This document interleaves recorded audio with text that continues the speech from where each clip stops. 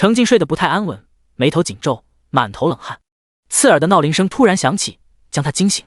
程静拿过手机看了眼时间，2044年6月28日早上7点半。程静猛然坐起身，濒死的绝望与恐惧还未消散，就注意到眼前熟悉的卧室场景。他恍惚又不确定，这是我的卧室，我这是重生了。起身拉开窗帘看去，楼下是熟悉的街道，车水马龙，热闹而平和。谁能想到3天后末世会突然降临，自此繁荣安全再也不见。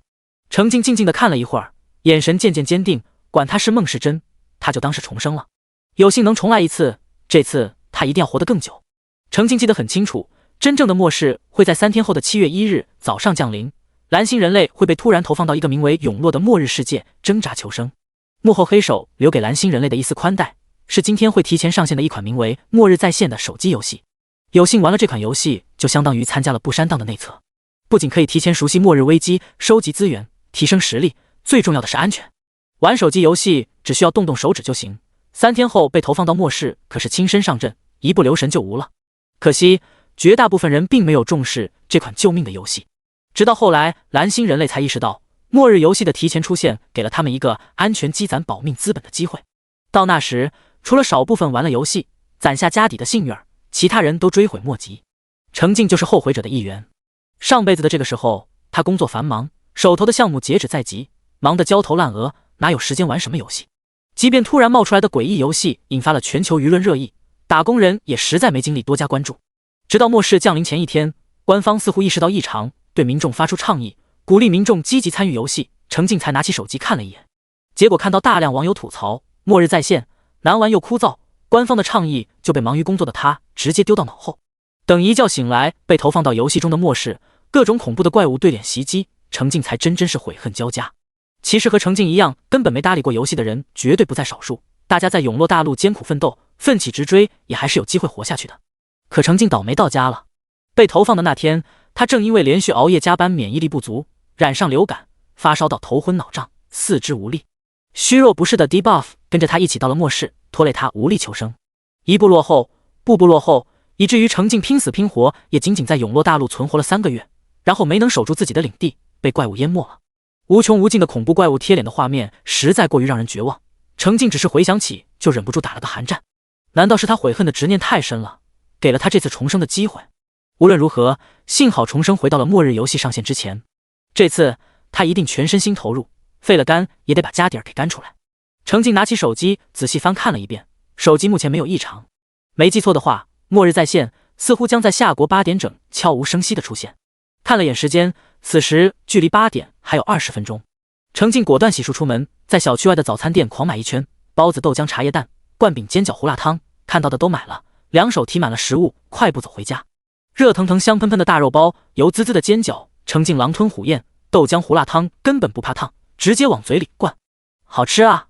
程静太久没吃得这么香了，求生不易，每日也就野果野菜野兽勉强糊弄肚子。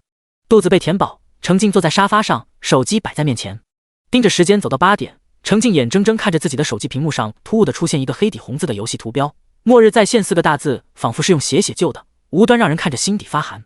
此时程静的心情复杂极了，既有末日游戏如期出现的靴子落地感，又有对被投放到末世的恐惧担忧。深呼吸一口气，程静直接点开游戏图标，既然避无可避，就勇敢直面。重生一次，他好歹拥有时间优势，干他的3天3夜，总能保护自己活得比上辈子久一点吧。身份验证通过后，手机屏幕上出现一幅4格开场动画，程静看得仔细。4格动画左上方是一座蓝天绿水、平静安宁的小村庄，往来的人脸上挂满笑容。右上方的画面中，一个黑色漩涡出现在村庄外，狰狞恐怖的妖魔鬼怪源源不断地从漩涡中钻出，扑向村庄中面容惊恐的人类。左下方的画面，家园被毁，植被枯死，满地白骨，被污染成黑色的世界中，只能隐约看到几处光点，零星的领地还在坚持。最后一个画面是光点的近景，中央有一座看上去5、6层高的塔形建筑，无论是塔身还是周围的围墙都布满了各式武器，各色攻击密集地射向围墙外的怪物，幸存的人类坚守围墙拼死抵抗。程静神情苦涩，这开场动画他熟啊，毕竟他也是被那漩涡里涌出来的怪物淹没的。很快开场动画散去，直接出现输入游戏名的账号注册界面。程静麻溜的输入网名保命要紧，注册手机游戏的人可以给自己起网名，没注册游戏的人被投放后只能顶着真名。程静还是想给自己裹一层小被子的。名字输好，账号直接注册成功，手机屏幕上出现一幅令程静陌生又熟悉的游戏画面。陌生是因为上辈子程静根本没玩过这款游戏，熟悉则是因为这画面他在末世后看到了现实版。此时游戏画面中央展示的是一座3米乘3米的破旧茅草屋，正是每一位蓝星人类开局都会拥有的0级安全塔。茅草屋周围有一圈树枝插在地上，勉强算作围栏，圈出了5米乘5米的地盘，这就是开局赠送的0级领地。安全塔、领地，人类的安身立命之本。第2章重生转运爆天赋。末日再现的游戏画面很简陋，右上角一个小地图，下方是背包标志。开局赠送10个背包，自带一把斧子、一把镐子。除此之外，一穷2白，再无其他。屏幕左上角有一个人物头像，下面是任务提示：新手任务，获得2个木材，获得2个石块，获得2种食物。和普通手游一样，屏幕左侧下方区域控制行动方向，右侧下方控制视角。程静动了动手指，代表玩家的指甲盖大小的3头身卡通小人在茅草屋门口转了一圈，走到旁边的一棵树旁，装备好背包中的斧子，再点击树干，游戏里的小人开始一下一下的砍树。程静点了10次，才终于掉落一个木材。木材加1，体力1。从游戏角度来看，这游戏操作枯燥，爆率低，体力消耗快，机械重复的游戏内容很快就会让玩家失去兴趣。和其他游戏一刀999，每次砍击必有收获的奖励反馈比起来，可玩性极差，因此不知被多少蓝星人类丑剧。程静就是因为看到其他网友吐槽游戏不好玩而轻易放弃了宝贵机会，最后才发现小丑是自己。如今知道真相，游戏就是现实，程静反倒明白为什么爆率低，消耗大了，因为真人亲自砍树的时候会更费劲。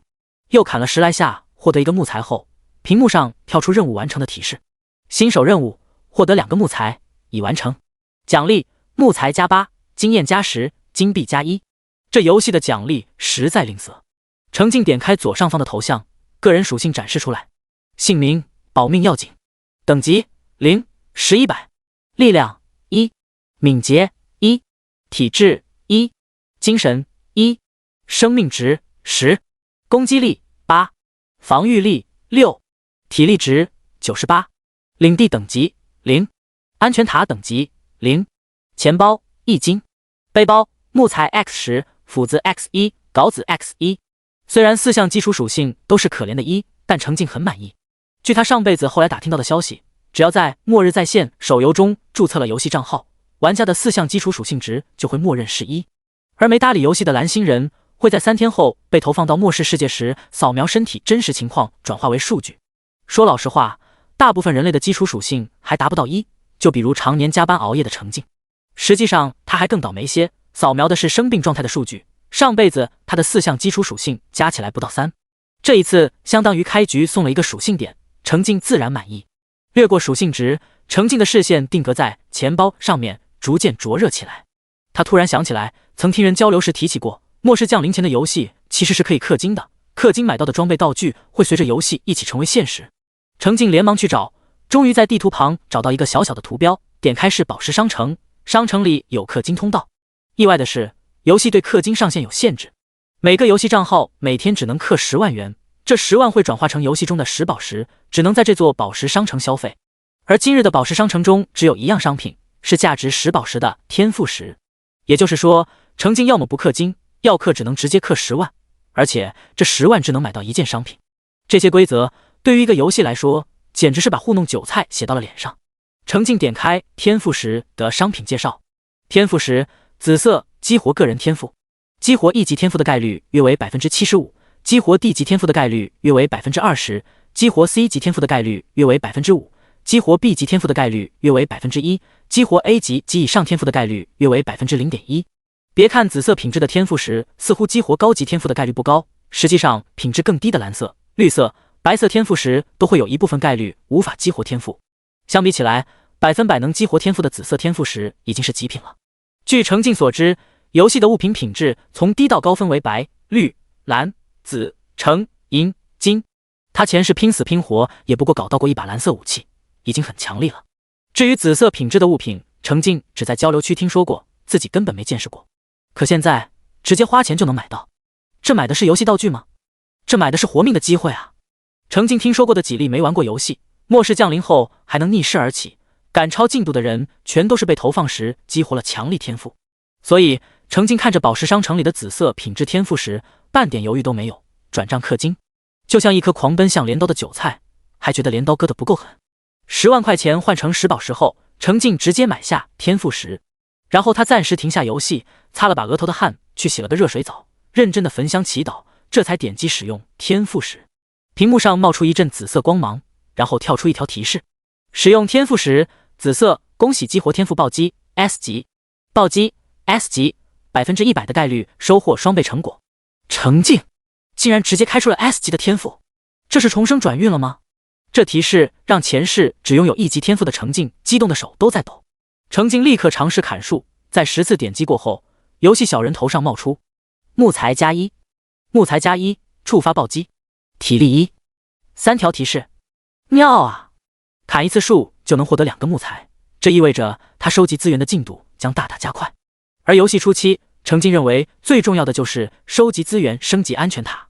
程静点了一下茅草屋，茅草屋上方冒出一个提示：0级安全塔，防护值10，升级材料木材 X100，石块 X50，铁块 X2，铜币 X100。熟悉的要求展示出来，程静盯着看的眼睛有些泛红。这些材料前世花了他快4天的时间，拖着病体，顶着各种危险，千辛万苦好不容易才收集够。收集过程中受过的伤，挨过的饿，踩过的坑，那真是数也数不清。现在好了，他抓住了先机，只需要点点手指就能收集到，自身并无危险，这可真是太好了。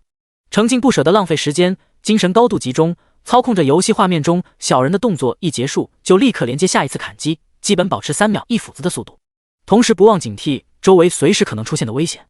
随着程静直线开采树木，距离茅草屋的距离越来越远，原本轻快的背景音乐声突然一变，变得急促激昂起来。第3章，资源都快凑齐了。程静眼神一凝，已经看到旁边草丛中冒出来的东西，是一只和游戏人物差不多大的蚂蚁状怪物。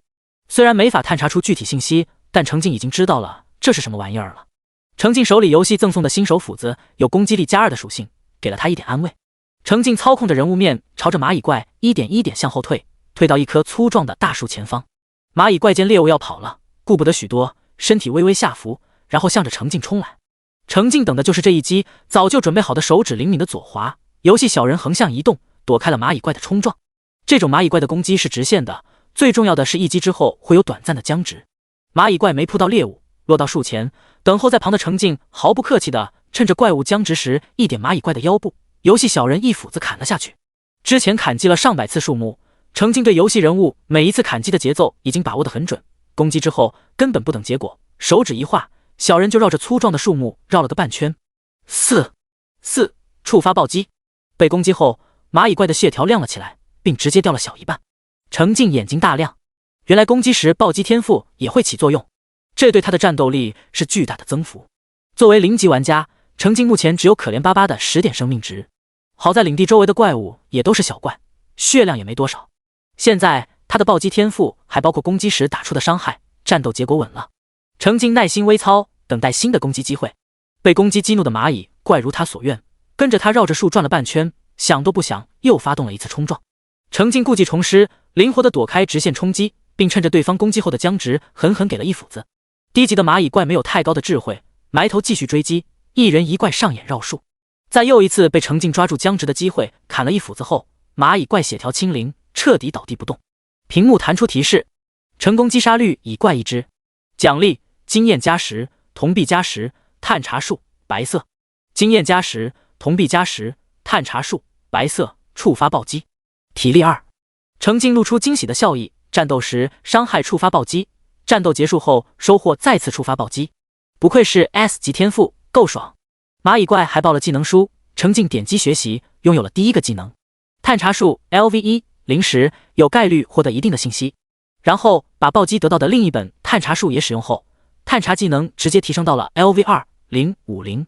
程静心情愉快地拿着斧子对准战斗中起了大作用的粗壮大树砍下，得益于蚂蚁怪老铁的助攻，砍了2次就顺利收获2块木材。继续向前，没多久看到了一块比游戏人物还高的灰色石头，程静换上稿子走过去，对着石头敲击起来。敲击了10下，收获一个石块，10块+1，10块+1，触发暴击。新手任务，获得2个石块，已完成。奖励10块加8，经验加10，金币加1，10块加8，经验加10，金币加1，触发暴击。任务奖励也能暴击，金币直接加2，妙啊！据了解，这游戏只有3个新手任务会奖励金币，初期主要使用的货币还是铜币。新手任务奖励的3个金币，实实在在是赠送给注册手游的新人的福利。程静都后悔第一个新手任务完成之前没想起这游戏能氪金了。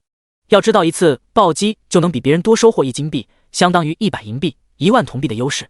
靠打怪得打多少怪物才有这么多钱啊？程静摇摇头，只能化遗憾为动力，继续埋头砍石头，力求不多浪费1秒时间。终于收获了6个10块，再加上暴击多得的6个10块后，大石头碎裂成一地粉末，无法继续开采。程静换上斧子，继续砍树，不知疲倦。过了一会儿，他注意到屏幕边缘出现一丛粉色的植物，连忙操控角色跑过去，点击粉色植物，甩了个探查，游戏人物就上去粗暴的拔呀拔，足足拔了5、6下，终于弹出提示：粉莓果加1，粉莓果加1，触发暴击。又拔到2颗粉莓果，这丛植物就没了粉色的点缀，只剩一丛杂草。程静将这个点标记在地图上，准备找机会将这丛果子移植到自家领地。这游戏的地图除了领地外都是一片黑雾，程静探索过的地方出现一条明亮的现状地图。这丛粉莓果今天被他收割了3颗果实，过段时间还会长出新的。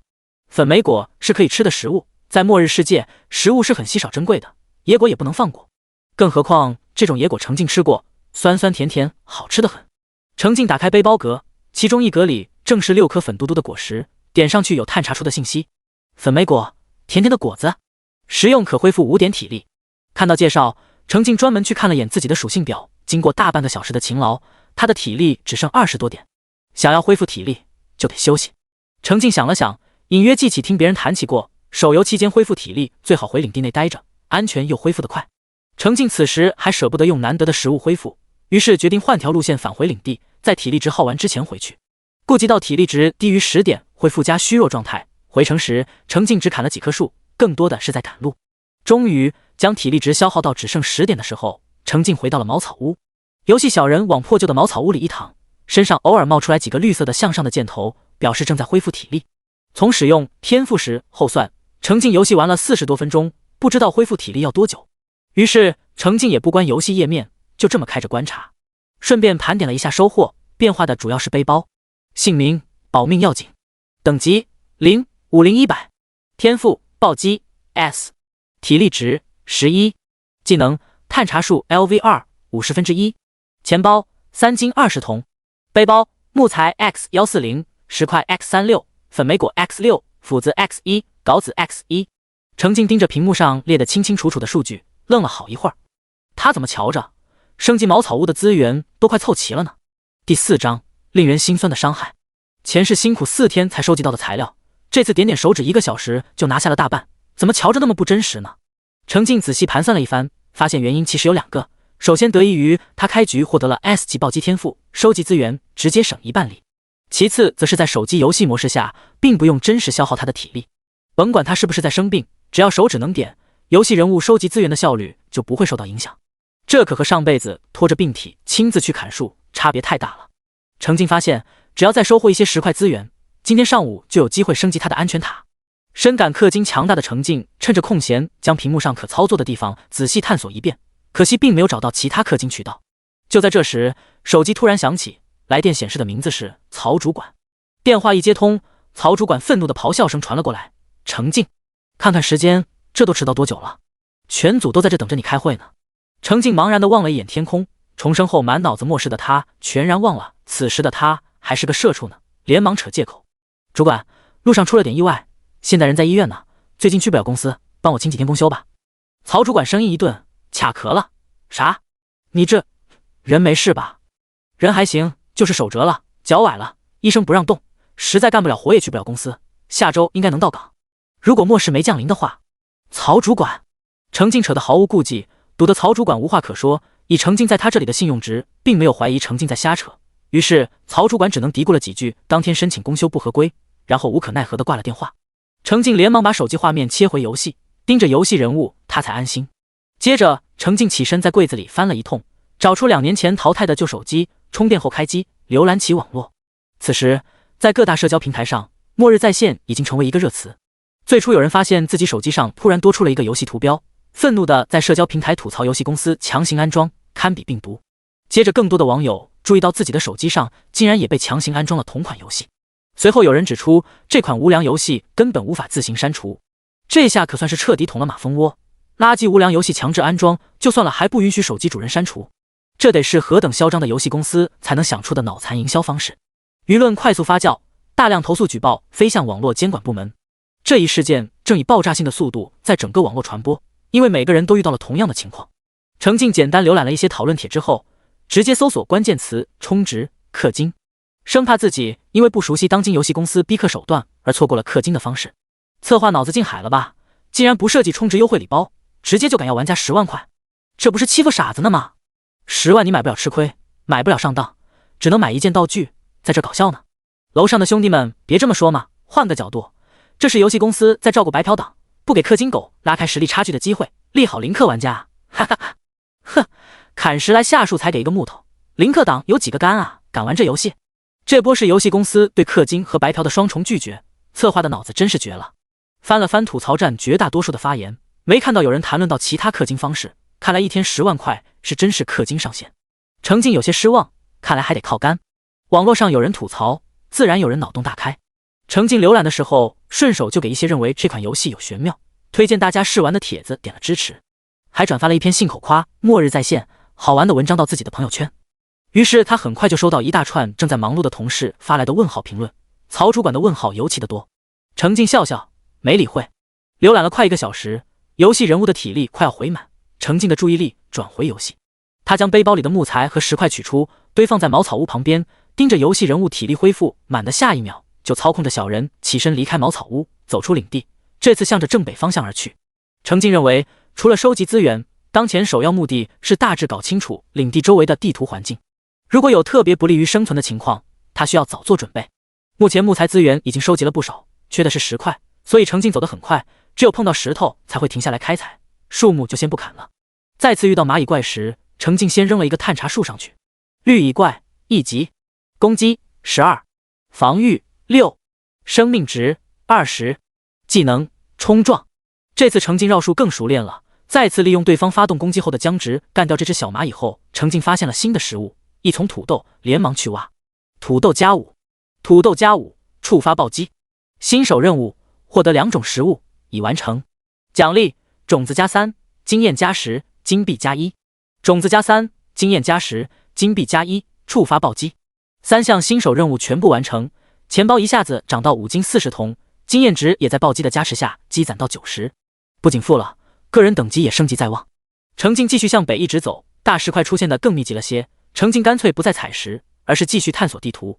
石块逐渐密的区域可能会有专门的矿洞。终于在赶路寻找消耗了15点体力之后，程静顺利发现了矿洞。矿洞在一座山的山腰上，而山脚位置散布着3只黑色的虫怪。程静甩了一个探查，黑甲虫1级，攻击8，防御9，生命值30，技能坚固，是个血条更长的小怪，特点是防御高。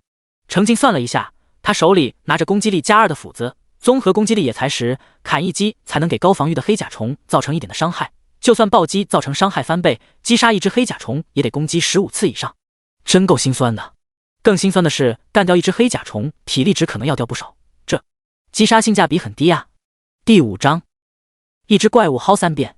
程静绕了个弧线，试图找其他的路，可惜就发现这一条相对平缓的上山路被可恶的黑甲虫牢牢堵着。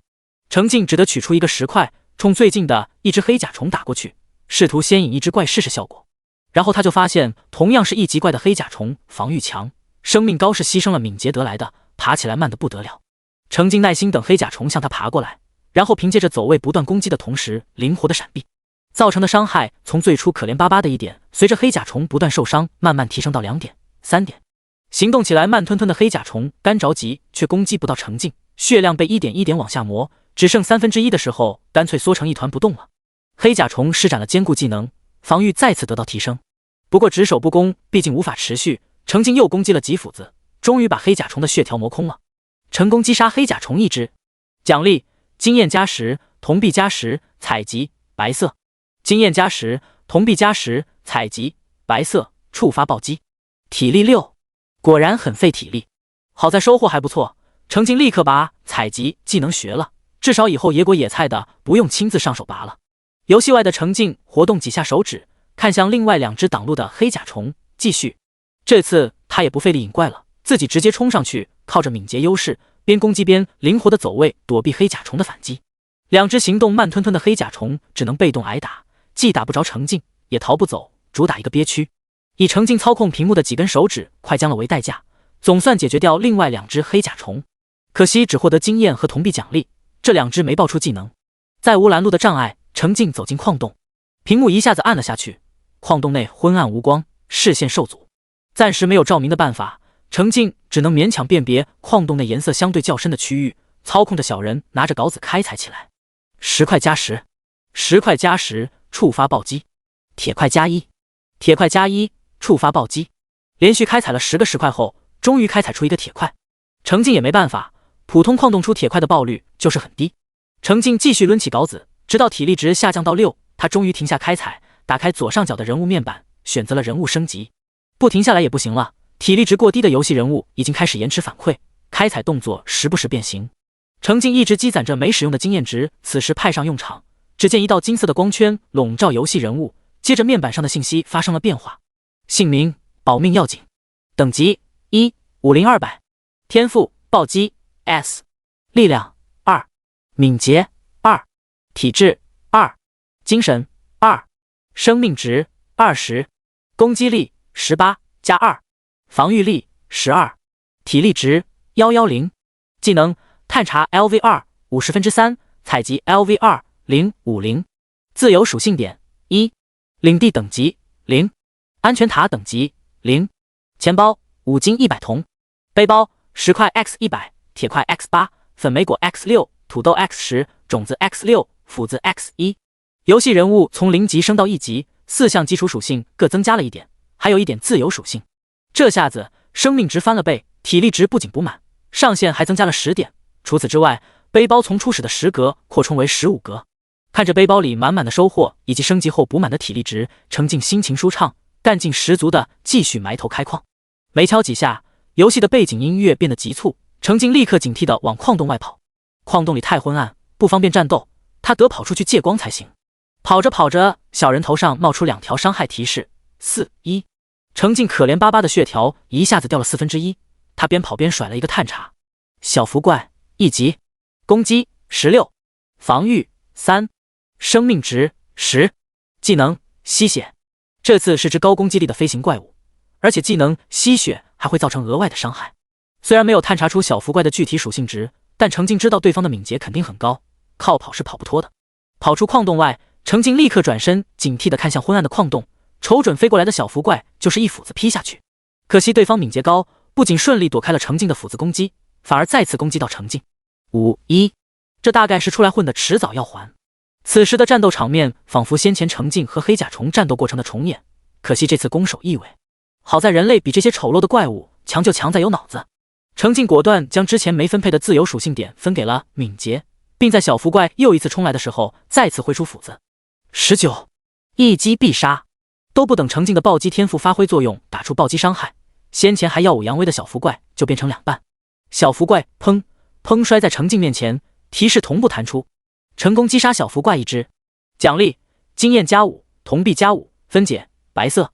经验加5，铜币加5，分解白色，触发暴击。程静学习了分解技能，立刻对着小福怪甩了一个毒爪加1，毒爪加1，触发暴击。看着背包里的2对白色材料爪子，程静啧了一声 ，S 级暴击天赋也太强了！攻击时伤害加倍，结算时奖励加倍，等到分解材料时收获再次加倍。这是一只怪被薅3遍啊！不爽的则是程静升级后，击杀同级怪物经验值和铜币的收益比越级击杀要少许多。解决掉意外的麻烦，程静选择进入矿洞继续开采。这处矿洞距离他的领地有点距离，来回光走路就要消耗小30点体力。他之前专门留着升级补满体力的机会，就是为了在矿洞多开采点石块和铁块。现在虽然血量少了1半，但数值其实和未升级前一样，程静心里还不慌。程静继续埋头敲石头，敲着敲着背景音乐又给出提示，他想都不想就往外跑，顺便甩探查，果然又是小福怪。这次新冒出来的小福怪没能追上敏捷提升后的程静。一直被追着跑出矿洞后，程静反身就是一斧子，角度和时机把握的刚刚好，一击干掉了烦人的家伙。第6章，闭眼钱得花完。没办法，小福怪高攻高敏的背后是脆皮，躲得开还好，一旦躲不开程静的攻击，一击都挨不住。有了成功的经验，第3只小福怪更是轻松拿下。直到体力值降到30点，程静终于舍得停下开采，离开矿洞，踏上返程。一路走一路砍树，保证回到领地的时候只剩最后10点体力。顾不得被压榨一空疲惫不堪的小人，程静站在茅草屋前，看着已经凑齐的材料，迫不及待地按下安全塔升级按钮。100木材、50弹块和2铁块瞬间消失，原本破旧的茅草屋则被神秘的金色光线环绕起来。程静操控游戏人物躺在破旧的茅草堆上，恢复体力和生命值，静静欣赏需要3个小时升级的安全塔。安全塔名如其实，是末世世界人类的立身之本，保护人类安全的最后一道防线。塔在人在，塔破人亡。没了安全塔，在陌生又危险的永落世界就没了落脚的根，在全是危险的野外流浪是活不长久的。所以程静总结经验教训，认为末世初期最重要的就是先把安全塔的级别升上去。如今自己的安全塔就在进行第1次升级，程静看着就高兴。程静也不关闭游戏，就这么给手机充上电，摆在旁边，时不时看2眼。站起身，活动活动僵硬的身体，程静开始整理自己的财产。在大城市当了6年社畜，他攒下小40万的存款。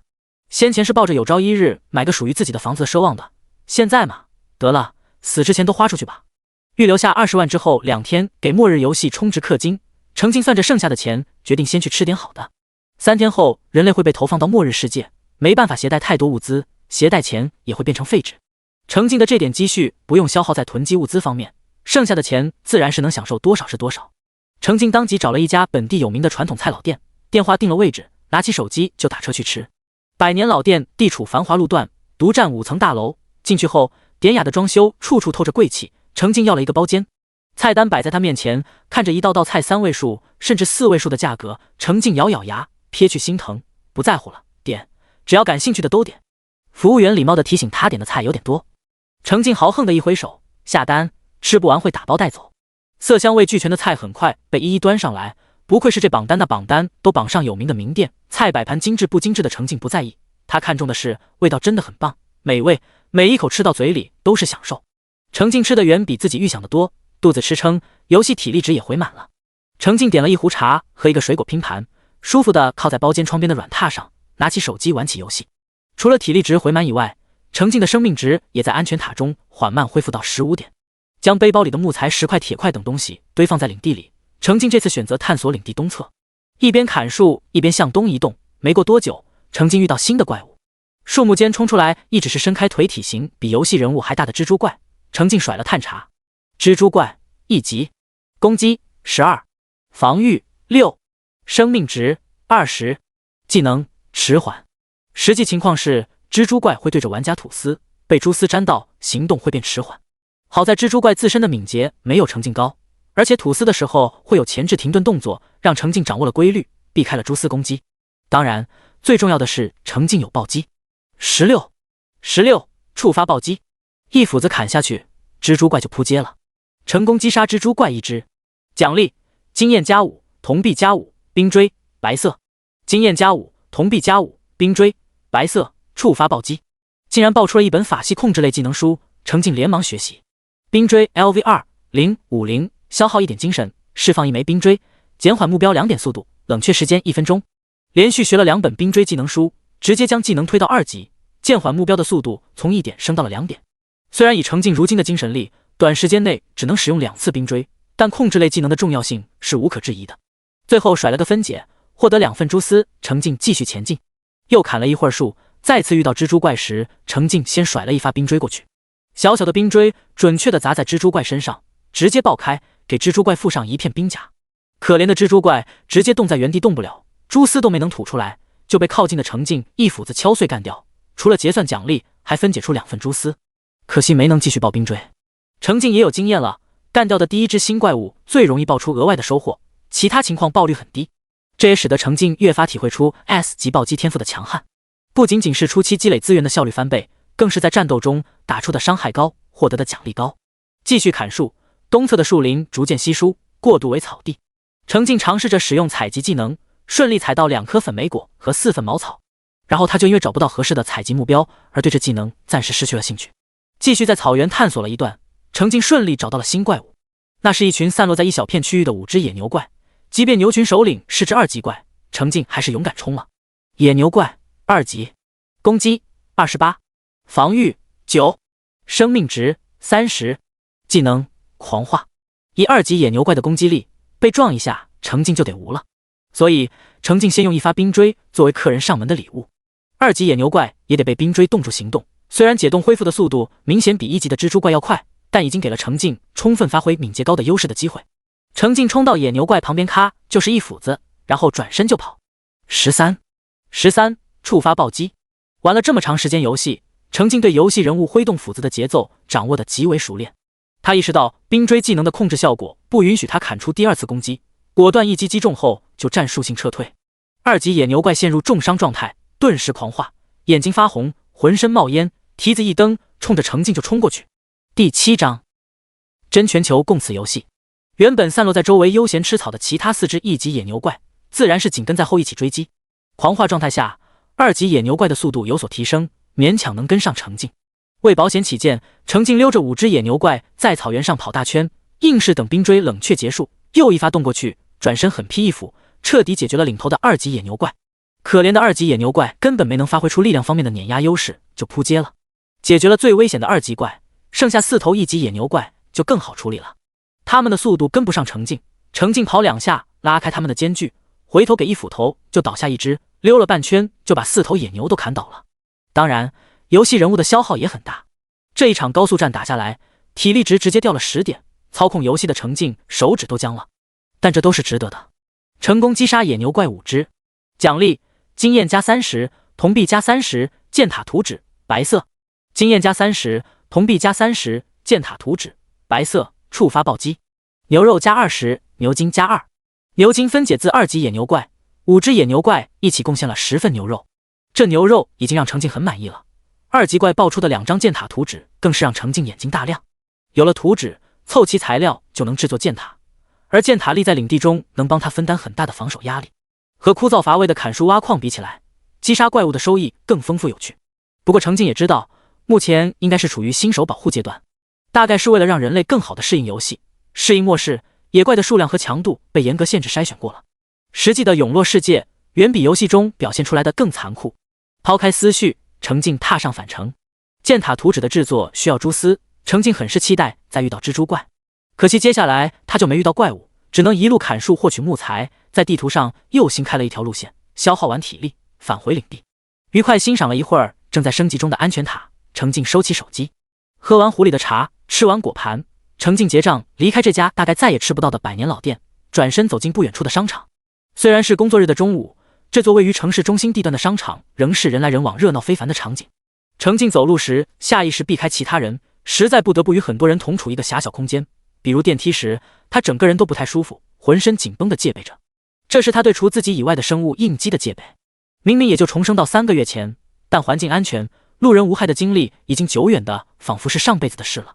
好吧，确实是上辈子。程静叹了一口气，穿梭在人群中，努力感受着珍贵的热闹，一点没吝啬花钱，才买了不少他觉得可能会用到的生存物资，之后打车回了家。游戏人物还没恢复体力，程静又去网上看了看当前的舆论状态。末日在线这款突然出现在手机上的游戏已经掀起了更大的舆论狂潮，因为国外的消息传回，国外竟然同步出现了同款游戏，可真是全球共此游戏。目前最爆的点是，国外用户同样无法自行删除这款强行安装的流氓游戏，个人无法删除也就算了，各种手机厂商乃至官方都无法删除。当这一点成为共识的时候，事情的严重程度自然再上一个台阶。程静忽略各种猜测争吵，专心寻找与游戏内容相关的正经帖子看。毕竟有人在唧唧歪歪，就有人在好奇心的驱使下真的去体验末日在线游戏。不论体验结果如何，只要交流就可能提到程静没注意过的地方。没砍几棵树，没走几步路，没打一个怪，体力没了，简直离大谱。公测第一天，官方没搞任何送体力的福利，这是生怕留下玩家呢。程静点进帖子，试图寻找有没有人发现节省体力的方法，结果并没有，大家都在吐槽体力实在不经用，感觉很快就没了，还好半天都恢复不了，游戏可玩性大打折扣。救命，被一只比我还大的蚂蚁硬生生撞死了，倒也没掉级，就是进不去游戏了。提示说死亡惩罚24小时，明天才能再玩。就问这个游戏是不是把钱都花在推广上了？游戏体验太垃圾。程静也点进去看，楼主吐槽游戏人物不小心死亡后，游戏直接不能玩了。下面的评论全都在分享类似的经历，虽然死亡花式各不同，但相同点的是都被提示24小时后才能再玩游戏。程静记下这一经验，提醒自己之后再谨慎些。末世一共就只给了人类3天适应准备的时间，少1天都是严重的惩罚。当然，程静还收获了许多先前不知道的危险经验，比如有人走着走着掉进地洞里，一路咕噜咕噜滚，就把生命值滚光了；还有人掉进河里，没及时爬上岸，硬生生消耗完体力溺水死了。玩家们的花样还真够多的。冤大头在此！翻遍游戏里少得可怜的按键，只找到一个充值渠道和一个在售氪金道具，充了，结果就得到个这。程静连忙点进去看，幸运儿楼主氪金买了紫色天赋时，直接将激活的天赋介绍截屏展示出来。坚固 C 级，提升 20% 的防御力，按比例提升防御力的天赋是保命和战斗的重要天赋。天赋是 C 级，已经是紫色天赋时能激活的概率只有 5% 的高级天赋了。20%提升的防御力也不算少。可惜大家已经习惯了开局送宝刀，砍一刀伤害999的网络游戏，这款末日游戏就显得很不上道。楼主对区区 C 级天赋实在看不上，大肆吐槽自己手贱充值是个大冤种。没想到楼下的评论里也有一个氪了金的玩家直接贴出激活的天赋，康健1级提升3点体质。更悲惨的例子出现，大家纷纷去嘲笑层主了。一番吐槽后，网友们得出的结论是千万不要氪金，谁氪谁傻叉。唯有知道实情的程静觉得，游戏初期3点体质可是30点生命值，血量直接是同级别玩家和怪物的好几倍。别的不说，存活更容易是个实用的天赋。第8章茅草屋中生木屋。想了想，程静还是留了个评论，我氪出的天赋不错的，氪能改命，还是推荐大家试试。至于他很快被网友打为拿钱宣传党，纷纷要求进群一起赚钱这件事，程静也不在意，注意力转回游戏。游戏人物的体力恢复了，这次程静没有离开领地太远，就在领地周围边砍树边转圈，点亮地图上领地周围的黑雾。之所以没接着探索大地图，是因为安全塔的升级已经进入倒计时，程静期待看到自己的1级安全塔。赶在倒计时结束前，程静回到领地中央的茅草屋前，静静等待。围绕着茅草屋的金色光线终于散去，一座5米乘5米规格的小木屋静静立在游戏画面中央。原本划定领地范围的一圈树枝变成紧贴着小木屋的状态。程静忍不住用手指描摹着木屋的轮廓。前是耗费他好几天才攒出来的1级木屋，这次只用了1上午。安全塔升级带给程静满满的安全感，一时间程静充满动力，他要继续干，继续给安全塔升级，才能更好的保护自己。手指点在木屋上，新的信息跳了出来：1级安全塔，防护值50，升级材料木材 x300， 石块 x100， 铁块 x20， 铜币 x500。安全塔的意义就是保护玩家安全。0级安全塔的防护值和程静的生命值一样，但同样是升了1级，程静只多了10点生命值，安全塔的防护值则直接提升了5倍。厚重的防护力量给人以安全感，所有想要冲进安全塔干掉程静的怪物得先耗光安全塔的防御值。程静操控着游戏人物走进木屋，木屋里只有2件自带的家具，一座壁炉和一张操作台。有了操作台，程静可以制作一些常用的物品。木床需要5个木材，木桌需要3个木材，一把椅子需要2个木材，程静各制作了一份。操作台制作速度极快，程静看着提示眼睛都瞪大了。木床加1，木床加1，触发暴击；木桌加1，木桌加1，触发暴击。这也可以？程静一惊 ，S 级的暴击天赋也太强了吧！制作物品都能触发暴击，他都没听说过。程静将1米宽2米长的木质单人床摆放在木屋最里侧，操作小人躺上去恢复体力，自己则继续点击操作台。火把需要2个木材，木桶需要2个木材，程静各造了10份，当然各得了20份成品。程静将操作台目前能制作的物品和材料清单都记下来，大都是简单的家具和工具，武器倒是也有，比如木剑、石矛等。只是程静知道，这些武器并没有攻击力等属性加成，还有耐久度磨损的限制，甚至不如赠送的新手斧子好用，程静没制作。恰好此时体力再次恢复满，程静将背包里小型的物品和材料放在木桌上，木材、石块等则放在木屋外。接着提着斧子走出领地，向着还未探索过的领地南侧直直走去。随着程静的行动，右上角亮起的地图区域逐渐呈现出中间亮着一片，向4个方向延伸出4条线的神奇图形。没过多久，程静又遇到一种新的怪物，体积不大，脾气不小。小丑虫1级，攻击8，防御9，生命值10，技能自爆。看到探查出来的信息，程静猜测这种怪物的技能应该是不敌之后最后的攻击手段。他可不想尝试，远远的就是一发冰锥冻住，劈了一斧子后迅速后退。小丑虫一斧两半，然后炸开了。好在及时后退的程静没受波及，成功击杀小丑虫。奖励经验+5，铜币+5，火球术白色。经验+5，铜币+5，火球术白色，触发暴击。嘿，给他报了法术攻击技能，他开始喜欢这样的暴脾气了。程静立刻学习了火球术。火球术 LV2050，消耗1点精神，释放1颗火球，造成精神 X2 点伤害，冷却时间40秒。接连2本技能输下去，火球术升到2级，冷却时间比1级的1分钟少20秒。分解小丑虫就更厉害了，获得了2份火药。程静立刻希望多遇到小丑虫，火药可是很有用的材料。一直走了10点体力的路程，程静停下继续向南，前方是一条宽阔的大河，拦住了他。程静很满意，这里以后可是他要生活的真实世界，水源是很重要的资源。程静沿着河岸向上游走去，注意到河水中偶尔会有游鱼闪过，以后可以制作鱼竿钓鱼试试。至此，程静将领地周围4个方向的情况大致探索过。程静确定这片区域并非他前一世被分到的地图。好在虽然有区别，但基础的山林、矿洞、水源、食物等等资源都是有的，早期发展生存是够用的。程静正在河边走着，河里突然飞出一只大鱼向他撞来。程静一个灵敏的转向避开，同时甩出一个探查。剑齿鱼1级，攻击16，防御3，生命值10，技能飞跃。嚯，这年头鱼都得向海陆空3期发展才算上进。剑齿鱼的攻击高，速度快，但毕竟脱离了河水，敏捷没有程静高，且防御低。程静敏锐地抓住机会，一斧子就给他劈成了2半。第一次击杀的剑齿鱼也爆出了好东西，成功击杀剑齿鱼1只。奖励经验+5，铜币+5，迅疾白色。经验+5，铜币+5，迅疾白色，触发暴击。分解剑齿鱼怪得到了4份鱼肉。迅疾 LV2050，使用后10秒内敏捷提升 8%， 冷却时间1分钟。这是战斗系技能，使用不需要消耗精神力。正好拥有2个不错的法系技能的程静精神属性很不够用。程静继续探索，最终选了一处合适的地方，踩在河边的大石上，取出木桶，给木桶装满清澈的水。同样装满水的木桶又能收入同一个背包格，程静就这样给自己收了20桶水，顺便还用木桶装起来3条鱼，分解后得到了6份鱼肉。在程静打水的时候，又有一条剑齿鱼飞跃而出偷袭他。第9章，找到组织和家人。程静后退2步，再次借着敏捷优势，一斧子干掉提防滴血的飞鱼。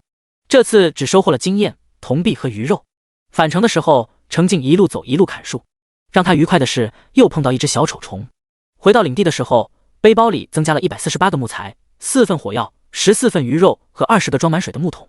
将木材堆放在安全塔后方，程静返回小木屋恢复体力。手机屏幕游戏画面的中央，木质安全塔周围已经堆满了木材、石块等资源，显得杂乱又不安全。但程静现在顾不上收拾领地，他要抓紧时间恢复体力，趁着游戏里天黑之前再去一趟矿洞。至于领地，可以利用晚上的时间慢慢收拾。程静之所以敢这么大胆，也多亏了当前的游戏限制怪物数量和等级，有怪物找到领地并偷走他囤积的资源的可能性很小。不用干游戏的休息时间，程静又去网上关注游戏相关信息。除了猜测吐槽之外，还是有人热情地投入对游戏的探索中的。这次程静就看到了一个精英玩家发布的游戏攻略帖，论如何高效恢复游戏体力，8A玩咖。各位家人们，早上、中午、晚上好，我是爱玩游戏的玩咖。今天游戏圈最火爆的话题，想必就是各位手机上突然冒出来的游戏《末日在线》了。玩咖怎么能错过这么一大波流量呢？马不停蹄投入进去，给大家探路了。实话实说，受限于这游戏没法氪金充体力，玩咖的游戏体验也不是很好，玩一阵就得停下来等体力恢复。所以先来和大家分享玩咖总结的体力恢复规则。正式分享前，给大家提个醒，大家在野外时不要让体力值低于10。工作室有小伙伴在体力值低于10的时候倒霉遇到野怪，结果游戏操作有了延迟卡顿，游戏人物攻击无力，闪躲不开，被小怪虐得不要不要的。进入正题，玩咖发现这个游戏的体力值恢复速度与玩家所处位置以及游戏是否在手机前台运行有关。玩家身处野外，关闭游戏的状态下，体力值恢复速度约为3分钟一点。玩家身处领地，关闭游戏的状态下，体力值恢复速度约为2分钟1点。玩家身处野外，游戏界面待机状态下，体力值恢复速度约为1分钟1点。玩家身处领地，游戏界面待机状态下，体力值恢复速度约为1分钟2点。这游戏开发商果真是将霸道写进了每个细节，就问哪个正经玩家体力值都耗尽了，还会专门开着游戏画面傻看。所以玩咖这边给出的建议是，大家最好在体力值消耗完之前回到领地，体力恢复的快一点。好啦，攻略组正在加班加点的跟进，有新发现会及时和大家分享。当然，也欢迎对游戏感兴趣的玩家进群 X 交流，大家一起推动进度，冲压。程静看完这篇分享体力值恢复规则的攻略，忍不住竖起大拇指。他对手机游戏状态的漠视真不是很了解，少量的信息全都是前世焦虑睡不着的夜晚听其他人闲聊获得的，遗漏很多细节，并没有完全摸清游戏规则。但他自己明显又没空去胡乱琢磨试验，这种情况下，玩咖这种自愿研究并分享攻略的玩家就显得格外可爱。比如程静知道体力值恢复速度与是否身处领地内有关，所以他每次都保留一点体力走回领地躺安全塔里恢复，却不知道原来还与手机运行状态有关。程静自己先前之所以一直开着游戏界面没有关闭，还为此专门启用了旧手机，并非未卜先知，纯粹是不看着点心里不安，干脆时刻盯着，这波纯粹是误打误撞了。想到这里，程静按照攻略分享帖里留的群号申请加入粉丝交流群。玩游戏他不是专业的，那就混进专业的玩家里蹭个顺风车。攻略群的入群申请需要填写一条玩家自行发现的游戏经验。程静想了想，写下河水中有鱼形怪物可以飞跃而出攻击岸边的玩家，也不知道这样行不行，先试试。好在没2分钟申请就被通过了，程静顺利加入这个名为手撕末日冲冲冲的群。群主就是游戏区粉丝众多的玩咖，群内目前有400多成员，此时处于禁言状态。群公告提示，攻略群发言规则是每隔半小时会放开交流，群友们可以分享各自的游戏进度和游戏经验，禁止无关闲聊。交流过后，会有专门的管理员负责整理总结聊天记录，更新在群文档中。不明觉厉，程静去翻群文档，发现已经有3份整理好的游戏经验总结。他挨个仔细学习，不得不佩服还是人多力量大。有玩家同样获得探查技能，所以有一个文件是野怪汇总，专门总结玩家们遇到的怪物种类和数据。到目前为止，程静遇到过的怪物还没超过10种，但文件里总结的怪物已经超过50种。有些怪物只有简单的描述，还有些怪物不仅有属性数据、分解收获和截图，甚至还有对战建议。能看出，似乎有玩家热衷于专门挑战同种类怪物深入钻研，试图总结出有手就行的战斗指导建议。程静仔细看完，深感自己这是找到组织了呀，家人们。他注意到剑齿鱼怪目前不在怪物汇总中，于是自己编辑了剑齿鱼怪的信息，准备下次交流时贡献一份力量，以证明自己不是来划水白嫖的，能继续混在这里。还有一份汇总文件是物品大全，里面总结了玩家见识过的各种物品，从最基础的木材、石块到各种怪物分解出的材料，再到连程静都不曾听说过的物品，已经总结了100多种。不少物品附有获取方法以及探查术的简单介绍，让程静大开眼界。最后一份文件名叫杂记，里面汇总的是众多玩家提供的各种不知是否正确的发现，正待验证。比如有乐于战斗的玩家已经升到1级，发现了击杀同级小怪收益变少的情况，总结出来，等待其他玩家给予验证，或者酌情考虑拖延升级多攒经验的方法。第10章，感谢奉献的好人。又比如有玩家乐于探索，向着同一个方向不停前进，没体力就原地休息，遇到怪物能打就打，不能打就跑，突出一个探索地图。累计前进了近2个小时，都没发现这游戏的地图边界，仍然可以继续走。同时发现一路上遇到的怪物等级呈逐渐增高趋势，最后遇到一只高敏的3级怪，倒霉的玩家没能跑掉，这趟探索旅程宣告结束。还有玩家对升级领地感兴趣，优先升级了1级领地，结果期待了半天，发现升级后扩大的领地变成了植物园，清理了半天才找到安全塔。程静看得津津有味，忍不住再次竖起大拇指，这些乐于折腾的玩家可真是富有奉献精神好人啊。这3份总结文档让程静对游戏攻略群兴趣大增，他打开电脑，将群文档里的内容复制到自己的本地文档里，重新进行编辑整理。比如删掉一些他知道是错误的信息，记下一些如果自己遇到了需要特别注意的怪物，以及爆出过特别技能的怪物，还有一些资源的获取方式。整理顺当后，程静看看时间，攻略群半小时交流时间即将到了，他这次蹲在群里实时围观。时间一到，禁言解开，有玩家直接在群聊里分享新发现，共享文档的编辑权限也被打开。程静眼看着野怪汇总里多了3种新怪物的信息，连忙将自己整理的剑齿鱼的资料也加入其中。群聊里发言的玩家提供的信息大都比较零散，有时候也会就一个问题深入讨论起来。这时会有管理员维持秩序，将话题拐回来，也会有管理员稍后整理玩家们的发言，汇总到文档中。10分钟交流时间后，眼瞅着大家没什么新发现了，群禁言再度开启。嘿，搞得还挺有意思的。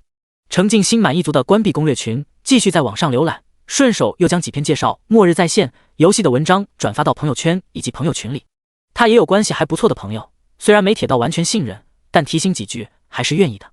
好友周行很快回应：周行，你什么时候开始玩手游了？你个老古董会操作吗？程静，今天超火的游戏玩玩不亏。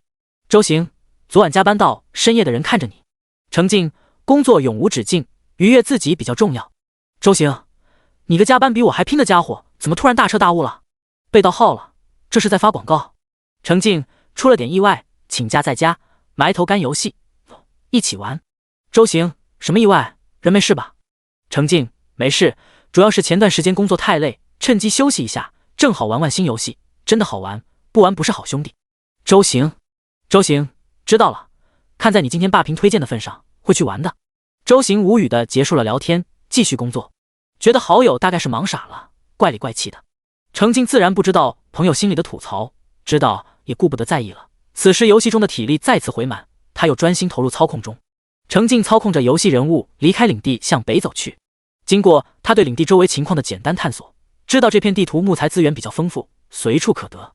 相比起来，矿产资源稍显麻烦，石块尤其是铁块，目前只发现北侧一处矿洞可以集中大量获得，而且还有些距离，所以程静决定将大量时间和体力用在开矿上。这次他走了一条方向稍微偏转的路线，又点亮一条地图，路上顺便解决了2只1级黑甲虫，收获20经验值、20铜币，以及分解后得到甲靠 X4。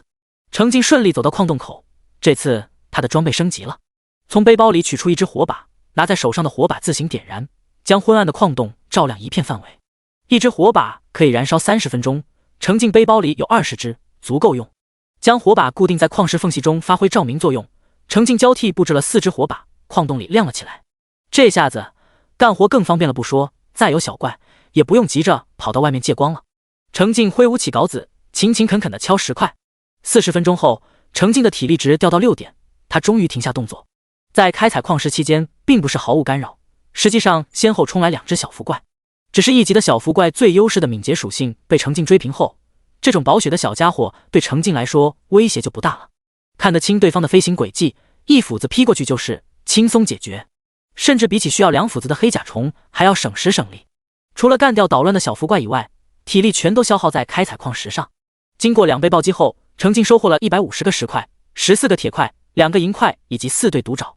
此时游戏中的小人已经进入虚弱状态，反应延迟。程静不再冒险干活，点开玩家个人面板，选择了升级。姓名保命要紧，等级2，40300，天赋暴击 S， 力量3，敏捷4，体质3，精神3，生命值30，攻击力30+2，防御力18，体力值120。技能探查 LV2 12%，采集 LV2 5%，分解 LV2 5%18，冰锥 LV2 4%，火球 LV2 1%，迅疾 LV2 1%。自由属性点1，领地等级0，安全塔等级1，钱包5金190铜，背包石块 X150，铁块 X14，银块 X2，粉莓果 X10，土豆 X10，种子 X6，牛肉 X60，火把 X12，火药 X4，鱼肉 X14，甲靠 X4，毒爪 X4对，斧子 X1。浏览着自己的属性和背包，再想想领地里堆满的资源，程静心情愉快。至于食物都放在背包里，主要是背包格能保鲜。好在人物升到2级后，背包格也扩到20格，对程静来说还够用。游戏人物的体力值也因升级补满了，还等什么？继续干呗！程静埋头敲矿石，付出辛苦的劳动后，他再次收获160个石块、16个铁块、2个银块，甚至还有2个金块。银块和金块的爆出率极低，因为本不该是游戏初期能拥有的资源，大概是程静消耗了大量体力，才把极低的爆率都爆了出来。第11章，啤酒烤串朋友聚。整个收集资源的过程极为枯燥无趣，程静就是不停地挥动镐子，中间解决一只冲出来的小浮怪都算是难得的调剂了。唯一的问题是，程静升到2级后，击杀1级小怪的收益再次降级，经验值只有2点，铜币也只有2枚，即便有2倍暴击的天赋，也少得可怜。程静都不想继续升级了。好在他的等级和属性已经能对目前出现的小怪保持优势，可以暂时卡级看看。体力还剩25，程静走出矿洞，准备返回领地。游戏中的天色随着现实一起暗了下去。程静再次偏转角度，点亮一条新地图，顺路干掉2只黑甲虫，还采集到6个胡萝卜。临近领地时，又砍了3棵树，才晃晃悠悠地躺回安全塔里的木床上。程静又美滋滋地欣赏了一会儿自己的安全塔和属性表，长舒一口气，放下手机，起身活动。聚精会神地玩了2个小时游戏，程静忽略了身体的反馈，现在回过神，发现自己又累又饿。此时没有什么比烧烤啤酒更能抚慰他的疲惫了。程静出门打车去大学时常吃的一家烧烤店，并向朋友们发出邀请。工作日晚上突如其来的邀请不太容易能调整时间，最后只有周行和另一位同学刘长河应下能抽出时间赴约，其他朋友纷纷吐槽让他下次提前约。程静叹了口气，没回话。程静先到店，看着菜单，把不感兴趣的去掉，其他都点了大分量。周行是最后到的，结束加班就麻溜的滚了过来，一来就看到摆满了桌子的肉串小菜，先到的程静和刘长河已经喝空了2瓶啤酒。周行狠狠一拍程静的肩膀，调侃道：“你小子竟然主动请客，很不对劲啊！老实交代，又是玩游戏又是请客吃饭的，这是遇到什么好事了？”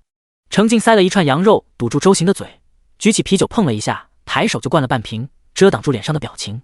末世都要来了，当下能活着就算好事了吧。程静的心情有些沉重，因为刘长河先到，和程静聊了没几句，话中就忍不住提起他2岁的小女儿。现在的小孩养得金贵，家长被卷得要死要活，说起育儿那真是痛并快乐着。程静当时就听愣了，他自己是孤家寡人，百般挣扎也就求个自己能活下去。被刘长河一提醒，程静才隐约想起，全蓝星人类被投放到永落世界后，其实只有青壮先醒来，有提示说孩子老人会延后3个月投放。他当时活得艰难，也没多关心别人家的事，只是隐约知道，如果可投靠的亲人都已死亡，老老小小的就得靠自己求生了。假如刘长河一家的大人没活下去，2岁的孩子可怎么办？程静使劲拍拍刘长河的肩膀，认真提醒道：“河子啊，听哥一句劝，这游戏你必须得玩，还得好好玩。”刘长河苦笑着和程静碰了一杯，语气无奈：“嗨，还提什么游戏？我现在也就每天回家停车的时候能有几分钟属于自己的时间，看2眼论坛就不错了，玩什么游戏？”程静叹一口气，只得继续大口喝酒，大口吃肉。周行一来，3人就着熟悉的美味聊起学生时代的潇洒日子，再时不时吐槽几句当下的工作和生活。岁月带走了激情，连曾经熬夜追的球赛都渐渐失去了兴趣。程静的手机一直在手边亮着，他还时不时看2眼。周行实在忍不了，吐槽他：“以前怎么没发现你还有网瘾？这游戏里有大美女啊，几分钟都离不了。”程静轻笑一声：“可不只有大美女，我话就放这儿了，里面啥都有，是真兄弟才劝你们玩，回去都给我玩起来。”另外2人连连点头，见他这么热衷于推荐游戏，也没再反驳。程静举杯最后一碰，抬手灌完：“今天先吃到这儿，我游戏里的体力满了，得回家清体力去。”对上满脸问号的周行和刘长河，程静洒脱地笑了笑：“走啦，哥们儿，咱们有缘再会，各自珍重。”说完起身结账走了。走远了挥手再见时，手中的屏幕还亮着，正是游戏页面。周行和刘长河面面相觑，总觉得那家伙吃错了什么药。2人加快速度吃完，没多久也散场了。刘长河被打电话催，得赶紧回家。在回程的地铁上，周行不由得拿出手机翻到最后一页，果然一个黑底红字的游戏图标早就静静等待。这游戏有点东西啊，他都没允许下载，强行装机有点太嚣张了吧。周行点开游戏，虽然早就被程静提醒过了，但是砍1棵树就得半天，真是够无聊的。周行很想去找个怪砍砍，但是程静3番5次强调，游戏早期的重点是收集材料升级安全塔，其他的先放一放。程静玩得好，听他的。周行只好按着性子继续砍树，砍着砍着倒也有点简单重复的快乐。周行不由得在心里吐槽，这么幼稚的游戏小学生都嫌无聊，也就刚刚适合他们这种脑子在工作中被消耗干净的社畜。嘿，突出的就是一个不用动脑傻瓜操作。此时同样坐在车上的程静已经开启了新的游戏内容。晚上7点，现实中彻底天黑，游戏中也彻底天黑。1级安全塔自带的壁炉在程静加入木材作为燃料后，不仅会提供温暖，更重要的是会有柔和的光笼罩着程静小小的领地。再加上目前毕竟是手机游戏状态，夜晚的画面经过特殊的光线处理，并不是伸手不见五指的黑，而是一种黑灰色的状态。虽然视野大受影响，程静仍能看到周围小范围内的情况。不过这等程度的清晰度可不支持他像白天一样到处乱跑收集材料，因为永落大陆的黑夜是危险的。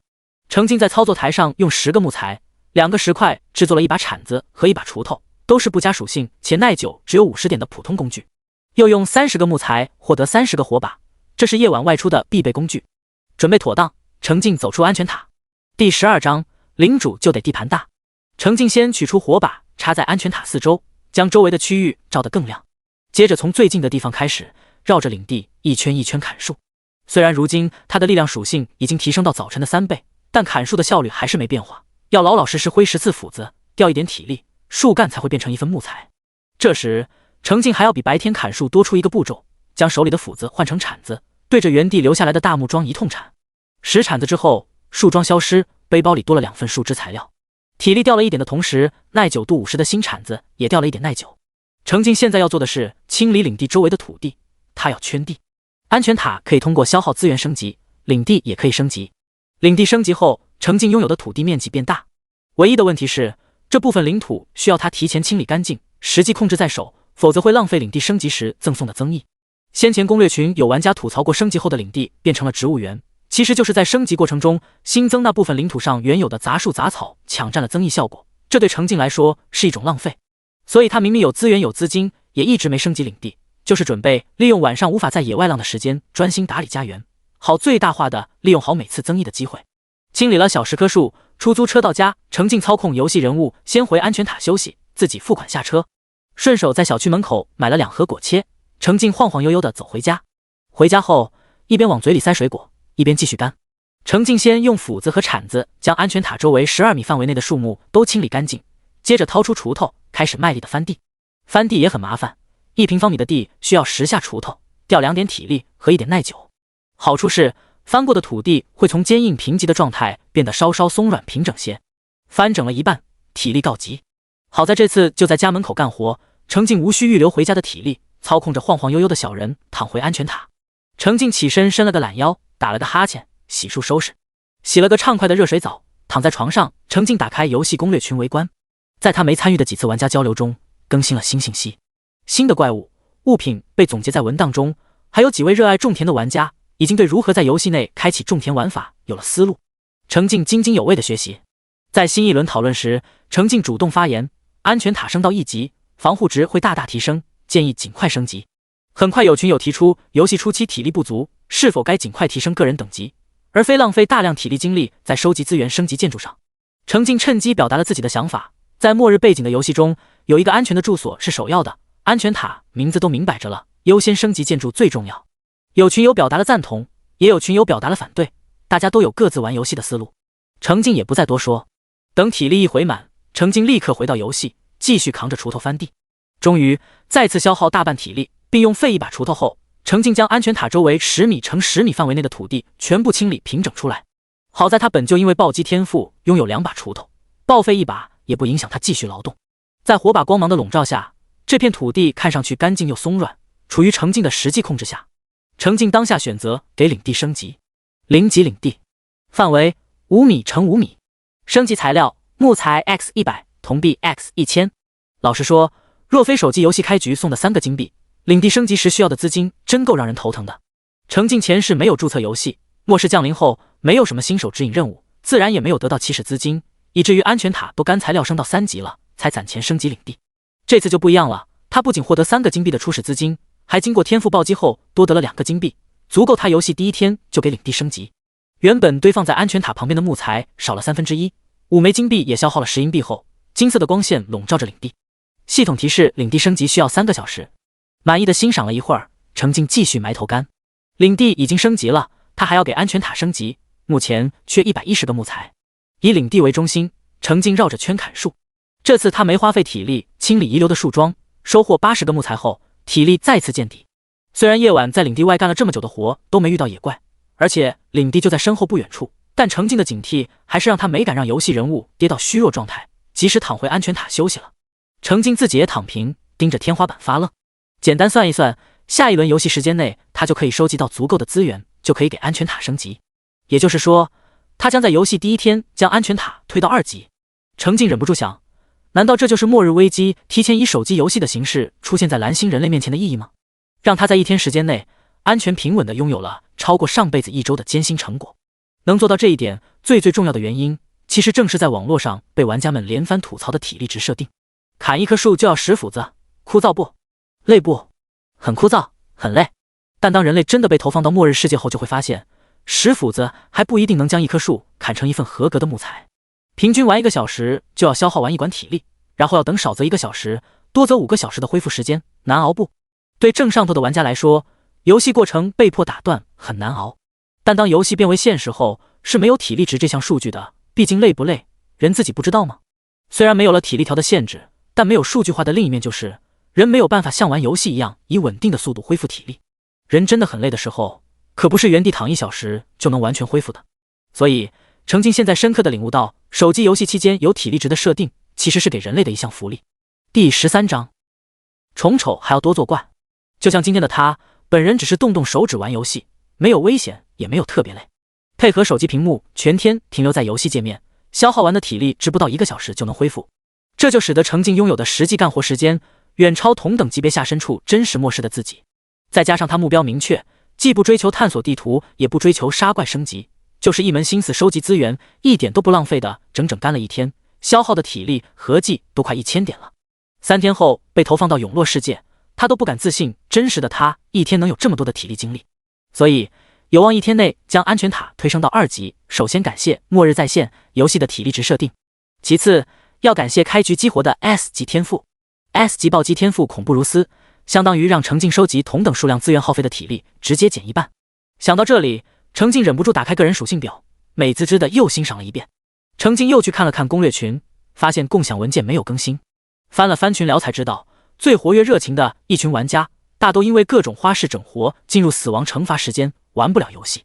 剩下的玩家相对佛系，慢悠悠的随手玩玩，也玩不出新花样，没什么好分享的。就连群主玩咖都表示他要暂停游戏，去整理一篇与花式死亡有关的搞笑贴了。所以攻略群里冷清下来。网络上同样如此，大半天高强度的追逐热点让不少人产生倦意，除了亲自玩游戏的，其他围观的路人早就将注意力转向其他热点。看上去这款突然强制出现在所有人手机上的游戏，在激起剧烈的讨论后，逃不过快速失去大众关注的结局。程静只能在几个最新发布的讨论下复制发送了一些推荐游戏的评论，转头去购物平台浏览起来。体力一恢复，程静提着斧子继续砍树，梆梆，砍树声在深夜的森林中略带诡异，引来注意。插在周围的火把没能吓退不请自来的怪物。当背景音乐突然变得急促起来，程静立刻停下砍树的动作，知道这是有怪找上门了。他翻手取出2只新的火把立在周围，让视野更明亮。在程静的注视下，一只1米多长的大虫子逐渐从黑暗中爬出来，背上是密密麻麻的眼睛，身下是密密麻麻的小短腿，长得太过随意辣眼，令人精神不适。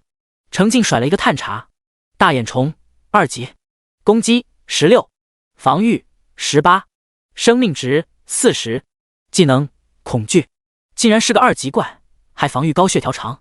虽然攻击力和程静遇到过的2级野牛怪相比起来很不够看，但是这种大眼虫的技能看上去很特别，程静警惕起来。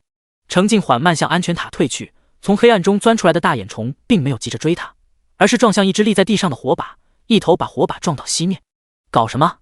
这玩意儿自己长得丑就见不得这个世界有光。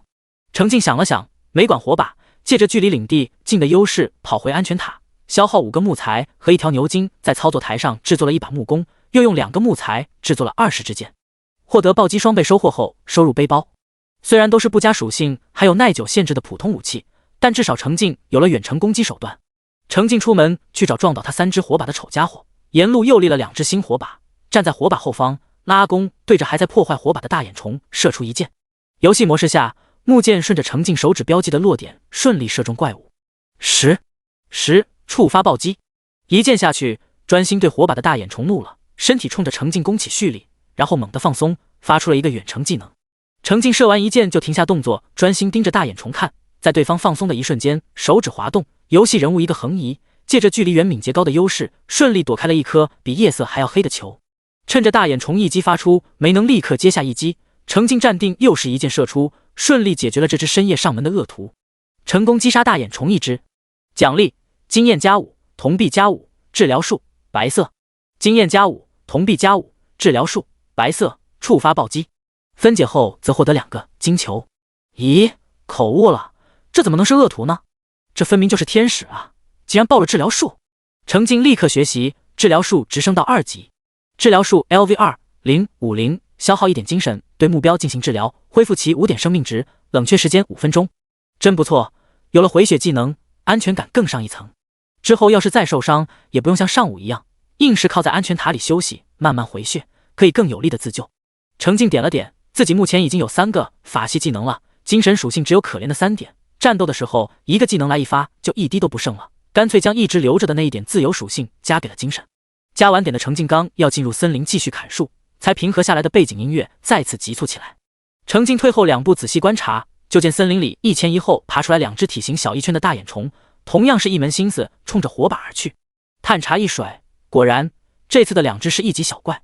大眼虫1级，攻击8，防御9，生命值20，技能恐惧。程静一剑过去，1只小怪就扑街了，另一只大眼虫立即躬身蓄力对准程静。这次程静没有躲，他想试试看怪物的技能效果。黑色的球状攻击打到游戏人物身上，头顶冒出1的伤害提示。但重点是，程静发现恐惧这技能效果已经显现，自己无法操控游戏人物的行动。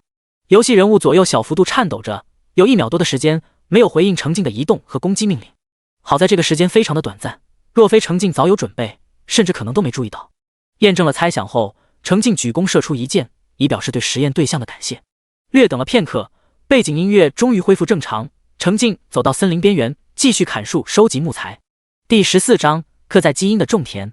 在真实末世里，恐惧是精神系攻击，被击中会陷入一定的思维混乱，精神属性不高，抗性不足，更是会失神。转化到游戏中表现出来的效果是无法控制游戏人物，可以理解。没砍几棵树，程静再次停下动作，跑回领地。这次是他终于攒够资源，可以给安全塔升级了。程静走到正在升级的领地中央，点击自己捡漏的小木屋。1级安全塔，防护值50，升级材料木材 X300，石块 X100，铁块 X20，铜币 X500。程静果断选择升级。看着安全塔和领地都被丝丝缕缕的金色光线笼罩，程静心满意足，然后继续去砍树。没办法，体力还没用完，不能浪费。再次收获180个木材后，程静终于放下手机，设好闹钟，直接入睡。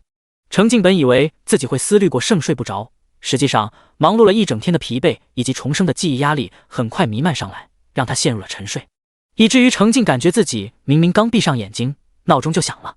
再度被闹钟惊醒，程静立刻拿出藏在床头柜里充电的手机，一眼就看到升级后的安全塔和领地，紧绷的神经这才放松下来。他是真的重生了，而且真的拥有一个和前世完全不同的开局。此时是6月29日凌晨4点半，程静只让自己睡了4个多小时，打起精神，起床快速洗漱一番，然后抱着手机开始玩游戏。为了不浪费体力，程静先制作了12个火把，离开领地去砍树。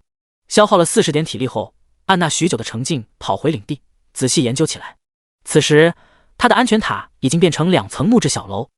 2级安全塔，防护值100，装配位4，升级材料木材 X800，石块 X1000，铁块 X100，铜币 X2000。2级安全塔的防护值再次大幅度提升，给人带来满满的安全感。升级后的安全塔占地面积虽仍是5米乘5米，但是变成了上下2层的小木楼，实际使用空间翻倍。而且小木楼的样式更加精致，木质颜色也有所加深，看着就更加坚固结实。至于新增的装配位，是安全塔升到2级的新功能，之前爆出的建塔图纸正可以用在这里。操作台也随着安全塔的升级，可制作的东西更多，比如其中一款储物矮柜正是程静现在急需的。储物矮柜白色，消耗30个木材，10个石块，2个铁块，1个银块制作而成，拥有10个储物格，每格储存同类物品，上限99单位。程静背包格紧张，收集回来的大量资源只能随意堆放在地上，杂乱又不安全。当下就消耗材料制作一个储物矮柜，暴击得到2个，一起放置在安全塔2楼，然后跑上跑下，将胡乱散落的资源整整齐齐整理放入储物矮柜中。在2层小木楼之外，领地的范围也扩大了。1级领地，范围10米乘10米，建筑草庐，升级材料石块 X200，铜币 X5000。在壁炉和火把的光芒照耀下，能明显看出领地内的土地是黑黝黝松软肥沃的可种植耕地。这就是程敬宁愿费力先清理荒地，再升级领地的原因。升级时的增益都变成了土壤的肥力。而在领地的东北角新增了一个建筑，是一座2米乘2米的茅草炉。草炉每天可招募1位领民。程敬一点草炉，今日份可招募名单出现在他面前。流浪者，招募费用500铜币；农民，招募费用1000铜币；工匠，招募费用800铜币。一级领地的草炉功能很简陋，除了简单的身份介绍和招募费用，再无其他更详细的信息。程敬果断选择招募农民，一是因为草炉给出的招募价格评定还是很严谨的，1分钱1分货，基本不要想遇到捡漏的情况。反过来说，名单里的农民招募价格最高，说明这个农民的价值最高。二则是因为程敬现在就需要一个农民。在程敬做出选择后，一个新的游戏小人从草炉里走了出来，呆呆地站在程敬身前，头顶冒出一句话：领主大人圣安。程敬点击对方，这才获取更详细的信息：姓名六果，身份农民，技能生长 LV5， 忠诚度100。其中技能的具体介绍是：生长 LV5， 作物生长速度提升 5%。 很好，正是他需要的领民。程敬将背包里的6袋种子、各种食物和锄头交给六果，对方立刻在程敬示意的地方耕种起来。程敬盯着看六果种好一块地后，点击土地，弹出不一样的提示：作物白菜，成熟时间 9.5 天，受到生长 LV5 的影响。原来当时新手任务奖励的种子中有2袋是白菜种子。招募来的农民真好用啊！程敬连连感慨，他本来是准备自己下地种植的，现在好了，招募到六果就将他从种地中解放出来。种地这活不仅累繁琐，还要精心打理，对土地不尽心，土地就不会好好长食物。程敬可不想再像上辈子一样，每天野菜野果野兽糊弄肚子，所以他这次早早开始升级领地，招募农民搞种植，就是希望至少能实现自给自足，填饱肚子。至于招募农民就可以帮忙种植这么好的事，上辈子程敬迟迟没能落地，原因其实很简单，没钱。要不是新手任务奖励送的金币，他的安全塔、领地升级乃至招募领民都得靠自己打怪攒钱才行。可打怪才能获得多少钱？建设进度被资金拖后腿很正常，不像现在，不到1天的时间，安全塔已经升级了2次，领地也升级了1次，现在连领民都有了，钱包还没瘪，厉害了！程敬给自己竖了个大拇指。安排六果继续搞种植，程敬带着火把和斧子离开领地，继续砍树收集木材。木材资源是永远不会嫌多的，而夜晚在领地外游荡，还能吸引野怪主动找上门来攻击。程敬在获得了250个木材的同时，还击杀了2只绿蚁怪和3只黑甲虫。5只1级小怪除了给他贡献20点经验和20铜币外，绿蚁怪分解后还得到4个睿知，黑甲虫分解后得到6个甲靠。第15章，初露狰狞的领地。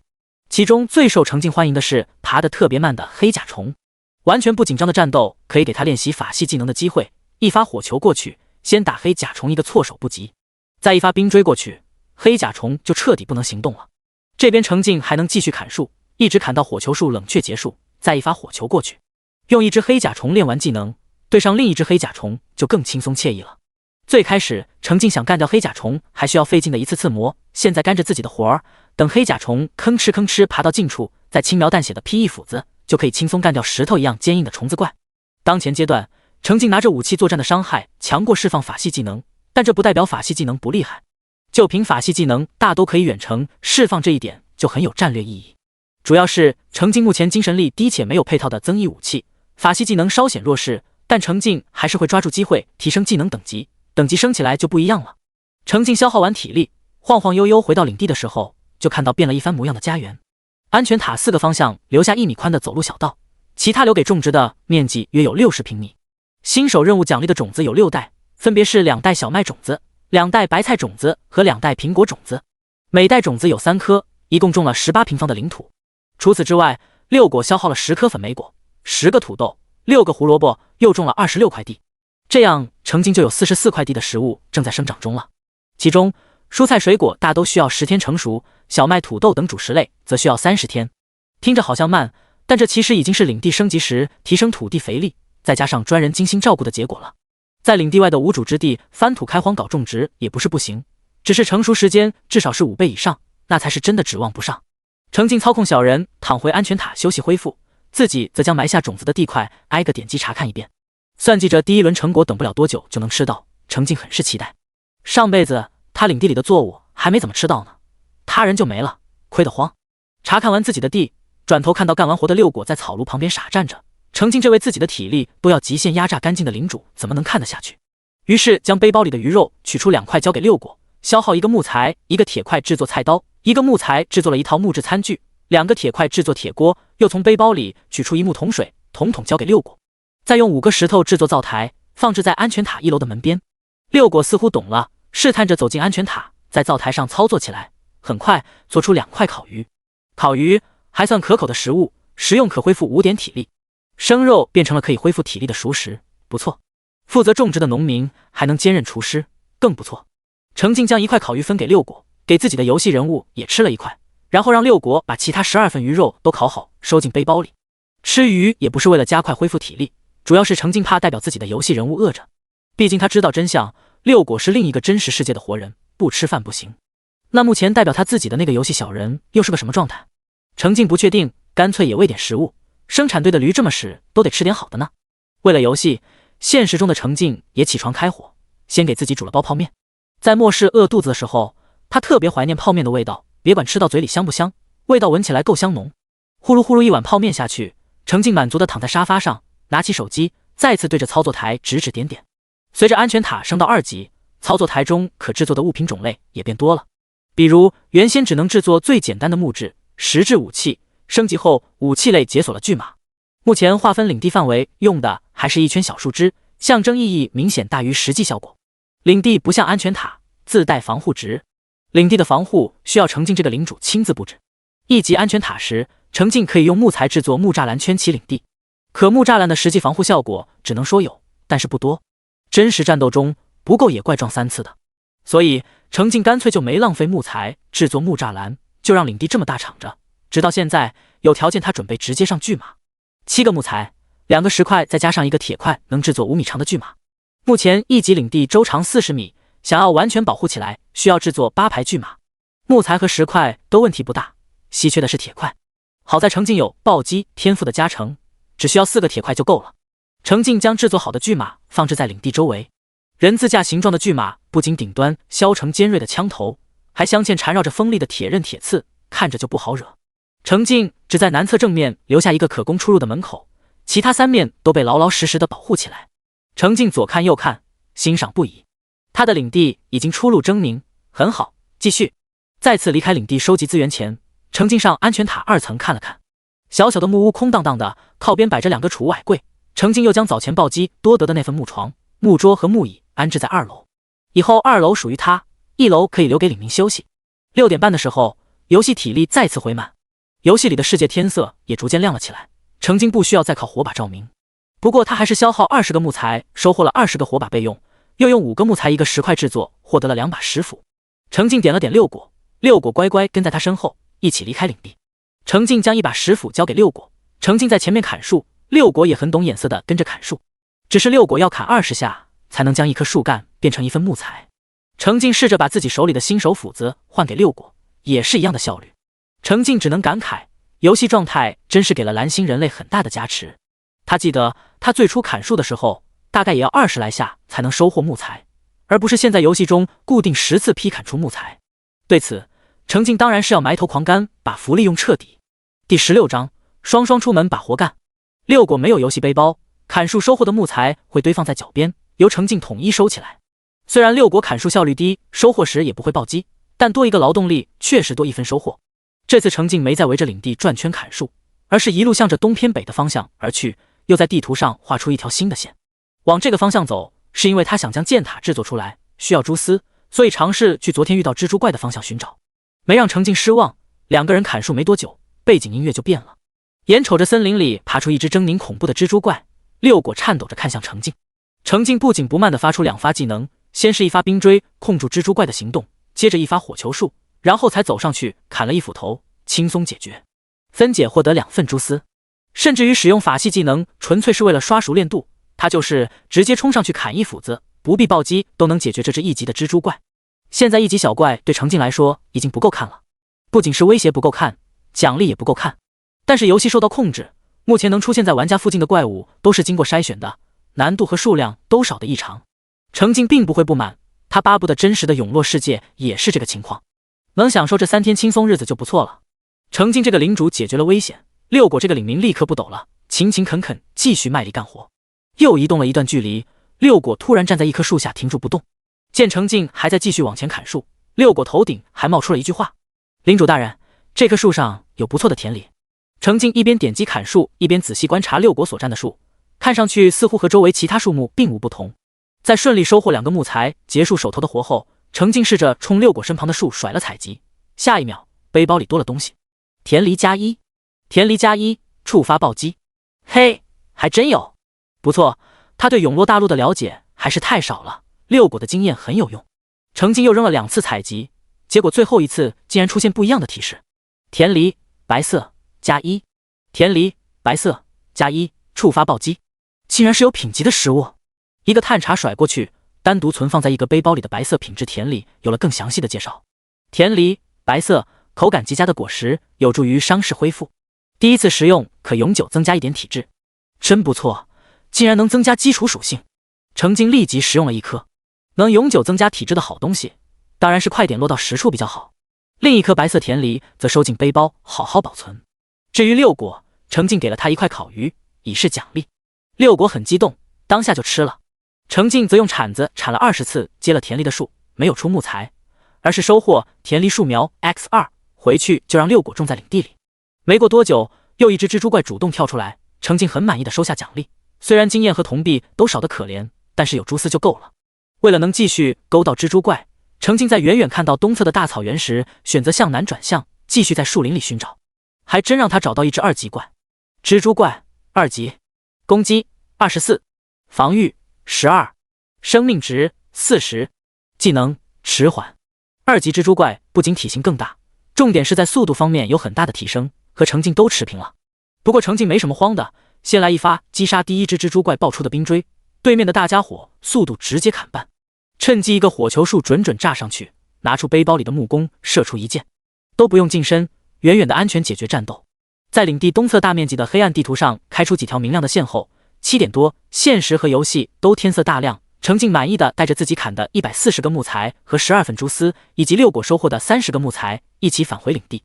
六果去将新得的2棵田梨树苗以及4颗田梨都种到地里。程静则找出箭塔图纸研究起来。箭塔制作材料：木材 X100， 石块 X20， 铁块 X2， 蛛丝 X10。攻击力20，攻击范围方圆30米，攻击频率1支箭3秒，攻击消耗20木材小时。这种图纸的作用是只要凑够材料，就可以制作出一座自动攻击的箭塔。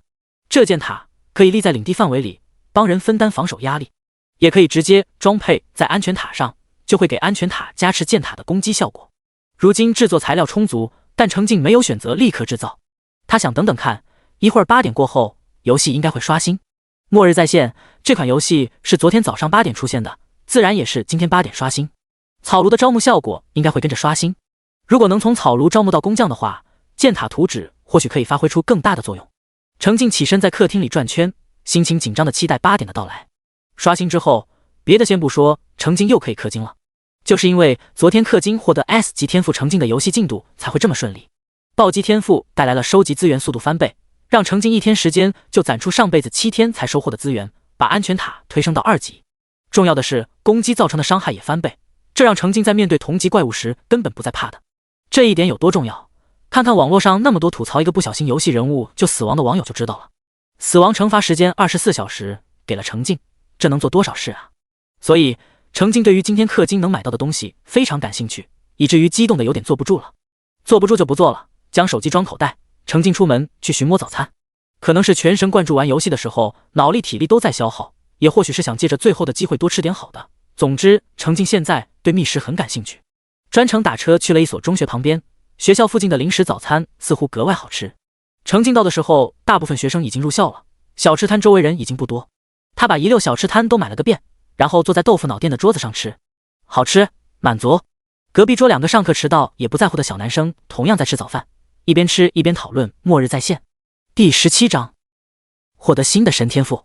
其中胖乎乎的男生极力跟朋友推荐这款生存类游戏，瘦瘦高高的朋友不感兴趣，反过来嘲讽这游戏的厂家想赚钱想疯了，强行推广，侵犯个人隐私。这下胖乎乎的男生支支吾吾的推荐不下去了。程静满足的将一大桌早餐塞进肚子里，起身走人。路过隔壁桌的时候，对着胖乎乎的男生竖起大拇指，鼓励道：“游戏我也玩了，无与伦比，加油干，你是有前途的。”对方高兴的声音都大了起来，继续给朋友安利：“看，真的不止我一个人觉得好玩，你也试试吧。”瘦瘦高高的男生开始犹豫，难道真的好玩？要不试试？程静又把觉得好吃的小吃都打包了一份带回家，激动的搓搓手。时间一过8点，原本灰暗的氪金渠道再次开放，程静毫不犹豫氪了10万进去，冲进宝石商城。今日的宝石商城上架了2件商品，一件是熟悉的紫色品质天赋石，另一件是让程静眼睛放光的防护基座蓝色。2样商品的售价都是10宝石，也就是说程静只能选择买一样。程静盯着防护基座的介绍挪不开眼。防护基座蓝色，安全塔装配可获得防护结界，结界的防护值和防护范围皆为当前安全塔的2倍，又是一种只在传说中听说过的珍贵道具。如果买下这个蓝色品质的防护基座，装配在自己的安全塔上，意味着安全塔和领地的防护水平再上一个大台阶。比如程静目前安全塔是2级，加上防护基座后，不仅综合防护值高达300，防护范围也扩大到10米乘10米，一举将1级领地全部保护在内，领地防守压力直线降低。如此能给人带来满满安全感的宝贝，怎能不买？程静一咬牙，快速买下天赋石，立刻关了宝石商城，心痛，一眼都不能再多看。防护基座很好，但前一天买到的紫色天赋石带给程静的提升太大了，就像尝到甜头的赌徒，程静更加无法拒绝紫色天赋石的诱惑。照例沐浴焚香，烧纸祭祖，把仪式感搞得足足的，然后选择使用天赋石。紫色光芒大盛，光芒散去后，跳出一条提示：使用天赋石，紫色，恭喜激活天赋汲取 SSS 级，汲取 SSS 级，击杀成功后汲取其属性。程静都呆住了 ，S 级天赋都那么强力了，竟然又给了他一个 SSS 级天赋，他是老天爷的亲儿子吧？最厉害的是这天赋的介绍，字虽少，含义深远啊，似乎并没有给汲取设定上限，这真是大惊喜。意思是他以后干掉怪物，不仅会获得正常的奖励暴击奖励，还会再额外获得一份属性点奖励。不知道这是哪路神仙或者哪辈祖宗的深厚爱意，喜得程静在客厅连转了几圈，才勉强平静下来。趁着此时的欧气，程静又点开了草庐。新的一天到来，草庐雇佣的名额也刷新了，今日份可选择招募的领名名单是：流浪者，招募费用200铜币；流浪者，招募费用500铜币；工匠，招募费用1000铜币。程静果断买下工匠。草庐的门推开，一个精壮的游戏小人从里面走了出来，头顶冒出一句话：领主大人圣安。程静点击对方，收获更详细的信息：姓名石铁，身份工匠，技能锻造 LV5，特长铁胎弓、硬铁大刀、地网，忠诚度100。今天运气真的很不错，1级领地的草庐上线就是价值1000铜币的领名，这个工匠就是现阶段的顶配了，而且掌握的制作特长都是程静看着感兴趣的。不过程静还是先拿出一份建塔图纸，交给这个名为石铁的工匠。石铁低头认真看了片刻，脑袋上冒出一句话：小人会努力学习的，有60%的把握能学会建塔的制作。击杀怪物爆出的建筑类物图纸，备足材料，一份图纸也只能制作一个建筑物。还想再造，除了继续杀怪求一个小概率的爆率外，主要靠的就是让工匠去研究图纸，争取将之转变为个人擅长制作的物品。工匠能学习图纸，成功学会的话，只要有材料就可以一直建造对应的建筑。程静这时又拿出另一份建塔图纸，消耗早已凑齐的材料，开始自动制作建塔，制作时间3个小时。这座建塔程静是准备装配在安全塔上的，这样安全塔就能加持建塔的攻击效果。立时，材料在领地中央自行拆解装配起来。石铁注意到，立刻凑了上去，认真观看学习，并告知程静，有了图纸，又能旁观一次建塔的成型，学习把握至少有70%。程静满意地点点头，安排好新领名。程静将注意力放回到新获得的天赋上，迫不及待验证新天赋的程静，一等到体力值恢复满，立刻操控着人物带着6果离开领地，向着西北方向而去。本来这个时段程静的计划是继续去矿洞开采石块和铁块的，但现在计划根本不重要，丢到脑后，他现在只想战斗。程静一路直行疾走，当背景音乐发生变化时，高兴的大笑，甩了个探查，主动冲着冒出来的超大蚂蚁怪迎了上去。绿蚁怪2级，攻击24，防御12，生命值40，技能冲撞。2级怪来得好。程静先换木弓射了一箭，然后举起斧子就和绿蚁怪对冲。16触发暴击，木剑先攻击到绿蚁怪，接着一人一怪撞到一起。3绿蚁怪的冲撞技能破了程静的防御，造成3点伤害。18程静的斧击同样破了绿蚁怪的防御，造成18点伤害，彻底解决了这只血条只剩不到1/4的2级怪。先前的小蚂蚁变成了更难对付的2级大蚂蚁，但程静的进步更大。最初还需要利用绿蚁怪攻击后的僵直状态才能获得对战优势，但现在不需要了，程静只需要举起武器干就完了。其实程静是完全有办法做到无伤击杀的，主要是情绪太激动了，一个上头就冲怪物莽上去了。第18章强联合的天赋。不过掉不掉血的现在根本不重要，给自己来了一发治疗术补满生命值，程静满心期待着击杀提示。成功击杀绿蚁怪1只，奖励经验+5，铜币+5，经验+5，铜币+5，触发暴击，力量+0.1，触发汲取，力量+0.1，触发暴击，睿智+1，睿智+1，触发暴击。一连串的提示让程静猛地跳了起来，真的从野怪身上汲取到基础属性了，而且汲取天赋又被暴击天赋双倍加成了，这是什么强上加强，强联合的美妙场景。程静此刻真希望他们能像鸡生蛋，但生鸡一样无穷无尽加持下去，乐得他嘴角都扯不回来了。击杀1只2级绿蚁怪就能增加 0.2 点力量，这意味着很可能再多击杀几只绿蚁怪就能增加1点力量，这可是人物等级升1级才能有的增益。而实际上击杀这么几只野怪获得的经验值根本不够等级升级的。由此可看出 SSS 级汲取天赋的强大，给了程静一条除升级之外稳定的变强道路。有了汲取，程静甚至可以不用急着提升人物等级，在享受击杀收益不被削减的同时，还能凭着属性累积优势碾压野怪，想想就畅快。这种看得见的进步太让人沉迷了。这下程静是树也不砍了，矿也不敲了，一门心思寻野怪的麻烦。跟在程静身后的六果则是每次战斗都远远躲开，独自砍树。程静要移动的时候便收起木材继续找怪。没过多久，程静又一剑一支解决了一起找上门的3只1级绿蚁怪。程静经过验证确认，击杀1级绿蚁怪后也能汲取到 0.1 点的力量属性，并在暴击后共获得 0.2 点力量属性。这样一来，程静再也不嫌弃1级小怪奖励低，来者不拒。渐渐的，程静明显感觉到今日野外的怪物数量和级别都有所提升。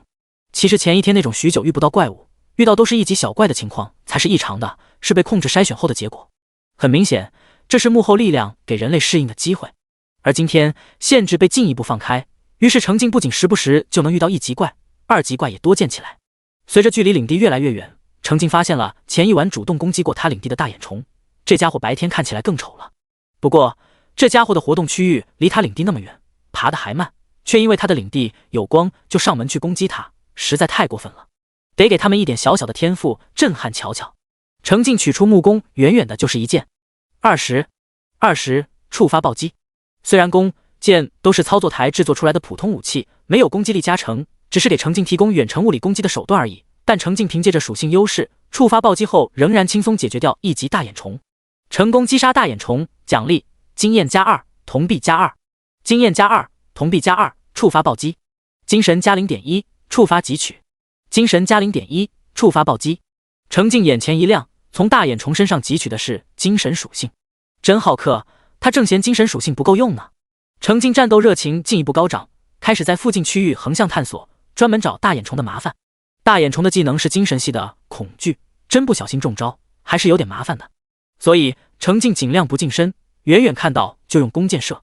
1级大眼虫1箭就能解决，2级的大眼虫也就2箭。有时候保险起见，程静中间会加一发火球术或者一发冰锥。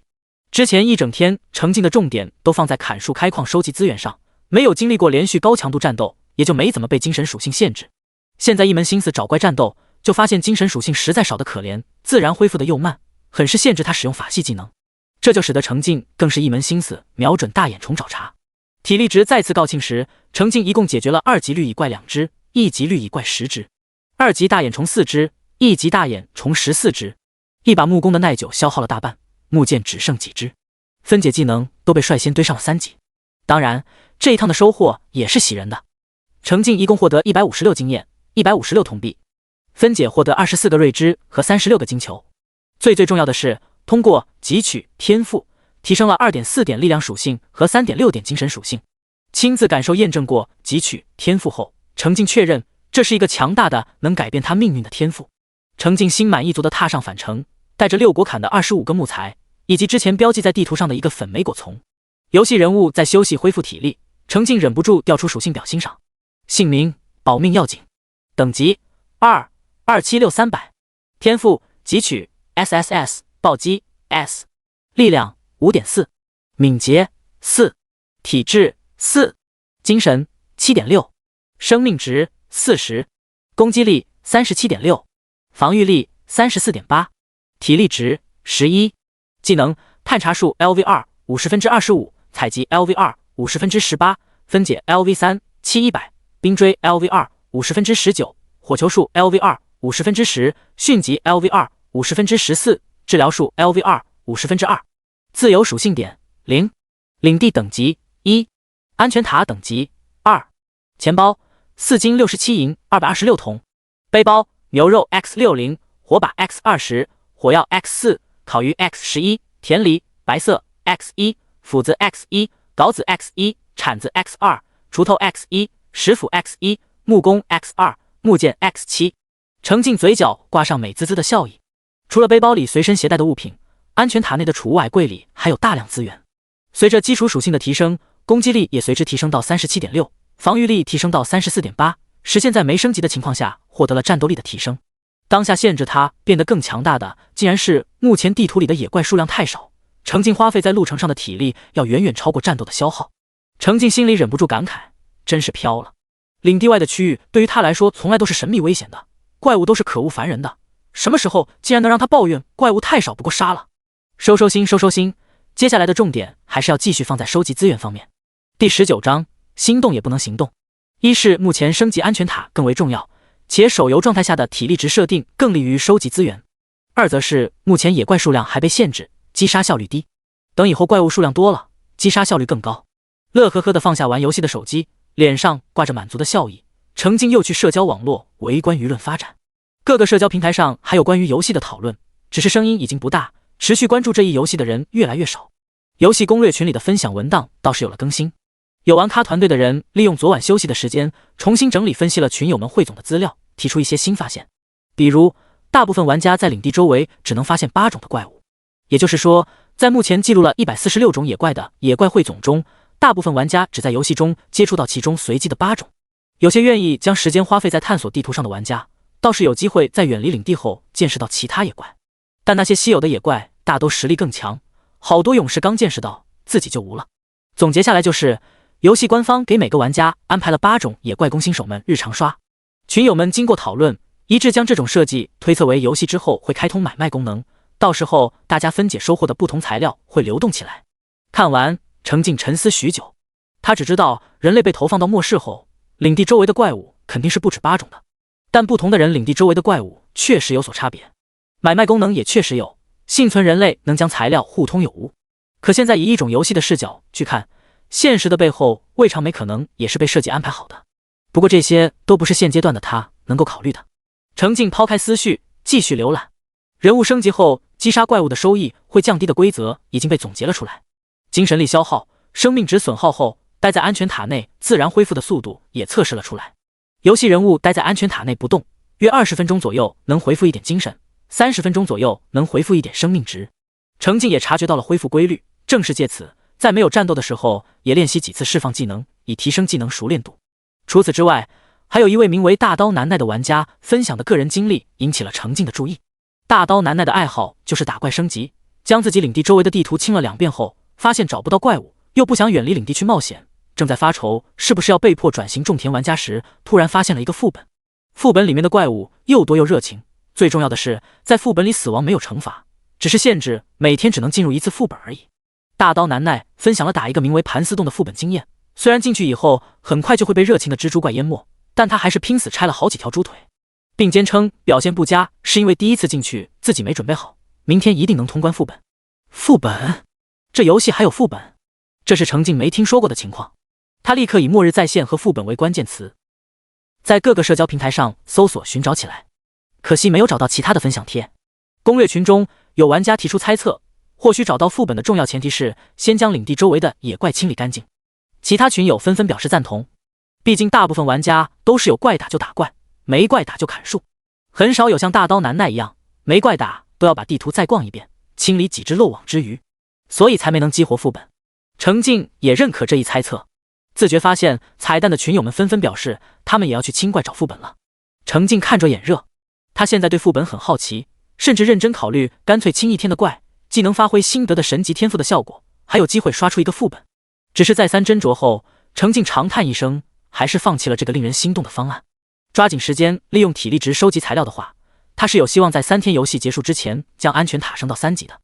而清怪计划至少要用掉整个白天的时间，万一打怪打嗨了，耽误了时间，导致没能成功升级安全塔，那可就太心痛了。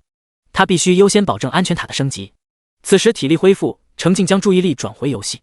程静按下心动，老老实实的按照原本的计划，在操作台制作了石镐，带着6果前往领地北侧的矿洞挥镐子。路上遇到一只2级黑甲虫，带领3只1级小弟拦路。程静眉开眼笑，理智让他按照预定的计划去敲石头，但想找野怪战斗的热情仍然像是一把火，一直在熊熊燃烧。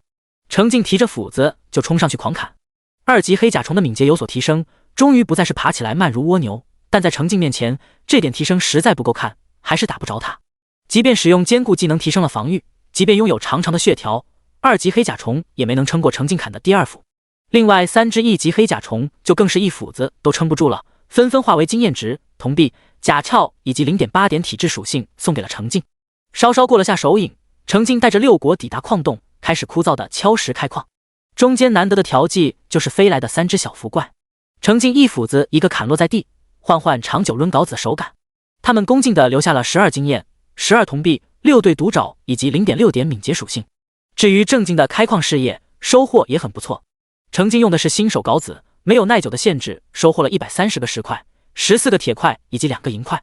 6果用的操作台制作出来的石镐，消耗了一把石镐的1大半耐久，收获了30个石块和3个铁块。体力见底后，程静犹豫了片刻，还是没有采用升级恢复体力继续开矿的操作。上一个游戏时段主动找怪物战斗，以及这一趟来矿洞，程静体验得很清楚。游戏开服第2天，主要怪物还是1级怪，2级怪数量都少，即便他不升到3级，都足够应付当前的怪物，更别说现在有了汲取天赋，不升级也在变强。这种情况下，升到3级只会使得击杀怪物的收益再度削减，是一种很大的浪费。所以程静老老实实的带着6果回了领地，靠休息恢复体力。第20章，如何当个好领主。回到领地的时候，石铁主动走上前来，静静站在程静身边。程静有些奇怪的点击了一下石铁，结果弹出的介绍中有了更新，姓名石铁，特长铁胎弓、硬铁大刀、地网、箭塔。原来是石铁顺利掌握了箭塔的制造方法，很不错。程静立刻下令让石铁制作一座箭塔试试看。结果石铁头顶冒出了回话，欠缺蛛丝，材料备足后制作需要10个小时。程静一听，对，太耗时了，还是先暂缓一下，让石铁先做一把铁胎弓来看看。铁胎弓需要5个铁块和5份蛛丝，这次材料是够的。程静将材料交给石铁后，对方立刻懂了，头顶冒出回话，制作铁胎弓需要2个小时。程静点点头，这个还算可以接受。安全塔操作台制作的木工自然是可以用的，但是并无属性加成。程静很好奇石铁最为擅长的铁胎弓会有什么不同的效果。接着程静将3份牛肉交给6果，今天尝尝新口味。6果立刻拿着肉到灶台边忙活去了。领地里有了领民后，虽然从属性表上看不出他们的饱腹度什么的，程静还是渐渐习惯投喂食物。当好一个领主嘛，最重要的是保证领地的安全，其次就是要让自己和手下的领民吃饱肚子。安排了这些杂物，程静起身出门打车前往订好的酒店。在车上，程静搓了搓手，拿起手机，终于到了他最期待的时刻。箭塔制作完成了。程静打怪爆出的2张箭塔图纸全部消耗完，一张给工匠学习，另一张投入资源制作了箭塔。如今一颗金色的透明球正漂浮在领地中央，等着程静去接收制作完成的箭塔。程静一点金色小球，屏幕上弹出一句提示：箭塔+1，箭塔+1，触发暴击。奈斯，这也能触发暴击。程静美滋滋的收获2座箭塔，2座立体箭塔处于半透明状态，可供程静选择摆放位置。程静将其中一座箭塔拖动到安全塔上，弹出询问是否装配箭塔，白色。程静果断确认装配。至于另一座，则安置在领地正南方的大门旁。这样一来，领地就多了2个自动攻击的箭塔。箭塔的攻击覆盖范围是半径30米的圆形，两座箭塔攻击范围叠加，且将领地全部囊括在内，看着就让人安心。只是此时出租车到目的地了，打断了程静的欣赏。吃早餐前，程静就考虑过午饭吃什么，最后选了一家豪华酒店的自助大餐，是一位要价888元的豪华自助。程静到的时候，午市自助大餐开始还没多久，客人少，餐品美味又丰富，澳龙大虾、大闸蟹、和牛、鹅肝，看着就贵的，先拿了2大盘。程静选了一个角落的位置，埋头苦吃。放在一边的手机展示着游戏里的画面，小小的领地里3个小小的游戏人物也在吃烤牛肉。现实中的程静专心致志将自助餐厅吃了个遍，吃饱喝足了，他又拿了果汁和水果，坐在角落里玩起了游戏。游戏内容就是带着6果继续去矿洞开矿，大概是来往太频繁了，虽然这次又走的是一条新路，但一路上都没遇到野怪，就连无聊的抡镐子开矿过程中都只有一只小伏怪跑来看热闹。程静爽快地给了他一斧子，看向矿洞深处的黑暗，程静深感失望，野怪们不给力啊，怎么不上门了？最后程静带着他和6果开采收获的172个石块、17个铁块、2个银块和2个金块踏上返程，结果返程也没遇到怪物，程静只能失望地空放了几个法系技能，刷刷熟练度。连走路带开矿消耗了1个小时，程静再次回到领地时，察觉跟在身后的6果走路都变慢了，这就累了，肝不够用啊。给疲惫的6果休息时间，程静放下手机，摸摸肚子，好像下去不少，还能再吃一波。好不容易来吃这么一顿豪华的自助餐，还有可能是最后一顿自助餐，不吃回本就是吃亏。终于程静吃得心满意足，离开了酒店。舔着肚子，程静都懒得打车，就这么溜溜达达一路走回家，顺便消消食。回家之后体力还没恢复，程静拿起另一个手机上网准备看看消息，很快眉头皱了起来。虽说之前末日游戏的热度就降低了，但没像现在这样，整个社交平台几乎看不到与游戏相关的内容，这是怎么回事啊？程静仔细找了找，只找到很多网友吐槽被删了屏、限流屏蔽、锁了关键词，各个社交平台都是如此统一，只能说明这种禁止讨论的状态大概是官方下令指示的。程静使劲回想了一下，上辈子也是如此吗？可惜当时的他满脑子都是工作项目，没关注网络热潮，也不知道这3天游戏时期具体发生过什么波折，只知道最后一天的时候，官方公开倡议让大家玩游戏。程静准备去游戏攻略群看看消息，结果打开软件就发现群被炸了，毫无痕迹。幸好他自行整理的本地文件还在，保留了众多玩家合力探索出的成果。网络上不能讨论，程静想了想，找朋友私聊。程静，老周，你玩了 Triple X 吗？程静眉头一皱，游戏名发出去就是乱码，私聊都屏蔽，这就有点过分了吧？周行，不能说是吧？我知道你在说啥，完了。周行，我算是知道你为啥死命催我早点完了，里面的材料也太难搞了吧？妈的，砍一棵树用了老子1分钟。周行，说实话，你小子是不是资源不够用，让我在这儿给你当资源号呢？可我也没找着社交系统啊，收集的东西咋给你？程静，你小子总算是机灵点了，明白你工具人的身份就好。给我狠狠的干，那些资源都是有用的，给我攒一撇，以后肯定会开社交功能，到时候都给我。程静，当然，你要是能氪就更好了，优先推荐氪天赋石。周行，你脑子烧糊涂了？我看到只有1个氪金项目，一氪就是10万啊。程静，知道，我氪了，提升很大。周行，周行没再继续回话。过了2分钟，电话直接打过来。第21章史无前例大地震。大概是躲在楼梯间，周行的声音压得很低。静哥爱，你刚才开玩笑的吧？你疯了，给一个游戏氪10万块。程静笑了一声，我啥时候玩游戏氪过钱？周行闻言，心刚放下一半，就听程静继续说道，可这个不是正常游戏，所以我氪了，我不仅今天氪了，明天还准备继续氪。周行惊呆了，无言了好一会儿，才喃喃自语一句，昨晚吃饭的时候看你还挺正常的呀。事已至此，周行也不好再多说什么，只是挂掉电话回到工位后都没忙着赶进度，而是去网上试图搜索与末日在线游戏相关的讨论，自然是什么都没找到。周行只能转头探探周围同事的口风，大多数同事根本没在意过这个游戏，只有一个新来的叫吴雨晴的年轻小姑娘兴致勃勃地回应周行，她不仅也在玩，而且也氪了一发。周行目瞪口呆，难道现在年轻人玩游戏就是这么大笔大笔的砸钱？吴雨晴左右看看，指了指茶水间，然后和周行在茶水间碰头时，压低声音神神叨叨地说，周哥，我跟你说，你可别转到网上哦。我家里有个亲戚是相关行业的，昨天这游戏一出，他们就试图查竞争对手的情况，结果彻夜加班到今天，什么也查不出，连游戏发行公司都查不到。听说网络部门那边也查不出，什么都查不出，你懂吗？说明这个游戏在技术方面有碾压优势，这可不是简单的事。啧啧，你懂了吧？看着挤眉弄眼的小姑娘，周行还是满头问号。可是那可是10万块。小姑娘满不在乎，10万而已，我想多氪还氪不了呢。周行摊手，这一听就是家里有钱来体验生活的大小姐，和他这种普通人对金钱的概念不同。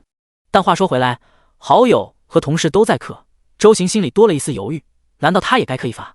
程静对此当然是全力支持的，周行顿时更犹豫了。而此时的程静注意力已经放回游戏，只见史铁带着制作好的铁胎弓走到程静面前，程静接过，甩了一个探查，立刻获得详细的介绍。铁胎弓，白色，射程加10米，攻击力加10，耐久200。嘿，终于有一件像样的白色品质武器了。这游戏武器装备的爆率实在太低，程静战斗大都用的还是开局送的新手斧子，没耐久限制，只有攻击力加2的加成。现在手里多了一把攻击力加10的远程武器，关键时刻会很有用。要说有遗憾，那就是史铁作为领名上交的铁胎弓没能触发程静的暴击天赋，真可惜。史铁又交给程静一壶配套的铁剑，虽然一共只有10支铁剑，但每一支都有攻击力加2的属性加成，就是打造成本高了些，以后单独打造铁剑，一壶10支就需要1个铁块。而程静现在的情况是10块好的，铁块出的少，他勤勤恳恳在矿洞挥洒体力，就是为了多出些铁块，铁块实在紧缺又紧要。程静看了看史铁掌握的武器图纸，还有硬铁大刀，犹豫片刻，他还是没让史铁制作，实在是铁块不够啊，还得继续干。心里急切的程静等体力一满，立刻带着史铁和六果离开领地，一起前往北侧矿洞开采。路上顺便干掉2只1级黑甲虫，顺利获得 0.4 点体质。随后3人顺利抵达矿洞，竖好火把后，叮叮咣咣的镐子敲击声此起彼伏。不知是不是职业身份在起效果，同等工作时间内，工匠史铁的开采效率要比农民六果高一些。程静获得142个石块，14个块铁块和2个银块。史铁开采出35个石块和4个铁块，六果收获30个石块和3个铁块，总归是程静满载而归。回到领地后，程静盘点起自己的家底，经过大半天3个游戏时段的开矿后，他现在储物柜里的石块多达916个，可惜铁块只有65个，距离安全塔升3级所需的材料还差400个木材和35个铁块。木材的问题不大，领地周围到处是树，可以趁着晚上砍树，还能为领地扩大视野。差的主要是铁块，35个铁块意味着差不多还要开采350个石块才行。程静算了算，如果他带着2个领民再去矿洞干一管体力，自己再在傍晚冒个险，还是有希望凑够的。今晚再干一干，拼一把，睡之前能凑够升3级塔的材料。想到这儿，程静忍不住激动，前世他拼死拼活了半个月才把安全塔堆上3级，如今却有机会在3天游戏期结束前就拥有3级塔，这可太妙了。越是对比，程静就越发认为体力值这个属性设计的好，对野怪的限制也很妙。程静现在出门一趟碰不到几个怪，汲取天赋没有发挥余地，他也不着急，就是因为他知道等真被投放到永洛大陆，出一趟门清理小怪都要清理烦，到时候只会抱怨野怪无穷无尽，根本别想再享受现在这样的清静悠闲。就在程静琢磨着废干计划的时候，周行突然给他发来数条信息，堪称狂轰乱炸。程静打开一看，在几个歇斯底里的表情包后面，周行转发了一则官方消息：倡议书，夏国时间2044年6月28日早上8点，一款名为《末日再现》的手机游戏出现在全国人民的手机上。经查，此游戏无法自行删除，目前也无法调查到与游戏开发或发行相关的任何信息。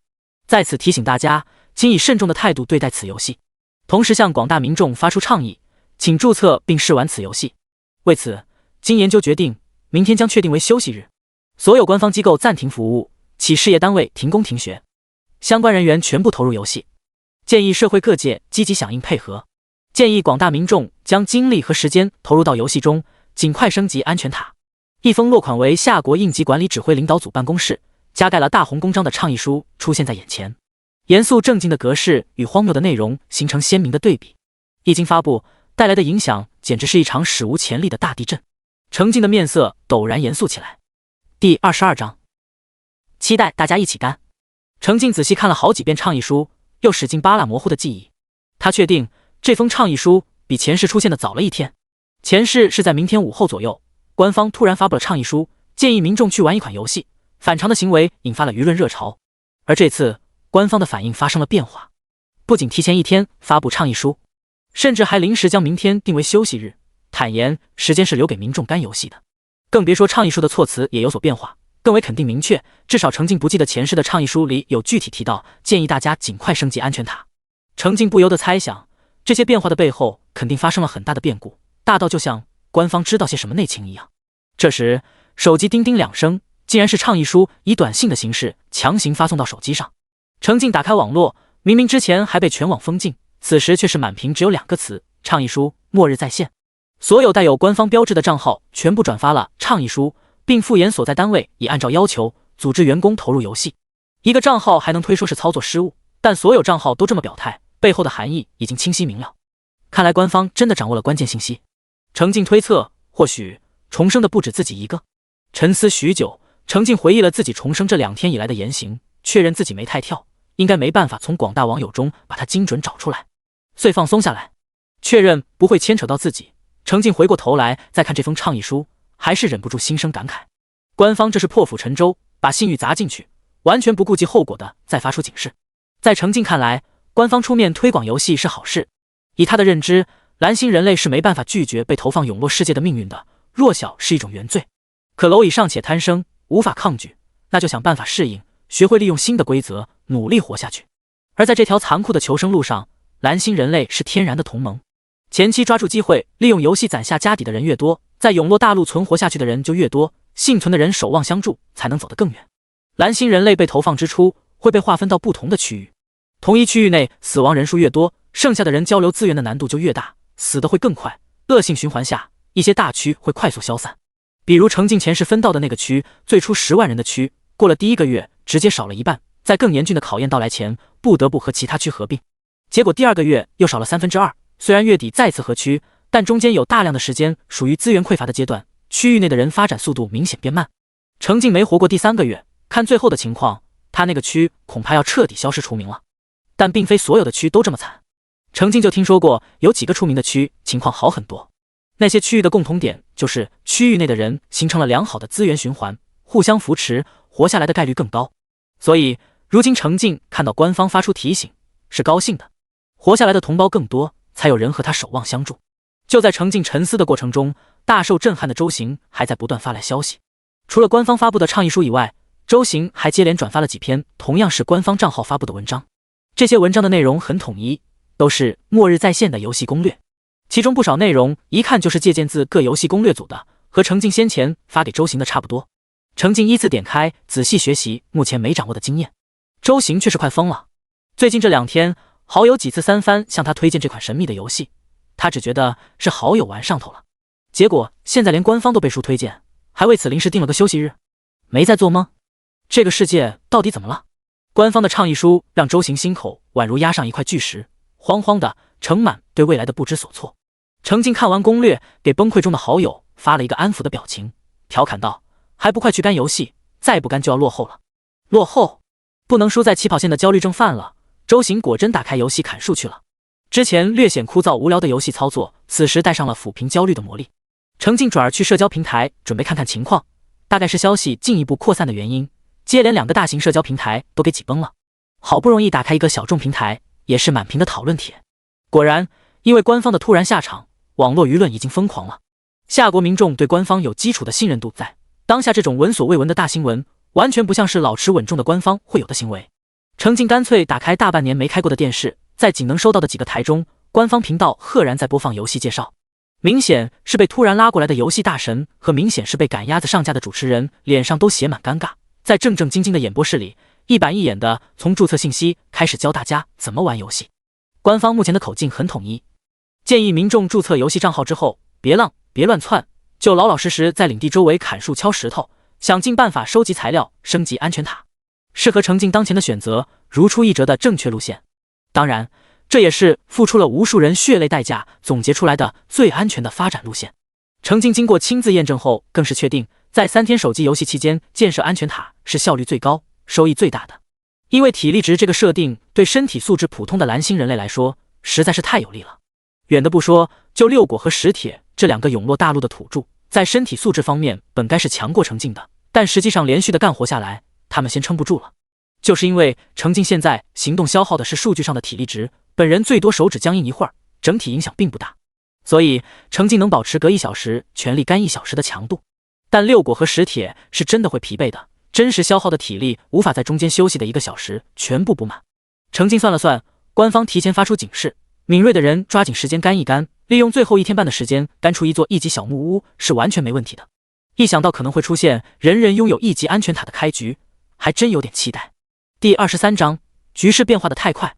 程静登录聊天软件，发现先前被炸的群又回来了。不仅群回来了，管理员还直接发公告，鼓励群友们全力探索游戏，收集攻略。如果给出足够有价值的关键信息，就有机会得到官方的惊喜奖励，包括但不限于现金奖励。游戏攻略群被官方收编了，这公告属实闪了玩家们的腰，纷纷感慨局势变化太快，他们都跟不上趟了。有人小心翼翼地提问：大佬，是官方主动找咱们合作的？有没有什么内部消息给大家分享分享？群主玩咖亲自出来回复：有重大内幕消息，真诚建议大家虚心听指挥，咱们都是普通人，站不了那么高，看不了那么远，那就跟着个子高的走。虽然我也不知道为什么突然这么重视这款游戏，但能说的是上面重视的程度还远超你们的想象，所以懂的都懂，兄弟们啥也别说了，都干起来。说完，玩咖直接发了一个大红包，按照400多号群总人数，一人一个500块的大红包。红包还能发这么大的呢？玩咖对着被红包迷晕了眼的群友们鼓动道：兄弟们，补贴已经到位了呀，上班的都请假吧，肚子饿的也点外卖，都快冲进游戏。咱们的口号是手撕末日冲压，把这个游戏推平。立时除了哀嚎死亡惩罚时间还没结束的玩家外，其他人都欢呼一声玩游戏去了。玩咖连忙发公告提醒一声：都苟一点，别乱死，很耽误事。程静领到大红包，转手就买了2杯奶茶2杯咖啡。干，这注定是全民狂干的一晚。过了一会儿，玩咖又突然冒出来发了一条公告：已经升级到1级安全塔的朋友请加入新群，有更多攻略和补贴，绝对超值，赚爆。正在看电视的程静看到消息，手指一顿，还是选择了申请新群。申请只需要填写一个验证问题：1级安全塔新增的功能是……程静试着写下操作台，顺利通过验证进入群聊。本以为这可能是一个小群，没想到又是一个超过300人的大群。程静扫了眼群员名单，发现绝大多数名字并没有和原本的群聊重合。再看一眼名为先行者3群的群名称，他对群聊背后的组织者隐约有所猜测。突然，程静的视线顿住，在群员名单中，他看到一个显眼的名字：傅行舟。点进去看看，这是一个新建的小号，没什么有用的信息，程静摸不准这是网名还是真名。如果是真名，程静瞬间想起一个上辈子听说过的大佬，前世错过手机游戏时期，仍然强势发力，赶超进度，成为大佬的幸运儿中，最出名的就有傅行舟。出名的原因是，据说他是军人出身，即便落入异世，生存艰难，仍然坚守保护平民的职责。和他一样出名的是他的 S 级天赋伤害分担。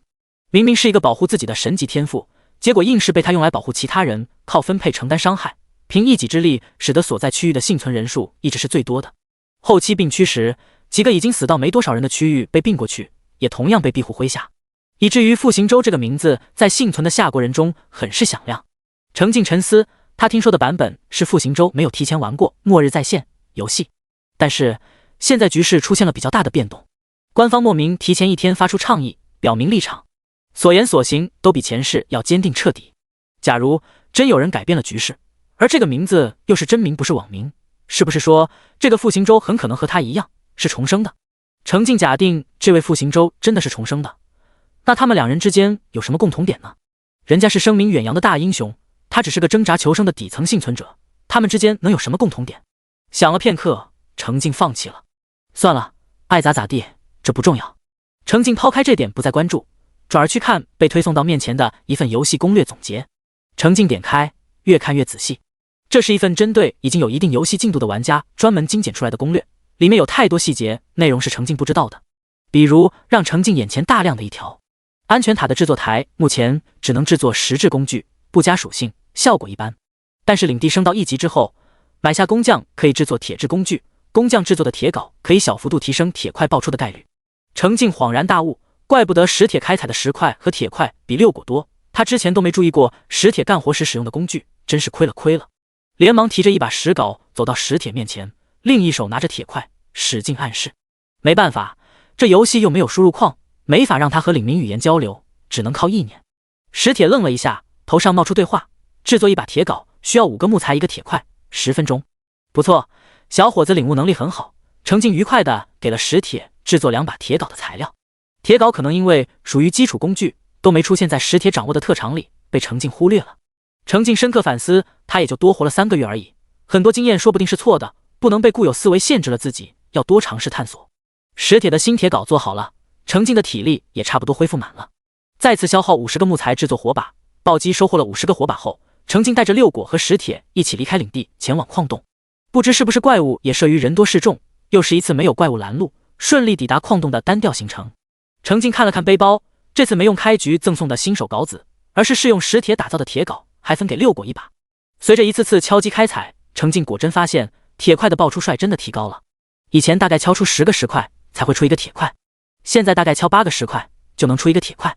程静乐了，好呀，他现在就缺铁块，多爆1块对他来说都是有用的，因为在暴击天赋的加持下，他实际会收获2块。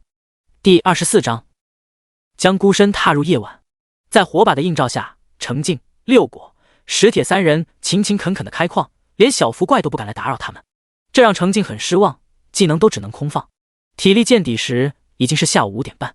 程静看了眼游戏里渐沉的天色，带着2位领民回领地。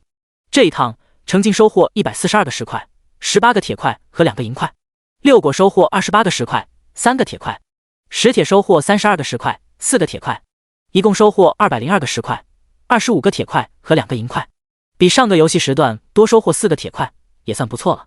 程静盘算着还需要12个铁块，他就有望升3级安全塔了。无论如何，他今天都要搞定。想着自己还有活要干，就看不得2个领民闲着。程静安排石铁去为他制作一把硬铁大刀，需要5个铁块、5个锐枝、2个木材的硬铁大刀是石铁拿手的近战武器。想到之前石铁制作的铁胎弓，程静就对硬铁大刀很感兴趣。现在算着材料勉强够，当然是做了再说。至于6果，照例给了他3份牛肉，让他照顾好领地里的作物，制作晚餐。程静自己则忙着去看攻略群。最早的游戏攻略群，在他玩游戏期间已经交流过一次了。新增的怪物种类和物品种类都不多，但是新增了一个领民汇总文件。攻略群里率先升1级领地的玩家远比升1级安全塔的要多，毕竟升级领地明面上要求的材料少，而且木材收集难度低，不少玩家好不容易收集够100个木材，实在不耐烦多等，顺手就给领地选了升级。现在官方给出优先升级安全塔的建议，大家只好埋头继续干材料。不过玩家们对1级领地新增的草庐还是很感兴趣的，纷纷将自己招募的领民介绍截图发布出来。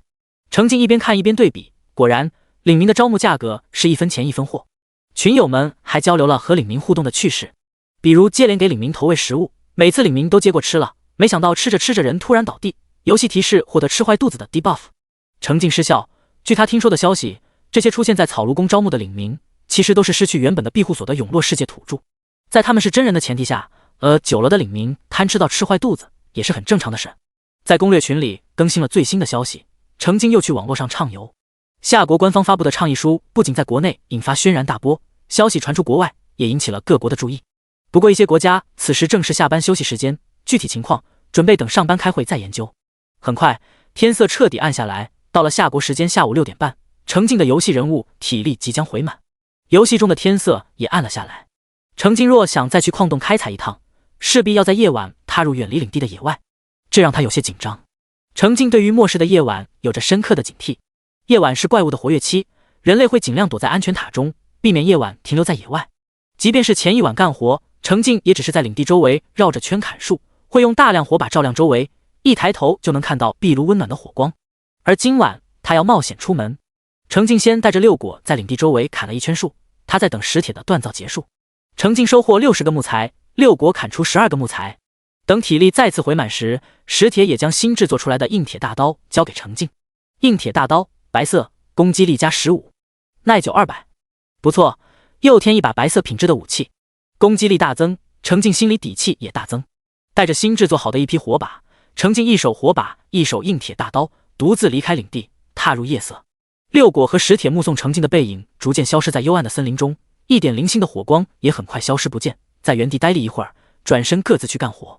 如果这位沉默寡言的新领主死亡，运气好点，他们会再次落入颠沛流离、等待被人招募的境地。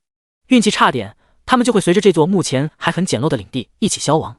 他们其实劝说阻拦过程境，可惜游戏没给他们显示，程境也就不知道。当然，就算知道了，也不会改变主意。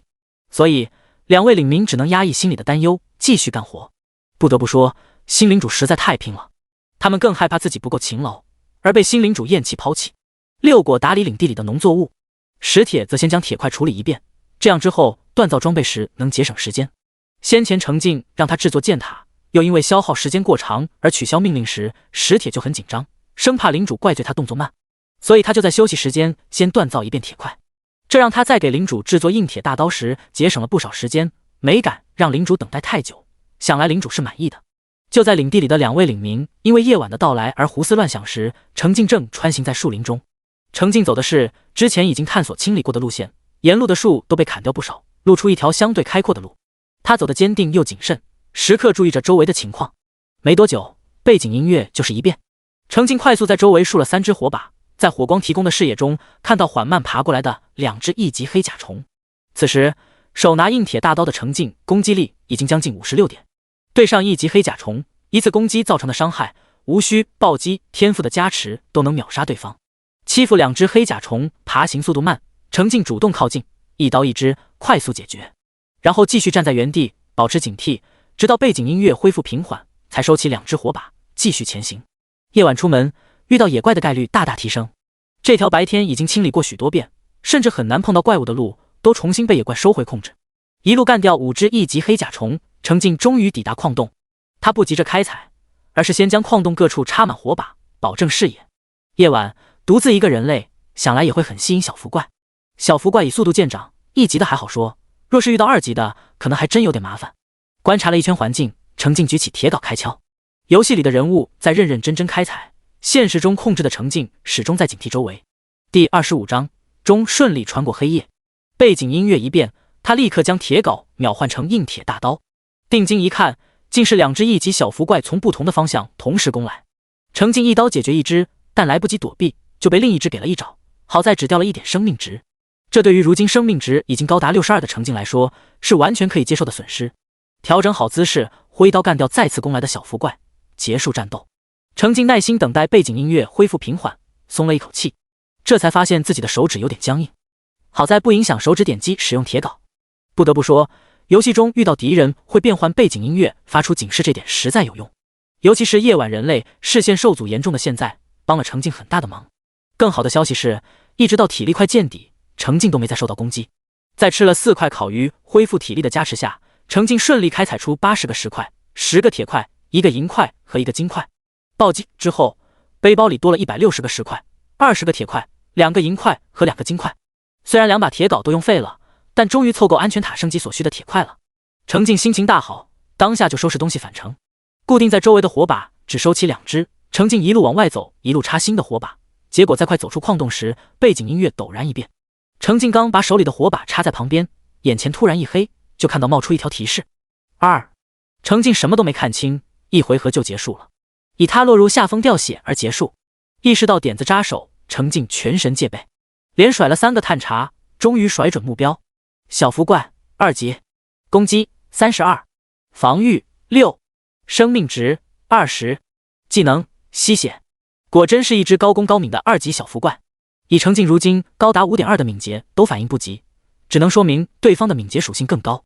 程境也击杀过其他几种2级怪，但不得不说，小福怪这种敏捷优势特别突出的偏科怪是最难搞的一种。1级小福怪就靠敏捷压制过程境，2级小福怪敏捷更胜一筹，再次压制同为2级的程境。这还是程境靠汲取天赋提升过敏捷属性，不然会被压制得更惨。程境果断发动了一次迅疾技能，终于勉强看清小福怪的行动轨迹，但没能躲开攻击，又掉了2点血。在给人物升级的选项上犹豫了一下，程境还是选择了暂时忍耐，先试试其他应对办法。毕竟2级小福怪的攻击高，但程境的防御也高，每次被攻击倒掉的血还在可承受范围内。程境被追着攻击了3次，终于移到矿洞里的一处转角，背面和2侧都是石壁，周围都是火把，让他视野清晰的同时，需要防御的方向少了一大半。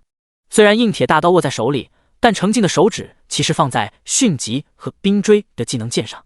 终于，迅疾冷却结束，程静再次发动迅疾技能，10秒内敏捷提升到约 5.6 点。恰巧2级小福怪又一次攻来，大概是因为多次顺利得手而降低了警惕，这只2级小福怪竟挑衅般大摇大摆地从正面冲来。被临时提升了敏捷属性，勉强捕捉到他攻击轨迹的程静眼疾手快，发出的冰锥打了个正着。薄薄的冰皮覆盖在小福怪丑陋的翅膀上，让他的速度陡降2点。2级小福怪的敏捷优势瞬间被程静夺走，程静抓住机会一刀砍下去。51都没挨到暴击天赋起效果，脆皮小福怪就彻底扑街了。一直等到背景音乐恢复，程静才放下心来。还好，没有被逼到游戏人物升3级，击杀收益不用进一步削减。因为程静不再是第一次碰到小福怪时手段匮乏的游戏新人了。虽然敏捷仍然比不上2级小福怪，但他有临时提升自身敏捷的技能，也有把敌人敏捷拉低的技能，总归顺利解决了威胁。再加上这只小福怪的死亡，还给程静提供了新的敏捷属性。等下次再遇到他，一定能不靠技能，单靠基础敏捷属性碾压他。顺利走出矿洞，程静踏上返程的路。为了留着精神力应对可能出现的其他威胁，他连治疗术都没用。反正现在还有50点生命值，不慌。没走多久，果然有黑甲虫爬出来拦路，还是一只2级黑甲虫，带着3只1级小弟。2级黑甲虫攻击、防御、生命值都有很大提升，但仍然抵不住程静的一刀，可比2级小福怪好欺负多了。唯一的好消息是，这只2级黑甲虫爆出了东西，成功击杀2级黑甲虫1只，1级黑甲虫3只。奖励：经验加11，铜币加11，木甲白色。经验加11，铜币加11，木甲白色。触发暴击，体质加 0.4， 触发汲取，体质加 0.4， 触发暴击。这些抠门野怪的爆率实在太低，辛辛苦苦打了一天怪，终于爆出一件装备，木甲白色，防御力加3。有的装备就不错了，程静当即穿上一件木甲，干掉这几只没眼色的黑甲虫，没有不长眼的再出来拦路。程静顺利穿过黑暗，回到领地。远远看到安全塔里散发出的温暖光芒，程静才终于从紧绷状态放松下来，给自己来了一发治疗术，又练习了2发冰锥。程静快步走进领地，六果和石铁激动地围上来，和程静问了声好。能穿过黑夜平安归来的领主，让他们对活下去有了更多的期盼。别的玩家可能只以为这是游戏设定的 NPC 互动，程静则能理解末世幸存者对黑夜的恐惧，安抚般的给了他们各一块烤鱼。没有什么比热腾腾的食物更能抚慰人心了。六果和石铁觉得这位领主大人实在仁慈，每日竟不止赐下1次食物，他们的运气很好。程静让游戏小人躺在木床上恢复体力，顺便缓慢恢复生命值和消耗的精神。他自己也放下手机，活动完的僵硬的手指，摸摸肚子，开始考虑自己吃什么。上次休息期间，他被官方的消息吸引了全部注意力，都没顾得上吃晚餐，现在已经很饿了。第26章，以身作则好领主。程静打开外卖排行榜，在好评靠前的3家店都下了单，他现在是想吃什么点什么，多贵的都不吝啬点。打开网络，社交平台还是很卡，满屏的话题仍然围绕着官方强推末日在线游戏展开。程静看到一个有意思的消息，连忙打开电视，一贯正经无比的官方频道，此时竟然在播放一部野外求生纪录片，还配备了专业人员实时讲解扩充。程静看了一会儿，总觉得这纪录片的内容是被精心挑选出来的，介绍的全都是被投放到永洛大陆后也有可能用上的知识。程静更进一步确认，官方内部对于即将到来的末世掌握了一定的信息。不管别的网友怎么惊诧，程静对这些精心准备的纪录片很感兴趣，吃着丰盛的外卖，认真学习记录。等吃饱喝足，电视还在播放纪录片，程静记下了网络重播地址，注意力转回游戏。冒险在夜晚离开领地开了一次矿后，最难得的铁块终于凑够了，目前缺的材料只剩木材。相比之下，木材就好获取多了，只需要绕着领地转圈收割就可以，不仅节省来回奔波消耗在路上的体力，万一遇到什么意外，还可以及时躲回安全塔。所以程静敢带着六果和石铁一起出门干活。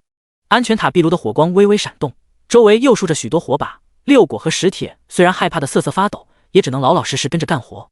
忍不住在心里感慨，他们的新领主仁慈归仁慈，就是干起活来未免也太卖力了。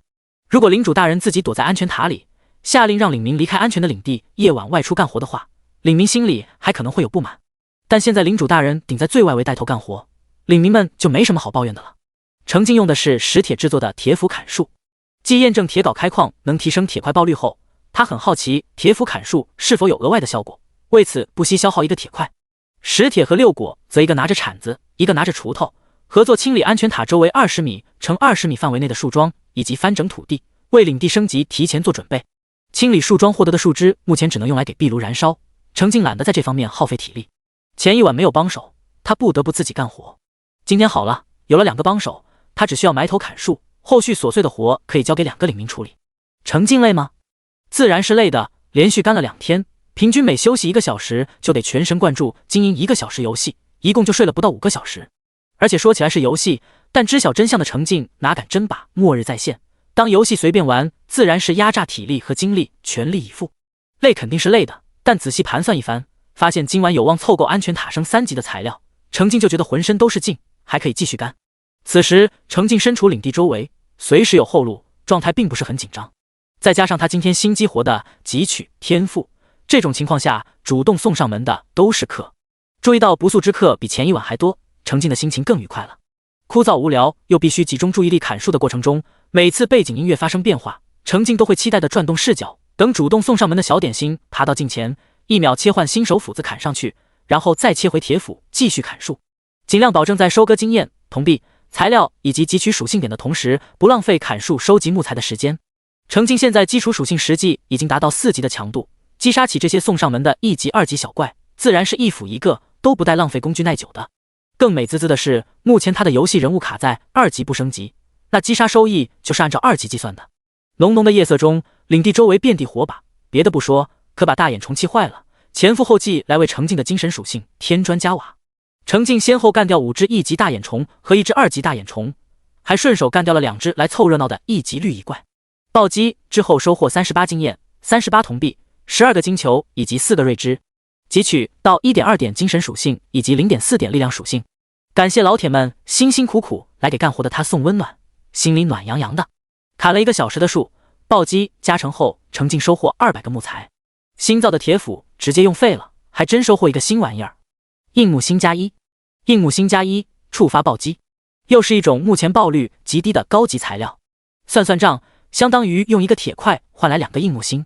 程静就是想换，也不敢随便消耗目前急需的铁块了，只能继续用回不掉耐久的新手斧子。2位领民干活也很卖力，石铁清理了20米乘20米范围内的树桩，收获37份树枝。六果大概是终于干回老本行，发挥了农民职业的优势，用废一把铲子翻整出来50平米的土地。休息期间，程静就继续看官方电视台播放的纪录片和节目，顺便在2个攻略群里学习。在程静看来，这些节目除了没有直接说明未来人类将要面临的末世危机外，官方已经尽力把早期应对建议明示出来了。这些信息对普通人很有用，但有用之余，程静从细微之处隐约感觉到，就算官方内部有人重生了，那这个重生的人似乎也没有比他多活多久吗？末世正式降临前，给了蓝星人类3天的提前适应时间。末世正式降临后，疑似有2个在末世存活3个月左右的人重生。大胆推测一下，末世3个月这个时间点过后，人类是不是将会面临更严峻的考验？程静只想了片刻，就摇摇头，算了，想太多无益。反正这次他一定要活过3个月，到时候自然就知道了。学习了1个小时后，体力恢复，程静继续埋头砍树。他这才注意到，之前他休息的时候，六果和石铁竟然没有休息，而是在自发的翻整领地边缘的荒地。嘿，难道是近朱者赤？2个领民这是跟着他变得更勤劳了。下属劳动热情高涨，他这个当领主的自然也不能示弱。在连续不断的砍树声中，程静将领地周围的大片区域从树林变为平地，收获木材的同时，视野更加开阔。第27章，针杆上长出个人。6月29日的最后一个游戏时段，程静收获了192个木材。大眼虫一向是守护黑夜的急先锋，这次自我献祭了8只1级大眼虫和2只2级大眼虫，捎带着还有2只1级绿蚁怪。暴击之后，程静收获60经验、60铜币、20个金球以及4个瑞枝，汲取到2点精神属性和 0.4 点力量属性。程静只想对他们发出鼓励，再多来点。六果再次翻整了50平的土地，石铁帮着翻整了30平的土地。不过上个游戏时段，程静刚制作获得的4把锄头又一次告急。2位领民明显也很累了，这次跟着程静一起回领地休息，大口大口的喝水，加起来灌下去半木桶水。深夜过了0点，程静打了个大大的哈欠，喝了瓶能量饮料提提神。连续熬了这么久，能量饮料都不起作用了，还是困得厉害。程静干脆设了个50分钟的闹钟，眼睛一闭，直接倒在沙发上睡过去。闹铃很快响起，手机被故意放在远处充电，按不掉闹铃的程静挣扎着醒来，感觉眼睛都要睁不开了。狠狠用凉水洗了个澡，程静还是放弃了利用每次恢复体力的间隔睡觉的想法，断断续续的睡眠不仅不解乏，整个人反倒更疲惫了。困到程静砍树的时候都不能保证每次操控斧子没有间隔，尽量不浪费时间了。好在一切的辛苦都是有回报的，是值得的。又砍了1棵钟树，程静终于收集够800个木材。他立即返身回到领地，消耗资源给安全塔升级。800个木材，1000个石块，100个铁块，2000铜币的资源投入进去，2层小木楼立时被丝丝缕缕的金色光线缠绕起来。不仅是程静心满意足的看着这一幕，六果和石铁同样为领地防护力的提升而高兴，这也是他们自觉自愿主动干活的根源所在。2天的游戏时间，即将收获3级安全塔，程静都佩服自己，他到底是怎么干出来的啊？怎么这么给力呢？乐得笑开了花的程静动力满满，又举起斧子继续砍树去了。好不容易攒满的体力是舍不得浪费的，不用光这管体力睡不着，正好辛苦收集的资源见底，得赶紧补充点。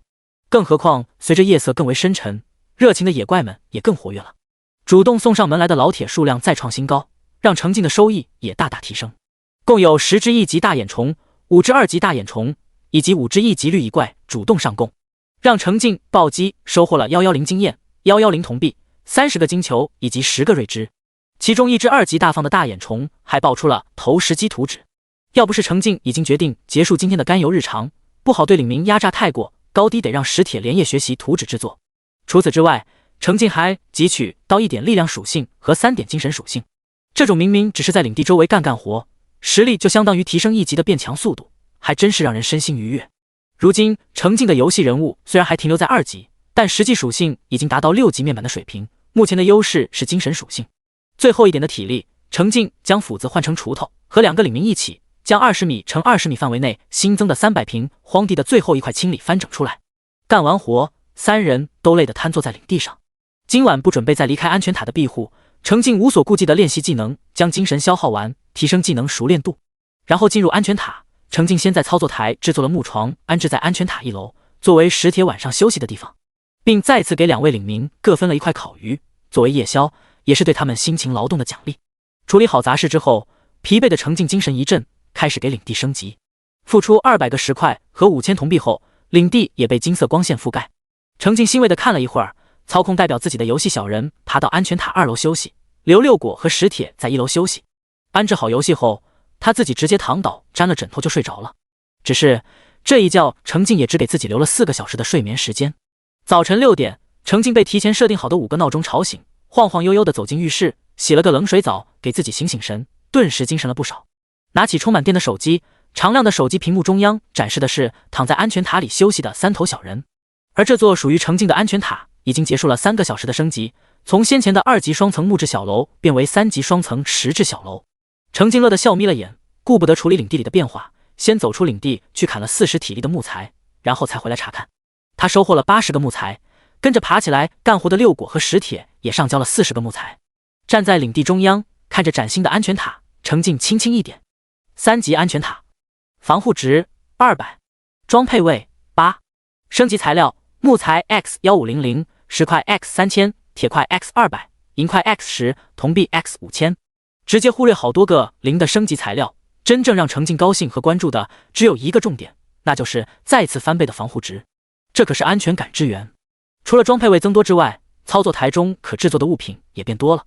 比如之前只能由工匠石铁打造的铁制基础工具，如今操作台可以直接制作。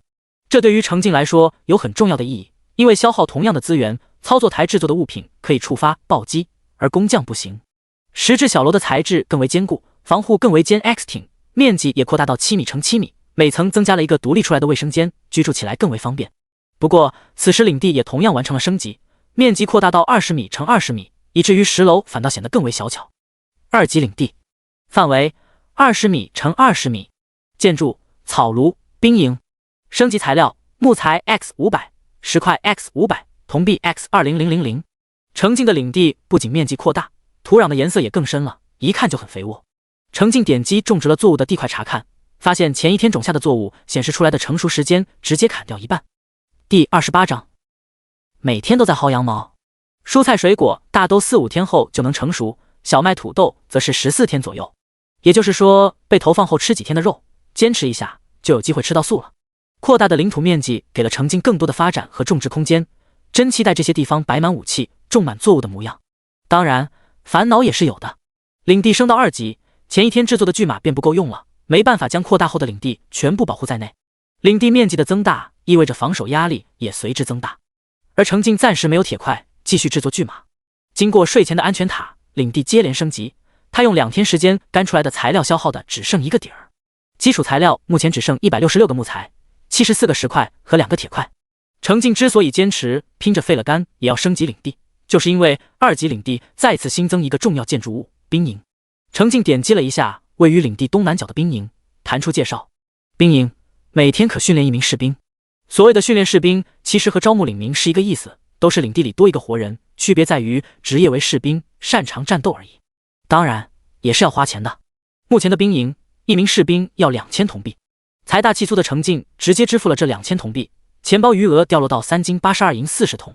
兵营中走出一个人高马大的青年壮汉，在程静面前行了一礼：领主大人圣安，愿誓死追随守卫您。兵营买到的士兵比之草庐招募的领民强就强在拥有独立的属性面板，士兵可以和程静这位领主一样，通过击杀野怪获得收益，逐渐提升等级变强大。程静点了一下新的游戏人物，获得他的信息：姓名待取名，身份士兵，忠诚度100。下方还有他的具体属性。程静给自己领地的第1位士兵取名卫盾一，以后有危险就让他像护盾一样挡在前面吧。卫盾一的初始面板和程静前一天出入游戏时一样，目前是0级，4项基础属性都是1，升级需要100经验值。当然，甭管职业身份是士兵还是农民、工匠，现阶段都得跟着程静去收集资源。程静在操作台用10个木材、2个铁块制作了2把铁镐，暴击之后获得4把，又用18个木材制作火把，暴击之后得到18只火把，收入背包，连带前一晚用剩的2只火把，目前他有20只火把。最后的2个铁块已经消耗完了，卡脖子的总是铁块，还需要继续干。此时已经6点半，游戏中天色微亮。程静将之前收获的一件防御力+3的白色木甲交给卫盾一穿上，然后带着3位领民一起前往领地北侧的矿洞，准备继续抡铁镐。走到一半，遇到拦路的黑甲虫，这次是一只2级黑甲虫带头，带着3只1级黑甲虫小弟。黑甲虫本就以体质和防御见长，2级黑甲虫的防御更是达到15点。但程静已经在汲取天赋的加成下，获得远高于等级的属性，基础攻击力就有50.4，都无需使用强力武器，只用不掉耐久的新手斧子，攻击力+2的属性，再在暴击天赋的加成下，一斧子就能解决2级黑甲虫。至于1级黑甲虫，一斧子下去，甚至无需触发暴击天赋就被解决了。程静欺负黑甲虫敏捷低，行动慢，主动靠近，手起斧落，一斧子一个，干脆利落。最后剩了1只1级小弟给新来的士兵练练手。程静将手里的新手斧子递给卫盾一，然后看到了眼熟的一幕。就像曾经0级的程静一样，1级黑甲虫没办法对卫盾一造成什么伤害，但卫盾一斧子下去也只能砍掉1点血，战斗过程突出一个刮痧。隔着屏幕观察，这个士兵基本的战斗素养还是有的，会进行闪躲、绕圈扰乱黑甲虫的注意力，也能耐心冷静的慢慢刮痧。终于，卫盾一干掉了黑甲虫。弹出的击杀提示中，属于程静的是成功击杀2级黑甲虫1只，1级黑甲虫2只。奖励：经验+9，铜币+19，采集白色。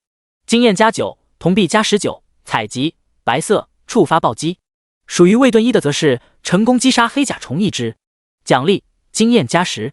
出现这样的情况是因为士兵击杀野怪后只能获得经验供自己升级，其他奖励则会直接发给领主。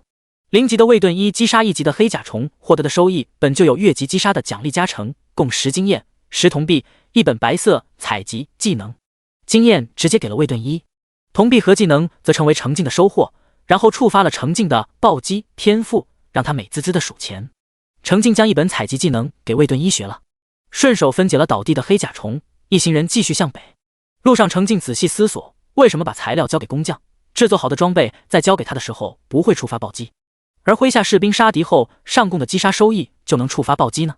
程静隐约有种感觉，他这个暴击天赋似乎在虚空薅羊毛。抵达矿洞后，竖火把，抡铁镐。今天干活的队伍规模前所未有的大，虽然程静体力值不满，干活时间相对短了一些，也收获颇丰。程静自己收获100个石块，12个铁块。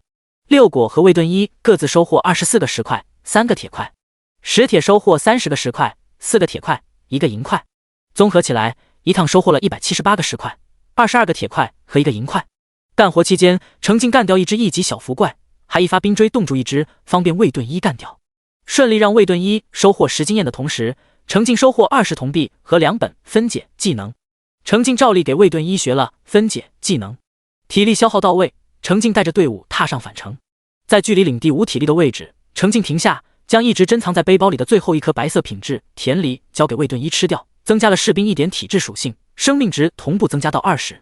然后将自己的硬铁大刀交到魏盾一手里，暂时借给他杀怪用。第29章游戏活动的真相。之前若不是为了尝试爆出基础技能，程静还舍不得将野怪让给魏盾一击杀，毕竟每一只怪都是属性点。现在他得回领地恢复体力，刚好放魏盾一自行杀怪升级，期限1小时。目前领地外的荒野中还是1级怪占多数，2级怪都不多，吃过白色甜梨，还有硬铁大刀和木甲在手，魏盾一的安全问题应该不大。当然，为了避免这位价值2000铜币的士兵意外损失，程静专门挑选了距离领地比较近的位置，万一有什么意外，这家伙总该知道往领地跑求救的吧。来回比划一番，试图将命令通过意念传送给魏盾一后，程静将士兵留下，带着农民和工匠回到领地。他已经在为即将到来的新一天的游戏刷新而激动。如果再刻一枚紫色的天赋石，不知道还会好运的激活强力天赋吗？难耐的等待中，程静先在操作台上给新安全塔装饰起来。面积扩大后的安全塔只是每层单独隔出一个卫生间的空间，里面其实空荡荡的，俗称毛坯。程静准备制作的重要家具就是厕所，白色。这东西需要10个木材、10个石块和一个珍贵的银块。要求这么高还有品级，是因为安装后可自动转化出肥料。程静果断付出一份材料，制作出2个，分别安置在安全塔的2层。其实操作台还解锁了其他方便生活的家具，问题是有些材料程静根本没收集到过，自然只能先看看。8点一到，程静立刻冲进刷新后的宝石商城，和之前可怜巴巴的1-2件商品比起来，今天的商城里足足有8件商品，看上去热热闹闹，琳琅满目。但程静仔细一看，忍不住叹了口气，没有紫色的天赋石了。失落片刻，将宝石商城翻了好几遍的程静不得不承认，是真的不卖天赋石了。在撞大运获得强力天赋的奢望破灭了。唯一还算安慰的消息是，前一天上架的防护基座是有的。防护基座蓝色，安全塔装配可获得防护结界，结界的防护值和防护范围皆为当前安全塔的2倍。至于其他7件商品，全都是绿色品质的装备，共有6件武器和1件防具。有意思的点在于，绿色防具售价4宝石，任意1件武器售价6宝石，防护基座10宝石。也就是说，今日氪金选手要么买任意1件武器加1件防具的组合套装，要么买防护基座，又是2选1。程静看了看绿色装备的数据，比他现在拥有的白色品质的武器装备好多了，但他没怎么犹豫，果断氪金买下防护基座，并且立即装配到自己的安全塔上。装配一成功，一圈扣在安全塔上方的淡蓝色的透明光球显现出来，一闪而逝。这就是防护基座生成的防护结界。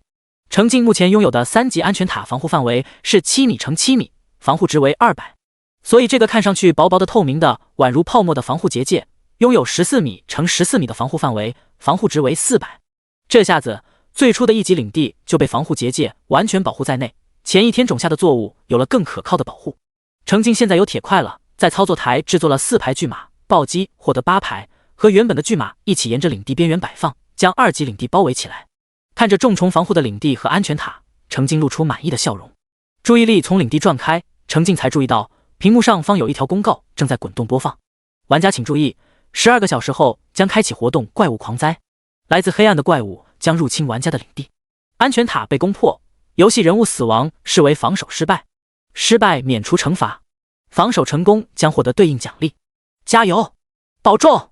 程静表情严肃下来，又是怪物狂灾啊！永洛世界之所以是末世，就是因为妖魔鬼怪泛滥，时不时就会形成专门冲击人类领地的怪物潮，被命名为怪物狂灾。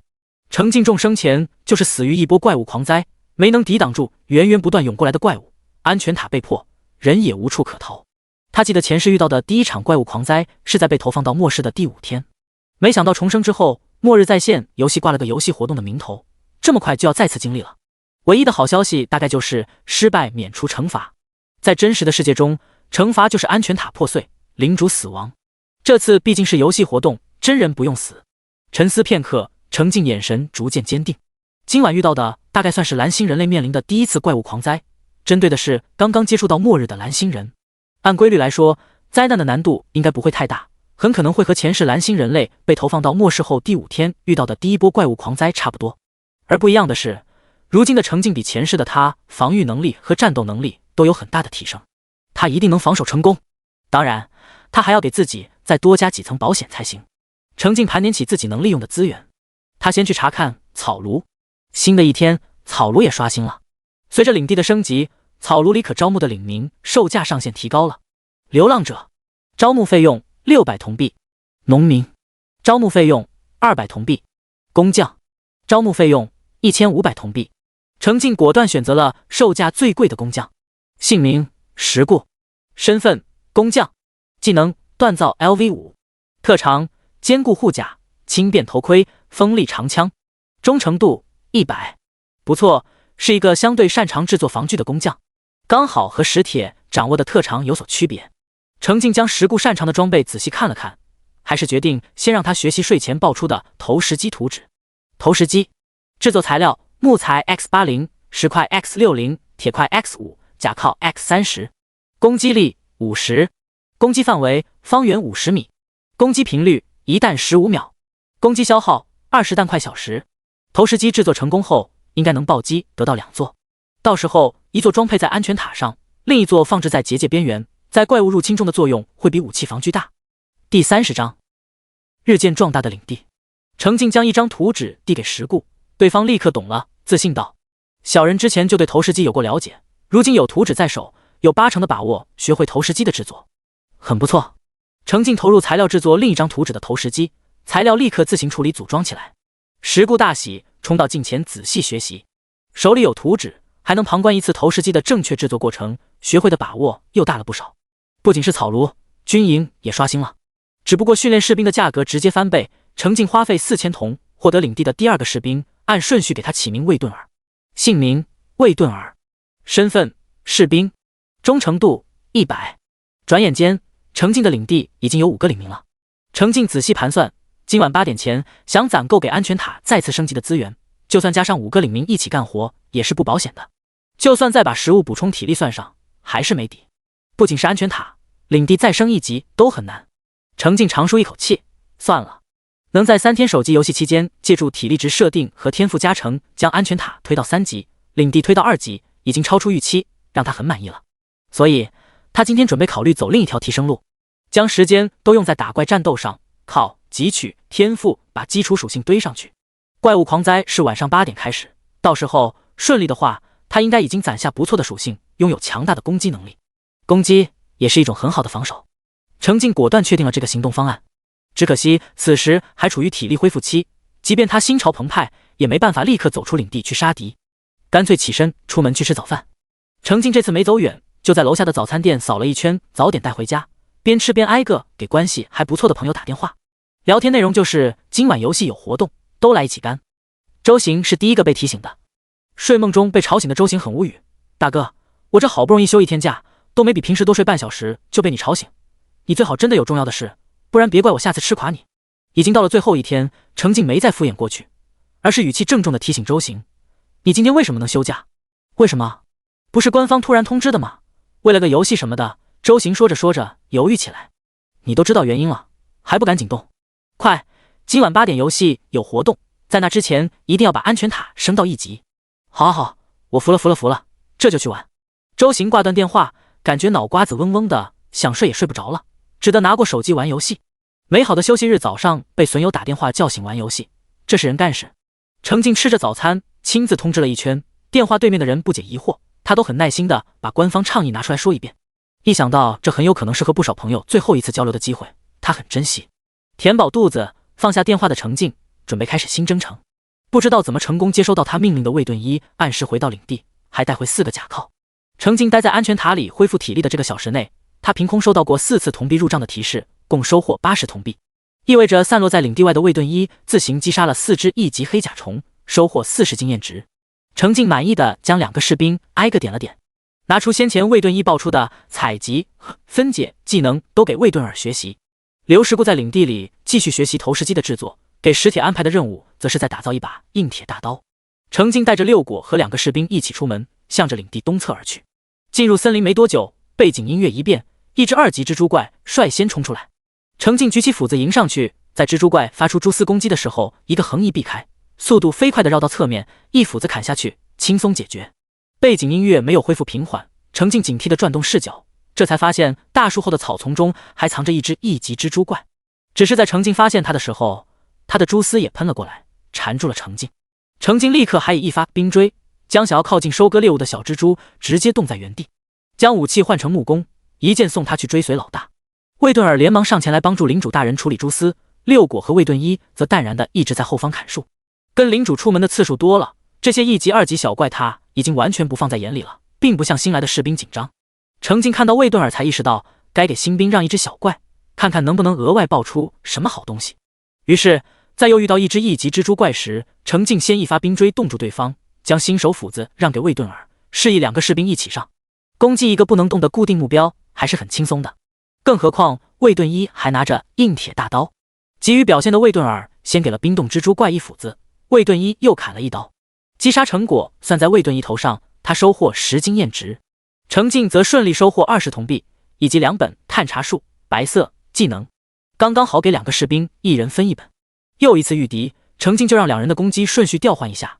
这次魏顿尔收获了10经验，程静收获20铜币的同时，还收获了迟缓白色 X2。咦，爆出一种新技能，程静自己先学。迟缓 LV1，零时被攻击后有 5% 的概率使得攻击方敏捷降低 10%， 持续时间10秒，还是个被动技能。不错，程静当即把另一本也自己学了。毕竟这种被动技能被触发的次数无法自行控制，熟练度可不好刷。第2本技能输下去，迟缓升到了 LV2。迟缓 LV2 050被攻击后有 5% 的概率使得攻击方敏捷降低 10%， 持续时间20秒。被动技能的作用时间变长了，还不错的提升。程静满意地点点头。接下来和蜘蛛怪的战斗就和2个新兵没关系了，程静让他们去和6果一起砍树收集木材，他自己专心收割蜘蛛怪。对现在的他来说，每击杀一只蜘蛛怪就能汲取到 0.2 点体质属性点，是最看重的。第31章论如何使用新人。渐渐的，程静还故意指挥2个士兵去稍远的地方自行砍树，砍着砍着他们就有机会吸引到蜘蛛怪，然后程静快速支援，第一时间将击杀抢到手。近的给一斧子，远的射一箭，能一招解决的就绝不用第2招。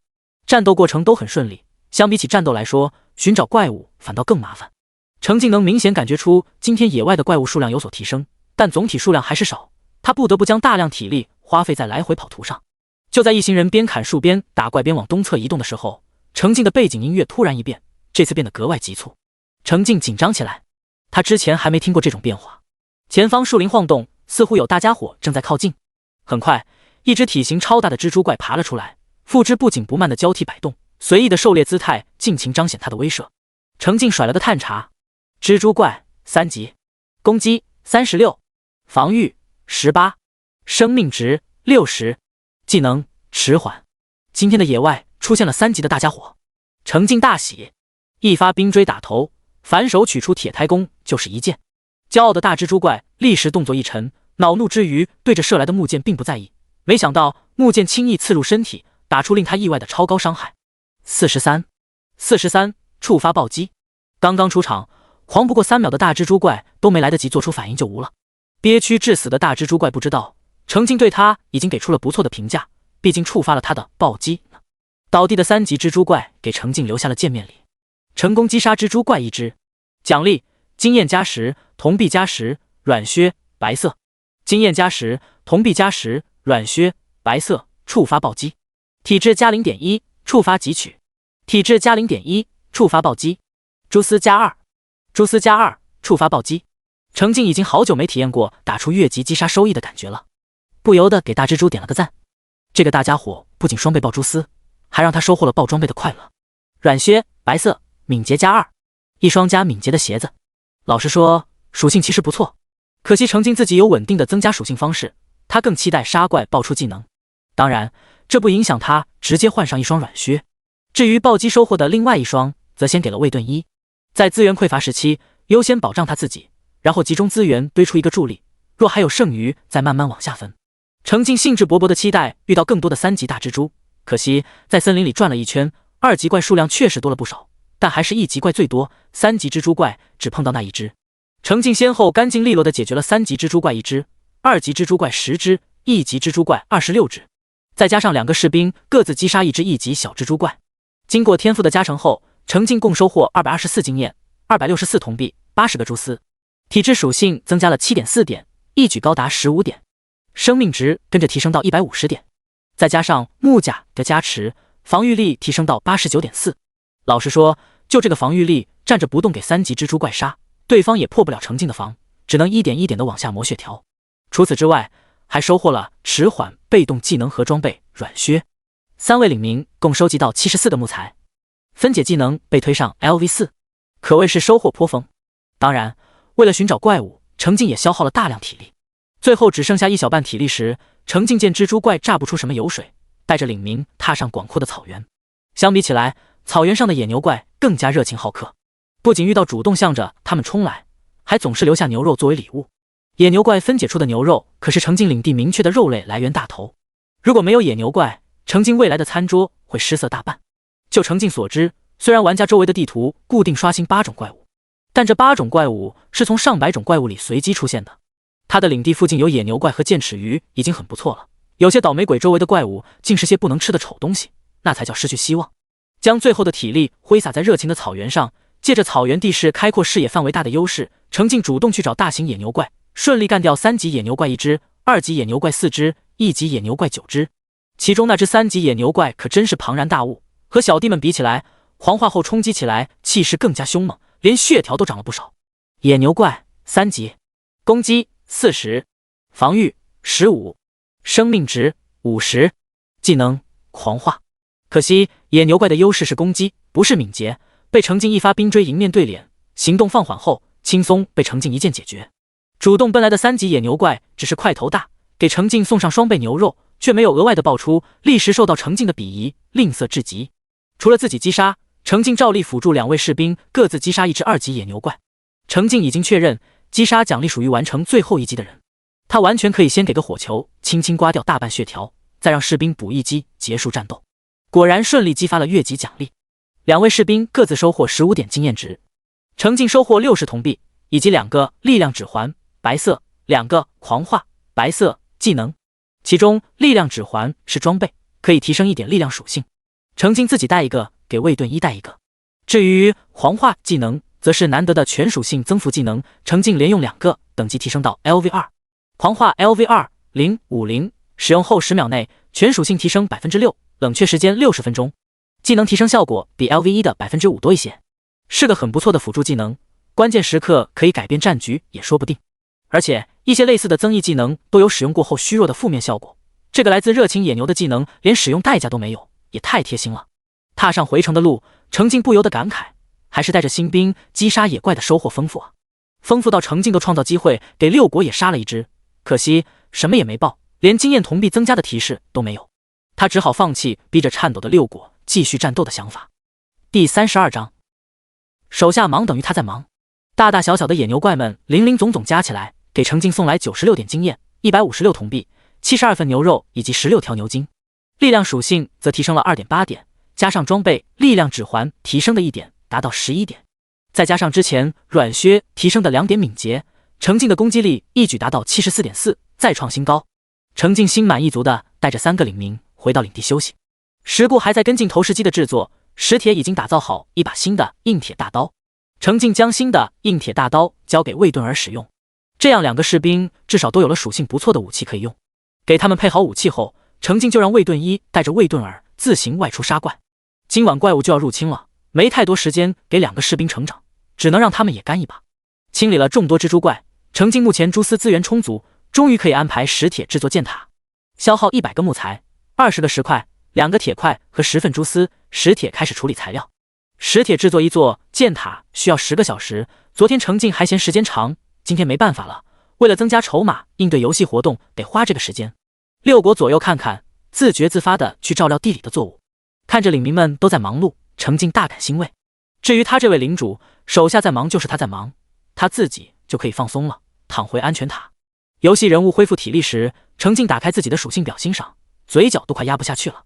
姓名保命要紧，等级2， 932-300。天赋汲取 SSS 暴击 S。力量11+1。敏捷7.6+2。体质15。精神13.8。生命值150。攻击力74.4。防御力89.4+3。体力值12。技能探查术 LV2 50%37，采集 LV2 50%35，分解 LV4 25-500，冰锥 LV2 50%46，火球术 LV2 50%30，迅疾 LV2 50%35，治疗术 LV2 50%15，迟缓 LV2 050，狂化 LV2 50%1。自由属性点0。领地等级2。安全塔等级3。钱包3金28银502铜。装备木甲、软靴、力量指环。背包牛肉 X126，火把 X12，火药 X4，烤鱼 X3，斧子 X1，镐子 X1，铲子 X1，石斧 X2，铁镐 X4，铁太弓 X1，铁剑 X10，木弓 X2，木剑 X80。他这都快相当于8级面板才能拥有的基础属性了。喜悦之余，程静一时之间都开始反思，自己前一天是不是就该埋头砍怪？这提升也太立竿见影了。理智想想还是释然，前一天的怪物数量远没有今天的多，体力会都浪费在寻找怪物上。最重要的是，升级安全塔更能让他产生安全感。放下游戏手机，程静转而去网络查看消息。2个游戏群都更新了攻略，程静及时学习跟进。群友们热议的话题是今晚的游戏活动，提出了五花八门的应对想法，也给了程静一些启发。网络热议的话题仍然是末日再现。在这种全民热议的氛围中，因好奇等各种原因，注册试玩游戏的普通人越来越多，这对绝大多数人来说都是好事。别的不说，注册就送的0级属性面板，就比大多数人的真实属性要强。如果还愿意动动手指砍2棵树，保底收获1金币，起步资金就有了。说老实话，若非有新手任务赠送的起步资金，程静现在别说大手笔升级领地、招募领民、训练士兵，能凑够升级安全塔的铜币就不错了。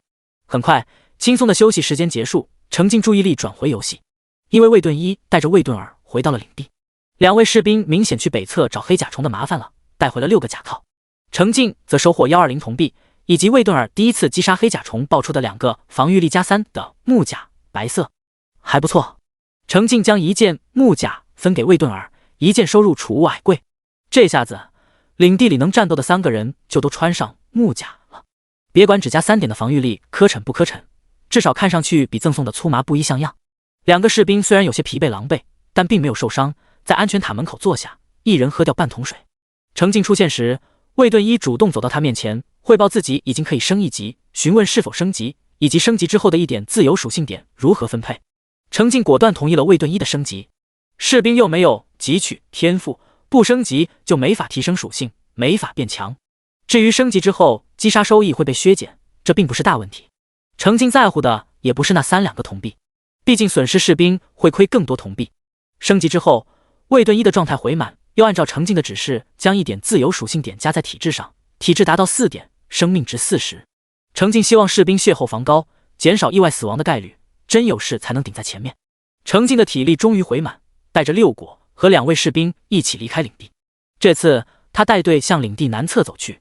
现在领地里人口增多，生活用水的需求变大，程静第一天带回的20桶水已经用掉1半。他干脆又用10个木材制作水桶，带着20个空木桶准备去河边打水。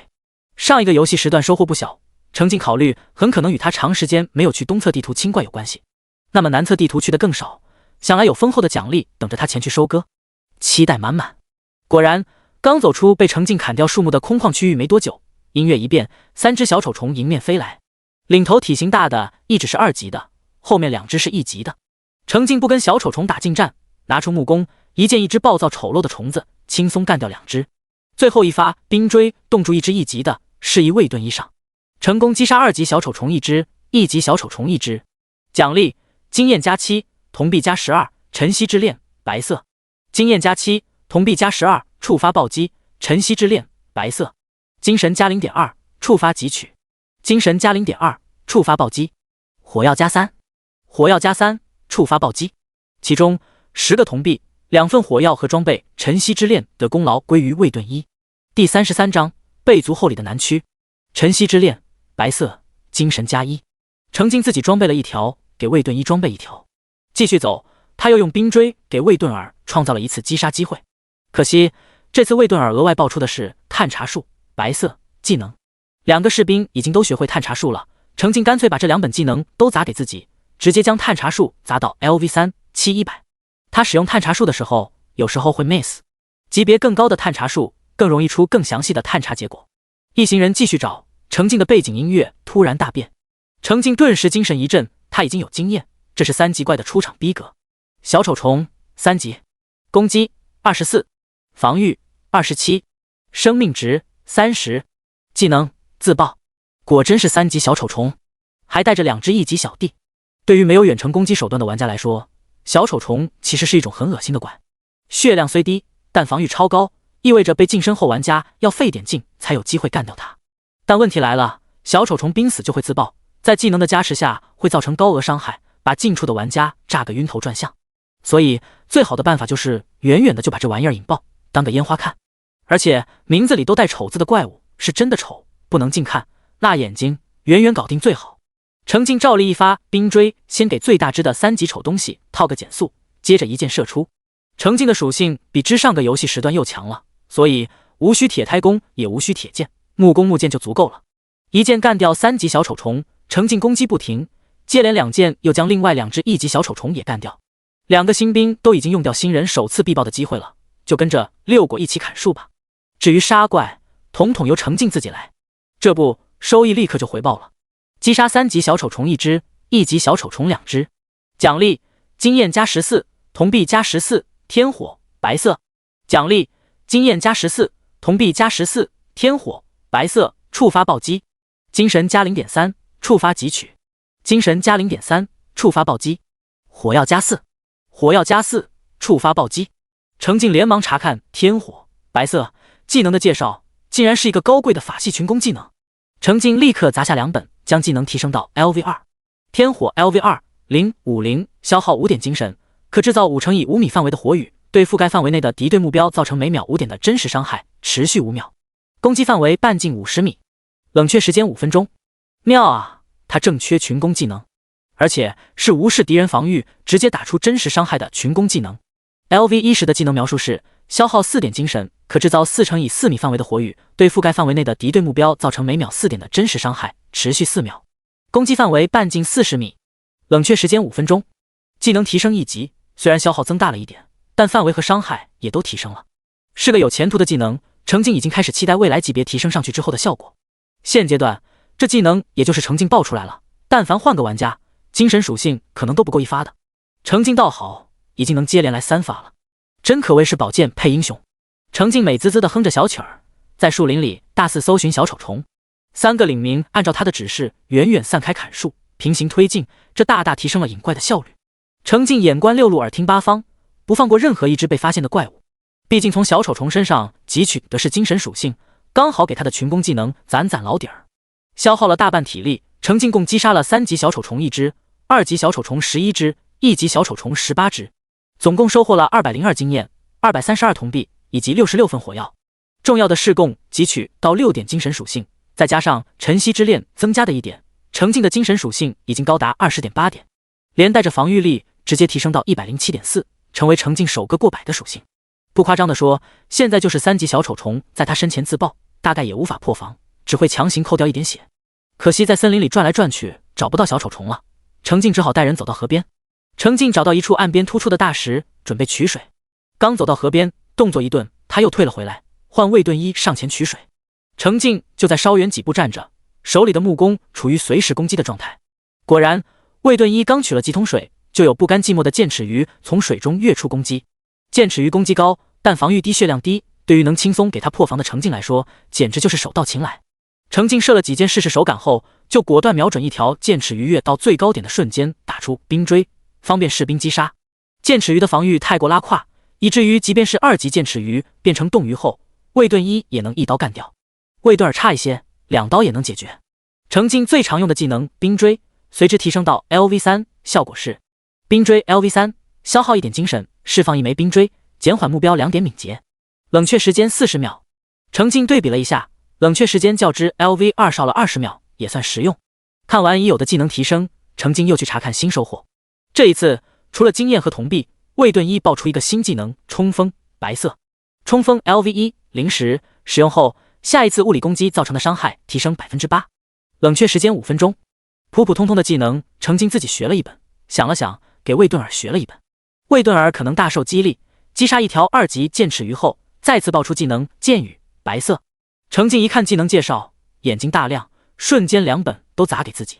剑雨 LV2 050，使用弓箭类武器攻击时，攻击力加2，每次攻击有 10% 的机会触发剑雨效果，生成2支能量箭协同射出，随机攻击同一目标或附近目标，每支能量箭将造成敏捷属性 X0.3 的真实伤害。这是个很有前途的被动类技能，剑与效果协同的能量箭攻击造成的是真实伤害，也就是无视怪物防御力必然会产生的伤害。尤其是 LV1 时，触发剑雨的概率是 8%， LV2 就升到了 10%， 想来继续给技能升级，触发概率肯定有机会继续提升。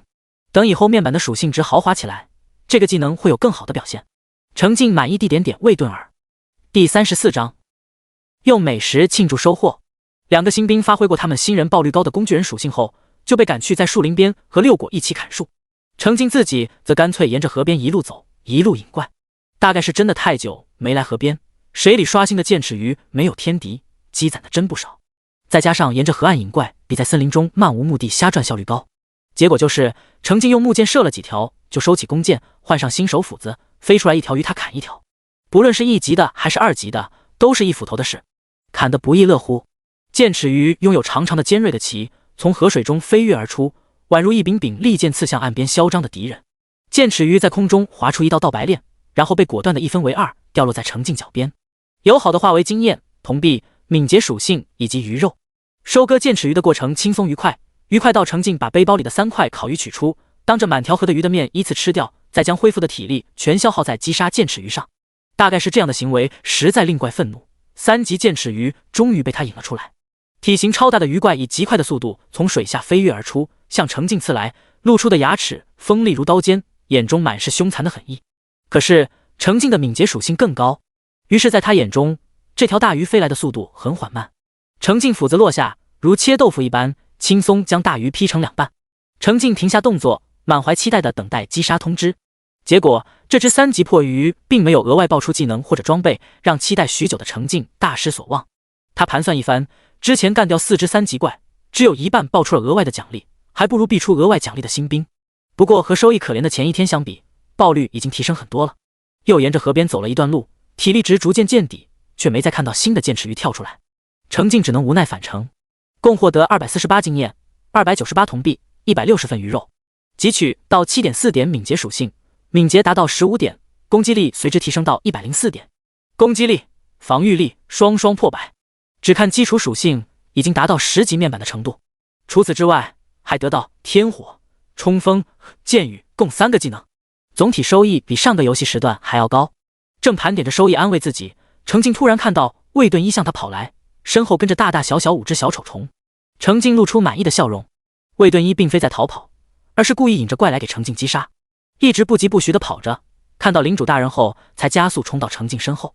程静念头一动，不如试试新得的技能，先来一发天火。程静按照示意，手指在屏幕上画出一个正方形框，瞬间被圈出的区域，一道红色光晕将5只小丑虫笼罩在内，天空中凭空出现了一道道烈焰，向着光晕内的怪物狠狠砸下。小丑虫受到惊吓，四处散开，很快逃离了红色光晕的范围。程静可惜地摇摇头，技能实际只作用了2秒，之后的烈焰都空砸在地面。毕竟只是个白色技能，范围不大，限制很大，更适合对付敏捷低的家伙或者被禁锢的怪物，不然怪物受到攻击跑出技能范围，天火技能并不会跟着跑。试过天火，程静干脆又试试狂化、冲锋。当然不论开不开技能，他都是一件一个小丑虫，所以也是不出效果，只能勉强刷个熟练度。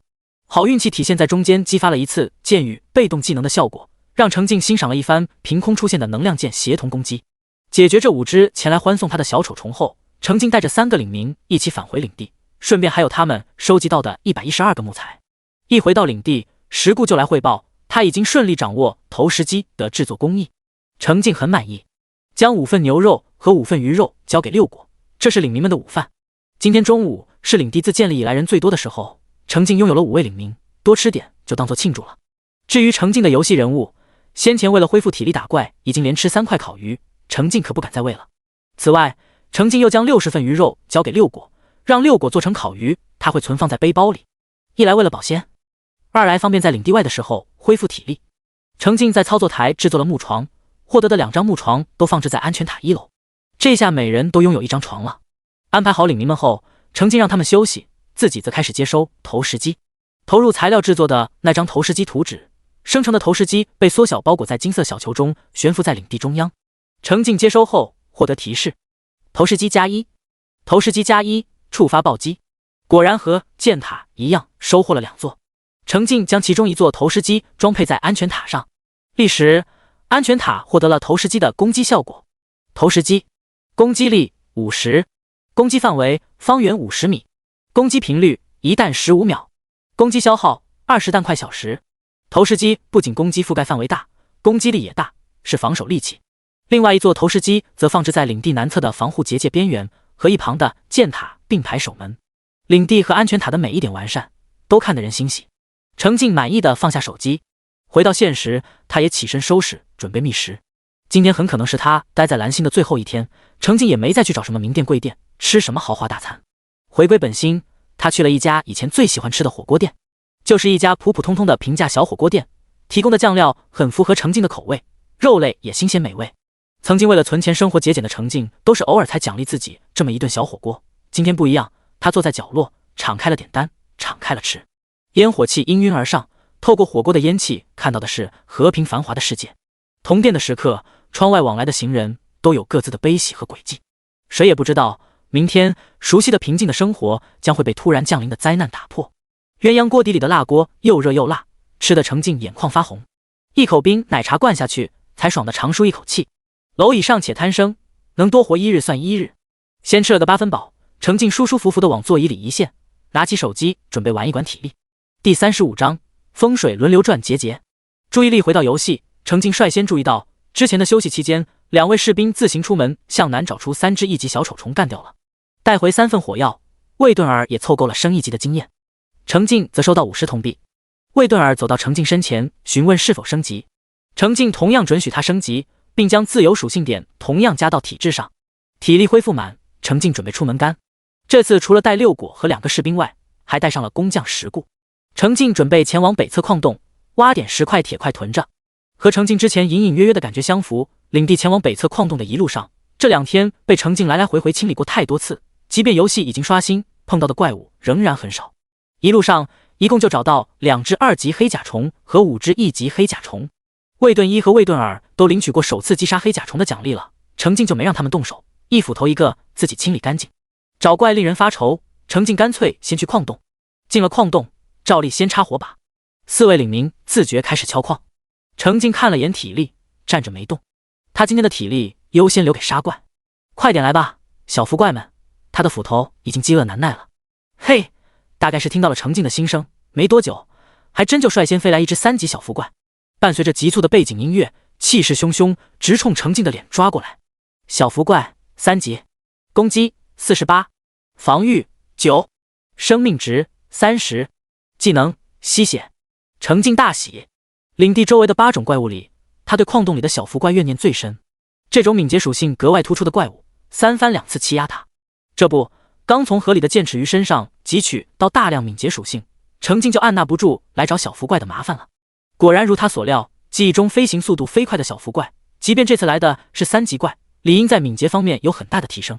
但情况已经变了，此时占据敏捷优势的是程静，在他眼中，对方的攻击动作也太慢了。哈，狠狠欺负过他的小福怪也有今天，风水轮流转，该轮到他欺负他们了。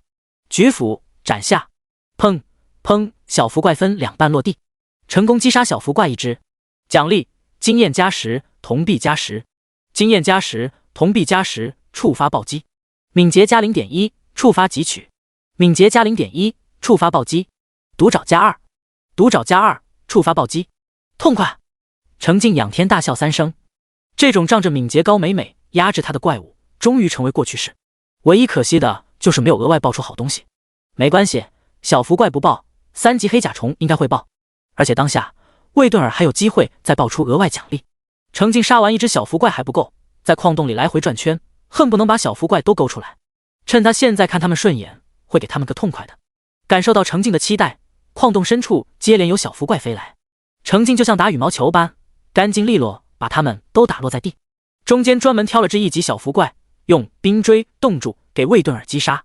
没办法，2级小浮怪的敏捷属性已经很高，即便被冰锥减速，魏顿尔也应付不了。魏顿尔收获5经验，程静收获10铜币以及一个新技能吸血白色。一看名字就知道这是小浮怪的看家本领，果然不错。吸血 LV2-050，每次攻击有 10% 的概率触发吸血效果，额外造成 5% 的伤害。又是一个被动技能，被动技能多了好呀，没什么消耗，战斗多了总能碰到起作用的时候。程静现在就恨不能拎住一只小浮怪，互相对放吸血技能，比谁的吸血更正宗。可惜了，他现在随便一击伤害都很高，小浮怪脆弱的小身板根本扛不住。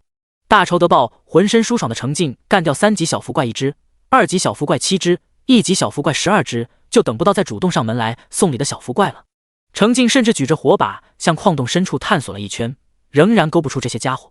小浮怪的数量明显比之前2片地图遇到的野怪要少，程静也没办法，只得回到领民周围耐心继续等。站着不动的程静在野外都恢复了不少体力，等了10多分钟还是毫无动静，程静等不了了。程静转变思路，将2个士兵派出去，让他们先去跑地图，提前给他侦查好黑甲虫聚集的位置，之后他就不用浪费自己的体力在森林里来回转悠找怪了。反正黑甲虫爬得慢，日常不爱动，和固定靶差别不大。魏顿一和魏顿二顺利接收到命令，放下铁镐离开了矿洞。程静自己等得手发毛，干脆拿起铁镐敲起了矿石，一只手在点击挥动着铁镐，另一只手则在查看盘点着收获。小浮怪一共给程静上供了138经验、148铜币、44个毒爪和被动技能吸血。程静汲取到4点敏捷属性。局面翻转最重要的原因就是小浮怪升级提高的敏捷属性没有程静汲取提升的快，可不就得被他占据敏捷优势压着打。接连收割了剑齿鱼和小浮怪2种能汲取到敏捷属性的野怪，再加上装备软靴的效果，程静的敏捷属性已经达到19点。4项基础属性中，手机玩家其实对敏捷属性的提升观感最明显。随着自己的游戏人物敏捷不断提高，程静能明显感觉到操控游戏人物在地图上行走时远比最初的行走速度要快。只是他现在出门总带着领民，得将就领民的速度，不能只顾着自己埋头在前面走。另一个重要体现则是战斗更为频繁出现的2级、3级野怪，明明他们的属性都有不小的提升，攻击、移动速度应该也变快了的才对，但在程静眼里，只觉得他们的攻击速度反而变慢了。解决起来，3级怪也没感觉比1级怪难处理，反正都是一刀一个小怪物。这自然不是3级怪没有增强，而是程静的属性提升的更多更快，通过游戏的方式展现出来，就变成了怪物越来越弱。对此，程静只想说再多来点。第36章，长，小半个小时过去，2个士兵返回矿洞。魏顿一向程静汇报，2个士兵分开跑步探图，已经掌握了20多只黑甲虫的具体位置。程静满意之余，不由得感慨这游戏的神意。当下带队收工，准备离开矿洞。在开矿方面，程静收获了82个石块、8个铁块和2个银块。魏顿一收获24个石块和3个铁块。魏顿二收获22个石块和3个铁块。六果收获40个石块、5个铁块以及1个银块。工匠石固有职业加成，效率最高，收获50个石块和6个铁块。综合起来，程静共获得218个石块、25个铁块、3个银块。代价则是背包里的4把铁镐直接报废3把，剩下的1把耐久也只剩56点。从开矿来说，确实是人多力量大，收获大。程静带着领民挥别吝啬的小浮怪去找黑甲虫的麻烦。2个士兵确实已经把周围一大片区域内黑甲虫的分布情况摸了个清楚，当下方向明确的带着程静冲着黑甲虫3322聚集的位置一一找上门去。2个士兵都是击杀过黑甲虫爆出过额外奖励的，所以这次找到的野怪都由程静来收割。黑甲虫引以为傲的高防御和长血条，在程静的超高攻击力下就像纸糊的一样，甭管大的小的，统一斧子解决战斗。行动速度过慢的黑甲虫在程静看来就是傻呆在原地不动，乖乖被砍，让程静砍了个神清气爽。没多久，找到了今日刷新的3级黑甲虫。黑甲虫3级，攻击32，防御21，生命值70，技能坚固。程静兴奋地冲上去，一斧子砸下去，果然成功获得一个新技能护盾白色。护盾0时消耗2点精神，主动释放一个护盾，护盾的防护值为20点，冷却时间10分钟。程静当下就释放了一个护盾，看看效果。只见一个浅灰色半圆透明光盾挡在游戏人物面前，未被攻击就一直挂着，很实用的防御技能。程静自己学了一本，给卫盾一学了一本。保命能力+1。在2位士兵的精准带路下，这个游戏时段程静顺利收割3级黑甲虫1只，2级黑甲虫11只，1级黑甲虫18只，共收获202经验、202铜币以及62个甲草。汲取到6点体质属性，程静的体质属性直接达到21点，生命值随之升到210。体质属性直接关系到生命值，随着一只只黑甲虫倒下，血条长，妙啊！除了上供资源以外，黑甲虫还是很好的试验对象。程静专门用一只2级黑甲虫测试了他的新技能护盾。根据探查出来的信息，2级黑甲虫的攻击力刚好是20。程静站着不动，给黑子攻击的机会。2级黑甲虫势大力沉的重撞上来，程静身前的透明护盾瞬间破碎，但自身生命值毫发无损，且并无感受到冲击力。相反，邪怒出击的黑甲虫没有立功，被反冲力推着倒退2步。程静摇摇头，给你机会，你不中用啊。测试结束，试验品无用了，一斧子清理之。程静还找了一群聚集在一起的1级黑甲虫，测试了天火技能。技能激发后，红色光晕笼罩，烈焰从天而降，砸向黑甲虫。黑甲虫被砸得胡乱扑腾，可1级黑甲虫爬起来慢得很，愣是吃满了5秒技能伤害。天火造成的可是真实伤害，黑甲虫的防御力再高，血条掉的也只剩1小节。程静满意的笑了，真希望怪物们都像黑甲虫一样友好。程静将2位士兵发现的黑甲虫都清理干净后，就找不到其他野怪了。恰好体力见底，他只好带着6果和10固返回领地，顺便带上4个领民沿路收集到的58个木材。2位士兵则继续留在野外自行杀怪升级。也不能说程静这个领主不关心他们，分别之前，程静专门给他们一人丢了一个治疗术，刷熟练度，顺便给他们补点状态。程静对他们的期望是，今晚8点游戏活动开始前，最好能升到2级。一回到领地，程静就给工匠石固安排了新活儿。石固擅长制作坚固护甲、轻便头盔、锋利长枪以及投石机。如今2个士兵武器已经有硬铁大刀了，护甲也有木甲。程静让石固先制作一个轻便头盔来看看。消耗的材料要2个铁块、2个甲铐、2份蛛丝以及2个金球，时间需要1个半小时。交代完新任务，程静操控着游戏人物躺回自己的小床上，又点开属性表欣赏一番。程静满意的收起手机，默默消化了不少肚子，把火锅店桌面上的电磁炉开起来，他还能再塞2盘肉。总之，没把肚子撑爆算是他最后的理智。吃饱喝足，晃晃悠悠的起身离开火锅店。程静按照提前做好的清单，打车逛了一家户外用品商城和一家冷兵器藏品店，采买了一些体积小的物资，之后才赶回家。回程的车上，程静收到了游戏群的公告，手撕末日冲冲冲和先行者3群都发布了公告，内容是宣传官方电视台将在今晚直播怪物狂灾游戏活动的专题节目，召集玩家们踊跃报名成为节目嘉宾，能获得丰厚的奖励。程静看到2个群里都有玩家积极踊跃的报名，也挺期待看到其他玩家的游戏进度。至于他自己，并不准备报名。说实话，时间走到现在，程静对现实世界已经没有太大的欲望了，他唯一的目标只有在末世努力活下去。现实能提供的资源已经很少，热武器什么的可能有用，但程静没机会得到，干脆低调稳妥一点。脚步匆匆地回到家中，游戏中的体力恰好满了。领地周围的3个大方向已经清扫过一遍，这次程静自然是带队向西，队员仍然是2个士兵和6果。先前休息期间，2个士兵各自击杀了2只蜘蛛怪，就自行回到领地休息。第37章强者的暴力美学。看他们疲惫的样子，程静也没有苛责。他怀疑2人不是不努力杀怪，而是很难找到野怪，没怪可杀成了阻挠他们升级的最大障碍。造成如此现状的程静若无其事地走在最前面。怎么感觉自从拥有汲取天赋后，他向着怪霸方向发展了？想想可真是刺激啊！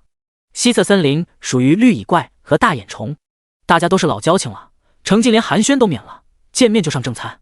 不掉耐久的新手斧子是首选，砍起来一点都不心疼。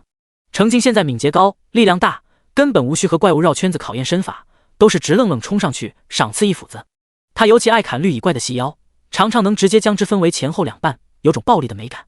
专门挑了2只2级绿蚁怪，程静送上冰锥。敏捷不是绿蚁怪的优势属性，被减速后就一卡一卡慢动作了。2个士兵可以从容的将兵马以刀死。魏盾一手杀绿蚁怪爆出的是武器尖锋，白色。尖锋攻击力+8，这是一把小臂长的匕首。程静把玩了一下，收回背包。野怪爆出的物品品质参差不齐，相比来说，工匠打造的武器属性更稳定，更占优势。魏盾儿手杀绿蚁怪爆出的是采集，白色技能。程静给自己砸了一本，刚好把采集技能砸到 LV3，提高采集效率。另一本砸给魏盾儿，让他的采集技能提升到 LV2。没等一行人在森林里嚣张多久，3级绿蚁怪就主动冲了出来。程静就喜欢这种积极主动的。绿蚁怪3级，攻击36，防御18，生命值60，技能冲撞。体型更为庞大的3级绿蚁怪一出现，就发动技能直直撞向程静。可如今的程静早已不是最初那个需要和绿蚁怪绕树卡节奏战斗的新人，他不避不让，同样直直冲过去。程静的敏捷属性数倍于此时的3级绿蚁怪，后发先至，一斧子狠狠砍下，轻松解决。倒地的绿蚁怪没有爆出额外奖励，程静只能等着大眼虫给他惊喜了。程静继续走在中间，六果就在他身后不远处砍树，2个士兵远远散出去，有怪就把怪引过来，没怪就砍树。一队人缓慢向远处推进，可惜野怪的数量并没有因为他们的推进速度缓慢而有所提升，寻找起来仍然很费劲。没多久，他们开始逐渐发现大眼虫的身影。大眼虫在白天的时候不是很活跃，大都躲在幽暗的地方睡大觉，被士兵们找上门了，才不情不愿地发动攻击。程静挑了2只2级大眼虫给士兵们击杀。魏盾一再一次爆出装备洞洞帽，白色。这玩意儿是一顶黑色的帽子，帽子上有大大小小的破洞，破破烂烂，宛如废品。唯一令人欣慰的是它的属性还不错，洞洞帽精神+1，防御力+8。程静立刻顾不得它的样式磕碜，给自己装备一个，另一个给魏盾一戴上。魏盾尔爆出的则是基础技能分解，白色。程静的分解技能熟练度刷得很轻松，干脆把2本都砸给士兵，让他们的分解技能都提升到 LV2。之后的击杀都很顺利，不顺利的是找怪。一队人找不到地图里应该刷新出来的3级大眼虫，实在没办法，程静和六果待在原地砍树，2个士兵彻底撒出去，到处寻摸，最后好不容易才找到躲在地洞里睡大觉的3级大眼虫。寻找的这么艰难，程静都舍不得一斧子轻易解决它了，干脆站在不远处，准备试试3级大眼虫的恐惧技能对他有什么影响。被猎物吵醒的大眼虫本就很不爽，眼看猎物还敢在他面前张狂，立刻愤怒地弓起身体，向程静射出恐惧。黑色的光球技能打中程静，却连强制扣血的提示都没有。程静关注的重点在于自己操控游戏仍然顺畅，毫无影响。很好，这意味着他超高的防御力直接免掉了技能的控制和伤害。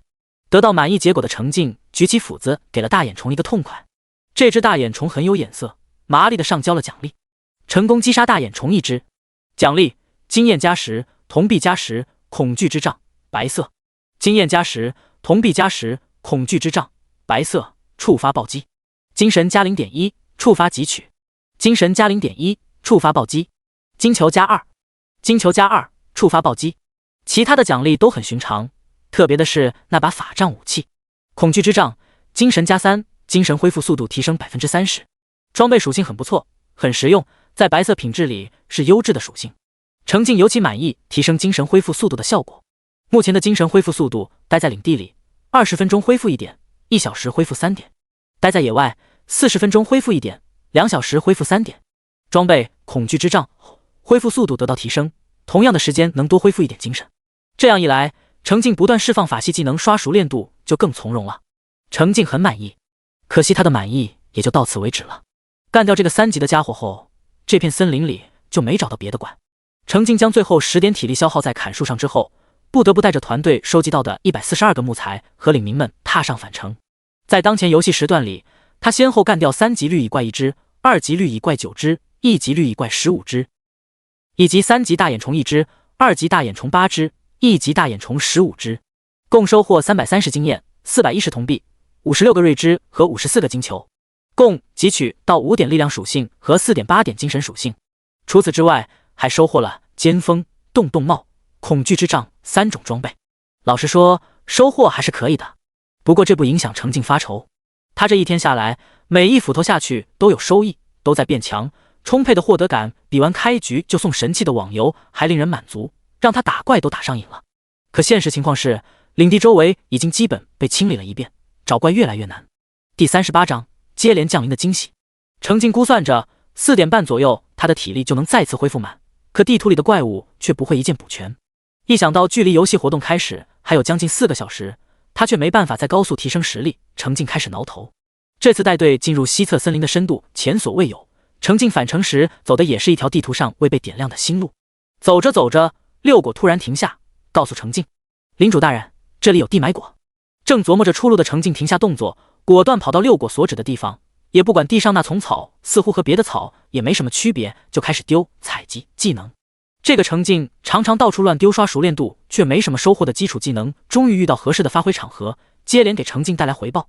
地埋果+1，地埋果+1，触发暴击。地埋果白色+1，地埋果白色+1，触发暴击。暴击之后，程静一共收获6颗地埋果和2颗白色地埋果。他第一时间去看白色品质的地埋果介绍。地埋果白色，口感一般的果实，有助于睡眠，第一次食用可永久增加1点精神。程静抬手就炫了1颗，然后把另1颗给了魏盾一，接着用锄头翻地，顺利收获2个地埋果苗。这次意外收获让程静的郁闷感稍稍减轻，等他们带着这些果子和果苗回到领地，立刻又能增加8平米的种植面积。这也是程静每次出门都坚持带上六果的原因。没有六果这位专业人士的辨别指引，这块看上去和旁边没什么不同的地，走过去就是走过去了，错过就是错过了，损失可不少。没想到惊喜接连降临，在距离领地不足2体力的地方，程静再次有了意外发现。只见一棵大树旁突兀地竖着一块闪着光的大石头，大石头上写着眼虫迷雾4个大字。一个探查术甩过去，信息反馈回来，眼虫迷雾副本，清理副本可获得相应的奖励，每日可进入1次，免除死亡惩罚。他这是发现了副本。程静大喜，这可真是瞌睡送来了枕头。程静正愁领地周围都被清理了一遍，没办法再高效引怪击杀，副本就送到面前。免除死亡惩罚的条件一出，还有什么好怕的？手撕末日冲冲冲游戏攻略群中，自玩家大刀难耐发现游戏里存在副本后，相继有10多位热爱战斗的玩家刷出了副本。大家已经形成将领地周围的怪物清理到一定程度就能触发副本的共识。只是程静之前的游戏重点放在收集材料堆、安全塔方面，没指望能靠清理干净野怪刷出副本，没想到还真让他给干出来了。程静绕着副本标志的大石头转了一圈，乐呵呵地看向2个士兵。他好奇领民参加副本是不是同样的规则，结果2个士兵给了程静一脸茫然的反馈。程静又绕着大石头转了一圈，并尝试用斧子砍，示意2人看向副本标志。魏盾一和魏盾二仍然无反应。程静猜测，或许他们看不到副本标志。好吧，也有道理。免除死亡惩罚这一条就很难在真人身上实现，这很可能是专供玩手机游戏的蓝星人类的隐藏副本。怪不得上辈子程静听都没听说过游戏里还有副本，触发的人少，后来提起的肯定就少。记下副本的位置，程静脚步轻松地走向领地。很好，烦恼一扫而空，他已经开始期待体力恢复以后去打副本的情形了。回到领地，石固已经制作好轻便头盔。轻便头盔防御力+10，很不错的防御力提升。程静将之递给魏盾儿。本来程静是想着让石固先做一个头盔看看属性，不错的话就再多做2个。现在好了，打怪爆出了2个头部防具洞洞帽，暂时不需要再制作轻便头盔了。在石固擅长的坚固护甲和锋利长枪中选了一下，程静决定还是先看看长枪的强度，于是安排石固去制作锋利长枪。六果则接过6颗地埋果和2丛地埋果苗，准备种植。扫地图清怪的活动暂时告一段落，魏盾一和魏盾二得到休息的机会。程静也操控游戏人物回到安全塔休息，放下手机，他去游戏群里寻找与副本相关的经验总结。10多位玩家一致的反馈是，副本就是一处怪物巢穴，怪物密集且攻击欲望强烈，在副本外满地图找怪，进了副本根本不愁没怪砍。唯一要吐槽的是，副本里的怪物并不按正常的游戏规则循序渐进的出，而是一窝蜂涌上来围攻玩家，所以玩家进入副本就要开始大乱杀，唯一的目标就是在短时间内尽量发挥，在被怪物淹没前尽可能多杀怪物。副本内除了正常的击杀奖励外，还会额外获得一份副本攻略进度的奖励。程静综合多位玩家的经验，开始在操作台上捣鼓起来。他先消耗2个木材制作木盒，获得16个木盒，将5份火药塞进一个木盒里，这就算一个简单的木盒炸弹了。玩家的经验都提到副本里局势混乱，到时候趁乱把木盒炸弹点燃，对付低级群怪说不定会有意想不到的效果。接着又用40个木材制作火把，收获40只。他遇到的副本从名字上看应该是大眼虫的巢穴，以大眼虫不喜光的特性，里面可能会很昏暗，照明需要自给自足。近战武器从魏盾儿手里将硬铁大刀拿回一把，反正2个士兵一起出门杀怪，互相交替着用一把应该也是够的。远程武器则又制作了2把木弓和10木材的弓箭，共计获得4把木弓和200支木箭。再次审视了一番背包，程静满意地放下游戏手机，处理好游戏里的事，程静又上网浏览起来。意外地发现，在他专注于游戏的这大半天，网络上已经快吵翻了天。前一天官方背书推荐末日在线游戏已经是很出格的行为，谁也没想到今天网传的消息会更劲爆。第39章，大眼虫也有审美。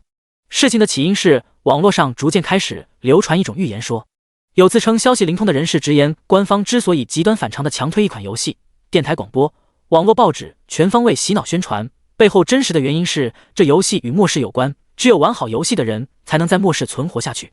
最初这只是一条听着就荒谬虚假的网络奇谈，诡异的地方在于其传播极快极广，但官方对此毫无反应。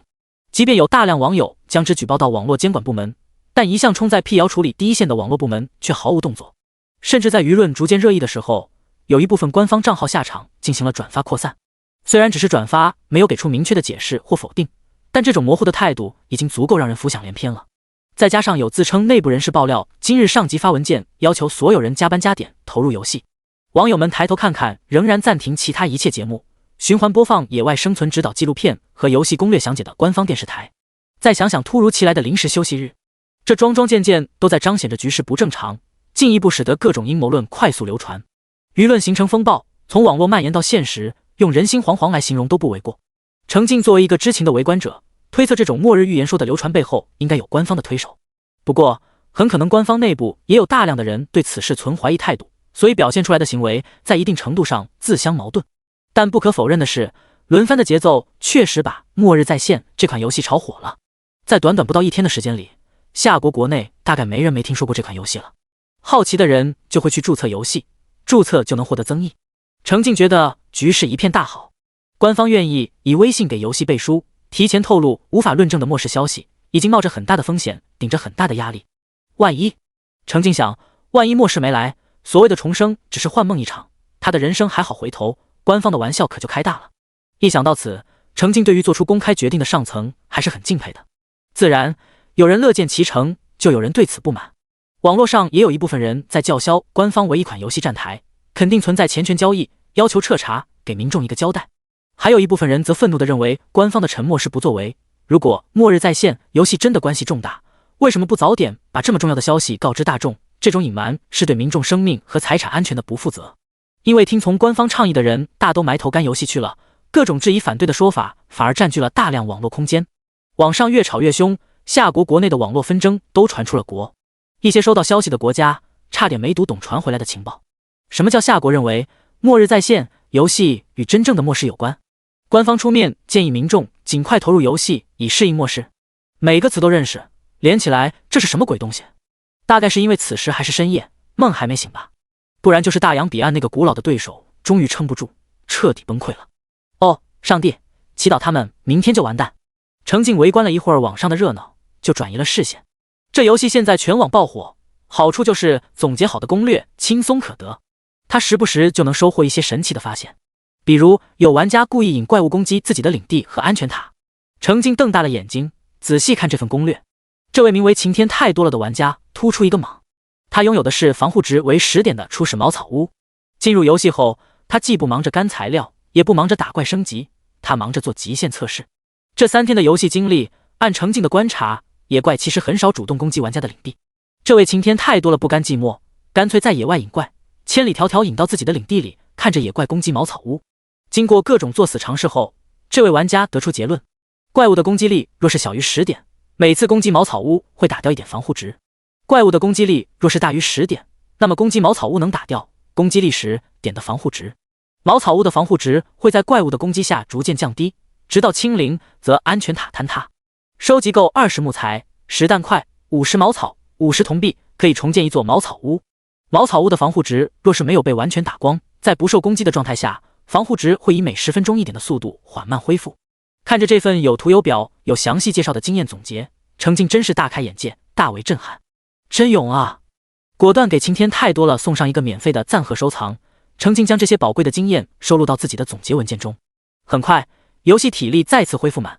程静这次让2个士兵自行打怪升级，6果就留在领地周围砍树，石铁和石固有各自负责的活。至于程静自己，在做好准备后，独自前往副本。走到副本前，程静点了一下发光的大石头，弹出提示：是否进入眼虫迷雾？是否？很明显，这是一处大眼虫的巢穴。程深吸一口气，果断选择了是。下一秒，屏幕白光大亮，接着程静出现在一个幽蓝色的地底洞穴中。虽然是洞穴，但整体平整又宽敞。程静正身处一个2米多高的大厅，面积大约有7米乘8米。它的正前方有左右2条通道，通往其他方向。隐约能看到通道深处还有一条一条的分岔路，组成庞大的地下洞穴网络。这大眼虫的建筑水平还不错哦。不仅建筑水平不错，洞穴大厅角落还散落着一些散发着淡淡幽蓝色光芒的植物，给这处不见天日的洞穴增添了些许优雅。只是身为主人的大眼虫就不是很优雅了。这处大厅横七竖八的躺了小30只昏睡的大眼虫，在昏暗的洞穴中，大眼虫背上微微反光的密密麻麻的眼睛看得人头皮直发麻。早有心理准备的程静在洞穴主人没反应过来前抢占先机，发起进攻。第40章，主动来把门开开。程静手里的斧子果断砍下，一斧头一个，将离他最近的2只1级大眼虫干净利落的解决。分解技能紧跟着甩出去，顺利收获8经验、8铜币、4金球，汲取到 0.4 点精神属性。奖励和副本外比起来分毫不少，程静很满意。这下子满地的大眼虫在他眼中变成了满地的经验球，就等着他俯身拾起。这处半封闭的大厅正好适合天火技能的发挥，程静对准大眼虫相对较多的区域就是一发天火。红色光晕将还没完全清醒的大眼虫们笼罩，密集的烈焰从天而降。真男人不会看爆炸，程静也不看技能释放效果，挥舞起斧头，冲着没被技能笼罩的大眼虫砍了过去。先前刚从美梦中被惊醒的大眼虫们看到突然出现在他们中间的程静，根本没反应过来。但程静搞出的动静太大了，整个洞穴内全是讨厌刺眼的烈焰，同伴惨烈尖锐的嚎叫声。眼看着程静开始大杀四方，其他躺得横七竖八百无聊赖的大眼虫们终于反应过来，顿时群情激愤。有10来只大眼虫躬身对准程静做出攻击架势，还有4、5只大眼虫则仰头狂笑，发出尖锐刺耳的警报声。程静挥着斧子优先解决那些发出警报的多嘴虫子，但很快还是隐约听到洞穴通道之外传来动静，是察觉异常赶来增援的大眼虫。哎，没能瞬间让他们都闭嘴，有点可惜。不过程静也不是很在意，怪不得玩家们都吐槽副本里的小怪不按顺序出动，而是一窝蜂涌上来围攻。程静现在反应过来了，他猜测所谓的游戏副本很大可能就是一处真实的怪物巢穴，玩家这是直接打到人家窝里去了，被一整个族群围攻不是很正常的吗？程静也没指望自己现在就能单挑一个大眼虫巢穴，对他来说和其他激活副本的玩家一样，同样是能杀多少就赚多少，所以程静停都没停的继续在怪物群中快速冲杀。大眼虫发出恐惧技能的前置动作还是很有辨识度的，在漫天烈焰的背景补光中，程静稍微注意一下就能靠着高敏捷快速移动避开被大眼虫技能集火。很快天火技能消散，覆盖范围内9只1级大眼虫和6只2级大眼虫血条直接报废，还有被蹭到及时退出攻击范围的残血虫，程静不给他们恢复的机会，送上补刀。实际上只要被他靠近，一斧头下去，甭管1级还是2级大眼虫都是一个死，就算3级大眼虫结果也是一样。程静的攻击力平等的蔑视他们。唯一有点麻烦的是，在本就昏暗的洞穴中，黑色能量状态的恐惧技能太过隐蔽，程静偶尔根本没注意到就被击中了。好在这些技能无法破防，并没有实际起效果。意识到这点的程静就在战斗时稍微多花一点力气，顺手插一根火把给自己提供视野。没想到这招意外开启了火把争夺战。程静竖火把竖得轻松，结果一些大眼虫甚至暂时放下对他的仇恨，对准火把去了。程静一看这场景更乐了，当下更是右手大斧子，左手大火把，从洞穴的东边砍到西边，又从南边砍到北边，生生在大眼虫大批增援赶来前，将这处大厅里原本躺着的26只大眼虫和先一步赶来救援的5只大眼虫全部干掉。战斗过程他大多用的是斧头，只用了1次天火技能，消耗5点精神，收获了212经验、212铜币、64个金球，汲取到 6.2 点精神属性。好家伙，开战一场，精神属性不降反增，妙啊！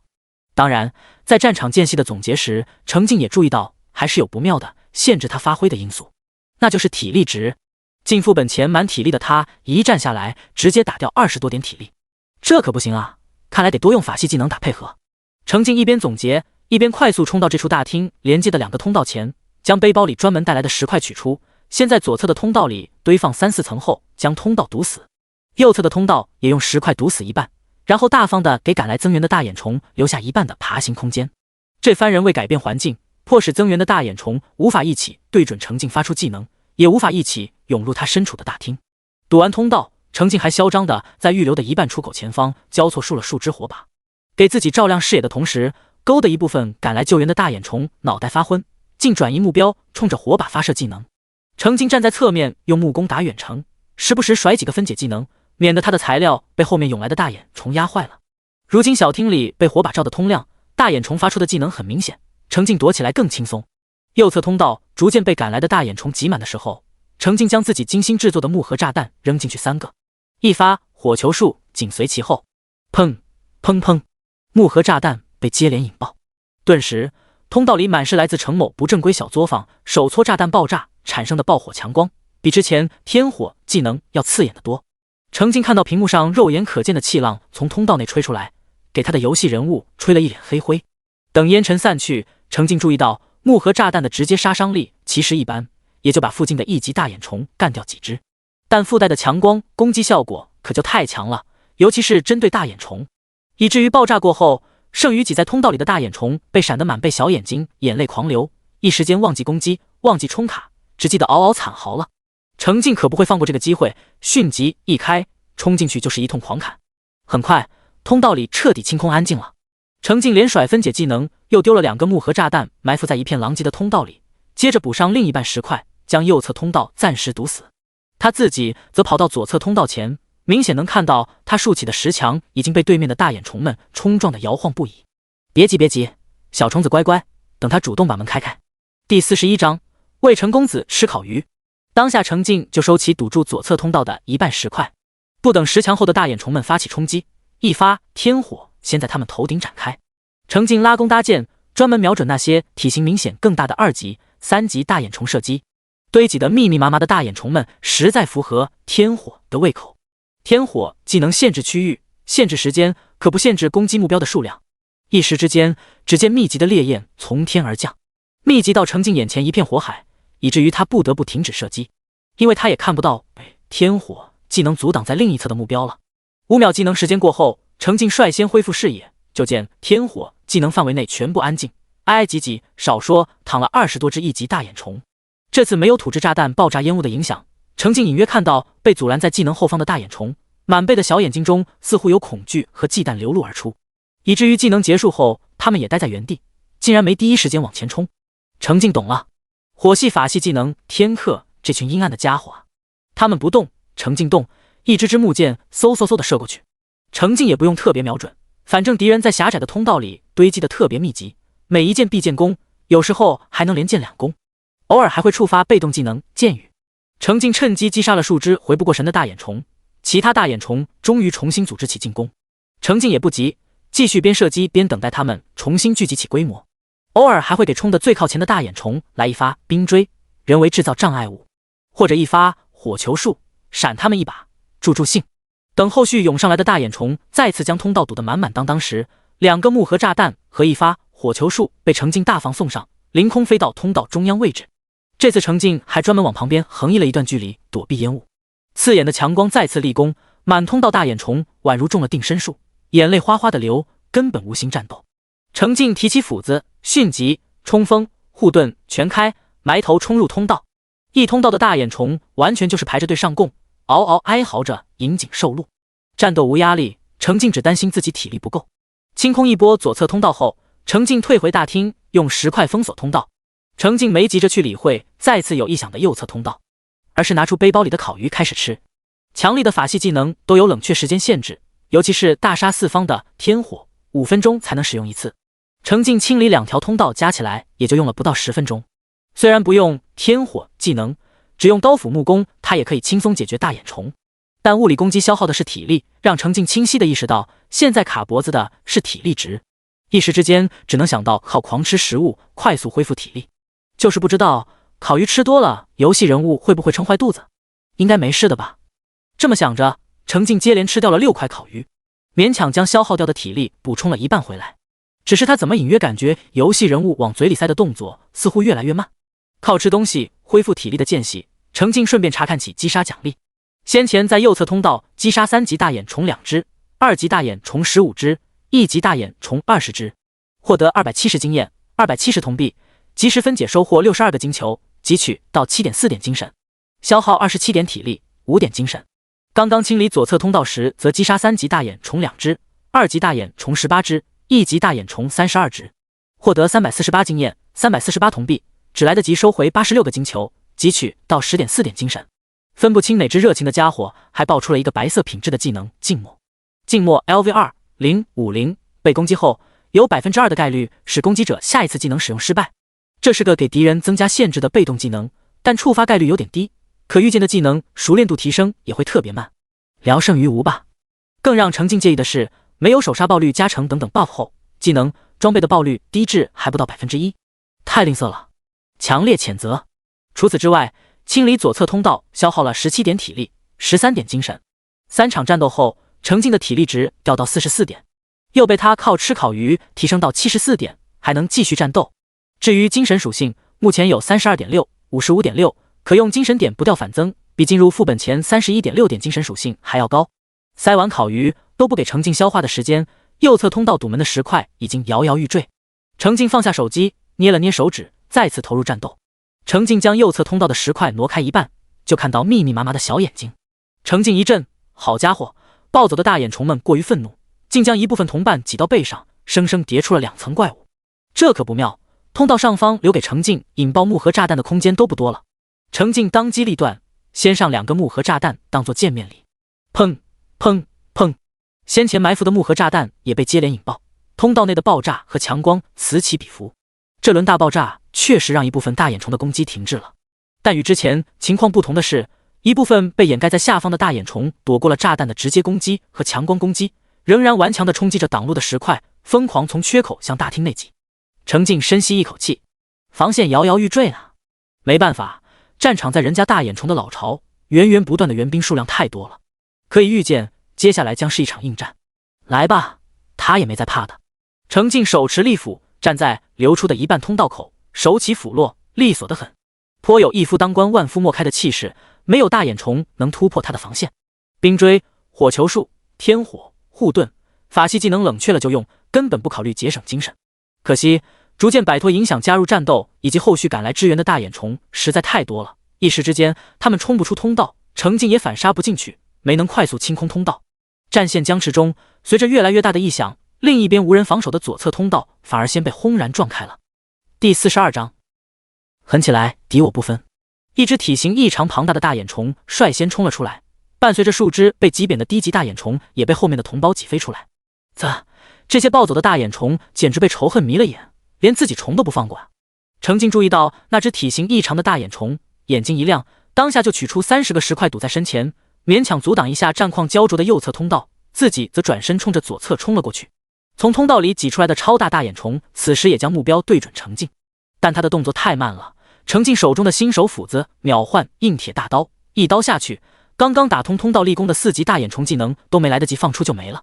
程静还专程抽空看了眼击杀提示，成功击杀4级大眼虫1只，经验加15，铜币加15，经验加15，铜币加15，触发暴击，精神加 0.1， 触发汲取，精神加 0.1， 触发暴击，竟然没报额外的奖励，吝啬鬼！愤怒的程静转向其他大眼虫，换回新手斧子，横扫四方。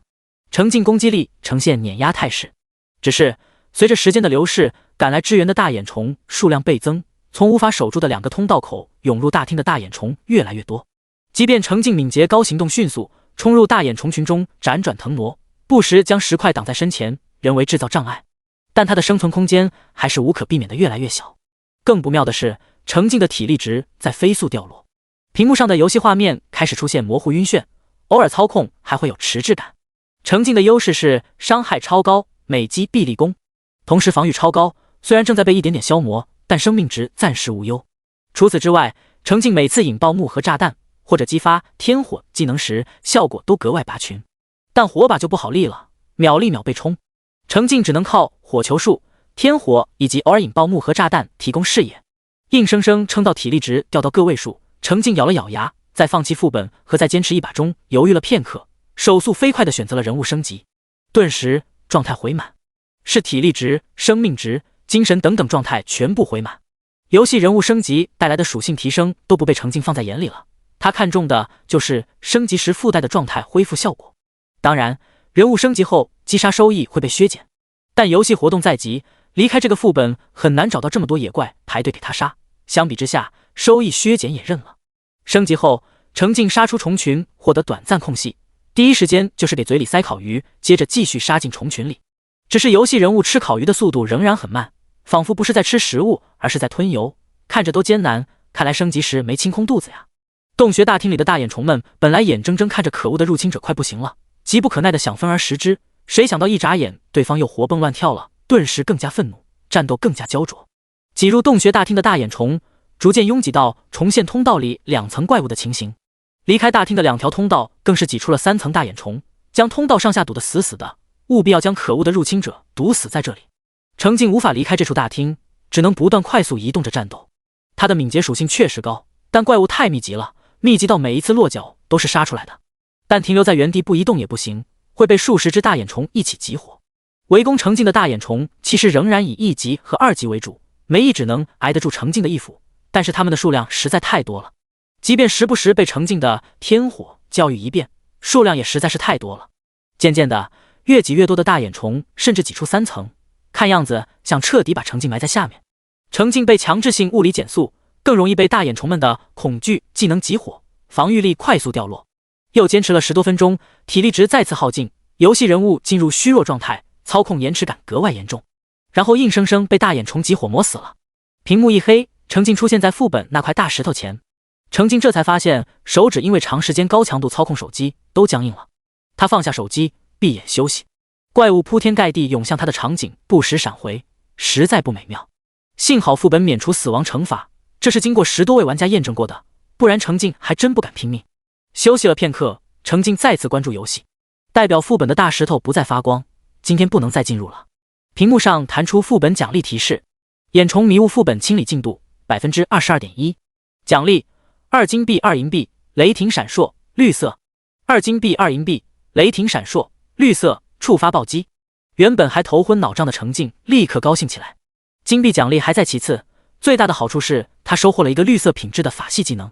程静立刻学习雷霆闪烁 LV1， 0时消耗10点精神，制造1道闪电攻击单个目标，造成精神 X 10点伤害，或者制造10道闪电攻击多个目标，每道闪电造成精神 X 2点伤害，攻击范围半径100米，冷却时间3分钟。程静眼睛大亮，是一个可对单可群攻的强大法系攻击技能，而且是个远程技能，这是难得的绿色品质技能。程静先学了一本，暴击获得的另一本暂时留着。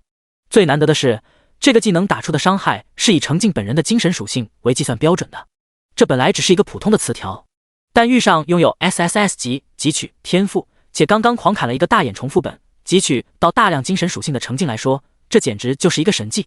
程静看得心头火热，他左右看看，虽然周围根本没有野怪配合他，程静还是空放了一个雷霆闪烁，没别的，过过眼瘾。在原地站了会儿，勉强恢复一点体力，程静晃晃悠悠地往领地走去。在领地里干活的石铁和石固担忧地目送程静晃进安全塔，程静让角色躺平，这才有时间好好整理这一次副本的收获。第43章副本的惊人收获。游戏副本名为眼虫迷雾，战斗到最后阶段，程静总算明悟何为迷雾了。他身上中了太多次恐惧技能效果，感觉整个世界里都是重影，2重3重4重，最后甚至虚成一片，看着都眼晕，确实挺像雾的。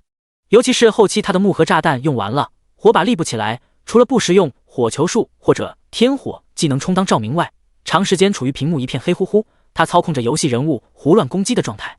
在副本里，程静前后大概和大眼虫战斗了3轮。第1轮是他堵着左右2侧通道占据优势清空怪物，第2轮是他和涌来的大眼虫在大厅里混战。第3轮则是他给人物升级，状态回满后和眼虫们混战一场。此时总结游戏通知，程静才意识到，在第2轮战斗中，他共击杀4级大眼虫2只，3级大眼虫14只，2级大眼虫38只，1级大眼虫74只。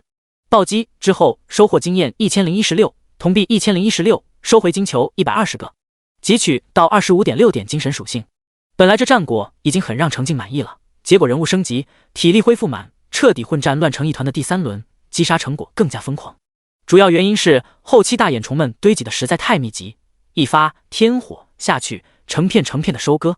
在最后一轮战斗中，程静共击杀4级大眼虫4只，3级大眼虫39只，2级大眼虫117只，1级大眼虫146只。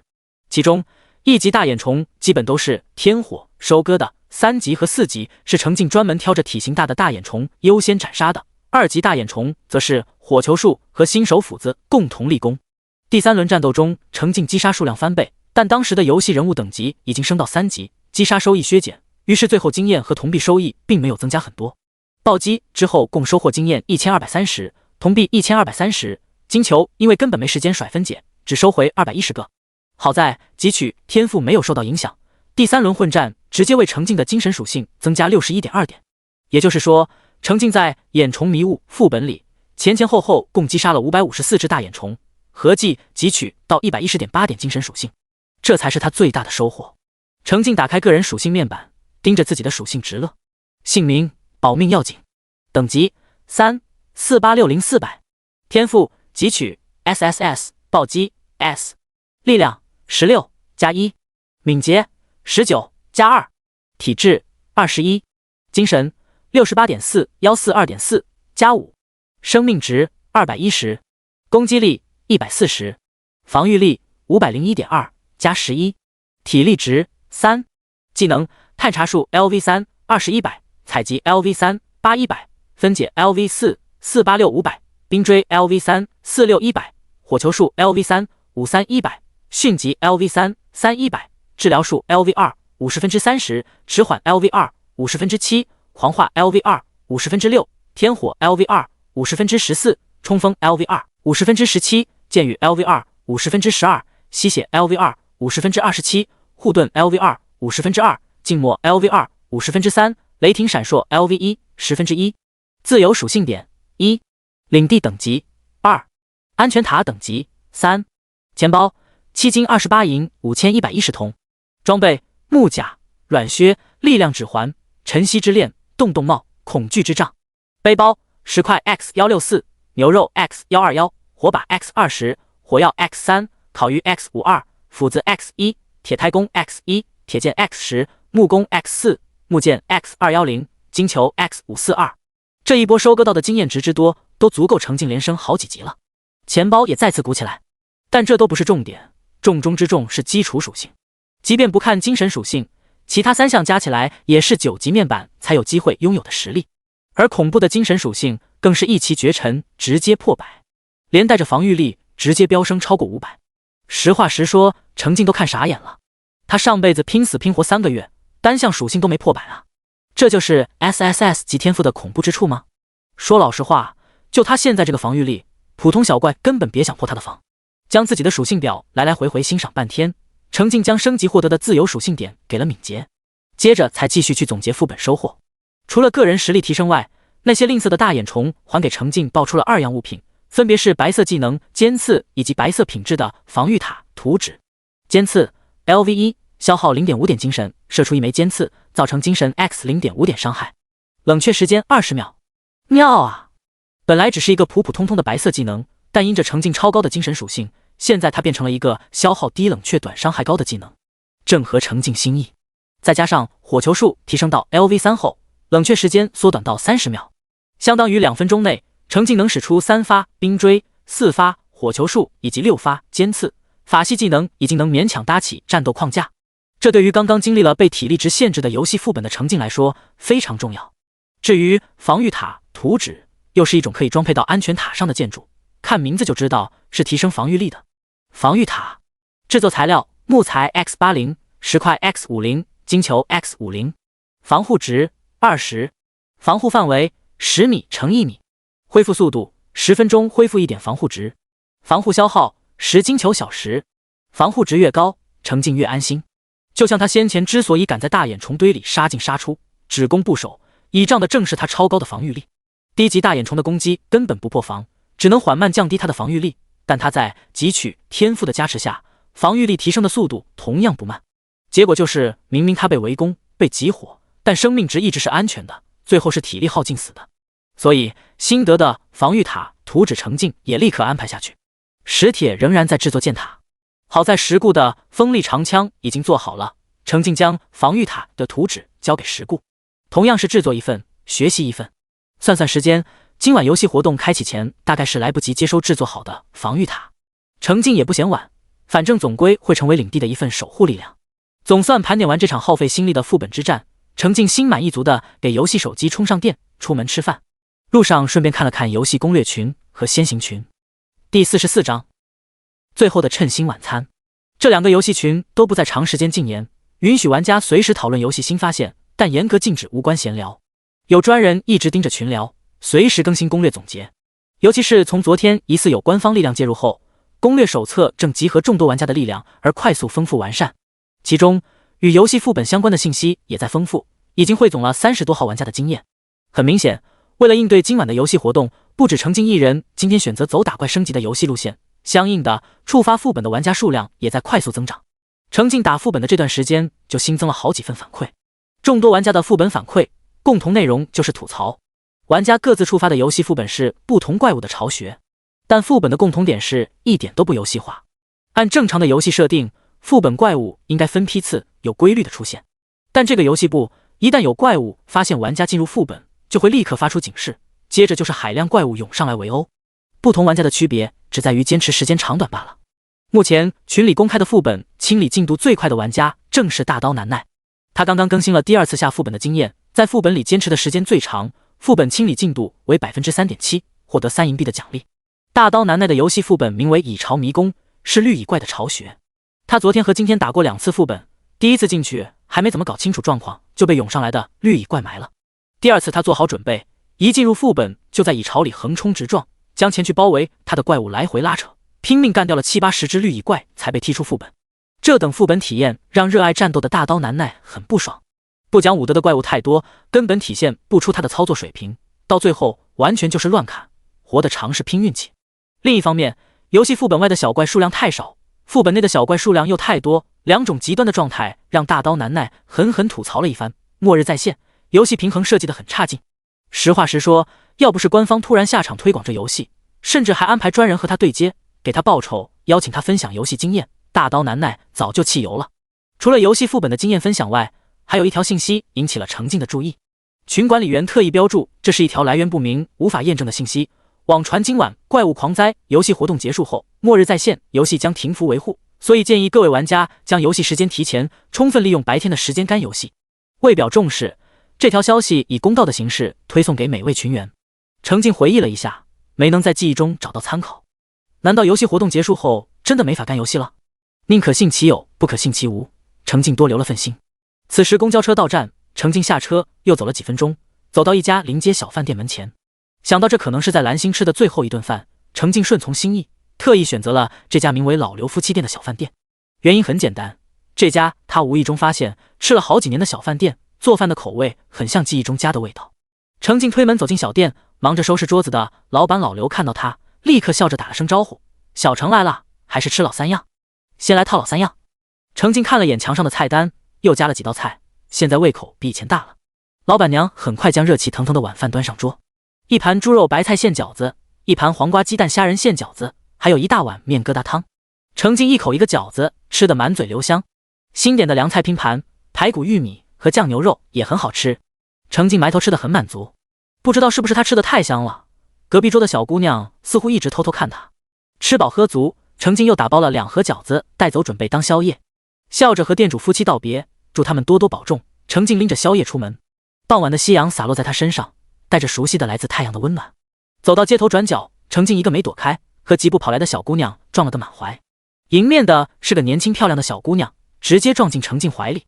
程静还没反应，对面的小姑娘眼圈先红了，但还是努力露出笑脸，颤着声音道了个歉。程静的抱怨顿时卡在嘴角，只能说没关系，侧身准备离开。小姑娘急切地伸手拦了一下，将抱在怀里的一大捧花分出一半，一把塞进程静怀里。抱歉抱歉，这花送给你了，请一定要收下。丢下道歉，小姑娘先跑了，没给程静拒绝的机会。程静拿着花转身去看，只能看到逐渐远去的纤细背影。再看看手里的花，这好吧，白的一束花也不错。她慢悠悠地走回家，路上没玩手机，好好看了看这座生活多年的城市。回到家，体力刚好恢复。在今晚8点游戏活动开始前，她大概还有一个游戏时段，而且以防8点的时候体力恢复不满，这个游戏时段程静还不能把体力都用完。程静没带领明，独自向着领地东侧而去，将几块地图点亮，也没找到一只野怪。今天上午他最先清理的就是领地东侧的野区，还以为大半天过去能刷新点野怪，结果毛都没有。看来游戏里领地附近的野区是真被他和2个士兵清干净了。没的战斗机会，程静干脆转向北侧，准备去矿洞敲矿。总之不能浪费时间和体力。随着游戏中天色渐暗，在2只火把的光芒中，程静勤勤恳恳地敲矿。前前后后总共只有1只2级小浮怪跑出来跟程静打招呼，被一发尖刺轻松解决。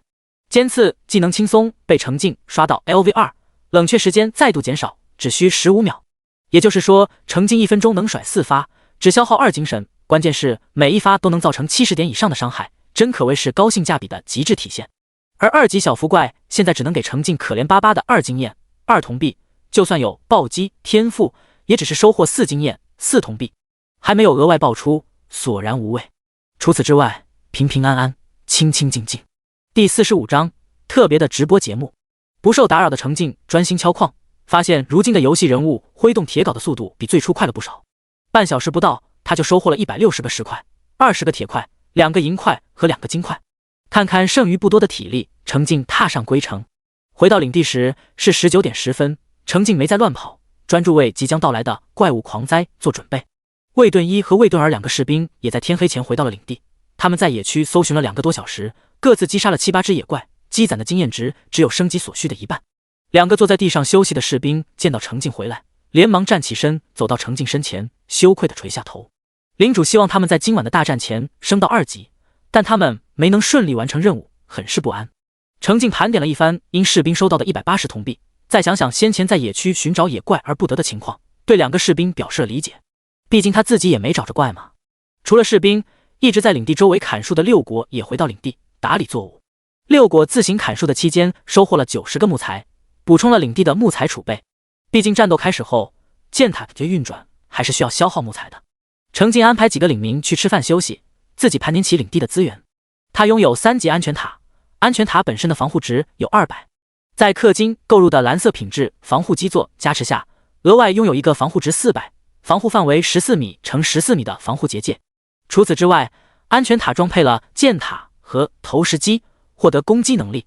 程静目前拥有2级领地，面积为20米乘20米，领地周围立着一圈巨马。程静考虑片刻，重新调整巨马的位置，先绕着防护结界外侧摆放了一圈，剩下的几排零散摆放在南侧，形成多层阻隔。程静准备集中资源，暂时放弃对一部分领土的保护，减小防御压力。在防护结界内侧立着一座箭塔，一座投石机。恰在此时，石铁终于独自制作完成一座箭塔。程静接收后，将2座箭塔围绕着投石机一左一右对称摆放。在基础资源方面，领地内储备了245个木材、455个石块、47个铁块、643个金球，足够各种攻击性建筑多坚持一段时间的消耗。而在人员方面，除了还在学习制作防御塔的石固以外，程静有2位士兵参战，关键时刻还有2位领民能辅助。当然，最关键的是程静自己。虽然他的游戏人物等级只是3级，但实际实力远超正常3级面板，尤其是超模的防御力都快治好程静的血条焦虑症了。盘点结束，程静让游戏人物静静休息恢复，等待游戏活动的开始。他自己拿起另一台手机去游戏群里围观。随着时间临近晚上8点，游戏群里的氛围也莫名紧张起来。尤其是疑似有官方背景的先行者3群，群主正在针对性给出防守建议，鼓励督促群里的玩家们认真对待游戏活动，宗旨只有一个，尽可能防守成功。程静吸取了点经验，安排6国和士兵拿着锄头铲子在南侧数排巨马之间挖坑设障，石铁则去制作他擅长的地网，又是一种能提升防御效果的障碍物。程静看到群里有人提起电视直播，顺手打开电视，所有频道都在播放《末日在线》游戏活动特别节目。节目现场有一位主持人和3位嘉宾，这节目真的很特别。主持人在一旁介绍，旁边的3位嘉宾玩家各自抱着一台手机，一边玩游戏一边回应。3位嘉宾的选择很有代表性，其中就有程静眼熟 ID 的大刀难耐，真人是个看上去憨厚爽朗的大学生，能看出他第一次上电视直播有些紧张，表现出来就是嘴巴比脑子快。主持人问他游戏体验的时候，他毫不客气地吐槽了一番，结果吐槽上头了，各种口痞接连出现。神奇的是，节目组竟然没给他消音，于是观众们一起乐呵呵地围观这位大男生，回过神后脸越来越红，最后埋头游戏假装在忙。大刀难耐作为打怪升级流玩家的代表，目前游戏人物已经升到4级。据主持人介绍，这是他们节目组找到的个人等级最高的玩家。唯一的女嘉宾 ID 是周上喝粥，和大刀难耐不同，她是种田流玩家的代表，目前安全塔已经升到2级，领地也升到1级。领地里正有一位农民领民在帮忙耕种。关于领地经营部分的游戏内容，只有他有经验，主持人就以他的游戏进度为例，给观众介绍了不少重要信息，甚至直接给出建议，玩家们留有余力的话，最好在领地升级之前先给周围的土地开个荒，这样升级后的领地土壤更加肥沃。主持人在念台本，程静则在想，没有重生者，这样的重要信息可不容易获得。最后一位嘉宾 ID 是常见之风，这位玩家特别之处在于他本身已经是坐拥数百万粉丝的游戏圈知名大佬，以操作犀利闻名。他的游戏进度最慢，明显能看出刚玩不久。实际上，常见之风就是在官方出了倡议书之后才注册试玩的。目前游戏人物升到1级，安全塔也刚升到1级，这也是听从官方倡议的普通民众的游戏进度。主持人介绍得很清楚，常见之风代表的是普通玩家，同时他在游戏对战领域经验丰富，战斗思维敏锐。放在电视直播上，可以给大家打个样，给观众们展示普通玩家的游戏活动应对策略。游戏群里的群友们纷纷吐槽，这个代表可一点都不普通，游戏活动一开，怪物一冲上来，常见之风能做出的操作，真普通人可不一定能做得出来。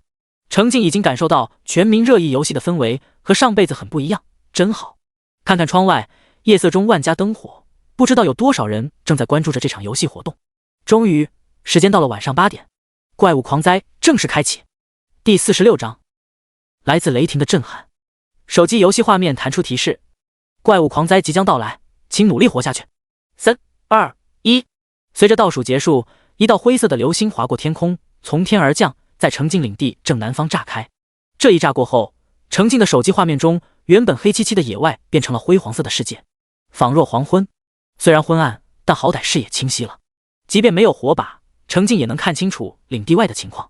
只见爆炸原地出现一片直径约1米的灰色漩涡，正竖在程静领地正南方100米左右的位置，缓慢旋转着。程静知道，这灰色漩涡名为死亡之门，这其实是一道时空门，来自黑暗的妖魔鬼怪会穿过死亡之门，合力进攻人类的聚集地。此时，那缓慢旋转的死亡之门中，就有怪物不断钻出。程静领地周围，尤其是正南方向，经过他和遛狗的不断清理，没有树木遮挡的空旷区域足有300米长。从死亡之门爬出来的怪物完全暴露在他的视野中。程静仔细辨认，最先钻出来的似乎是小丑虫。之所以不敢确认，是因为野区里的怪物已经足够丑陋，但从死亡之门钻出来的怪物更加肆无忌惮，歪七扭八的丑，看一眼都是精神污染。先飞出来的小丑虫没有立刻向领地攻来，而是在漩涡前方静静等待同伙的集结。领地这边，2位士兵站在程静身后，一起站在结界边缘等待命令。他们身前是巨马，身后是种满了作物的领地和牢固的安全塔。人类一方和怪物一方隔着100米的距离对峙。程静手中拿着木弓，但其实他攻击范围最远的是绿色技能雷霆闪烁。100米的攻击半径意味着现在就能发威。感谢大眼虫副本的供养，程静现在精神属性高的超模，一个可单体可群攻的雷霆闪烁下去，单体能打出高达1400点的伤害，即便是群攻也能给每个目标打出超过280点的伤害。这么强力的技能给了程静无比的底气。虽然用雷霆闪烁对付1级小丑虫太浪费了，虽然用雷霆闪烁的消耗大了点，但是技能需要刷熟练度呢。而且这个强力技能自从得到之后还没经历过实战，程静没看到过实际效果。跃跃欲试的程静最终说服了自己，决定给小丑虫们来点雷霆的震撼。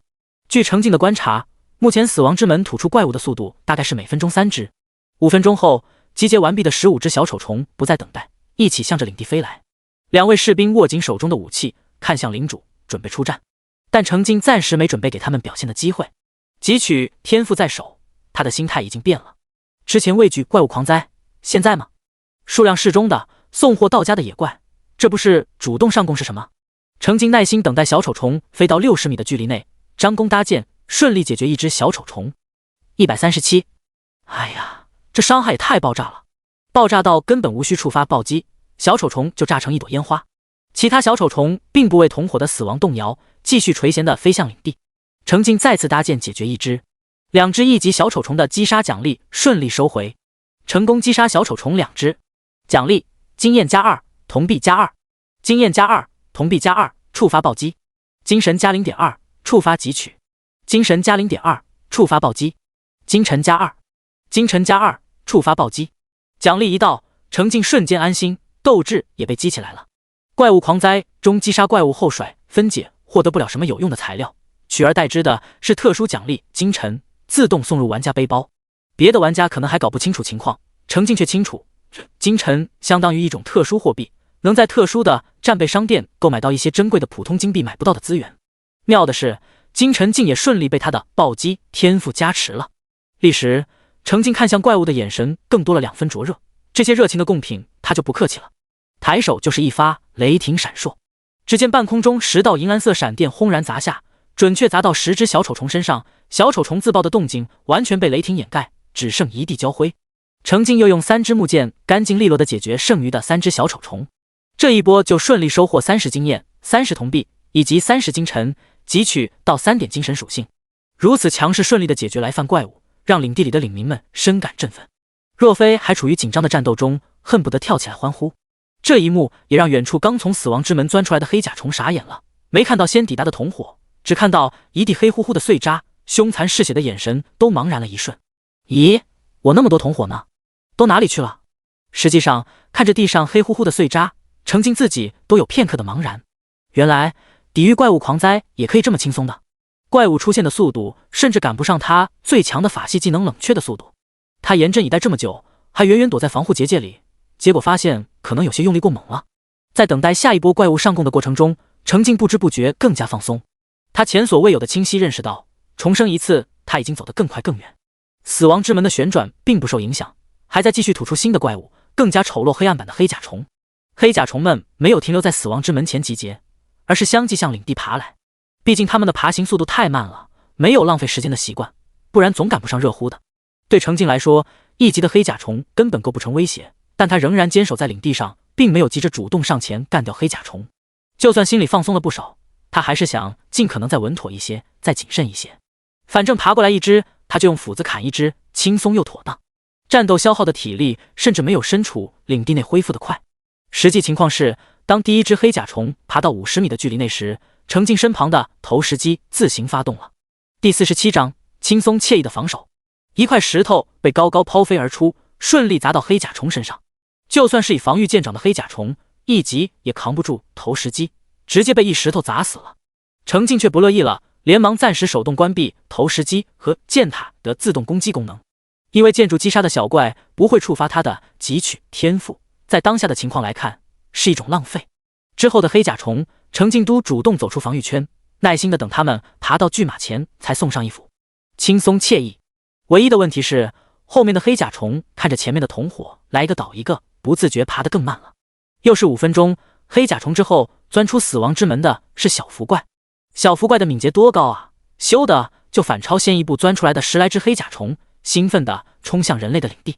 敏捷属性多重要啊！程静眼瞅着飞来的小福怪，脸上露出笑容，接着举起斧子，一斧子一支，一劈变2半，行动间多少带着几分对小福怪的记恨在里面。程静劈砍的速度都快赶得上小福怪从死亡之门里钻出来的速度了。死亡之门和领地中间的被昏黄的光源照亮的空地，就没同时存在过3只小福怪。后飞出来的小福怪们没见到战斗场面，还在游自往前冲，反倒是落在最后的3、4只黑甲虫见证了全部，纷纷爬得更慢了，半天在原地不挪窝。小福怪之后，死亡之门开始往外钻绿蚁怪。钻过死亡之门的怪物和程静平时在领地外遇到的野怪，除了在模样上有些不同以外，在行动模式上也有所不同。比如当下钻出漩涡的都是1级小怪，且种类不同，但隐隐约约他们之间似乎有一定的互相配合的意识，背后很可能受到统一的指挥。于是最后钻出来的绿蚁怪本来以为他们看到的将是几十只铜火冲击安全塔的热火朝天、胜利在望的景象，万万没想到，实际看到的却是小猫2、3只，冷冷清清，甚至没有战斗的场景，宛如他们绿蚁怪才是打头的先锋一般。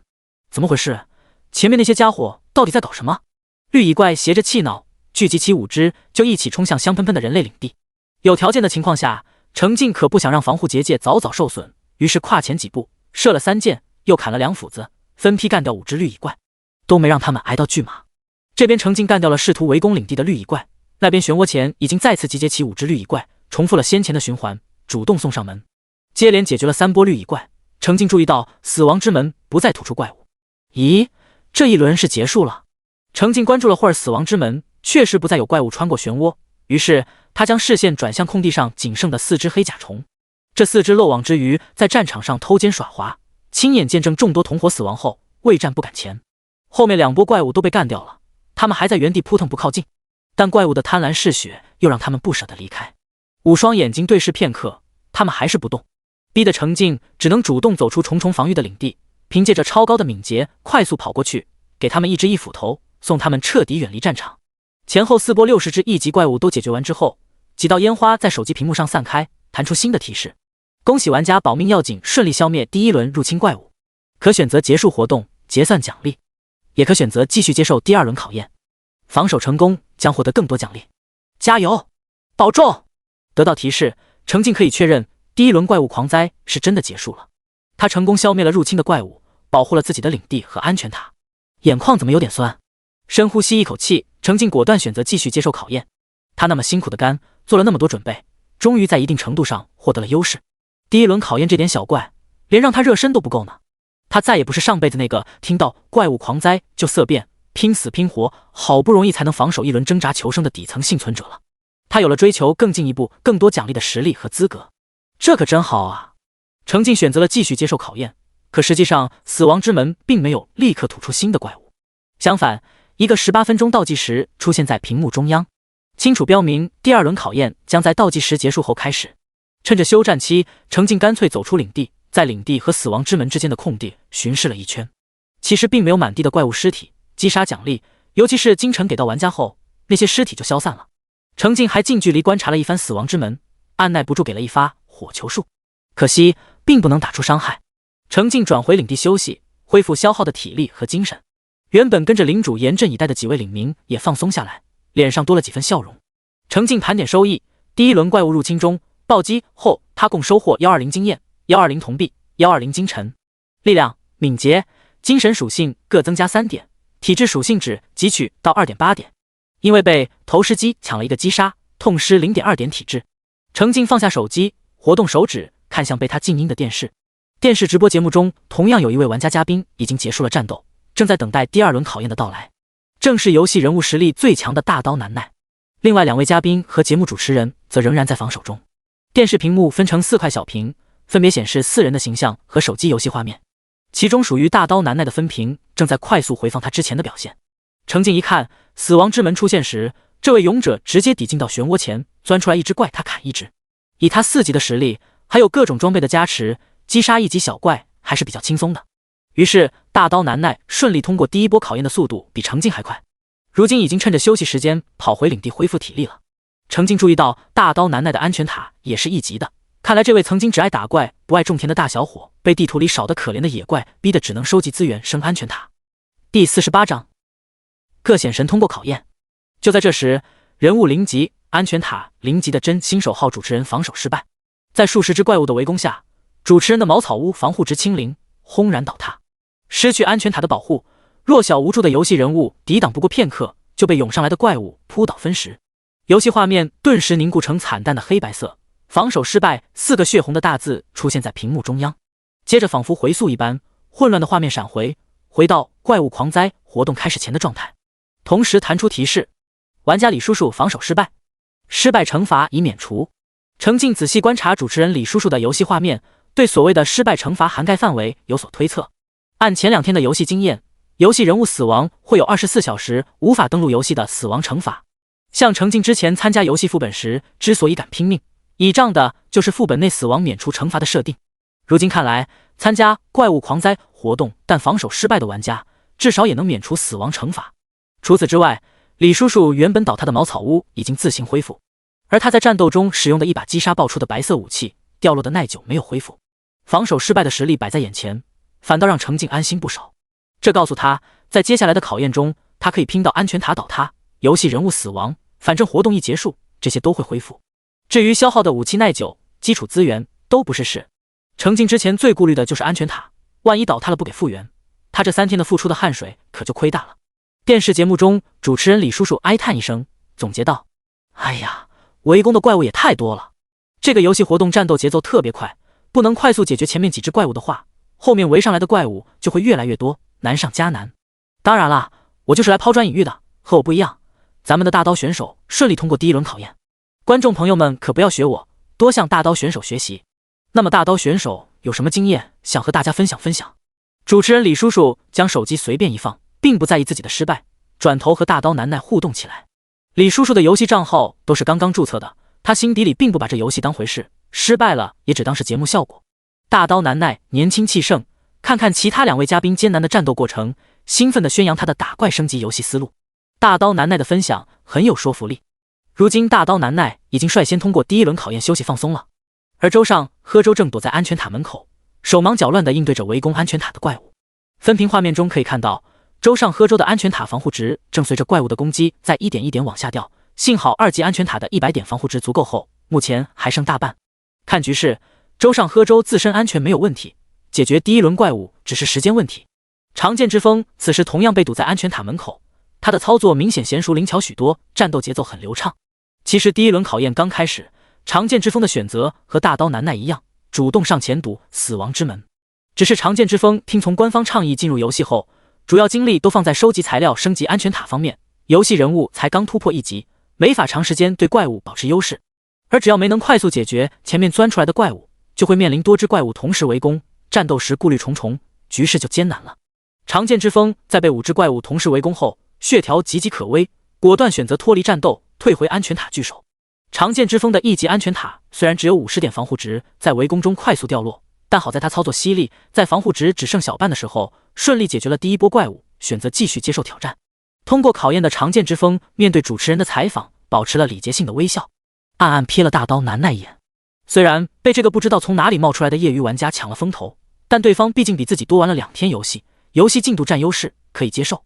接下来以自己职业选手的能力，想来很快就能赶超。主持人依次采访了大刀南奈和长剑之风后，周尚和周借着击杀入侵怪物的经验，顺利升入2级，终于解决了第1轮怪物，选择继续接受考验。主持人采访他时，周尚和周还是坚定地认为自己的种田生塔游戏思路更优越。主持人笑着点点头，没有给出评判。虽然节目组示意他尽量将话题往推荐大众生塔的游戏思路上引，但事实是明摆的嘛，他也不能说胡话不是。周尚和周和长剑之风人物等级低，攻击力就低，纯粹是靠着安全塔的保护，硬生生把入侵怪物磨死的。和他们艰难冗长的战斗过程比起来，大刀南奈潇洒霸气的战斗场面当然更具吸引力。主持人话题一转，笑盈盈的宣布，为了表达节目组对3位愿意到现场参加录制的玩家嘉宾的支持，将奖励他们每人10万元，支持他们现场氪一发。这可羡煞了电视机前的观众们，毕竟《末日再现》这款游戏的氪金门槛实在太高，如今最便宜的绿色品质防具白银之甲都要4万元。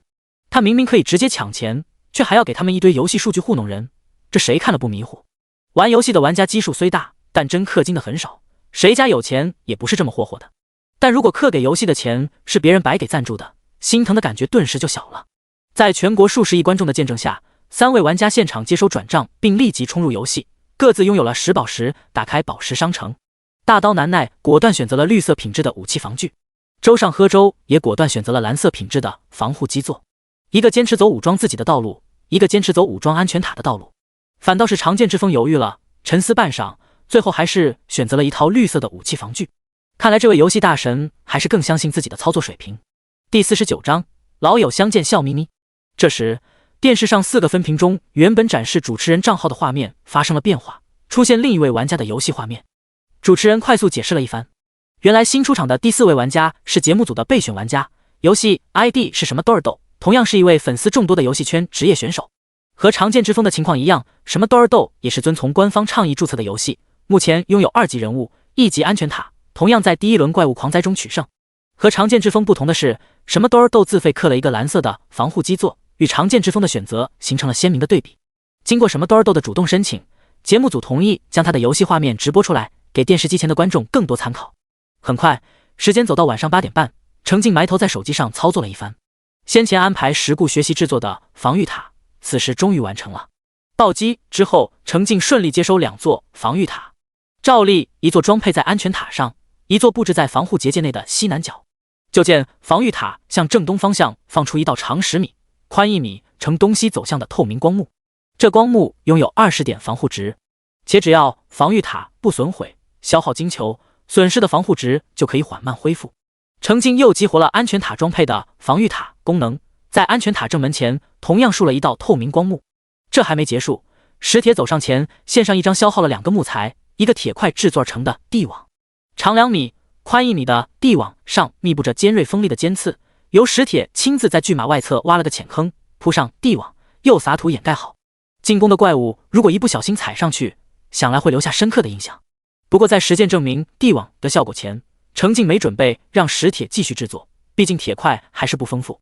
程静让2个忙碌了一整天的工匠去休息，自己则盯着倒计时即将归零的游戏画面。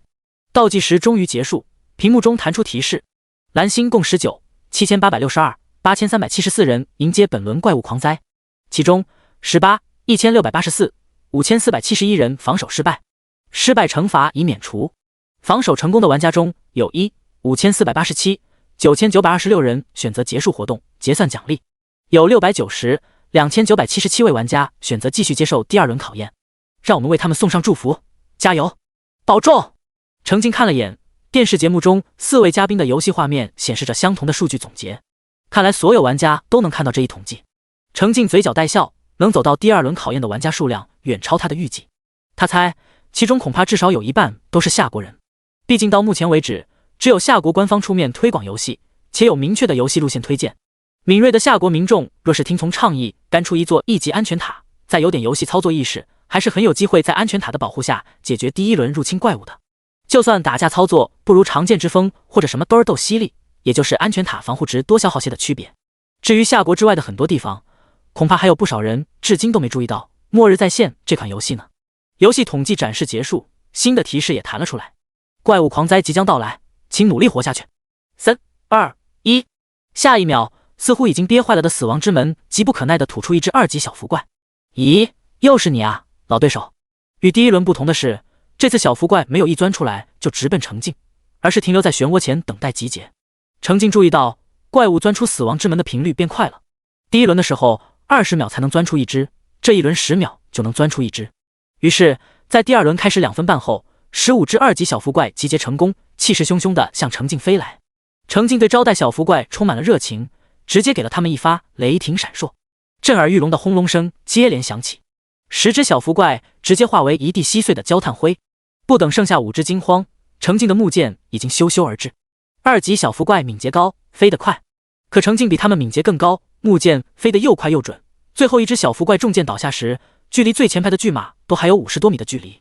程静其实能靠木剑全部解决他们，就是单纯想给他们点雷霆尝尝。小浮怪全部扑街了，死亡之门的漩涡前才刚钻出来一只2级野牛怪。野牛怪一出现，泛着红光的眼睛就死死盯着站在领地最前方的程静。牛蹄不断刨地，但并没有直接冲上来。看来野牛怪同样要集结同伙，合力围攻。程静看了眼雷霆闪烁的冷却，野牛怪的攻击力高，如果15只一起围攻的话，最外围刚安排的防御塔肯定撑不住。好在野牛怪没等全部集结，1分钟不到，最先钻出来的5只野牛怪就一起向程静冲来。5只啊，数量不够就彻底没威胁了。程静边咻咻射箭，还边在可惜，好好的牛肉收不回来，真是浪费了。在野牛怪之后钻出的是大眼虫，钻出来就没看到野牛怪。大眼虫满背的小眼睛疯狂转动，怎么回事？难道记错了？他们才是打头的先锋。带着几分疑惑，大眼虫爬向人类领地。友好的大眼虫程静就更熟悉了，他能拥有如今的精神属性，全都仰仗大眼虫的亲情奉献。于是他耐心地等待大眼虫们向他爬来。要不是这些大眼虫更加丑陋，程静实在不想看得太清楚，肯定会放他们进入50米范围内以示欢迎的。有意思的是，爬得慢的家伙们似乎因为有充足的时间考虑而更容易未战。比如排在靠后位置的几只大眼虫就爬得越来越慢，甚至于比他们后钻出死亡之门的蜘蛛怪都迈动着大长腿超车送到程敬木弓射击范围内上供了。那几只大眼虫还在远处磨洋工。至蜘蛛怪出现后，程敬就懂了，这2轮怪物狂灾出现的都是他领地周围本就有的，这2天杀熟了的野怪。唯一缺席的是剑齿鱼，嘿，也能理解，毕竟剑齿鱼只是会飞跃，而不是真的会飞翔。这不恰好就让他的老朋友小福怪多上场一轮吗？挺好挺好。第50章，不做刮痧小趴菜。清理完小福怪，程敬站在原地等了会，最后还是不得不主动走出领地去追杀思想开小差的大眼虫。先前在副本里不是疯狂往他身上扑吗？怎么现在反倒害羞了？这可不行，每一只都是精神属性啊！解决完几只待战的大眼虫，死亡之门再次进入休战模式。因着这一轮共有30只2级怪物和30只1级怪物，程敬共收获180经验、180铜币。但是击杀一只怪物还是只给1个金尘，暴击之后只收获120金尘。4项基础属性各汲取到3点。除此之外，还爆出一件白色品质的装备，丝质长裤，敏捷+1。程敬立刻换上。这时屏幕上弹出提示：恭喜玩家保命要紧，顺利消灭第2轮入侵怪物，可选择结束活动结算奖励，也可选择继续接受第3轮考验，防守成功将获得更多奖励。加油，保重！程敬果断选择继续。这次出现的是一个16分钟的倒计时。程敬掐指一算，游戏活动每一轮其实是限时的，第1轮一共给了40分钟的时间，第2轮只给了30分钟。其实这时间很充足，因为没办法在这段时间内解决怪物的玩家，安全塔大概率也撑不住怪物的连续围攻，失去保护，玩家很快就会被怪物解决。结束了自己的考验，程敬抬头看电视，围观嘉宾玩家的对战。很明显，氪金的力量是强大的，4位玩家应对起来甚至比第1轮还显得轻松。大刀难耐个人实力最强，在氪金获得了绿色品质的武器护甲加成后，继续勇武地挡在死亡之门前。因为氪金的钱是节目组赞助的，所以大刀难耐的武器护甲属性被公开出来。爆裂重锤，绿色，力量+6，敏捷+3；白银之甲，绿色，体质+3，防御力+20。绿色品质的武器防具基本拥有2个词条，实际带来的提升还不止2个词条。比如爆裂重锤，随着基础属性力量和敏捷的提升，攻击力自然也会提升。现阶段绿色品质的装备给玩家个人实力方面带来的提升是巨大的，比如大刀难耐，攻击力、防御力将近翻倍。现在的2级怪物无法破他的防，反倒被大刀难耐一锤砸死一个。虽然怪物钻出死亡之门的速度变快了，但10秒足够大刀难耐解决前1只怪物，近代后1只怪物，所以大刀难耐守门还是守得很轻松的，照例用最快的速度通过了第2轮的考验，回到领地休息，抓紧时间恢复体力。长剑之风获得绿色装备的加持后，实力还略强于先前的大刀难耐。他又靠着游戏人物升到2级快速回复状态，然后和大刀难耐的选择一样，带着武器挡在死亡之门前。这一轮他同样顺利守住了死亡之门。相比这2位的强势潇洒，选择了防护结界的周上喝粥和什么兜斗实力不足，无法守住死亡之门，逐渐退回安全塔，局面稍显被动。但他们的优势是防护结界的防护值足够高，可以保护他们在自身安全无忧的情况下专注攻击解决怪物。在围观观众看来，当前的游戏活动似乎还是氪金买绿色装备更占优势些。被如此热烈的游戏氛围一击，有一部分观众玩家咬牙氪了绿色装备，就连周行都被鼓动了，发消息来询问程敬。周行同样也在看电视直播节目，同样也通过了第1轮的考验，如今正在第2轮。眼瞅着安全塔防护值不断再掉，氪一把有机会通过考验，不氪很可能就要结束活动了。周行按耐不住氪金买装备的冲动，好在做决定之前问了程敬一句，程敬连忙表示不赞同。程敬，绿色装备当下确实给力，但蓝色基座发展潜力更大，慎重考虑啊。周行最后还是决定跟着好兄弟走，看着摇摇欲坠的小木屋，脑子一热，咬咬牙氪了防护基座。结界一开，输出环境顿时更加安逸了。周行在结界的保护下顺利通过第2轮的考验。回过神来，他对自己的大手笔深感不可置信。周行，完了，我真是中了你们的毒，那么贵的游戏道具我竟然真的氪了。程敬，大拇指点 GPG。 周行，更完蛋的是现在有结界我也没信心过第3关啊，感觉纯浪费了。程敬，不会浪费的，多参加1关就能多拿击杀怪物的奖励，抓紧时间恢复体力，死也得拖几个垫背的。周行，靓仔无语点 GPG。周行，兄弟你加油！随着倒计时归零，周行赶紧结束闲聊。周行虽然没具体问，但他知道以好兄弟对这个游戏的上心程度，肯定有实力继续走下去。屏幕上出现第二轮考验的情况统计，蓝星共690，2977人迎接第二轮怪物狂灾，其中680，5493人防守失败，失败惩罚已免除。防守成功的玩家有4，9259人选择结束活动结算奖励，有4，8225位玩家选择继续接受第三轮考验。让我们为他们送上祝福，加油，保重！虽然大多数普通玩家都没能成功防守，但也有小10万人通过了第二轮的考验。不论他们是靠安全塔还是靠个人勇武通过考验的，这些人都将是早期蓝星人类的中坚力量。再加上一些没通过考验的玩家，也可能像周行一样被氛围感染而冲动氪金。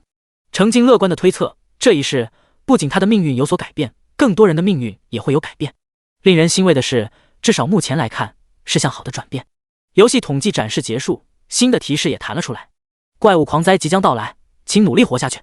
3、2、1，第三轮一开始，面积隐隐扩大了一些的死亡之门就迫不及待地展示提升的难度，5秒钟就出一只怪，且先出来的全是3级怪。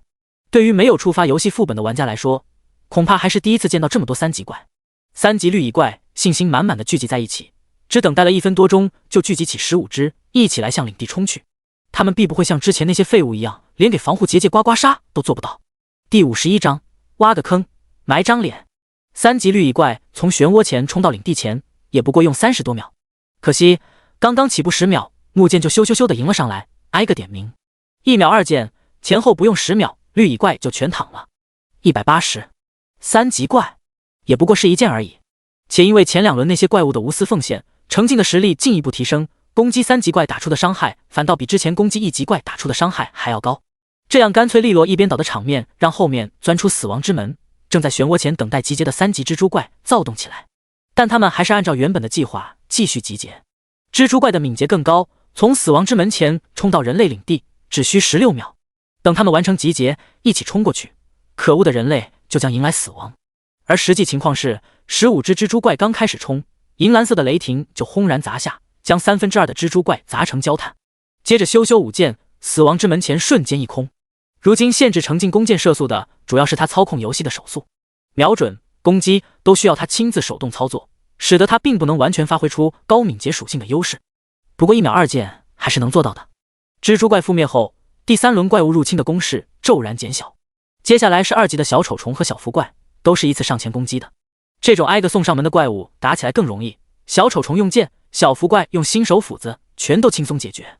30只3级怪物和30只2级怪物，一共给程静带来420经验、420铜币、120金尘，4项基础属性各增加3点。屏幕上弹出顺利通过第三轮怪物狂灾的通知，程静顺手选择继续。第三轮怪物入侵仍然没给程静带来太大的压力，但其他玩家的情况似乎不太妙了。此时电视上的4位嘉宾各有各的艰难，主要原因是第三轮怪物出现的速度太快了，选择守门的大刀难耐、长剑之风和什么豆儿豆都没能守住。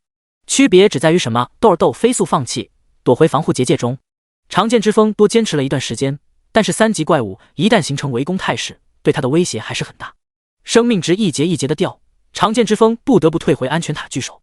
大刀难耐同样如此，虽然他攻击力高、防御力高、生命值高，可他也顶不住被10几只3级怪带着几十只2级怪一起围攻啊。实际上，当场上同时存在2只3级怪时，大刀难耐攻击时就得多留一份心，有所防备。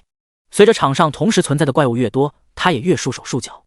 狡猾的3级怪甚至会故意让2级小弟去挡大刀难耐的大锤，自己则走位躲闪，冷不丁再给大刀难耐来下狠的。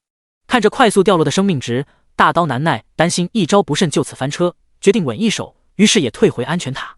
情况到这里出现了变化，大刀难耐和长剑之风的安全塔都是1级，防护值只有50，每一只怪物攻击一次就会掉落1点防护值。在众多怪物的围攻下，防护值快速掉落，且越掉越快。有安全塔保护着游戏人物，大刀难耐终于不用担心血条，只需要全力输出，顺利在防护值还剩22点的时候解决了第三轮的入侵怪物。可长剑之风就不太妙了，他第一轮时消耗的安全塔防护值都还没恢复满，被围攻不到半分钟，防护值清零，小木屋直接倒塌。长剑之风站在安全塔的废墟之中愣了1秒，即使他立刻依靠积攒下来经验值顺利升到3级，人物状态全部回满，即使他的操作确实犀利，在怪物群中闪躲攻击很有章法，可他仍然没能在几十只怪物的围攻中全身而退。血条清零，游戏人物死亡。游戏人物倒下的一瞬间，画面凝固，血色的防守失败出现在长剑之风的屏幕正中央，接着混乱的画面闪回到第3轮怪物入侵开始之前的状态，同时自动结算活动奖励。恭喜玩家长剑之风成功防守2轮怪物狂灾，奖励金币+2，金尘+20。长剑之风看着自己的手机傻眼了，他的游戏操作是顶尖的，但是失去安全塔的庇护，他根本没能在追着他疯狂攻击的怪物群中坚持多久。于是节目现场的4位嘉宾玩家，他竟是第一个被淘汰的，这可太让他尴尬了。什么破游戏，真想立刻把手机扔了，越远越好。另一边，周上喝粥和什么多尔豆的战斗过程实际比上一轮要焦灼，好在2人都有防护结界，无需担心自己的生命值，要做的就是一心一意加快攻击速度。经验值一凑够，2人就相继将游戏人物升到3级，攻击力进一步提升。什么多尔豆确实比周上喝粥操作更厉害，周上喝粥时不时还会战斗节奏衔接不起来，但是操作方面的差距并不足以弥补2人在防护值方面的差距。周上喝粥是2级安全塔，安全塔防护值100，防护结界防护值高达200，加起来足以给他创造安逸的输出环境。但什么多尔豆的1级安全塔防护值50，于是防护结界只有100，最后防护结界没顶住围攻，直接破碎。不妙的是他的安全塔防护值在第1轮也被消耗了一半，这段时间只来得及恢复5点。好在什么多尔豆手速爆发，操作华丽，在安全塔的防护值被彻底清零之前，还是艰难清除了入侵怪物。至于周上喝粥将入侵怪物解决时，他的防护结界还剩90多防护值。情况到了当下这个局面，4位嘉宾的表情都不是很好看。长剑之风是尴尬他最先被淘汰，尤其是什么多尔豆针对性非常明显的加入节目。在第1轮2人表现相差不大的情况下，长剑之风选择了氪绿色装备，什么多尔豆选择氪蓝色防护基座。现在结果摆出来，他没通过第3轮，但什么多尔豆通过了。这是什么苦逼的被打脸现场？这是想证明他操作不如对方，还是游戏策略不如对方，或者都不如？羞恼的长剑之风真想用游戏里氪金6万才买到的白银长剑给自己面前的地板劈个坑，让他把脸埋下去。他感觉屁股底下有钉子，这个演播厅他是1秒都坐不下去了。第52章，仿如网购直播间。除了坐立难安的长剑之风，另外3位嘉宾盯着自己的游戏人物和安全塔，发愁该如何通过下一轮考验。3人虽然通过了怪物狂灾的第3轮，但按照之前的规律推测，第4轮难度会进一步提升，情况不是很妙啊。有点可惜，大家可以看到第3轮的考验难度真的很大，前后5分钟60只怪物就全部集结到位，咱们的玩家无可避免地陷入被怪物围攻的局面。在这种情况下，防护基座的效果表现得似乎更好一些，嘉宾们觉得呢？被导演催促了几次后，主持人不得不主动将话题带到防护基座上，这让他心里很抗拒。妈的，这游戏到底赞助了节目组多少钱，非要他强推这么一款明摆着坑钱的游戏道具？这到底是电视节目还是网购直播间？他是不是还要喊3、2、1买起来？大刀难耐挠了挠头，看过自己的情况，又仔细看过周上喝粥的情况，心里很有些不服气，嘴上不肯认输。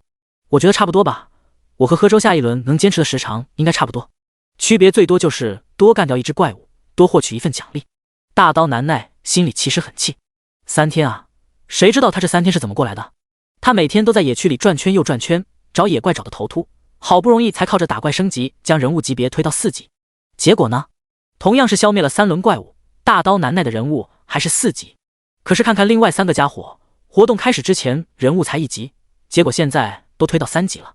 进步的这么快，会显得他之前3天的行为真的很傻呀。而且他的安全塔现在剩余的防护值也没比什么多尔豆高多少，预计下一轮开始前都恢复不了多少。到时候万一还没周上喝粥坚持的久，就显得他更傻了。周上喝粥活动着自己的手指，表情也很愁，坦言道：我其实不太喜欢打斗占比过重的游戏，这个游戏之前收集材料建造家园的模式挺好玩的，现在强行加入这种领地攻防战，打得手太累了，我已经想放弃了，下一轮过不了就过不了吧。至于防护基座是真的好用，能侥幸通过第3轮怪物入侵的考验，全靠我的2级安全塔加防护基座。防护基座对和我一样的手残玩家来说是大杀器，朋友们都氪起来。什么都开了一句玩笑，怪物工程正是用来检验你的家园建造的牢不牢固的。可以看出喝粥的战斗操作很菜，很多无意义的花招和停顿，但它也是目前为止情况最好的，因为喝粥的家园真的很牢固。可以看出，这款游戏有努力在种田流玩家和升级流玩家之间寻求平衡。什么都是心态最放松的人，他自费氪金也要到前台露脸，就是为了和长剑之风打擂台。甭管他在第4轮考验中能坚持多久，他已经赢了长剑之风，这就足够了。至于大刀难耐和周上喝粥，听说这两人都是开服玩家，干得更久，现在比不过也情有可原。只要给他时间再多玩几天游戏，到时候占优势的肯定是他。嘉宾们交流过后，对第4轮的预期都不是很乐观。最简单的问题就是第4轮开始后，漩涡吐出怪物的速度肯定会进一步提升，同时提升的还有怪物等级，恐怕很快就会再次形成被怪物围攻的局面，那还怎么打？这时主持人大概是得到某种提醒，再次面无表情地夸赞起防护基座的优势，甚至直白地建议观看节目的观众人手氪一个。和他话语中的推崇形成鲜明对比的是主持人本人冷硬的表情，写满了不情愿。几位玩家嘉宾察觉到不对劲，面面相觑，不敢说话。观看节目的观众中有多少人听从建议氪了防护基座？程静不知道，他只知道2个游戏群中确实有玩家跟着氪金。毕竟攻略群有所谓的内幕消息，大家越来越隐隐感觉到不对劲。于是有能力的人咬咬牙，还是选择氪一发。攻略群的玩家受官方影响更深，氪金大都选择了防护基座。尤其是先行者3群，在群主和管理的不断洗脑下，陆陆续续有10多位玩家选择了氪金。程静也跟着凑热闹，发了自己氪金的截图，乐呵呵的充当气氛组。防护基座啊，关键时候活得久才有更多可能。第3轮考验在9点半前彻底结束了。实际上这已经给了玩家们休息的时间，毕竟没办法快速解决怪物的玩家也撑不住怪物的长时间围攻。第3轮活动情况统计也说明了这点。蓝星共8225人迎接第3轮怪物狂灾，其中7189人防守失败，失败惩罚已免除。防守成功的玩家有924人选择结束活动结算奖励，有112位玩家选择继续接受第4轮考验。让我们为他们送上祝福，加油，保重！程静看着仅剩的玩家，心里想的是，怪不得他前世都没听说过末世降临前还有这次游戏活动。先前周行已经发来信息，侥幸通过了第3轮，选择继续参与。也就是说，112位参加第4轮的玩家中，程静已知的就有5人。可以想见，如果没有夏国官方提前1天出面，大魄力砸资源，全力推广游戏，会注意到这款手机游戏并顺利通过第3轮的玩家恐怕更少。没有数量，自然没消息。当然，目前选择继续接受考验的112位玩家中，说不定就有前世赫赫有名的人类强者。程静微微握拳，就让他也加入竞争，看看谁能留在最后。游戏统计展示结束，新的提示也发了出来，怪物狂灾即将到来，请努力活下去。3、2、1，新的一轮一开始，压力扑面而来。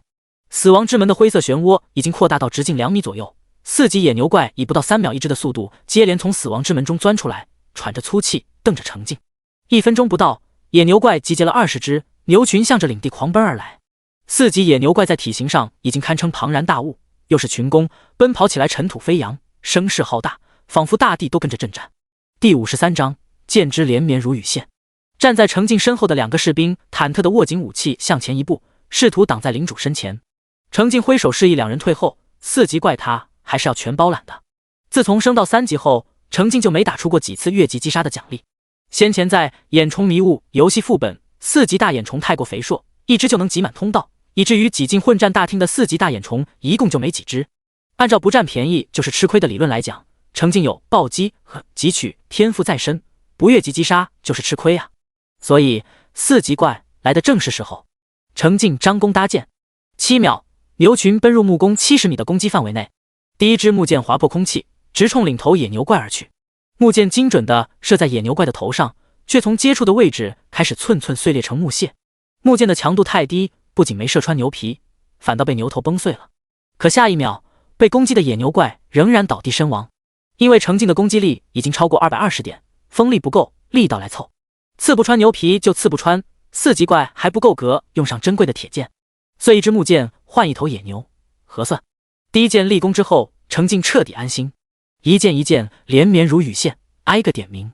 最后一头野牛怪轰然倒在距离领地20米外的位置，身后传来欢呼声。程静看向死亡之门漩涡前，刚钻出来的4级黑甲虫正在向领地爬来。程静一眼就确定黑甲虫采用的是一次攻击的模式，心里立刻没压力了。接下来就是等黑甲虫慢慢爬到他斧子下方。空闲的程静甚至有功夫抬头看了眼电视，结果看到什么豆已经打破人王被淘汰了，大刀难耐的安全塔也倒塌了，正仗着装备好敏捷高在边退边打，看上去准备打游击多拖一会儿。只是程静注意到大刀难耐的死亡之门开始吐同款小福怪，目测敏捷值比大刀难耐还高，要是被小福怪缠上了，情况就有点不妙了。只有周上喝粥的防护结界还兼 X 挺着，只是他的攻击力不太够，要攻击3到4次才能干掉一只怪物。为了保证不让怪物们形成围攻，周上喝粥疯狂操作，感觉手指已经快抽筋了，甚至顾不得正在直播，一张妆容精致的脸上表情狰狞。程静收回视线，黑甲虫终于爬到10米内。程静拎着新手斧子走出布防区，就像锤地鼠游戏一样，来一只他锤一只。新手斧子同样锋利度不够，不能破开黑甲虫厚重的壳，但没有关系，重重的力道砸下去，黑甲虫瞬间腿软扑街就够了。到目前为止，每一轮怪物狂灾会出现4波次不同种类的怪物，大概是为了照顾新手，目前出现的怪物都还是玩家们日常会遇到的，比较熟悉特性，知道该如何应对的种类。有的怪物选择集结围攻，有的怪物选择依次上前。依次攻击领地的只能是来一只送一只，反倒是集结起来围攻的会给程静造成一点压力。好在死亡之门也遵循一定的规律，每次吐出的4种怪物攻击模式有全军出击的，必然就有依次送礼的。只是第4轮考验每种怪物的数量从15只增加到了20只，也不敢肯定之后还会有什么变化。足够快的进攻节奏，反倒没给黑甲虫小小的脑子太多思考时间。从钻出死亡之门爬到领地前只需要半分钟，送死送得太快了，还真没有偷奸耍滑的逃兵。黑甲虫之后是3级的大眼虫，同样是20只，依次上前领斧子。按照规律，程静反倒开始提起一点警惕。果然，最后出场的是老朋友3级小福怪，在漩涡前耐心集结同伙。程静可没耐心等他们，小福怪刚集结够10只，雷霆闪烁就狠狠砸下。原本的第11只小福怪钻出死亡之门，只看到空空如也的战场，闻着空气中隐隐的焦炭味道，茫然的小福怪差点忘记翅膀怎么扇。这一轮入侵难道才刚开始吗？预想中的围攻场面呢？最后10只小福怪集结完毕，向着领地飞来。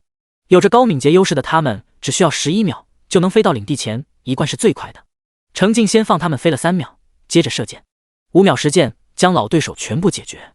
怪物狂灾第4轮，程静共击杀40只4级怪以及40只3级怪，收获1200经验、1200铜币、160金尘。4项基础属性各汲取到4点。别的不说，这属性点喂的还挺平均。除此之外，还爆出2件白色品质的奖励，分别是技能坚固和银质水杯。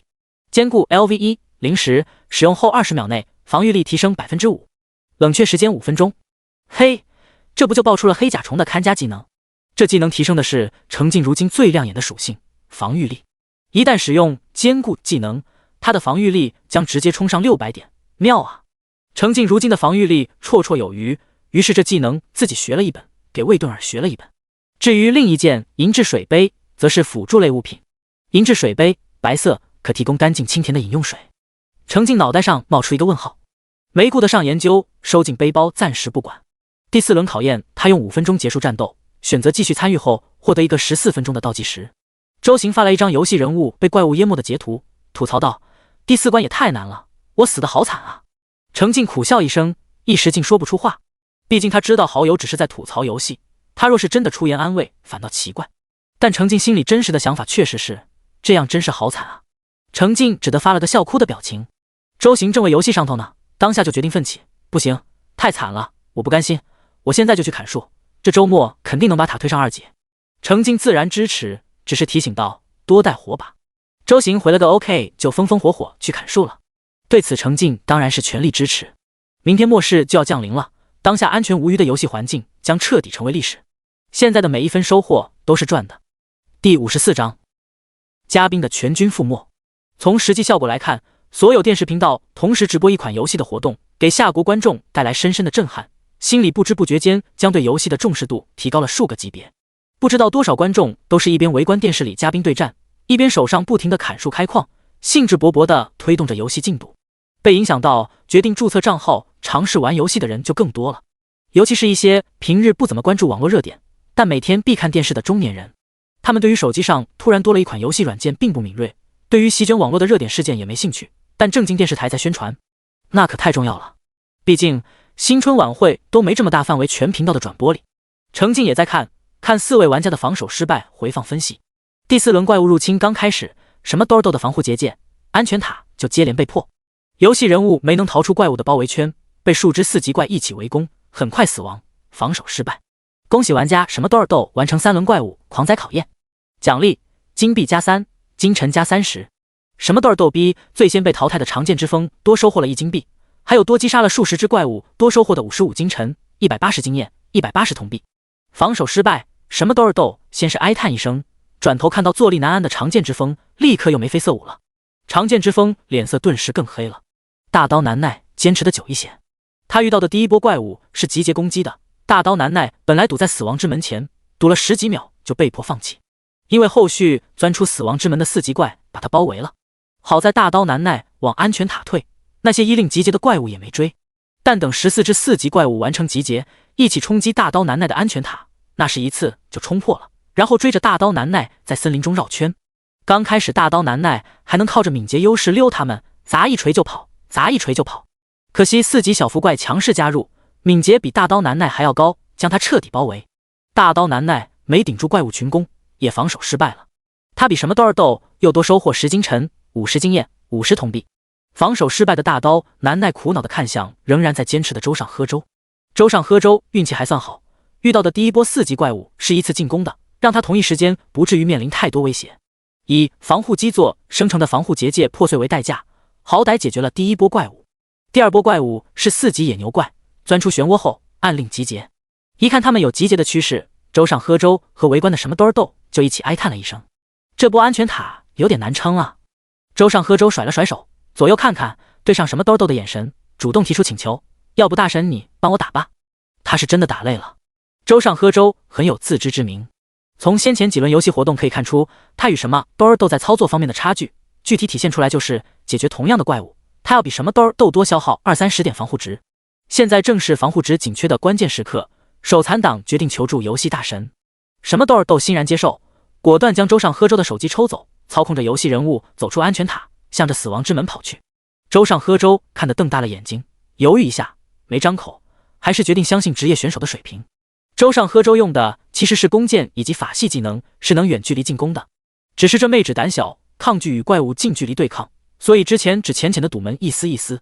什么豆就不一样了，他直接抵近到死亡之门前20多米的位置，这个距离把握的刚刚好，继续靠近，怪物就会上前主动围攻玩家。即便如此，也能明显感觉到正在集结的牛群骚动了，他们似乎也摸不准是该围上来攻击，还是继续按照命令等待同伙。什么豆就不客气了，搭弓射箭放技能，集结的野牛怪一旦有往前包围的意向，什么豆就往后退，等那些野牛怪不情不愿地回到漩涡前，继续等待集结，他又上前攻击。虽然一只4级怪要射好几箭才能磨死，但只要不被包围，游戏人物就是暂时安全的。怪物集结的40多秒内，就这么被什么豆磨死了9只4级野牛怪。眼看着牛群完成集结，开始狂奔，什么豆也撒腿往回跑，借着安全塔的保护，又磨死了5只野牛怪。可惜第3波怪物以敏捷见长，且模式为依次攻击，已经加入围攻安全塔，安全塔没撑住，倒塌了。什么豆靠着操作又干掉了2只4级怪和2只3级怪，生命值见底。幸好升级经验已凑齐，他飞速给周上喝粥的游戏人物升到4级，状态全满，又左闪右突的干掉了4只4级怪、6只3级怪，生命值才再次清零。至此，周上喝粥的账号防守失败。看着凝固的游戏画面和血色的防守失败，周上喝粥和什么豆再次一起哀叹了一声。回过神的周上喝粥赶紧道谢，若不是大神操作犀利，给到他的话，肯定是坚持不了这么久，他已经知足了。作为坚持最久的玩家嘉宾，周上喝粥又比大刀难耐多收获了31金尘、317经验、317铜币。围观的大刀难耐别提多郁闷了。别看周上喝粥看似也就比他多坚持了一个怪物波次，但游戏人物已经和他一样升到4级，安全塔的级别还比他高。这不就是种田流玩家的胜利？呵，破游戏不值得。不论嘉宾们心里如何想，至此4位玩家嘉宾全部防守失败，结束了本次游戏活动之旅。简单吐槽几句后，大家的气氛反倒轻松下来，互相交流起游戏经验和失误，一起等待的本轮考验情况统计通知。主持人连连活跃气氛，感叹着第4轮考验实在太难，应该没有玩家能通过这样的难关，现场嘉宾的表现已经非常优秀。云云。晚上9点50分，不知不觉间，游戏活动已经持续了将近2个小时，屏幕上终于弹出战果通报。第55章，勇敢走出舒适区。只见游戏画面中弹出通知，蓝星共112人迎接第4轮怪物狂灾，其中110人防守失败，失败惩罚已免除。防守成功的2位玩家选择继续接受第5轮考验。让我们为他们送上祝福，加油，保重！与之前的统计表述有微妙差别的通知让大家看得一愣，反应了几秒才意识到，竟然真有人成功通过了第4轮考验。先前还满嘴都是游戏活动第4轮难度太高，无人可以通过的主持人立刻闭嘴，话锋一转，表示惊叹。通过结算统计，咱们可以看出112位选择参加第4轮怪物狂灾的玩家中，是有2位玩家顺利消灭怪物，成功通关的。这可真是太不可思议了！游戏发布至今不过2天多的时间，就有玩家能挡得住大量4级怪物的围攻，不得不说，这是走在了所有玩家前面。嘉宾们也绷不住，大刀难耐率先惊呼：不可能，这绝对不可能！到底还能怎么提升呢？什么多尔多玩笑道：嗨，也就是我进游戏晚了点，我要是开服玩家，多干多克，第4轮的难度还是能拿下的。主持人似乎收到了指示，打断嘉宾们的交流，语气郑重地表示：可惜目前无法得知仅剩的2位玩家的身份，如果是咱们夏国人正在看节目的话，节目组诚挚邀请您加入咱们的直播，可以拨打下方的电话联系我们，将有非常丰厚的大奖送上。发出邀请后，主持人又转向嘉宾，引导他们评论。我看参与互动留言的观众们都很好奇，到底要做到什么程度才能通过第4关？对此，周选手有没有什么看法？实际上，周上喝周自从看到统计通知后，就开始皱着眉头，用手指掐算，甚至还拿出手机计算器敲了起来。听到主持人的问话，语气迟疑地分享道：我觉得这2位通过第4关的玩家，大概率拥有防护基座，小概率安全塔已经升到了3级。可是这个游戏是没办法通过氪金恢复体力的，也就是说，大家都只能靠时间缓慢恢复体力，才能在游戏中行动。我仔细算了算，他们就是从游戏开服熬了2个大夜，一直玩游戏，也不该能凑够升3级安全塔的材料呀。所以我有种猜测，这2人是氪老，在第1天就氪金了，氪了天赋时，可能获得了类似于能提升资源收集效率的天赋，然后第2天氪了防护基座，第3天又氪了武器防具，只有这样才能既有防护又有实力抵挡并解决第4轮的怪物。周上和周越说，语气越肯定，最后由衷的感慨道：只能说这2位玩家实在是眼光好，决断力强，最重要的是运气好，才能走到所有玩家的前头。毕竟谁也想不到，这个突然冒出来的游戏竟然如此火爆，如此受重视。若是这2人此时主动联系节目组，参与到这档官方支持的特别直播节目中，立刻就抓住了当下最大的热点，一夜爆火，暴富不是梦。之前氪金投入的钱很快就能收回来。周上和周说着，心里别提多羡慕了。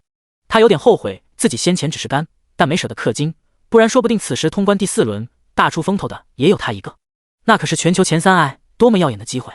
周上和周感慨完，一旁的长剑之风继续补充道：我赞同周的观点，同时我认为这2位玩家的游戏操作水平一定不低。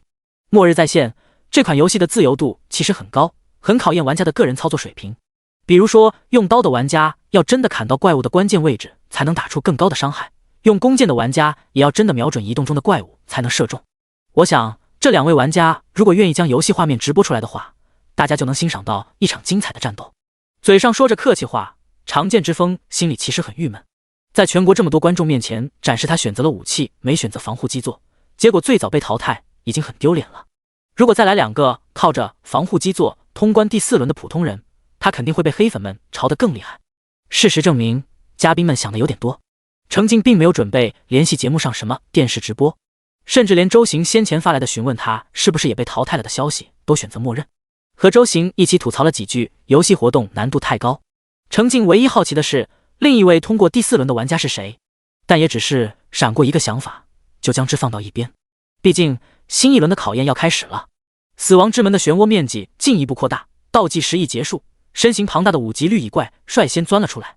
绿蚁怪以约1秒1只的速度飞快钻出集结，头尾几乎连成了线。眼瞅着绿蚁怪聚集了超过5只还不进攻，程静等不住了，他反手换上铁胎弓，尝试着射了一箭。程静使用木弓，最远能攻击到70米左右的怪物，铁胎弓即便有射程加10米的属性，射出的箭支也没能攻击到死亡之门前，就失去力量向下坠去。算了，敌不动我动。程静主动离开领地，向前跑了1/3的距离，再次射箭。226。嘿，伤害又提升了。最先钻出来的绿蚁怪直接倒地。程静的射箭速度最高能达到1秒2箭，这样一来，他的攻击速度比绿蚁怪出现的速度还快，不仅把先前已经钻出来的绿蚁怪解决掉，后续的更是出来一只射杀一只，实现远程堵门的操作。攻击间隙，程静还有空回头眼巴巴地瞅了眼自己重重防御的领地。行吧，这样做的问题是不太稳妥。他对安全塔的防护有执念，总感觉走出领地，心里就没底，虚得很。程静反思了一下，他现在自身防御力都快赶得上安全塔加防护结界了。时代已经变了，他得走出舒适区，勇敢冒点险。于是程静继续往前走了10米，翻手再次换上木弓。第56章，今夜天下第一。铁胎弓可是用铁块做的，多值钱呐！能省则省，还是继续用木弓吧。也就是伤害少10点的区别，反正有没有这10点伤害值都不影响他爆杀5级小怪。这一波漩涡里钻出来足足25只绿蚁怪，这意味着每波次怪物数量再度提升。绿蚁怪之后钻出的是5级小伏怪。程静暂停攻击观察片刻，小伏怪同样在集结。确定他们的攻击模式后，程静继续射箭。想来解决完小伏怪之后的2波4级怪物就会采取一次攻击的模式，到时候他就可以安稳的退回保护圈。程静愉快地射了15箭加一个雷霆闪烁，解决完25只小伏怪。可接下来的情况出乎他的预料，只见后续出场的4级小丑虫钻出死亡之门后，竟然没有攻向领地，而是同样在等待集结。先前4轮怪物狂灾，每轮4波次怪物全都是2波集结攻击，2波依次攻击。可现在死亡之门改变了攻击模式，程静只得停下回家的脚步，站桩输出。当他注意到最后一波出场的4级蜘蛛怪也采用集结攻击的模式，心脏顿时一沉。好家伙，怪物狂灾变成一轮考验，4波怪物全部采用集结的方式入侵了，这可不太妙啊！目前程静的攻速还能压制怪物从死亡之门钻出的频率，但可预见的之后会越来越困难。程静给手指按摩的力度忍不住加大了2分。第5轮怪物狂灾，程静独自站在领地和死亡之门中间，射了足足90箭，将入侵怪物全部击杀在漩涡前。除了负责操控的手指有点酸，负责瞄准的眼睛也有点酸以外，这一轮的收获比之前都要大。暴击后共收获2500经验、2500铜币、200金尘，4项基础属性各汲取到5点，还爆出了增加1点体质的丝质上衣，白色。他立刻换上。整个战斗过程只用了不到2分钟，程静获得8分钟的休整时间。程静连忙冲回安全塔，他在第5轮应战中消耗了45点体力，得抓紧时间恢复。照例取出烤鱼，开始往嘴里塞。毕竟已经战斗到深夜，游戏人物大概也饿了，总算能吃得下烤鱼。程静一气儿塞了4块烤鱼。快节奏的激烈战斗让程静再次感受到来自体力值设定的掣肘。这一前2天助力他收获大量材料资源的属性，今日也成了限制他持久战斗的关键因素。除此之外，木弓和木剑大量消耗，急需补充。程静在操作台上消耗40个木材和4牛筋，暴击后收获8张木弓和400支木剑，暂时够用了。晚上10点整，游戏弹出通知，蓝星共2位玩家迎接第5轮怪物狂灾，其中1位防守失败，失败惩罚已免除。防守成功的玩家选择继续接受第6轮考验。让我们为他送上祝福，加油，保重！看到通知，程静忍不住握拳，为自己欢呼一声。防守成功的正是他本人，也就是说，截至目前，全蓝星只有他一个人成功抵挡到第6轮。从重生睁开眼到现在，干了30多个小时的游戏时长，投入30万巨款的氪金，运气再加上努力，终于在此时看到了收获。至少当下，他走在了蓝星人类的最前列。激动的程静绕着茶几转了好几圈，挥动了几下拳头。他可真他妈牛啊！老子天下第一！程静感觉自己的斗志已经疯狂燃烧起来。先前还对之后的怪物狂灾考验心存忧虑，现在包袱全抛，轻松上阵。反正他已经拿过第1了，就这还能活不过3个月。至于接下来，就1个字：杀！就让他看看自己能走多远。游戏发出的统计通知，不仅程静本人能看到，所有正在登录游戏的玩家都能看到。通过电视直播节目的镜头，全国更多观众也一起看到了。主持人和嘉宾都很惊讶，难度恐怖的第4轮已经让他们全军覆没，连连吐槽了第5轮怪物狂灾的难度，他们是有所推测的，至少得冲出来80只怪物，且一半5级，一半4级吧。这是刚玩了2天游戏的玩家能通过的强度，而且通知出现的时间间隔比之前几轮都要短，意味着通关的家伙只有10分钟战斗时间，比第4轮整整少一半。这家伙是开挂了吧？几位嘉宾愤愤地质疑起来。输给没别人干，没别人克，他们还能勉强接受，可一想到可能是输给外挂，简直憋屈至极。这档特别直播节目也将成最大笑料。主持人也被招下台紧急沟通。半分钟后，主持人快步走回屏幕中央，语气郑重地否定了嘉宾们的猜测，直言道：根据权威消息，末日在线，游戏并没有外挂的存在，也就是说，这位玩家是靠自己的实力和努力通过第5关的。在此，让我们一起向他表示诚挚的祝贺。带头鼓了鼓掌之后，主持人再次重申，如果这位表现优秀的玩家是咱们夏国人，请一定要联系节目组，100万奖金等你来拿。4位嘉宾傻呆呆地看着主持人，眼里写满茫然。什么时候说过会奖励100万奖金？若真有，那可真是亏大了。将电视静音的程静没有多关心外界，他陷在沙发里，给眼睛敷了条热毛巾，左右手互相放松按摩，不断深呼吸调整状态。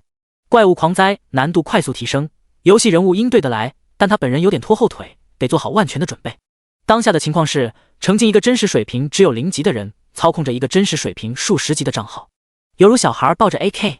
先前完全靠 AK 本身的杀伤力可以轻松解决小卡拉米，但当对手从小怪变大怪，这小孩的真实水平就成了木桶的短板。武器再好用，人挥不动，只能白搭。7分钟后，程静专心盯着手机屏幕，亲眼见证倒计时结束，第6轮怪物狂灾正式开始。从此刻开始，完全是程静一个人的战斗。第57章，一招攻城万人知。死亡之门已经从最初的直径1米扩大到直径3米，吐出怪物的频率再次提升，几乎是1秒同时吐出2只，与程静的射速持平了。最先钻出漩涡的6级黑甲虫并没有前进，明显是在等待同伙集结。彻底抛弃还有怪物会依次上供的侥幸，程静冲出领地，站在中间张弓射箭。他不能等他们完成集结，那他就被动了。249，一击必杀。得益于恐怖的汲取天赋，程静的实力提升速度比入侵怪物等级提升的还要快，打出的伤害更高了。只是一箭一箭接连射出，将和怪物出现的速度持平。实际上，以程静游戏人物的敏捷属性，他的攻速远不止如此。但游戏人物敏捷属性再高，在攻速方面也得结结实实被游戏外的程静本人限制。比如射箭，程静只能发挥出1秒2箭的水平，这还要仰仗怪物的行动在他的画面中自带减速效果。再提速，他的手指操作不来。如果此时他真的拥有将近40点的敏捷属性，1秒8箭都不成问题。于是现在的局面是程静不能失误，只要他箭射得慢了点，场上就会多出2只怪物等待处理。很快，程静又注意到每波次入侵怪物的数量再度增加，6级黑甲虫足足钻出30只才开始钻6级野牛怪，而最先的2只野牛怪钻出来时，场上还有6只黑甲虫未被清理。按照命令集结完毕的黑甲虫携带着满腔被攻击无法反抗的怒气向着程静冲去。黑甲虫的敏捷属性在拉胯，但毕竟已经是6级怪，只需13秒就能冲到程静身前。程静一算，6级的野牛怪的敏捷肯定比6级黑甲虫还高，他干脆暂时先不管黑甲虫，专心对付野牛怪。10秒之后，程静砸下一发群攻版的雷霆闪烁。275、281，10道银蓝色的雷霆砸下，快冲到程静脸上的6只黑甲虫和死亡之门前的4只野牛怪顿时携手扑接，但程静也仅仅能放松1秒，刚够他缓口气，因为新的野牛怪已经迫不及待地从死亡之门里钻了出来。前后1分钟，共有108只6级和5级怪物死在程静简陋低廉的木剑之下。因为最后一波集结的是小福怪，依仗着高敏捷，集结时也不忘在死亡之门前到处乱飞，给程静的射击造成很大困扰，多耽误了点时间。最后共有8只5级小福怪完成集结冲向程静，6只死在剑下，还有2只倒在小火球和尖刺的攻击下，顺利消灭第6轮入侵怪物。程静操控人物跑回领地，手机一扔，大力甩了甩手，他可怜的手指快要抽筋了。更不妙的是，战斗节奏还在加快，这次休整的倒计时只给了不到4分钟。好家伙，这是看只剩他一个人参加活动，想尽办法要搞死他喽。这么点时间，他目前仅剩的68点的体力值根本来不及恢复多少。而游戏人物再次抗拒吃烤鱼，看上去不仅不想往嘴里塞，还想往外吐一口油。哎呀，这小子肚子真小。唯一的好消息是，这一轮程静收获更大。第6轮出现的6级怪物和5级怪物对程静来说都是越级击杀，击杀收益有所增幅。其中击杀一只5级怪物可以收获15经验、15铜币，击杀一只6级怪物可以收获25经验、25铜币。在经过天赋暴击之后，程静共收获4800经验、4800铜币以及240金尘，基础属性各增加6点。让程静不满的是，明明是越级击杀，爆率却没提升多少，他只额外收获一件装备，这不对劲，这不应该，感觉奖励被克扣。清醒之戒，白色，精神加1，属性很普通，但只要有增益，程静就不嫌弃，立刻给自己装备上。这样一来，他2只手一边一个戒指，力量、精神各加了一点。只是戒指的花纹很普通，一点都不像大款。暴击收获的另一个清醒之戒则给魏盾一装备上。盘点完收获，程静按摩着手指，考虑未来。第6轮考验，死亡之门吐出怪物的频率已经和他的射速持平了。接下来的第7轮，程静连忙将他先前手动关闭的箭塔和投石机自动攻击功能全部打开。这些攻击建筑的实际效果可能不够给力，聊胜于无吧。3分钟转瞬即逝，程静感觉手指还在隐隐作痛，但游戏画面已经弹出统计。蓝星共1位玩家迎接第6轮怪物狂灾，防守成功的玩家选择继续接受第7轮考验。让我们为他送上祝福，加油，保重！这消息引起一片哗然。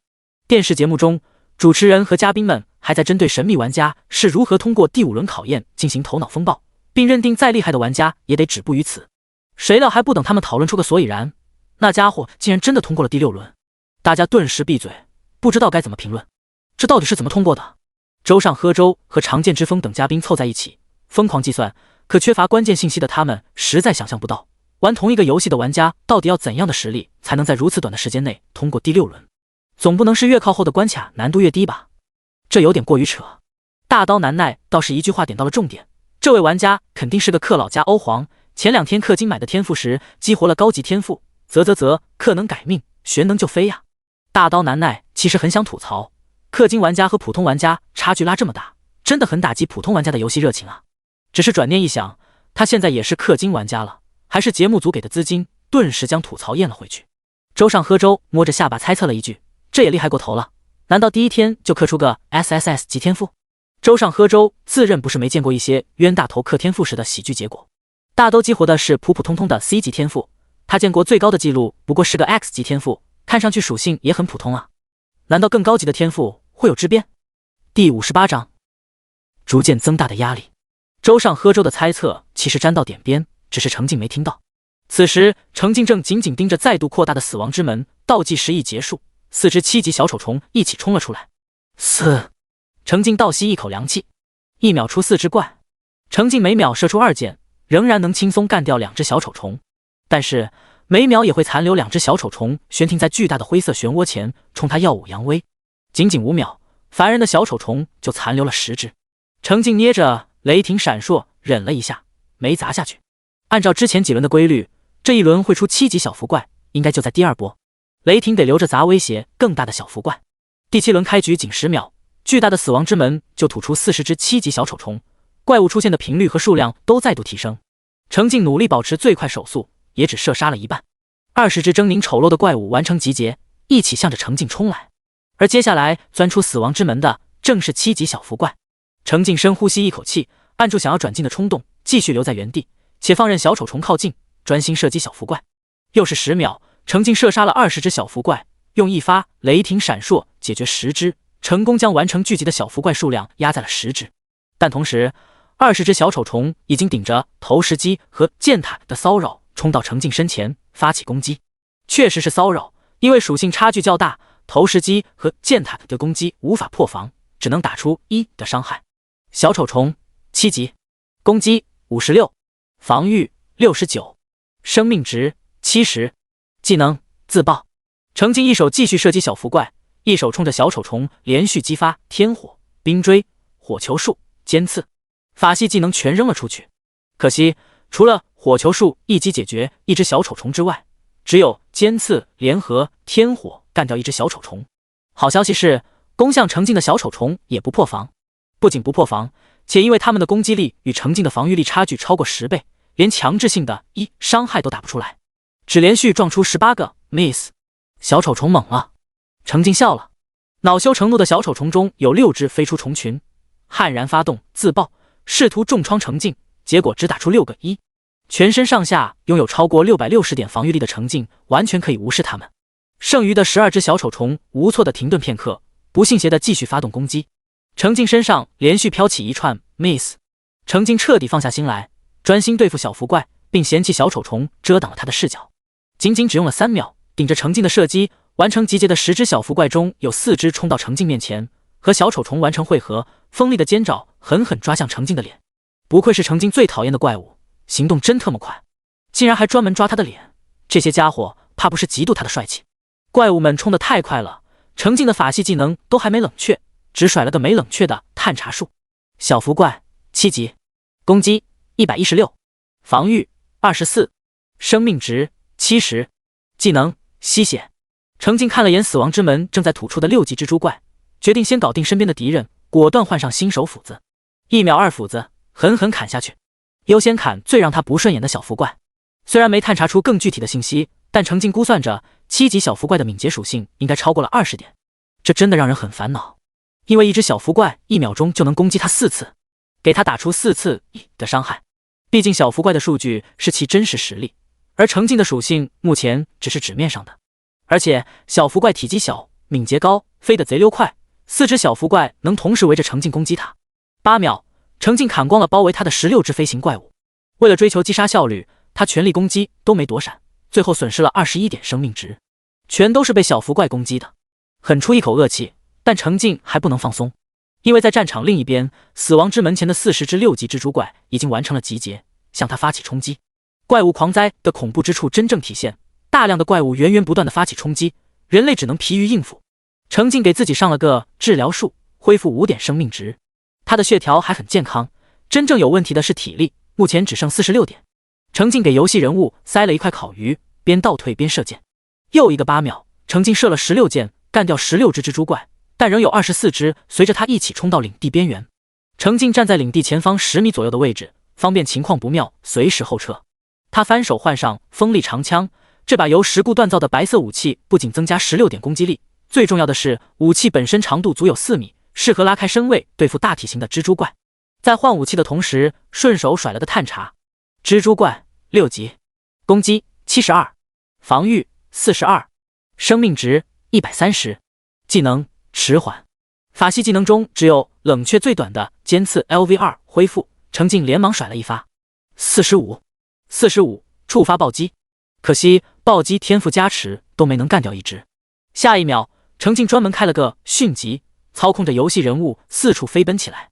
这种小范围快速移动还是能发挥出高敏捷属性真实实力的，只要他自己顶得住画面带来的眩晕。蜘蛛怪纵然有8条腿，还是不够用，被溜得团团转，疲于追逐程静的身影，但射出的蛛丝总是捕捉不准，也就没办法给程静上减速的 debuff。反观程静，一枪一只蜘蛛怪，干脆利落。对付蜘蛛怪比对付小福怪轻松不少。除了蜘蛛怪级别低以外，还因为蜘蛛怪体型大，转向不便，相对于体型小巧的游戏人物来说，同一时间攻击位置有限，最多也就5只蜘蛛怪能近距离攻击到程静。就算攻击到程静，1秒最多也就能攻击2次，而且程静还会闪躲，轻易不会吃到攻击。小福怪之所以那么难缠，是因为小福怪体型小，同一时间20多只都能一起攻击到程静，抓速还快，不压制数量的话，那把程静的脸抓花。第59章实在是扛不住啊！除此之外，还有一个场外因素，第4波次怪物已经集结完毕，是6级的绿蚁怪。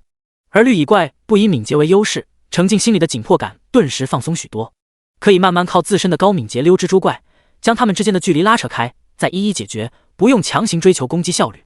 游戏活动开始2个小时以来，这一轮是程静第一次无法强势压制怪物，显露出颓势。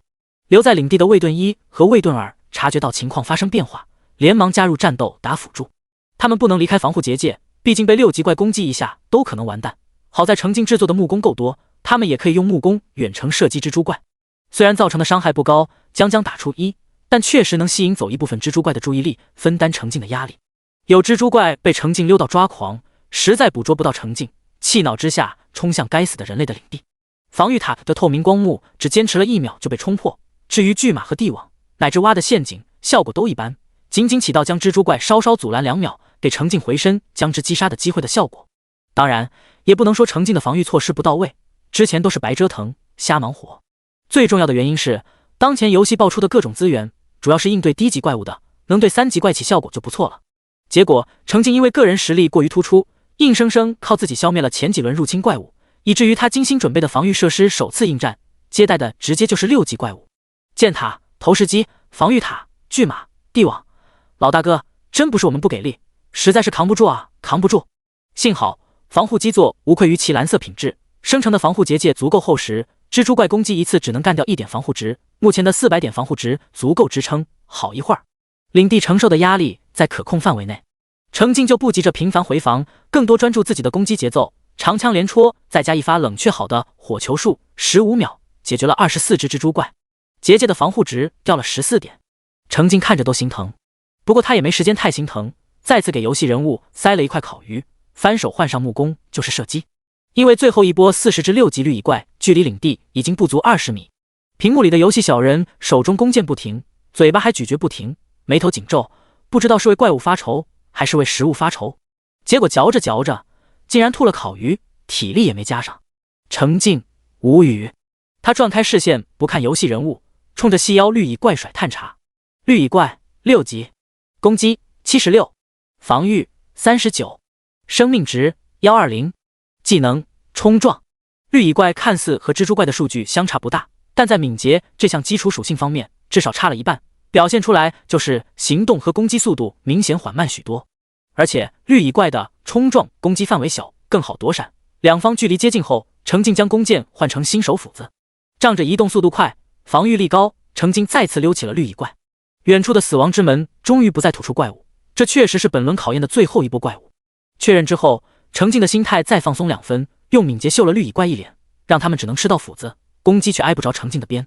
为了更稳妥，足足用了1分钟，程静才将绿蚁怪全部消灭，代价则是他的体力只剩可怜巴巴的5点。战斗结束后，走路都在打晃。魏顿一和魏顿二连忙跑出来，一边一个将游戏人物扶回安全塔。现实里，程静看着3分钟倒计时，倒吸一口凉气。如果下一轮考验在3分钟后开始，他的体力也就刚恢复到10点。遥想活动第1轮时给的应对时间有40分钟，可到了现在，每轮只给他5分钟应对加恢复。与之相反的是源源不断的怪物。抹了把脸，程静平复心态，攒的那么多经验值就是用在这时候的。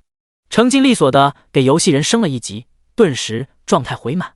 他是在解决完第7轮的怪物才升级的，第7轮的击杀收益可没打折扣。击杀一只7级怪物能获得40经验、40铜币，再加上怪物数量提升，收获再度暴增。暴击之后，程静共收获10400经验、10400铜币、320金尘，4项基础属性各自汲取到8点，值了。更值的是爆出一个奇妙的好东西——采矿机，白色采矿机每小时消耗1铁块，可开采200次。把这玩意儿放进矿洞，平均下来每小时有机会收获18个石块加2个铁块。别看赚的少，关键在于不消耗人的体力和时间，算下来总归是赚的，积少成多，也是铁块的一大来源。更何况程静暴击后拥有2台采矿机，每小时约能额外收获2个铁块，这可真是妙啊！盘点完收获，倒计时还有2分钟，程静又欣赏起自己的属性表：姓名保命要紧，等级4 24084500，天赋汲取 SSS 暴击 S， 力量48+1，敏捷53.2+3，体质53.8+1，精神175.4+5，生命值538，攻击力404.8，防御力698.6+11，体力值140，技能探查术 LV3 28100，采集 LV3 8100，分解 LV4 487500，冰锥 LV3 50100，火球术 LV3 58100，迅疾 LV3 8100，治疗术 LV2 50%32%，迟缓 LV2 50%12%，狂化 LV2 50%8%，天火 LV2 50%17%，冲锋 LV2 50%20%，剑雨 LV2 50%32%，吸血 LV2 50%48%，护盾 LV2 50%9%，静默 LV2 50%10%，雷霆闪烁 LV2 50%2%，尖刺 LV2 50%7%，坚固 LV1 1/10。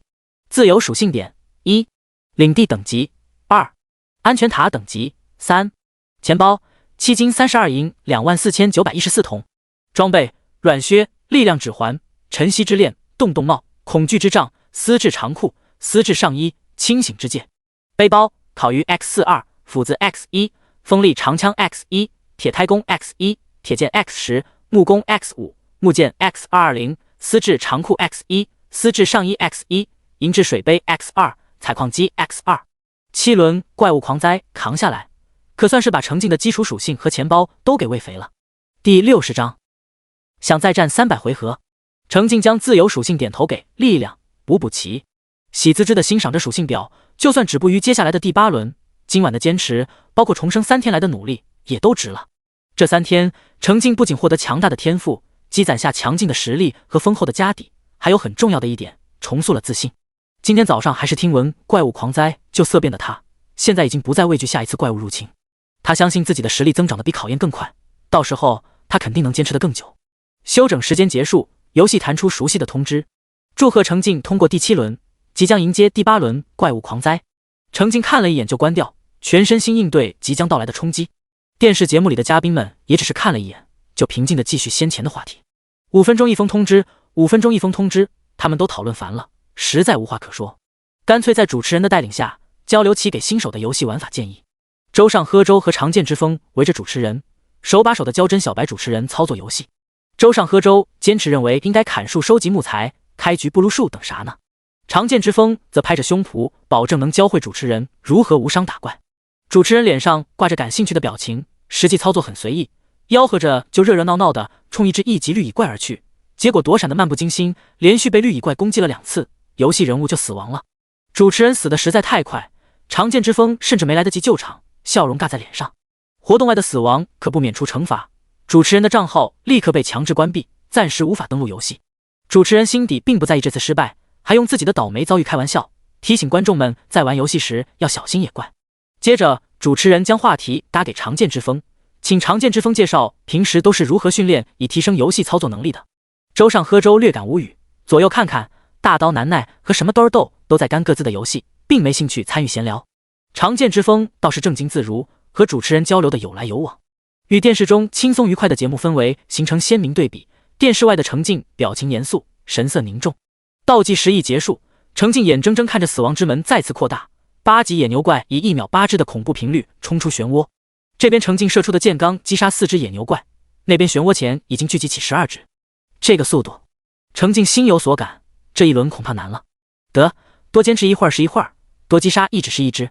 仅仅5秒的时间，死亡之门里就冲出来40只野牛怪，被弓箭干掉10只，仍有30只聚集成牛群，红着眼，喘着粗气，狂奔向程静。忙乱之中，程静脑海中闪过一丝疑惑：咦，第8轮考验每波次怪物数量竟然没有再增长。8秒后，在连续不断的剑之攻击下，仍有20只野牛怪冲到程静身前，狂化给野牛怪悍然攻向程静。虽然没能将程静撞倒在地，但程静生命值也在1的掉。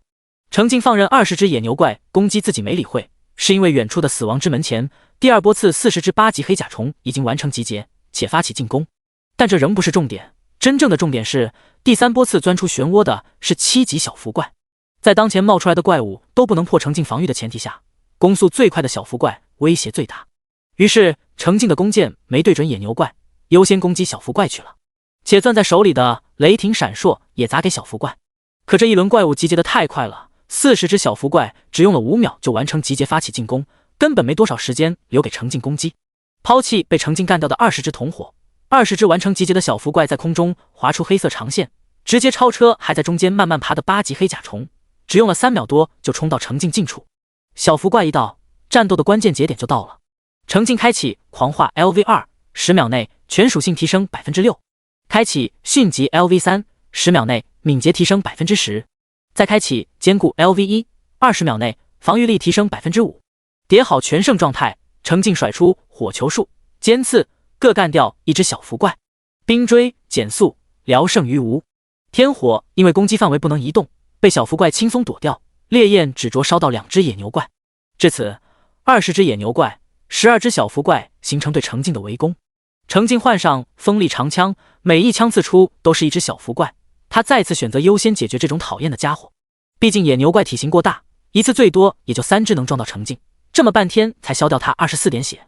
但可恶的小伏怪攻速极快，程静若是不注意躲闪，12只小伏怪能从各个角度同时攻击到他。2秒，程静解决了4只小伏怪，同时损失95点生命值。不妙的是，程静注意到远处本该在第4波次40只7级大眼虫钻出来后暂停的死亡之门，开始吐出第5波次怪物7级蜘蛛怪。好家伙，原来第8轮考验中怪物数量的增加在这里等着他。入侵怪物从4波次变成了5波次，下一秒，程静忍不住再叠加一声“好家伙”，因为第3波次的黑甲虫终于爬过空地，加入围攻队列，却因为程静身边太过拥挤，竟然没找到攻击位置，简直离大谱。高级怪物明显长出了点脑子，于是黑甲虫和部分野牛怪果断偏转方向，向着程静身后的领地发起进攻。而原本死缠着程静高速进攻的小福怪，在同伙纷纷转向后，似乎跟着变聪明了，也绕过程静，向领地的防护结界冲去。程静瞬间反应过来，不要啊，快回来，再与我大战300回合。这下换程静伸出尔康手试图挽留，却不得不反身去追击小福怪。将近70只怪物一起围攻领地的话，想想结界也是撑不住的呀。小福怪们一哄而散，冲得最快，原本还偶尔躲闪的程静，这下只能彻底放弃闪避，跟在后面费力追击。第61章，为了今夜的安睡，小福怪们故意飞得很散，程静要来回折返。头疼之余，没忘了赶紧向领地里的领民们下令，收缩防线，全部退回安全塔。魏盾一和魏盾二也别想着打辅助了，万一结界一破，他们根本跑不过这些怪物，接触就是死，还是赶紧躲起来的好。被淡蓝色防护结界保护在内的人类领地，宛如一块散发着香味的美食，吸引着怪物们奋力向它冲去。小福怪最先抵达，野牛怪慢2秒赶到，紧接着黑甲虫也加入围攻。怪物们散布在防护结界周围，奋力攻击。他们甚至完全不在意正将后背路给程静，任由程静击杀，他们只管一心一意地撞击结界。围攻的怪物中，同样是小福怪对结界的威胁最大，1秒就能干掉4点防护值。程静追击四处乱飞的小福怪，同时顺手给沿路的怪物死亡审判，但他一个人无法挡住60多只怪物的全面进攻，只能心急如焚地注意到防护结界的防护值正在快速掉落，24、16、68、58，且随着加入攻击的怪物数量增加，掉落的速度也在加快。仅仅坚持了8秒，淡蓝色的防护结界突然碎裂。程静猛然停下追击，眼睛直愣愣地盯着自己的领地，手中的长 chain 枪随意刺穿旁边的一只野牛怪。这一瞬间，他注意到围攻领地的50多只怪物陡然振奋激动起来。这一瞬间，他也注意到第4波次大眼虫和第5波次蜘蛛怪正在赶来的路上，即将加入战场。这一瞬间，已经战斗了2个小时，有些酸胀的大脑前所未有的清醒。程静知道，作为最后一层防御，安全塔也不过能多抵挡3秒，然后他辛辛苦苦干出来的这座3级安全塔就会倒塌，他辛辛苦苦翻整升级的领地也会化为废墟。程静和电视直播里的4位嘉宾玩家有一个很大的不同，他的个人实力更强，即便此时安全塔倒塌，领地损毁，程静仍然可以和怪物打游击。他的移动速度没有怪物能追上，再加上手里还攒着大量经验值，可以随时通过给人物升级恢复状态和体力。只要他想，程静能坚持的时间绝对比大刀难耐更久，慢慢磨，肯定能把本轮剩余的100多只怪物全部消灭。程静还知道一些场外消息，比如当前阶段只要有经验值，至少给游戏人物升到9级是没有障碍的。这意味着他的体力值有将近900点的开发空间，怎么也能助力他消灭1500只怪物。而按照现在的怪物数量提升规律推测，他想再杀穿3轮怪物狂灾考验也是有实力的，那得收获多少奖励啊！只是随着安全塔的倒塌，躲在里面的5位领民恐怕活不下来，而武器损耗的耐久以及领民的生命都不在游戏活动免除的失败惩罚范围内。电视里的嘉宾中，只有周上喝州拥有领民，他的安全塔倒塌后，不仅自己身死，领地里的农民也死了。活动结束后，安全塔恢复了，但是死去的领民没有复生。周上喝州为此还专门吐槽了一句：购买农民的钱浪费了。程静长叹一声，手指甚至快于大脑，迅速点击了屏幕左上角的退出按钮。他选择主动放弃继续参与活动。随着程静的操作，游戏世界顿时暂停。在这幅凝固的画面中，程静能看到狰狞的怪物们正满眼贪婪地冲向安全塔。停顿了2秒，游戏弹出询问，确认结束活动，结算奖励。程静洒脱一笑，果断选择了确认。今天晚上，从电视节目里的主持人开始，4位嘉宾、好友周行，程静已经见证了至少6座安全塔的倒塌，受到的冲击足够多了。他实在不想看到自己的安全塔也倒塌，那他今晚恐怕会做噩梦。至于损失的击杀奖励，就靠以后挣回来喽。程静狠狠握拳，他不仅会挣回来，还要翻倍再加暴击，大挣特挣。自我安慰一番，沮丧少了许多。其实程静的损失并没有他现在预估的大，因为他就算选择继续战斗下去，消灭完第8轮的入侵怪物后，也会发现无法选择继续接受下一轮考验。不然活动最初的2轮怪物狂灾结束后，为什么大量防守成功的玩家没有选择继续接受后续考验？是他们不想吗？是他们现实中真就忙碌到10几分钟的游戏时间都没有吗？当然是因为他们不能啊。其实是安全塔被攻破的玩家，最多只能靠游击消灭完当前轮次的剩余怪物，就会收到结算通知，被强行结束活动。等程静知道这一规则的时候，沮丧可能会更少些。当然，此时的他看向手机屏幕的眼神还带着奖励菲菲的心痛。随着程静做出决定，游戏画面中围满了领地的怪物们就像是被橡皮擦掉一般，消失得无影无踪。灰色漩涡状的死亡之门也化为流星飞走了。活动专门提供的昏黄视野随之结束，画面回归常规的黑色夜晚。壁炉照亮了安然无恙的安全塔，以及挤在安全塔门口表情惊恐的领民们。程静走向安全塔，从黑暗中走向光明。领民们望着他，终于确认一切已经结束了。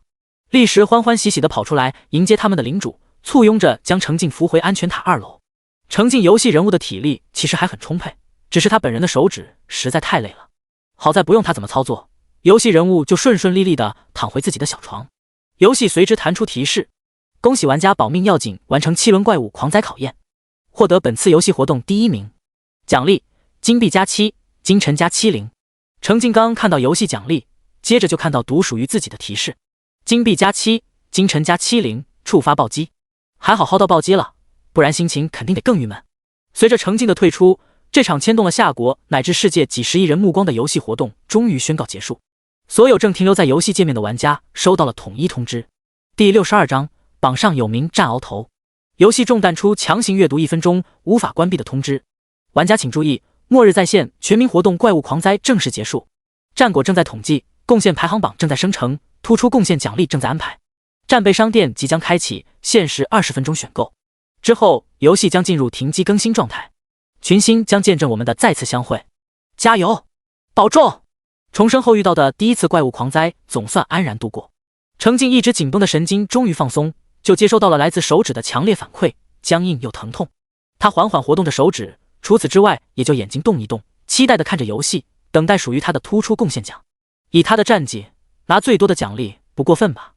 事实证明不过分。贡献排行榜很快更新。1保命要紧，蓝色宝箱，声望+20。2.1749 复兴周，绿色宝箱，声望+15。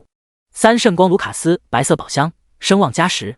4.1749 沈赫，白色宝箱，声望+9。5月下独眠，白色宝箱，声望+8。6周上喝粥，白色宝箱，声望+7。7.1749 王以生，白色宝箱，声望+6。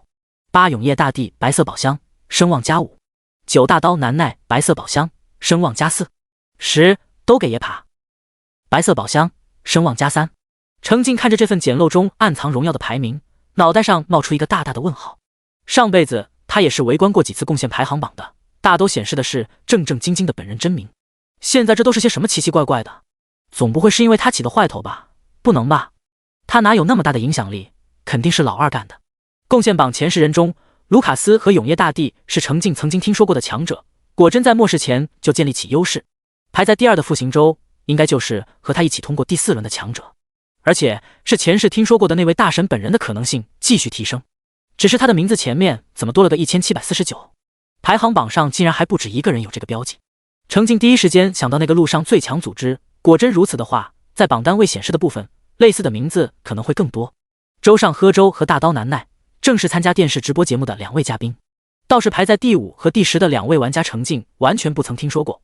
不过看取名风格，是夏国人的可能性很大。程静不由得点点头，仅仅前10名就被夏国人占据大半，目测整体形势很不错。守望相助嘛，当然还是有共同文化基础的真同胞更可靠些。同是蓝星人，还有以2面3刀烧杀抢掠为荣的民族，野蛮的简直无法沟通。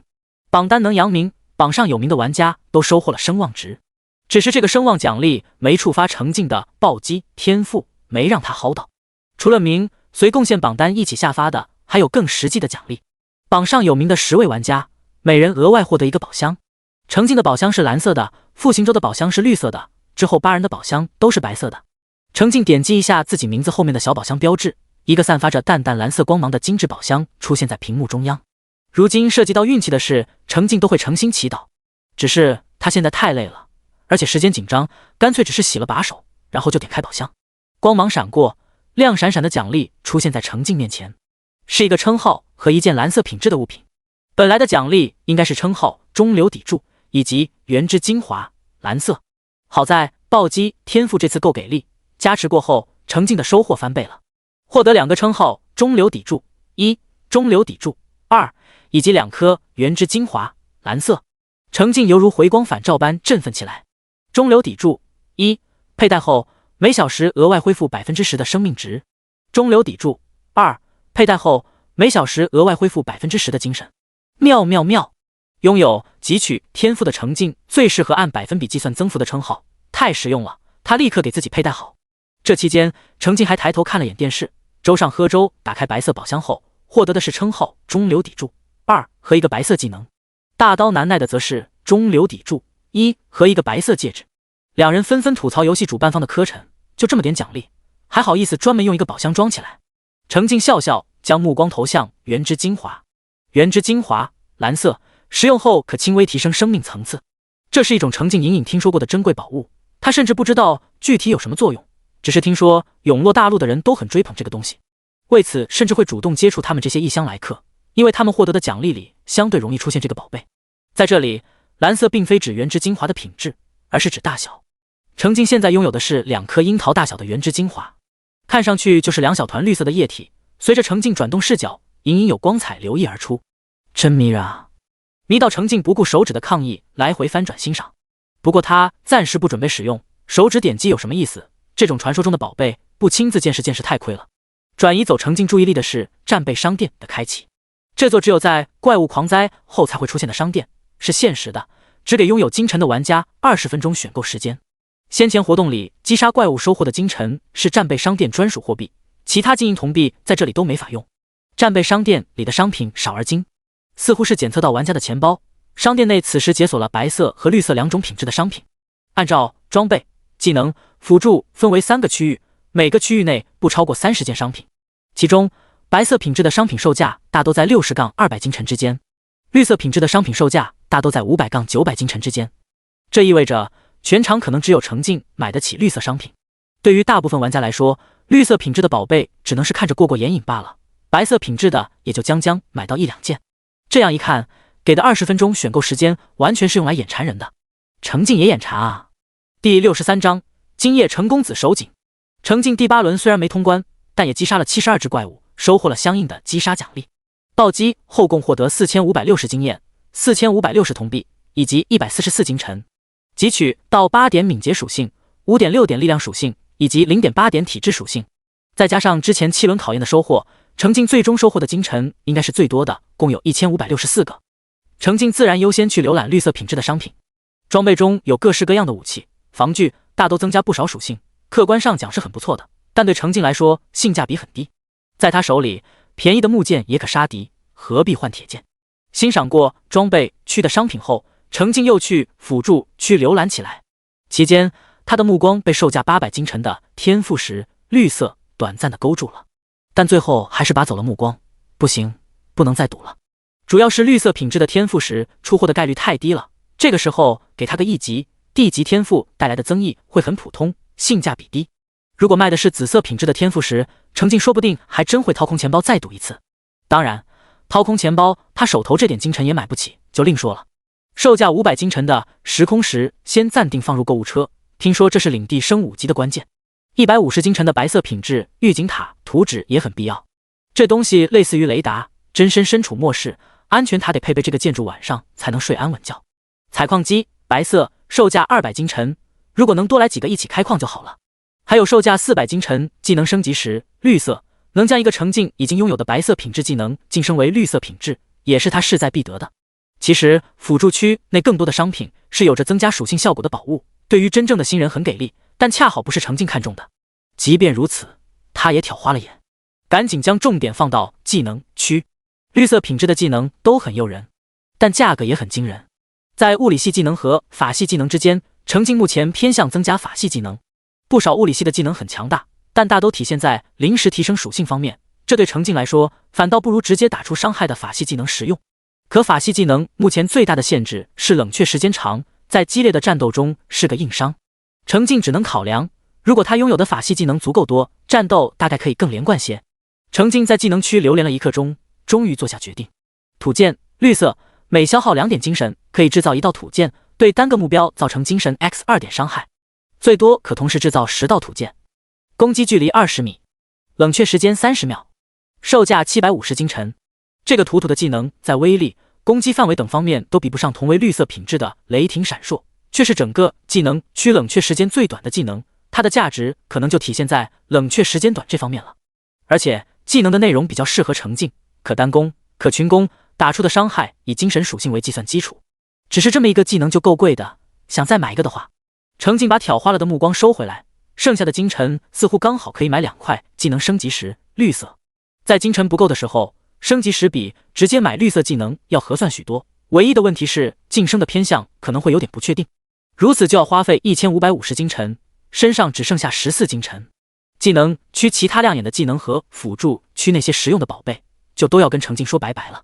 在商店倒计时的最后1分钟，程镜还是按照计划买下土箭绿色和2块技能升级时绿色，然后满心期待的等着，可惜没能等到暴击的提示，顿时失望的长叹一声。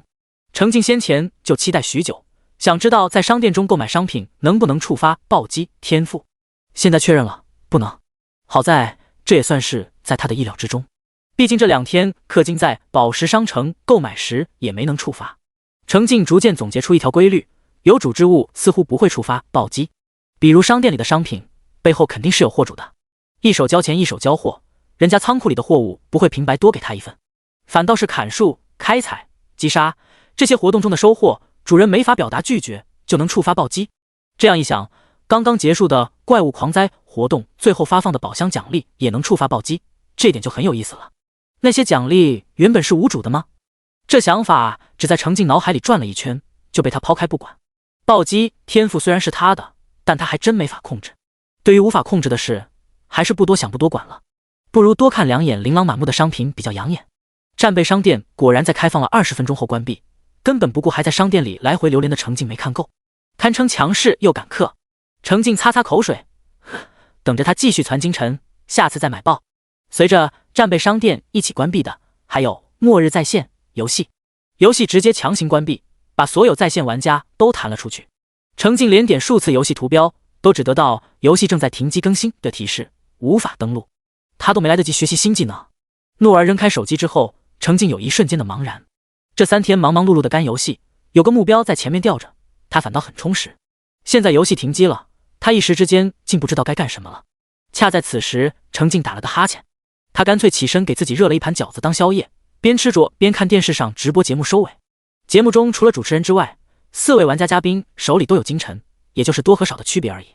常见之风的最少也有162个，其他3人都超过200个，最多的周上喝粥拥有258个金尘。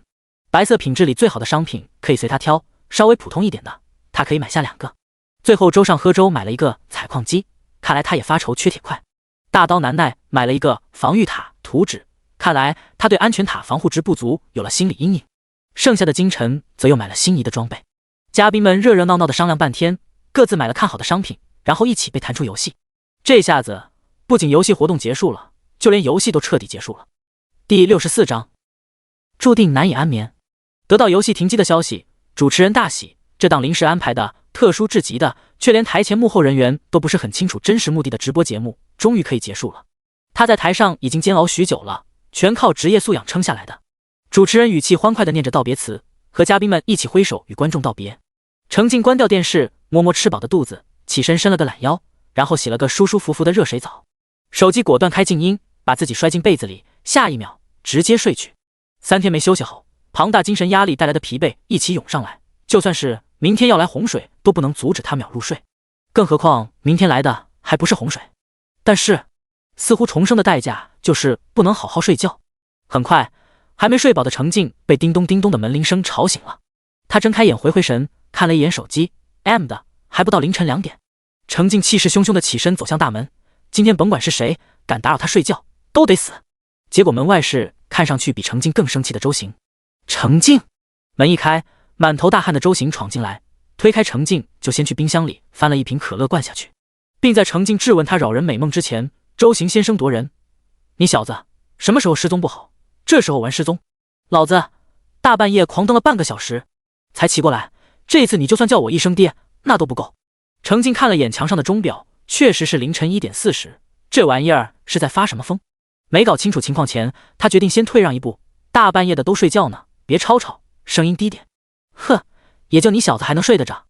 你去窗口看看，外面现在多热闹。周行更大声的嘲讽。程静快步走到窗边，扯开窗帘，就见外面大半夜街上却真有不少人，这太异常了，很不对劲。程静看向周行，出了口怨气的周行也终于平静下来，顺了顺气，解释当前的情况。出大事了！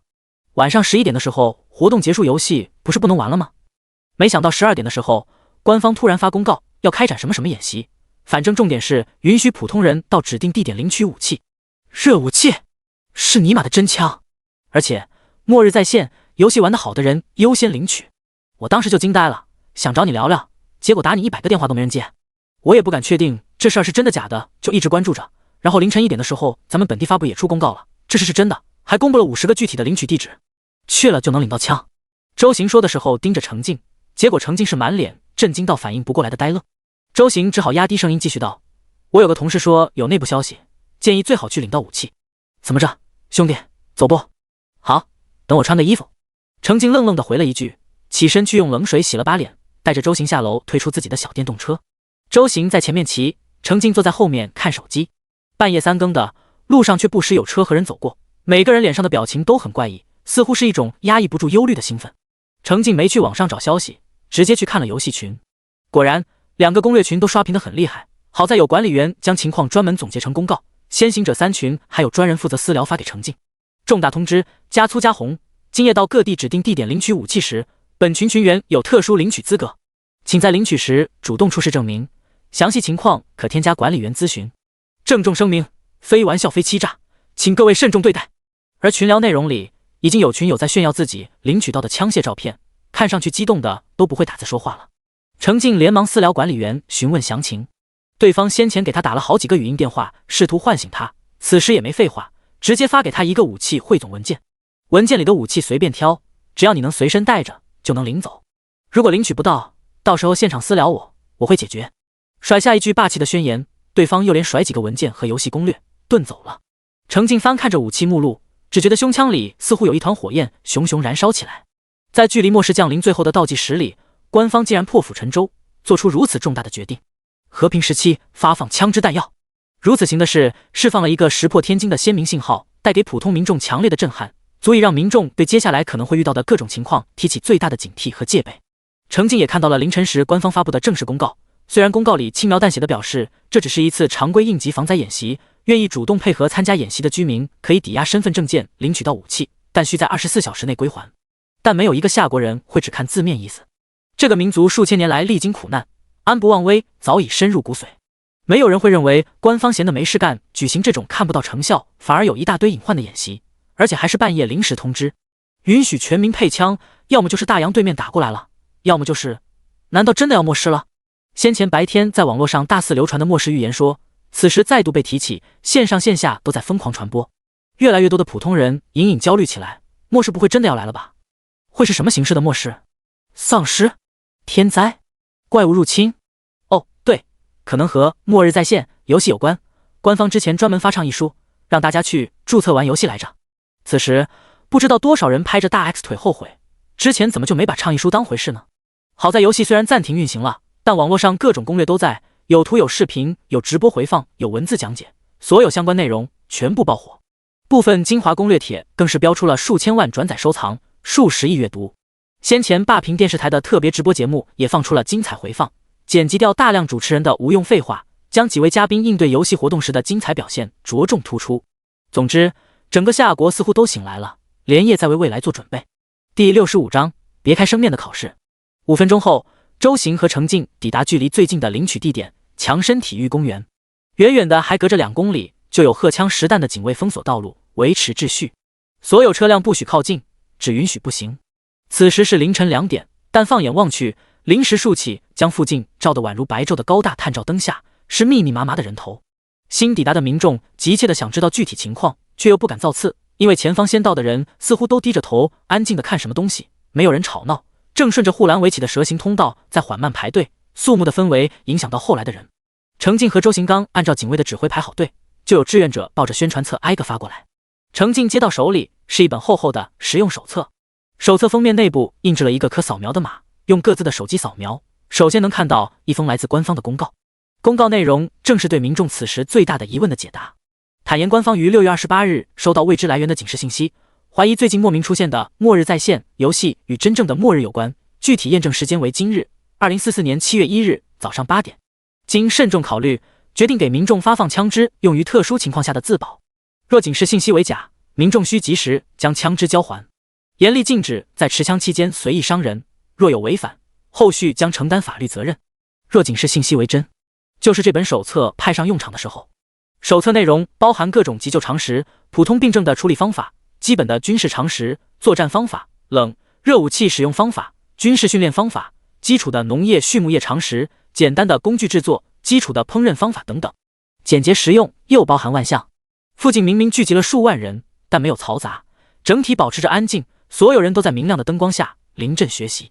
整本实用手册的内容倒不要求民众当下就掌握，但扫描出来的不仅有官方公告，还有数个视频，要求现场掌握。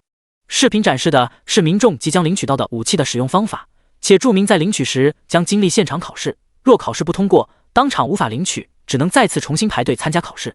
视频的内容远超程静想象的丰富，有手削枪、步枪、手雷、单兵火箭筒、地雷等常规武器的操作介绍，也有夜视仪、防毒面具、作战服等配套装备的使用方法。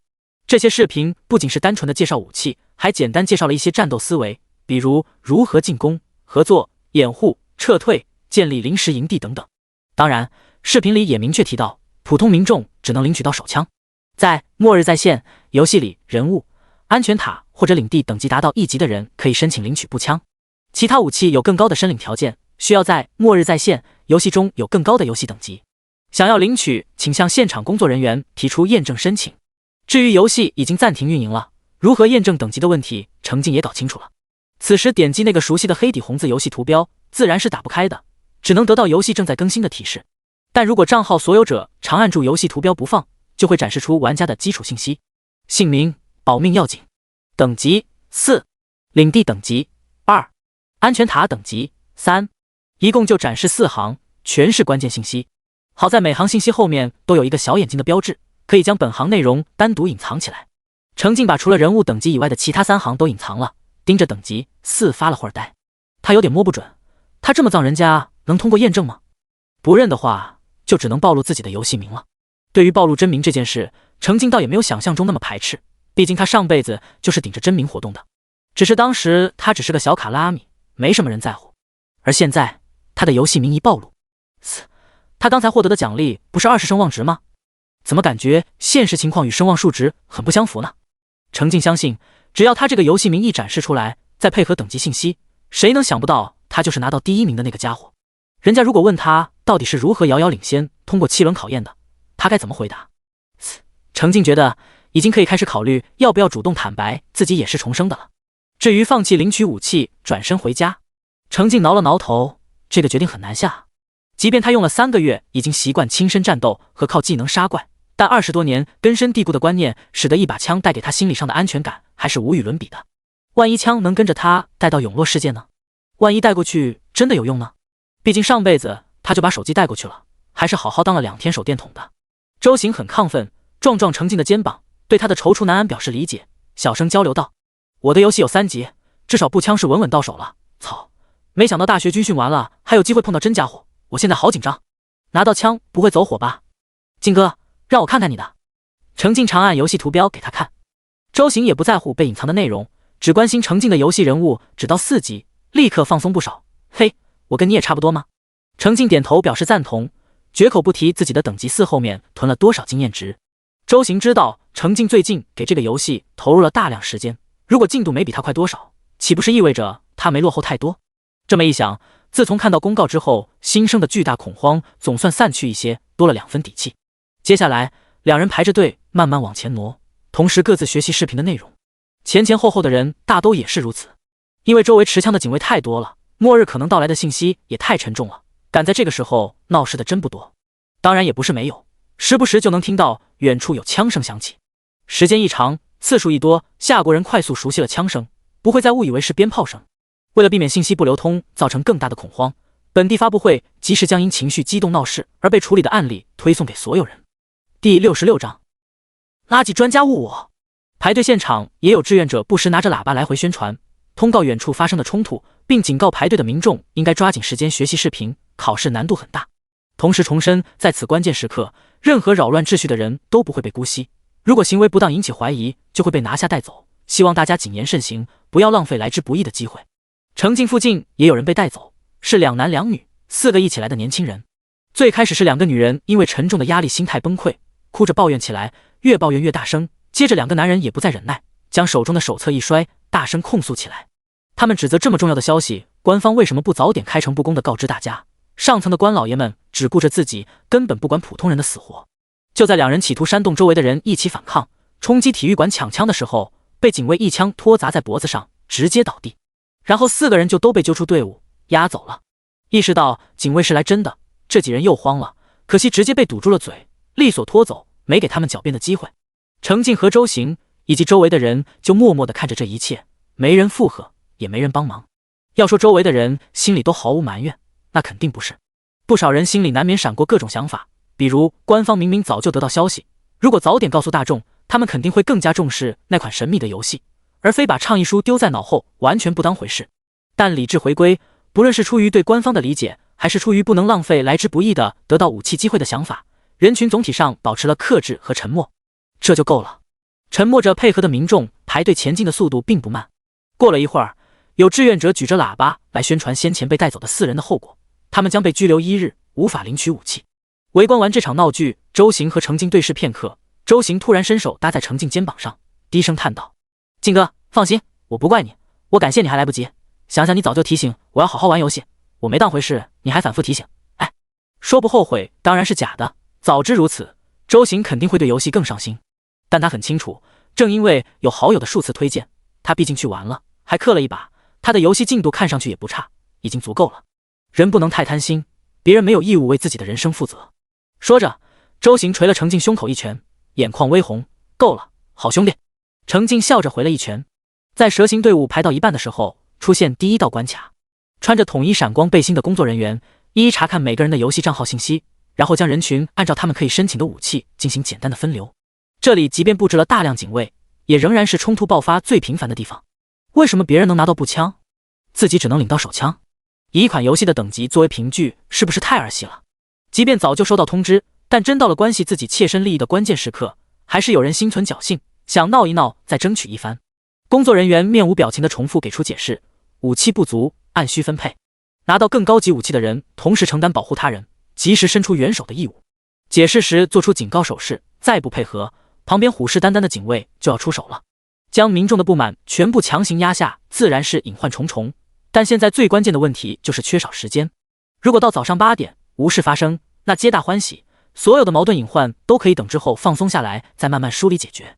但如果真的有事发生，那最优先要保证的就是在8点之前尽可能把武器分发给更多的人。很快轮到了周行和程静。工作人员果然和程静提前观察到的一样，根本不管申请人隐藏不隐藏游戏名，只要露出关键的等级信息就行了。因为这个关卡根本不做登记，只做简单的筛选分流。周行的游戏人物是3级，程静游戏人物更是高达4级，都是目前少有的高等级。就连走流程到麻木的工作人员都忍不住猛地抬头，看向周行和程静的眼中异彩连连，用震惊的语气招呼2人走一条特殊通道。严阵以待的警卫之中，专门分出一个人，领着周行和程静向体育公园另一侧走去。后面排队的人群意识到什么，望着2人离开的背影，满是羡慕嫉妒恨。有人忍不住喃喃：妈的，什么时候会玩游戏都这么吃香了？那些专家不是说游戏玩物丧志吗？垃圾专家误我。远离人群，负责带路的警卫主动自我介绍道：“我姓陆，陆峰。”说着拿出自己的手机给他们看游戏账号信息。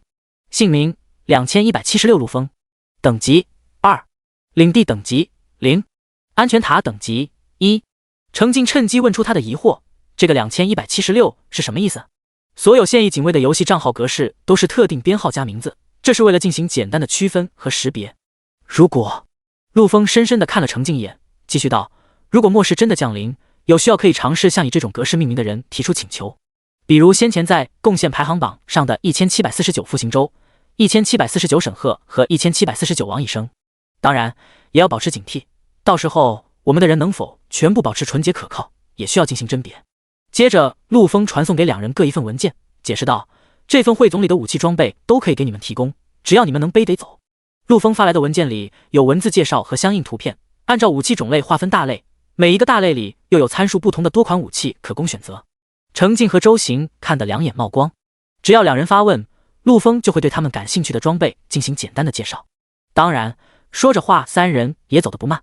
很快，程进和周行跟着陆丰来到单独的羽毛球场馆，一进去就忍不住哇了一声，因为周围挂满各种武器，正是他们从图片上看到的，而实物比图片酷炫多了。第67章，叶枫恰似道别时。场馆里的普通市民数量不多，工作人员反倒比较多。又一位警卫前来接手陆丰的讲解工作，自称严潇。严潇在机器上刷过两人的身份证件，并再次验证过两人的游戏等级后，根本不等周行和程进慢慢纠结犹豫，就给他们各自推荐了一整套装备，直接问同意吗？同意就可以到后面的场地进行简单的试用了。程进和周行被这位雷厉风行的态度所慑，连连点头，跟着他走到另一侧临时开辟的靶场。制式手枪，容量20发，50米以内的战斗用，保险在这里。给你们配备60发子弹。自动步枪，容量30发，可单发，可连发，400米以内用这把。子弹配备100发。反器材狙击步枪，容量5发，射程能达2000米，操作不熟练的时候轻易不要用，后坐力很强。子弹配备20发。最后是火箭筒，各类炮弹配备5发。切记，枪口炮口绝对不要随便对着人。严潇介绍一样，就拿起来咔咔一顿操作示范。程进和周行瞪大眼睛仔细学。介绍完武器，严潇又开始介绍装备，一边介绍一边直接往两人身上对。插板式防弹衣，战术头盔，这是单兵夜视仪，单兵热成像仪，多功能军刀，这是医疗包，这些是配备的手雷地雷，记住使用方法。一通介绍完毕，程进和周行已经全身挂满装备和武器。严潇后退一步，指了指20米外临时树立的靶子，下令道：“来，枪械使用一遍，装备穿脱一遍，就算你们通过考试了。20米虽然已经很近了，但是脱靶也是没关系的，反正只要能打开保险，把子弹发射出去就行了。这种时候还要什么自行车？”等程进和周行将3种枪支各自射击一遍，火箭筒、手雷什么的自然没有真的使用，只是模拟操作了一遍，然后将刚才背对在身上的装备顺利取下。严潇就点头表示可以，反问道：“你们还有其他要求吗？”程进连忙提出：“炮弹、手雷能不能多配一点？夜视仪能再来几套吗？子弹的杀伤效果他不敢保证，但火箭炮、手雷什么的肯定是有用的吧？”严潇查询了一下库存，回道：“手雷可以多5个，没了。”程进点点头，也算满意。来之前他能想到的、不能想到的人家都直接给了，都不需要展示群聊证明。周行犹豫一下，还是开口询问道：“我想回老家，有什么办法吗？深更半夜这个点，公共交通肯定是别想了。”严潇询问了具体位置，再次查询，然后对着眼巴巴的周行道：“如果你不需要回家拿行李的话，20分钟后我们有后勤车出发，会路过你们县，可以在高速口放下你。”周行大喜，连连点头：“好好，我跟着走。剩下的路他就是靠腿走也要走回去，天亮之前应该能走到家，到时候就算是死也是和家人死在一起的。”程进连忙补充：“我的电动车你骑走，还有位置捎带一辆车吗？”严潇表示车厢没地方了。程进只能拍拍好友的肩膀。见两人没有要求了，严潇让他们好好看着，然后和陆丰一起动手，将两人可以领取的武器装备进行整理收纳，连带各种速食、压缩饼干和袋装净水全部塞入一个巨大的黑色武器箱中，并同步讲解取出时如何快速完成组装。程进和周行看得眼睛都不眨，提出请求后还专门录视频方便复习。收纳完成，严潇和陆丰将武器箱交到两人手中，辅助他们背在背上。最后严潇再次郑重叮嘱：枪口不许对着人，今天早上8点时一定要保证武器箱在你们身上，如果无事发生，不许拿着武器出门，静待后续交还通知。说完，严潇退后一步，向他们敬了个礼，转身就走了，继续为下一个人快速配备武器。好了，结束了，走吧。陆丰也招呼道。程进有点茫然，这就结束了？也就是刷了下身份证，都没问他们在游戏里的详细情况，这么一大套装备就直接给他们了，这显得他之前担忧那么多简直是自作多情了。陆丰先将周行移交给一位后勤的同事，交代好路过放人下车的事，对方认真记录在册，示意周行跟他走。周行动了动嘴，红着眼眶用力抱了程进一下，声音颤抖地说：“好兄弟，多保重。”“你也是。”好好活着，咱们还能见面。程静也用力捶了捶好友的肩背，飞速道别，周行转身跟着离开。陆枫静静等着程静目送好友离开，然后将程静带向出口。眼瞅着快走到公园门口了，程静忍了忍，还是忍不住将心底的疑惑问出口：给了我们这么多，就没什么要求吗？当然有。陆枫站定，盯着程静的眼睛，郑重道：好好活下去。说完敬了个礼，转身离开，快步走向先前的关卡。此时赶来体育公园的市民不仅没有减少，还在增多，工作人员的任务仍然很重。这刹那，程静只觉得一股热血涌上大脑，想要做点什么的冲动汹涌而出，大声提议道：我可以留下来帮忙分发武器，当个志愿者，做点力所能及的事情，不负得到的恩惠，心里才舒坦。陆枫站定转身笑了笑，反过来宽慰程静：最好的分工是各司其职，这里的人手是充足的，你的优势是游戏进度快，万一真发生什么异变，你只要好好活下去，就是对咱们民族、对文明传承做出了应有的贡献。现在你要做的就是回去好好休息，静待你的战场。说完，他挥手道别，渐行渐远。夜风似乎有些凉了，程静背着自己又大又沉的宝贝武器箱，骑着小电驴，吹着夜风，在回家的路上。街上路灯明亮，行人众多，超市大都已经开门，囤货的市民正在排队。甭管遇到什么危机，想办法填饱肚子总归是没错的。不少饭店也开门了，还真有一大家子的在聚餐吃饭。虽然心里对可能到来的灾难有所担忧，但亲人相视时，脸上更多的还是笑意。第68章，末世中再次降临。回家的路上，程静不停地环顾四周，他既担心有人突然冲上来抢他的武器箱，又觉得移动火力库在手，谁来都得玩完。好在他最后还是顺顺利利的到家了，因为路上的人不是急着去领取武器，就是急着买菜囤货，还有巡逻的警卫不时呼啸而过。而且程静领到的武器箱属于稀有货，不少人就算看到了都意识不到这是什么东西。毕竟大部分人领到的是手枪，被枪带固定在腰间，还被反复警告无事不能随意取出把玩。回到家看了眼凌晨3点半的时间，对于将闹钟设定在6点的程静来说，睡还是不睡，这是个严肃问题。最后脑袋一拍 ，M 的，总是睡不安稳，老子不睡了。当然，最主要的原因是他的眼神根本没办法从武器箱上拔下来。既然如此，程静不挣扎了，摊牌了，他就是好奇想玩。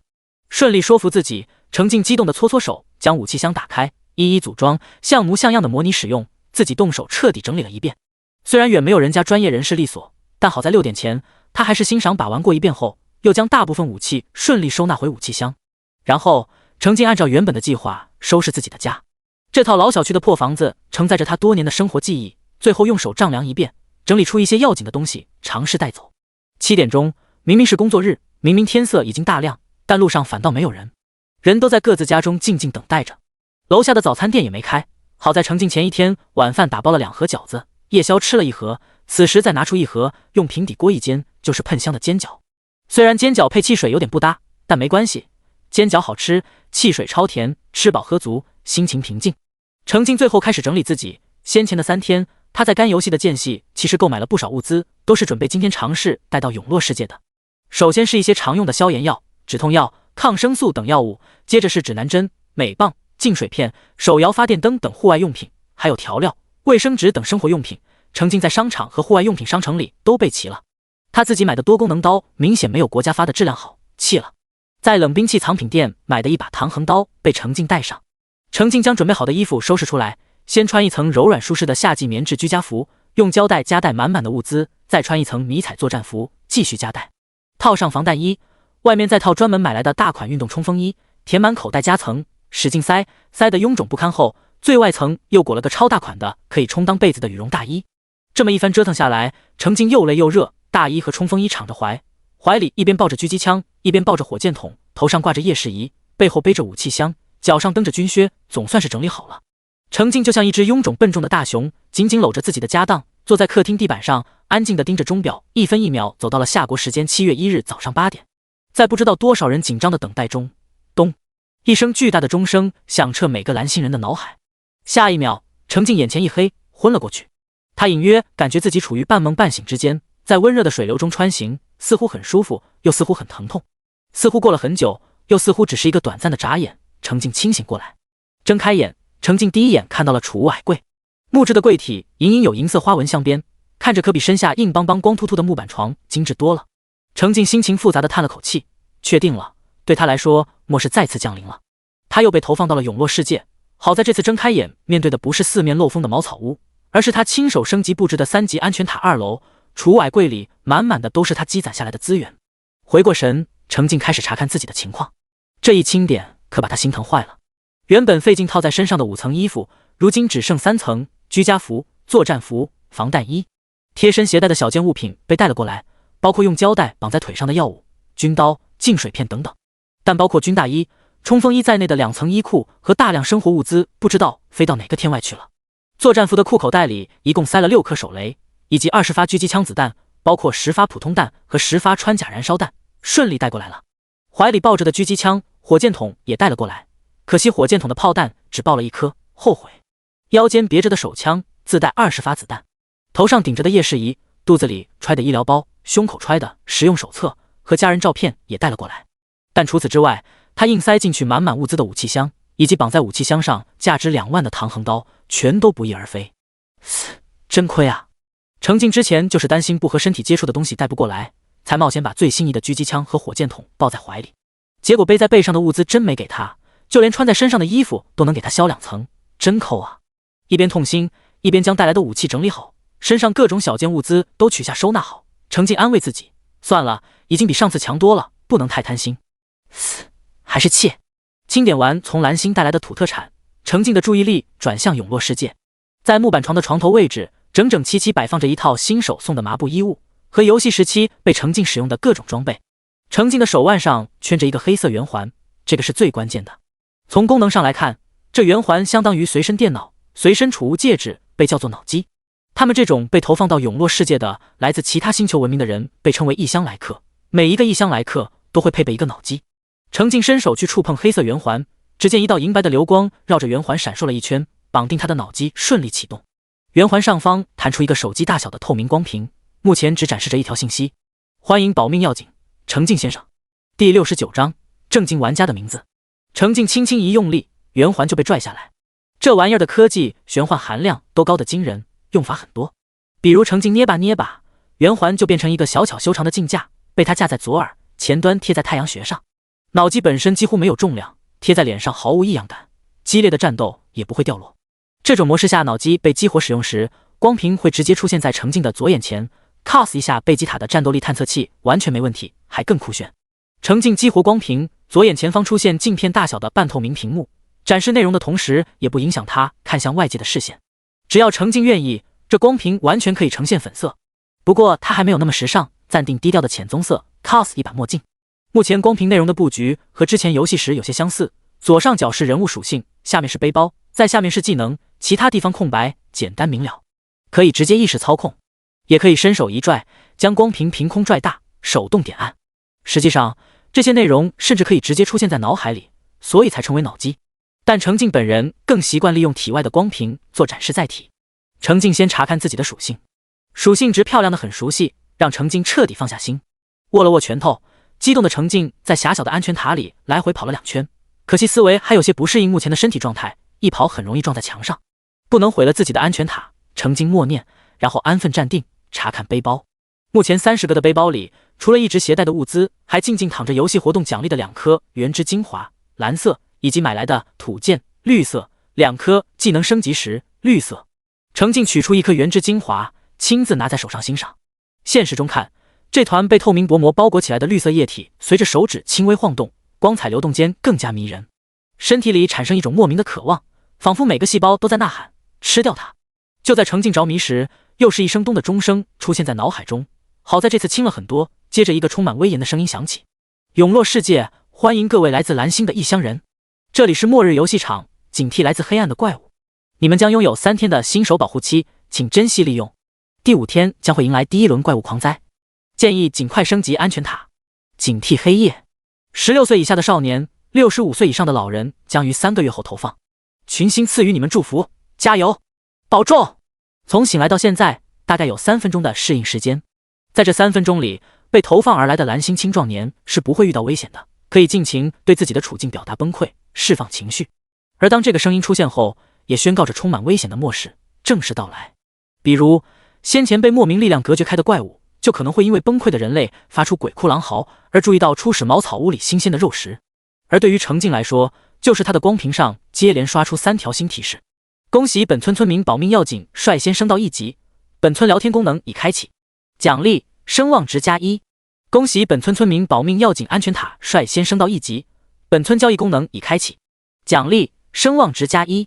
恭喜本村村民保命要紧领地率先升到1级，本村商城功能已开启，奖励声望值+1。程静打开光屏，就见左侧一列技能下方又多了3个图标，分别是聊天、交易、商城。点开聊天频道，此时里面已经有寥寥几条消息。666，我操，游戏变现实，末日真的来了！真魔，我不服气，抱着我的枪哇哇大哭，给的子弹没带过来，救救我，救救我！我的名字起得好他妈应景啊！话说，只有我注意到，咱们村第一是个大佬，是游戏活动拿第1的那位大佬本佬吗？大佬，求大 X 腿！我会赢。2176李明飞，森林里很危险，大家探索的时候一定要小心。有什么需要，我会尽量帮忙的。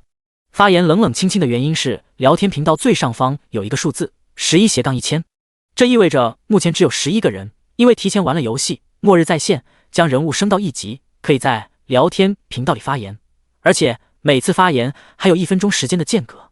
其他真新人小白只能窥屏，不能说话。自然有悲剧的人，一句话都不曾留下，就成了一个消失的数字。至于交易频道，就更是空荡荡了，因为目前有售卖资格的只有71000，也就是说，这个村目前只有7个人的安全塔升到了1级，他们可以挂单售卖，其他安全塔没到1级的玩家只能沉默着抢购。可现在末日预言成真，提前玩过游戏的自然更清楚资源的紧缺，不一定会随便卖，这里可能要冷清好一段时间。好在最后一个商城功能不限制使用资格，只要有人解锁，全村的人都可以花钱币在里面购买东西。唯一的问题就是商城商品的价格突出一个昂贵。聊天和交易2个频道可使用人数的比例看似小，其实已经比程静上辈子开局时的情况好多了。上辈子程静所在的村花了半天时间才有人解锁聊天频道，交易频道甚至直到第2天晚上才解锁。商城倒是只用了1天就解锁了，问题是大家的铜币都攒着给安全塔升级，真去买的人寥寥无几。程静来看聊天频道，其实是抱着想试试能不能找到熟悉名字的目的。他玩手机游戏第1天验证周围地图的时候，注意到游戏中自己领地周围的地形和上辈子有区别，那时就隐隐怀疑可能会改变被投放的区域，一直等着实的验证。不过现在真看到了，程静还是啥也验证不出来，因为聊天频道里发言的4个人，除了可能是警卫的李明飞，其他全是网民。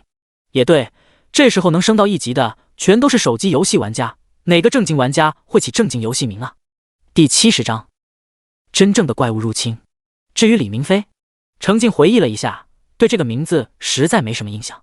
看了眼装入背包里的热武器，程静决定发个言：保命要紧，建议大家尽快冷静下来。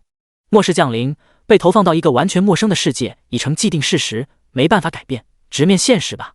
了解过末日在线游戏的人应该知道，这个世界很危险。虽然被投放到一个村，但咱们互相之间隔着不知道多远，想要活下去，每个人都只能靠自己。建议各位一定要利用好为期3天的新手保护期，勇敢走出茅草屋。对上怪物不要慌，赠送的新手斧子可以加攻击，带来武器的也可以试试。战斗时注意闪避，是有机会击杀怪物的。击杀不了，再试试跑回安全塔，借助建筑的保护反杀。游戏的经验和刚才的提示都很明确了，这3天的主要精力最好放在升级安全塔上，至少要升到1级，不然很难通过第5天的怪物狂灾。最后再次友情提醒一遍，每个人的生命只有自己能负责，不要指望别人去救你，也别轻易放弃。自杀死亡并不一定是在这个世界的终点，诸位一起努力活下去吧。程静发了长长的一大段提示，当然不用费力敲键盘，意念想想就行了。下方很快有人接话：月下独眠，收到，已出门砍树，你也多保重。救救我，救救我！大佬果真大佬，大白天见了鬼都能这么冷静。嘤，爱了，紧跟大佬的脚步出门砍树去。真魔，我不服气，向大佬汇报，我带来的步枪是能攻击这个世界的怪物的，一枪能打出20点伤害，干掉一只路过我家门口的1级大嘴鸭。可惜我只剩29发子弹了，哇的一声哭出来。2176李明飞报告，实测手枪对一只防御为6的1级怪能造成10点伤害，防弹衣能给上半身提供8点防御力。注意，咱们带来的防弹衣只能给上半身提供防御力，这个世界豹的防具提供的防御力是整体的。666，操，你们这就敢出门打怪了？太勇了吧，妈的，怎么感觉被卷到了，老子也去。走路我双手插兜，上面的真的都是真人吗？蓝星人，夏国人，取名怎么那么难？儿子，豆豆，要切克闹。哎，当时手机突然多了个游戏，官方还发了倡议书，我就觉得特么的不对劲，没想到能特么的这么不对劲。程静盯着月下独眠的 ID 看了好一会儿，这人不会就是之前游戏活动贡献排行榜上第5的那位吧？第1、第5如果都分在这个村，这是个高玩村。接下来聊天频道空了1分钟，因为能发言的11个人也就只剩2个人没出现过了。1分钟后立刻弹出来一大段发言。走路我双手插兜，爸爸，是我，哇哇哇，哭死了，妈妈没玩这个游戏，怎么办？哇哇哇，妹妹也没玩，哇哇哇，我控制不住，一哭字就打出来了，哇哇哇。取名怎么那么难？乖儿子，别怕，你是男子汉，要勇敢。你先躲在安全塔里哭一场，别急着出门，等你冷静下来再出门。你不是最会玩游戏了吗？别怕，就当你在玩最先进的 VR 游戏，拟真度这么高的游戏，超酷的。但是一定不要太逞能，要保护好自己。等着，爸爸一定能找到你，也肯定会来找你的，然后咱爷俩一起去找你 X 妈妈。乖儿子，要坚强。妹妹好像还没出现在这里，你要好好表现，给妹妹做个好榜样。要切克闹，这是父子相认了，真好啊！看到大家都被激励的动起来了，程静关掉光屏，继续关注原之精华，反复甩了几次探查，都只得到同样的信息。原之精华，蓝色，食用后可轻微提升生命层次。这东西到底有什么作用，实在是不清不楚。程静一个狠心，直接塞进嘴里，入口即化，仿佛喝了一口水，只余淡淡的清香。喝完，程静连忙打开属性表，反复对比，毫无变化。那这东西的效果到底体现在哪里？程静干脆把另一颗也拿出来，一口吞了，属性还是没变化。郁闷的程静起身转了2圈，这时隐约感觉到不同了，他对身体的掌控力似乎更强了些。再次测试疾跑，程静成功在撞墙之前控制自己停了下来。他准备去宽敞的地方再好好试试。在此之前，程静先将自己收拾齐整，比如身上穿的居家服脱下来收好，床头的装备一一穿戴。洞洞帽、丝质上衣、丝质长裤、软靴、晨曦之链、清醒之剑、力量指环。亲手摸过后，程静发觉爆出的丝质上衣和长裤手感更类似于睡衣，干脆穿在里面，外面套上自己带来的迷彩服。软靴脚感也一般，看在他家属性的份上，就这么穿着吧。整理完毕，程静走下安全塔2楼。1楼东侧并排摆放着5张同样光秃秃的木床，西侧是灶台、壁炉、卫生间，中间有一张木桌。目前1楼并没有人。此时已经是早上8点，比前2天领主开始干活的时间都晚。领主本人虽然没动静，但领民们已经自觉早起干活。程静走出安全塔，看到6果正在照顾作物，石铁正在维修箭塔，石固则在维修防御塔。2个士兵不在领地里，大概外出打怪了。程静注意到被踩坏的作物、箭塔和防御塔上的破损都不在惩罚免除范围内，坏了就是坏了。防护基座被攻破的结界同样不在免除范围，目前正在靠时间缓慢恢复防护值。程静甩了个探查，防护结界恢复的速度是10分钟1点防护值，目前恢复到58点，算一算，在第1轮现实中的怪物狂灾到来前，应该可以恢复满。在最危险最关键的时刻，这个防护结界足以为他抵挡住怪物，争取到斟酌衡量的时间。而领地里这些痕迹也昭示着，对领民来说，昨晚是一场真正的怪物入侵。第71章消化奖励晋升级。领民们注意到程静，连忙行礼问好，也不敢多说话，继续埋头干手里的活儿。在他们眼中，领主是个极度沉默寡言的人，有自己的主意，威严日重。程静没多话，只是点点头算作回应，直接走出领地，向着东侧而去。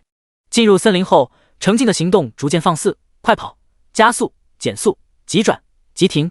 在他兴致勃勃的折腾中，越来越熟悉当前的身体状态。真实的永洛世界，怪物种类颇为繁多，且不再有游戏背景音乐变动的提醒。程静快速掠过森林，又猛地急停退回去，在一处地坑里看到一群丑陋的属性怪物。甩出探查术，技能结果可以直接出现在脑海里，也可以投在光屏上。程静默认选择投光屏。巨噬鼠1级，攻击12，防御6，生命值20，技能噬咬。程静来了点兴趣，不知道击杀新品种的怪物还会不会给首杀奖励。脑海中有很多亮着的技能图标可供选择，程静尝试着放个天火。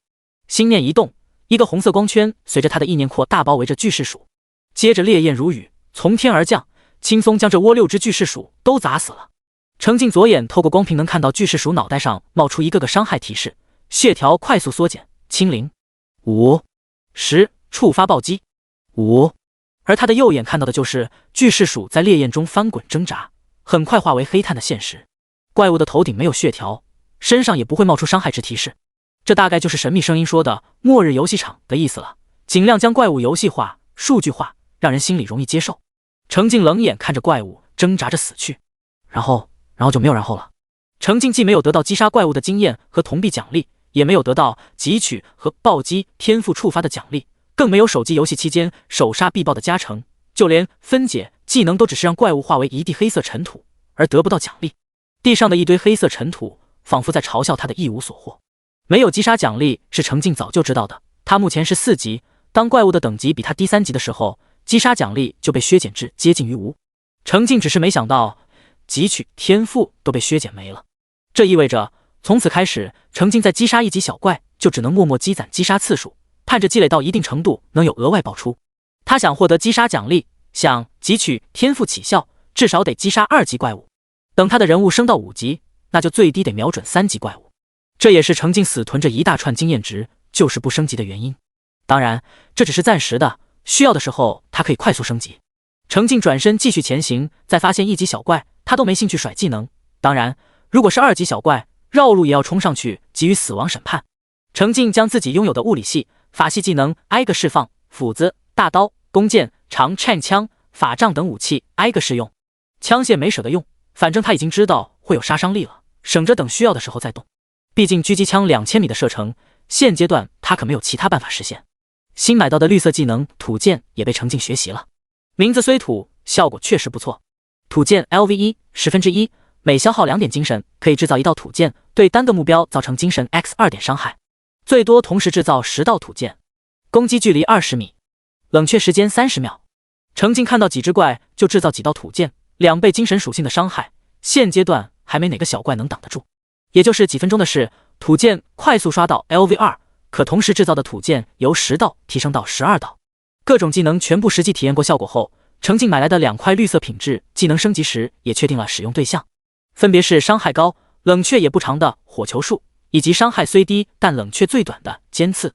他这么高的精神属性摆在这里，完全可以尝试走法爷的道路。在法爷的技能体系构建起来之前，他手里的斧子也不是吃干饭的。别人可能会因为属性点，尤其是自由属性点的缺失，偏向一个发展道路。就像上辈子的程静优先加点敏捷，走的是高敏攻击路线，但现在的程静有汲取天赋的在手，完全可以走全面发展的道路。当敌人以为他是法爷，费力冲到他面前，他的斧子和防御会教他们做人；或者敌人以为他是近战战士，想风筝他，那正好比谁的技能范围更大。兴奋地挥挥拳头，程静确定使用技能升级时绿色，接着就见火球术和尖刺技能的图标上光芒闪过，变为绿色技能。火球术绿色 LV1， 消耗1点精神，释放1颗火球，造成精神 X5点的伤害，攻击距离30米，冷却时间30秒。晋升方向大大提高了伤害水平，冷却时间却没缩减，程静稍稍有些失望。但没办法，与直接购买绿色技能相比，使用升级时就是这样的，无法把控晋升方向。好在尖刺的晋升效果不错，尖刺绿色LV1， 消耗1点精神，射出1枚锋利的尖刺，造成精神 X1点伤害，冷却时间5秒。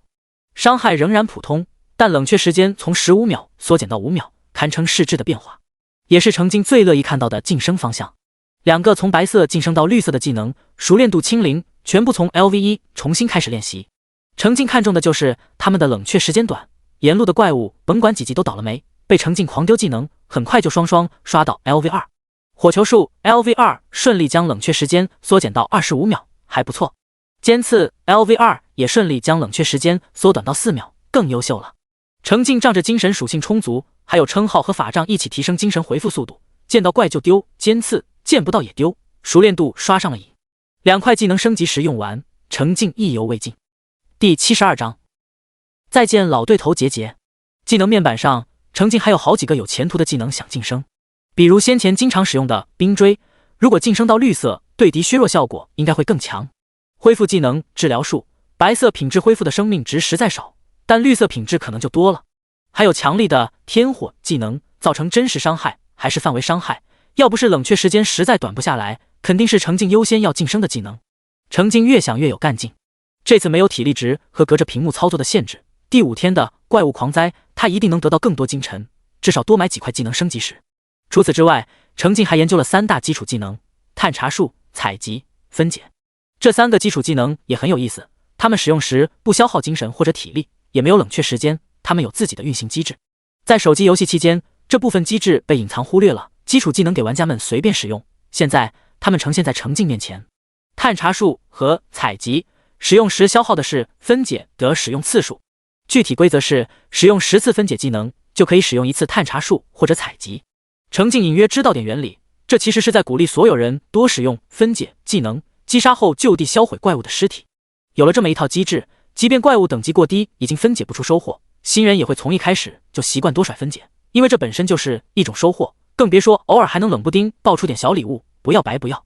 随着程进在森林里大肆杀戮，他的分解技能随之提升到 LV5， 技能熟练度的增长速度开始变慢，这是因为升到 LV5 时出现一个显著提升的技能效果，一次分解最多可以同时解决5只怪物尸体，方便快速清理战场。研究着技能的同时，程进以领地为中心，绕着领地往外探查，将地图上已经点亮的部分亲自行走丈量一遍，得出结论：目前处于新手保护期，领地周围的怪物等级仍然被莫名的力量压制。这种压制并没有个性化到按程进的实力量身定制，而是按照蓝星人类整体水平统一设定的。怪物数量则比游戏期间多不少。程进这一路仍然是1级怪见得最多，足有数百只，见到大量聚集的怪物，他就丢天火技能，不给他们成群的生存空间。2级怪的数量约占1/10， 3级怪只是偶尔才能找到，属于他横冲直撞进怪物堆里才能找到3级怪。新人狗一点稳一点，除非特别倒霉，就能避开3级怪的程度。在这种强度的地图中，拥有碾压实力的程进堪称随便浪，状态比玩游戏时还要轻松。手游时期还会用体力值限制他到处浪，而现在影响体力的是体质属性。程进的体质和精神属性足够高，简单的赶路、击杀低级小怪，根本感觉不到体力精力的消耗，续航能力得到质的飞升。探图的过程中，程进也遇到了2个士兵，当时他们正在配合着击杀一窝1级的红眼凶兔。2个士兵蹭到程进空余的装备，实力比级别要高，其中卫盾1的实力又更强些，还有护盾技能顶在前面。卫盾尔在后方配合攻击，很快合力将3只红眼凶兔解决了。程进探查2个士兵的属性表，经验值距离升2级已经差得不远了。士兵们分解1级怪，得到3份兔毛。注意到程进，2个士兵连忙行礼问好。程进指了指领地的方向，示意他们可以返程了。今天的领民还没有招募，招出来的新士兵需要老人带。至于程进自己，则继续撒着欢的浪，等他再浪几圈，再回去经营领地。他现在击杀1级的红眼凶兔分解不出收益，就专门找2级、3级的追杀。好不容易击杀了10只，收获22份兔毛。这点兔毛是不可能凑齐一床被褥的。看了看数量还不少的1级红眼凶兔，程进准备之后让领民来薅。他又转去其他方向继续浪。明明不是第一次被投放到永落世界，但程进此时整个人处于异常亢奋的状态。随着对身体的熟悉，他只感觉从来没有如此强大过。令程进惊异的是，他竟然发现了游戏副本。那块闪着光的大石头不仅仅出现在手游中，现在也在。眼虫迷雾副本、清理副本可获得相应的奖励，每日可进入1次，可随时主动退出或生命值降低至 10% 时被强制弹出，请谨慎，有死亡风险。手游状态下免除死亡惩罚的福利，现在没了，变成可以随时选择自行退出副本或保护性被弹出。如果一个操作不慎，在生命值还没低到 10% 的时候，就被副本里的怪物及火把剩余的生命值秒掉，人可能就出不来了。程进看着发光的大石头，蠢蠢欲动，最后还是按捺下来。副本每天只有1次进入机会，而对他来说，明显是时间越晚越强大。先继续杀怪触发汲取天赋，下午再去收割精神属性。结，大眼虫们就洗干净，好好等着他吧。转到领地北侧，程进顺利找到自己的私人矿洞。先前玩手机游戏，他从领地走到北方矿洞就要1刻钟掉10来点体力，而现在游戏成为现实，程进算了算，他只需要2分钟就能冲到距离领地10公里外的矿洞，体力几乎无消耗。可意外的是，他的私人矿洞竟然被占了。站在山脚时还皱起眉头的程进爬上山腰一看，原来是大量小伏怪。程进眼睛立刻放光，原来是老队头哟，这不是巧了吗？程进二话不说，先送上一发天火，翻手取出木弓，开始射击。他射出的木箭咻咻咻，破空声连成一片。射速超快，1秒至少10箭，就是准头差了点，堪称胡乱散射。程静抬手在眼前一拽，左眼前的单片近光屏立刻被拉长塑形成双片镜，他眼前的世界再次出现了射击辅助线。第73章，本人也大受震撼。只要程静的视线焦点扫过，辅助线就会随之浮现。程静敏捷高攻速快，精神高反应更快，再以力量和体质为基底，射起箭来那真是又快又准，每一箭都能干掉至少一只小浮怪。小浮怪们引以为傲的敏捷，在他面前犹如小婴儿散步。不值一提，爽！程静和曾亲身感受过如此强势碾压领地周围的怪物，这战斗体验绝了！愤怒的小浮怪们在冲向程静的过程中飘飘洒洒，宛如下一场黑色的暴雨。就算零星有几只2级、3级的小浮怪被放进程静身周30米内，雷霆闪烁、土箭、火球术、尖刺、冰锥等技能，哪个图标亮起甩哪个，半秒都不带浪费的。尤其是尖刺，4秒的冷却在战斗中已经很实用了。就近击杀还方便他分解区奖励。越是战斗，程静眼睛越是明亮。昨天的他受限于自身不到0级的实际属性，隔着手机屏幕完全没有真实感，对于当前的属性表到底有多强大，认知还是太浅薄了。他操控手机的时候常常手忙脚乱，顾得了射击就顾不了甩技能，战斗的时间稍长一点，手指就僵硬，击杀效率一降再降。而现在呢，精神属性的强大使得程静的大脑格外清醒敏锐，对战斗全局有种游刃有余的掌控感。手上射击保持精准，完全不影响他分心意识操控各种技能，该甩攻击甩攻击，该叠状态叠状态，还能飞速丢分解，一切都轻松自如，运转流畅。妙啊！程静都快对这种爽快的战斗感上瘾了。可惜这次心流般流畅专注的战斗过程只持续了20多秒。这次不是被体力值限制，而是背包里的木弓和木剑都消耗完了，最后一把木弓的耐久掉光，在程静手里碎成一地木屑，代价则是小浮怪只剩寥寥无几。就连程静的被动技能箭雨都整整触发了21次，直接升入 LV33100。用弓箭射击时，触发箭雨效果的概率仍然是 10%， 但生成的2支协同攻击能量箭，每支的真实伤害从原本的敏捷属性 X0.3 提高到敏捷属性 X0.5。而击杀小浮怪爆出的吸血被动技能，也在击杀小浮怪的过程中被触发18次，同样升入 LV3-16100。触发时额外造成的伤害从 5% 提升到 8%。至于另外2个被动技能迟缓和静默，则基本没有被触发，因为这2个技能生效的前提条件是程静被攻击到，现场这些最高不超过3级的小浮怪还做不到。意识到程静没剑支了，幸存的小浮怪们疯狂冲过来。程静不紧不慢地换上新手斧子，掂了掂，轻得宛如玩具，然后程静就把这把玩具舞得密不透风。这次是深州下起了黑色的雨，一场1vs237的大战结束，程静只是微微有点疲惫，但他的精神还很亢奋，还能再战一场。可惜满地黑色尘土，再无可战之力。战斗中程静一直在丢分解技能，于是大战结束，现场就剩一地黑色尘土和歪七扭八的木剑，也只有光屏上总结的战果和预期发泄后的爽快让人确定，刚才这里是真的发生了一场大战。痛快地击杀完这些鸠占鹊巢的不要脸家伙，程静漫步走进矿洞，矿洞里一片安静。这才对嘛，这是属于他的私人矿洞，这矿山都是他的，什么野猫野狗的也敢随便进来。程静换上镐子敲起来，平稳合适的劳动频率是1秒5击，比他全力攻击的状态自然是要慢一些的，但好处是体力消耗大幅度降低，可以维持长时间的劳作。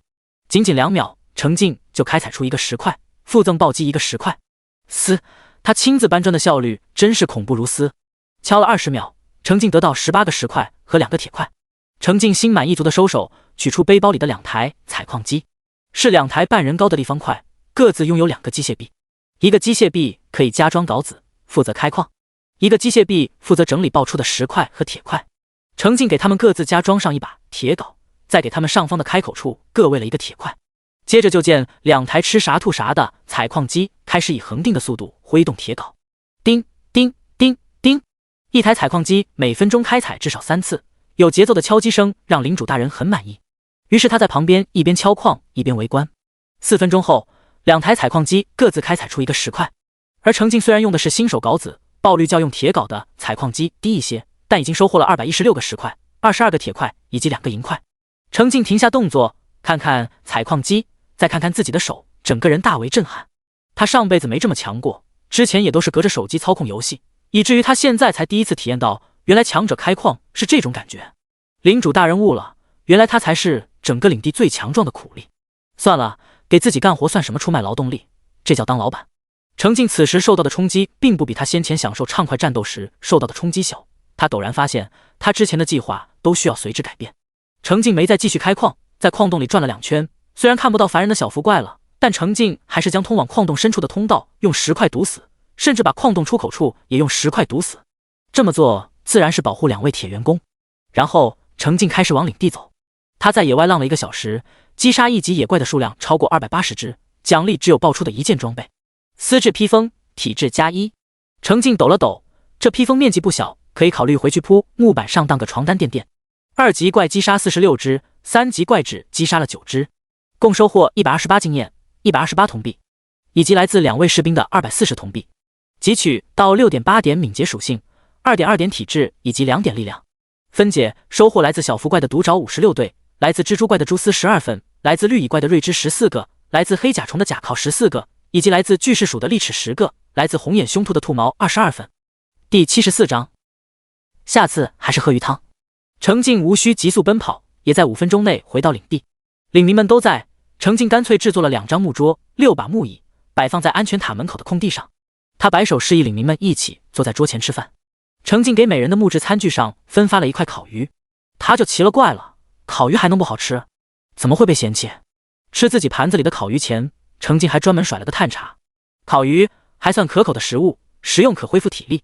没了手游时期数据化增加的5点体力，但这表述也没什么问题，毕竟吃饱肚子确实可以恢复体力。探查数都评价可口了，还能不好吃？程进大口就往嘴里塞。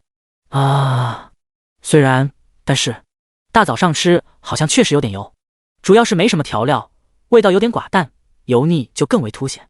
程进想，大概是因为早上已经吃过煎饺了吧，今日早餐含油量过高。想到这里，程进忍不住为逝去的饺子哀叹一声。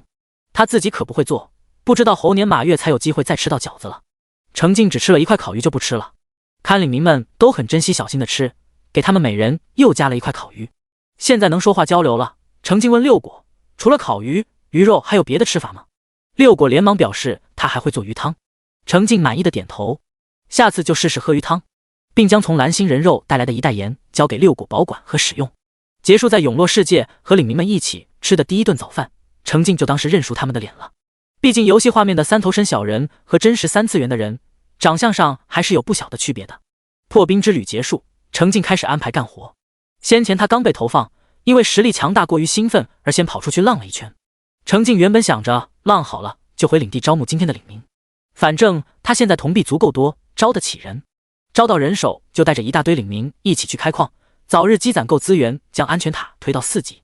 但是在矿洞里当疯狂矿工的真实体验让程进意识到，他低估了自己的实力，步子迈得有点小了，完全可以大胆点，放开了想。比如只靠他一个人，今天安全塔、领地双升级完全不是问题。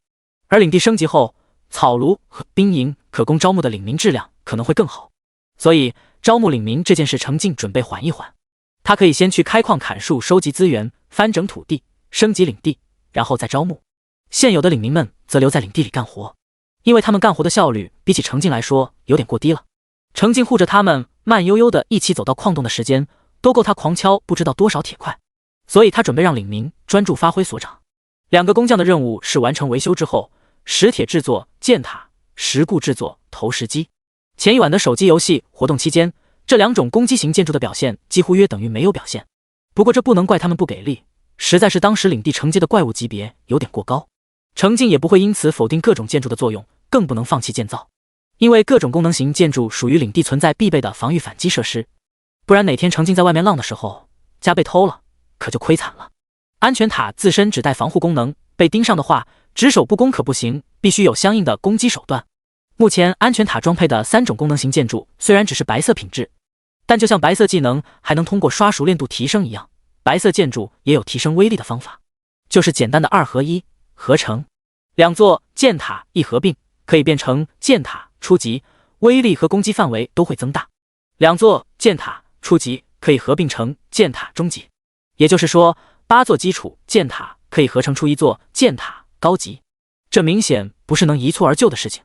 好在程进的个人实力足够保证领地前期的安全，就让工匠们慢慢制作去吧，让领地反击力量强一分就不算亏他们吃的那口饭。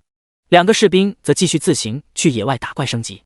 现在领地外的1级怪物数量不少，而且对程进来说收益极低。程进于是指示士兵们可以放开手击杀1级怪，但也最好只对小股的1级怪出手，不要贪多冒进。更重要的是2级、3级怪最好记下位置，尽量绕着走。怪霸能抢的怪还是要抢的。2个士兵要离开时，程进又想起来嘱咐一句，可以多针对红眼兔收集兔毛。士兵们连连应是，走出领地就向着之前发现红眼凶兔兔的方向而去。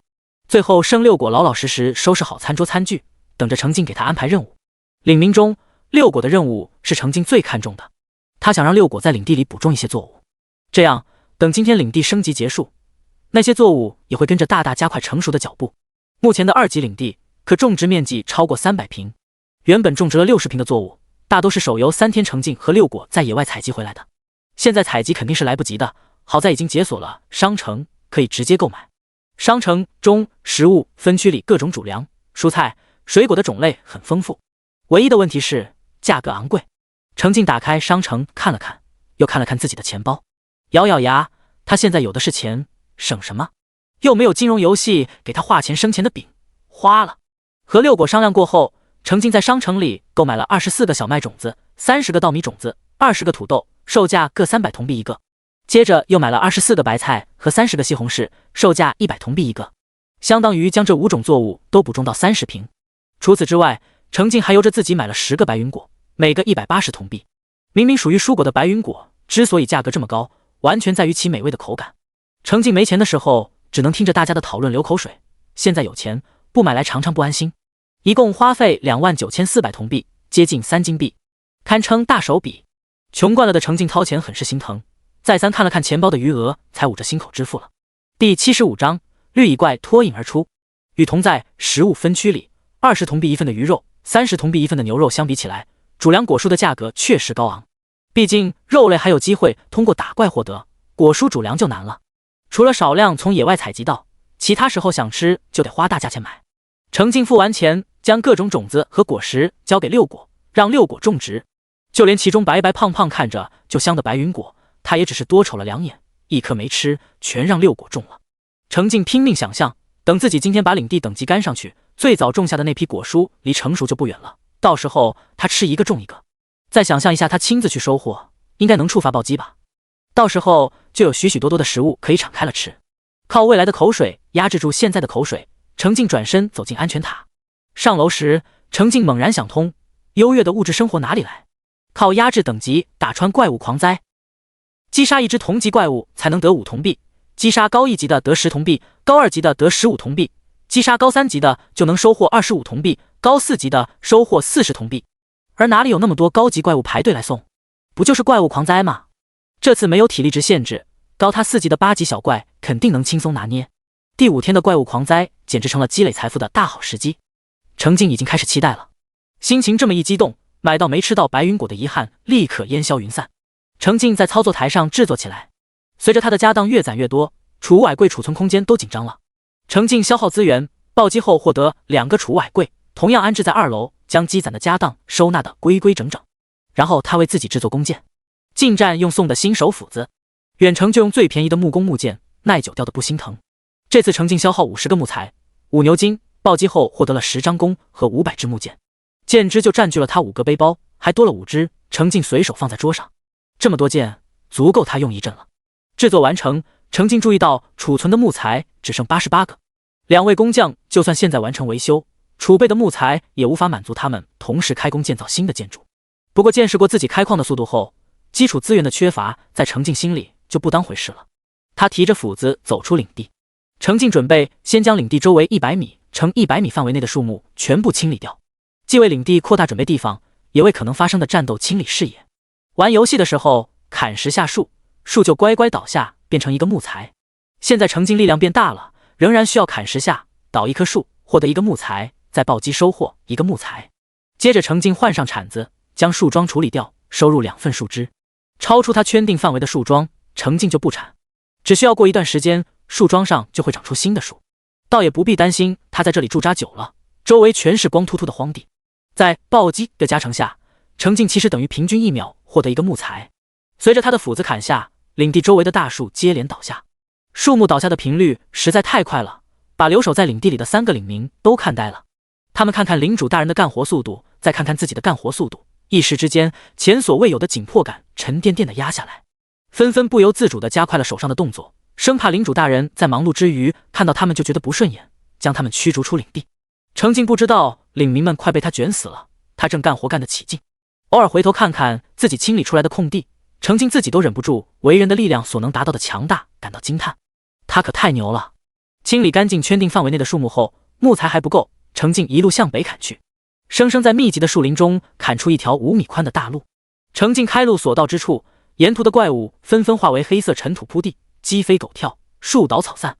一路开到北侧矿山，程静专门爬上矿山高处，居高临下的望着自己在森林里开辟出来的道路。这条来自领主大人的鬼斧神工，看得人成就感满满。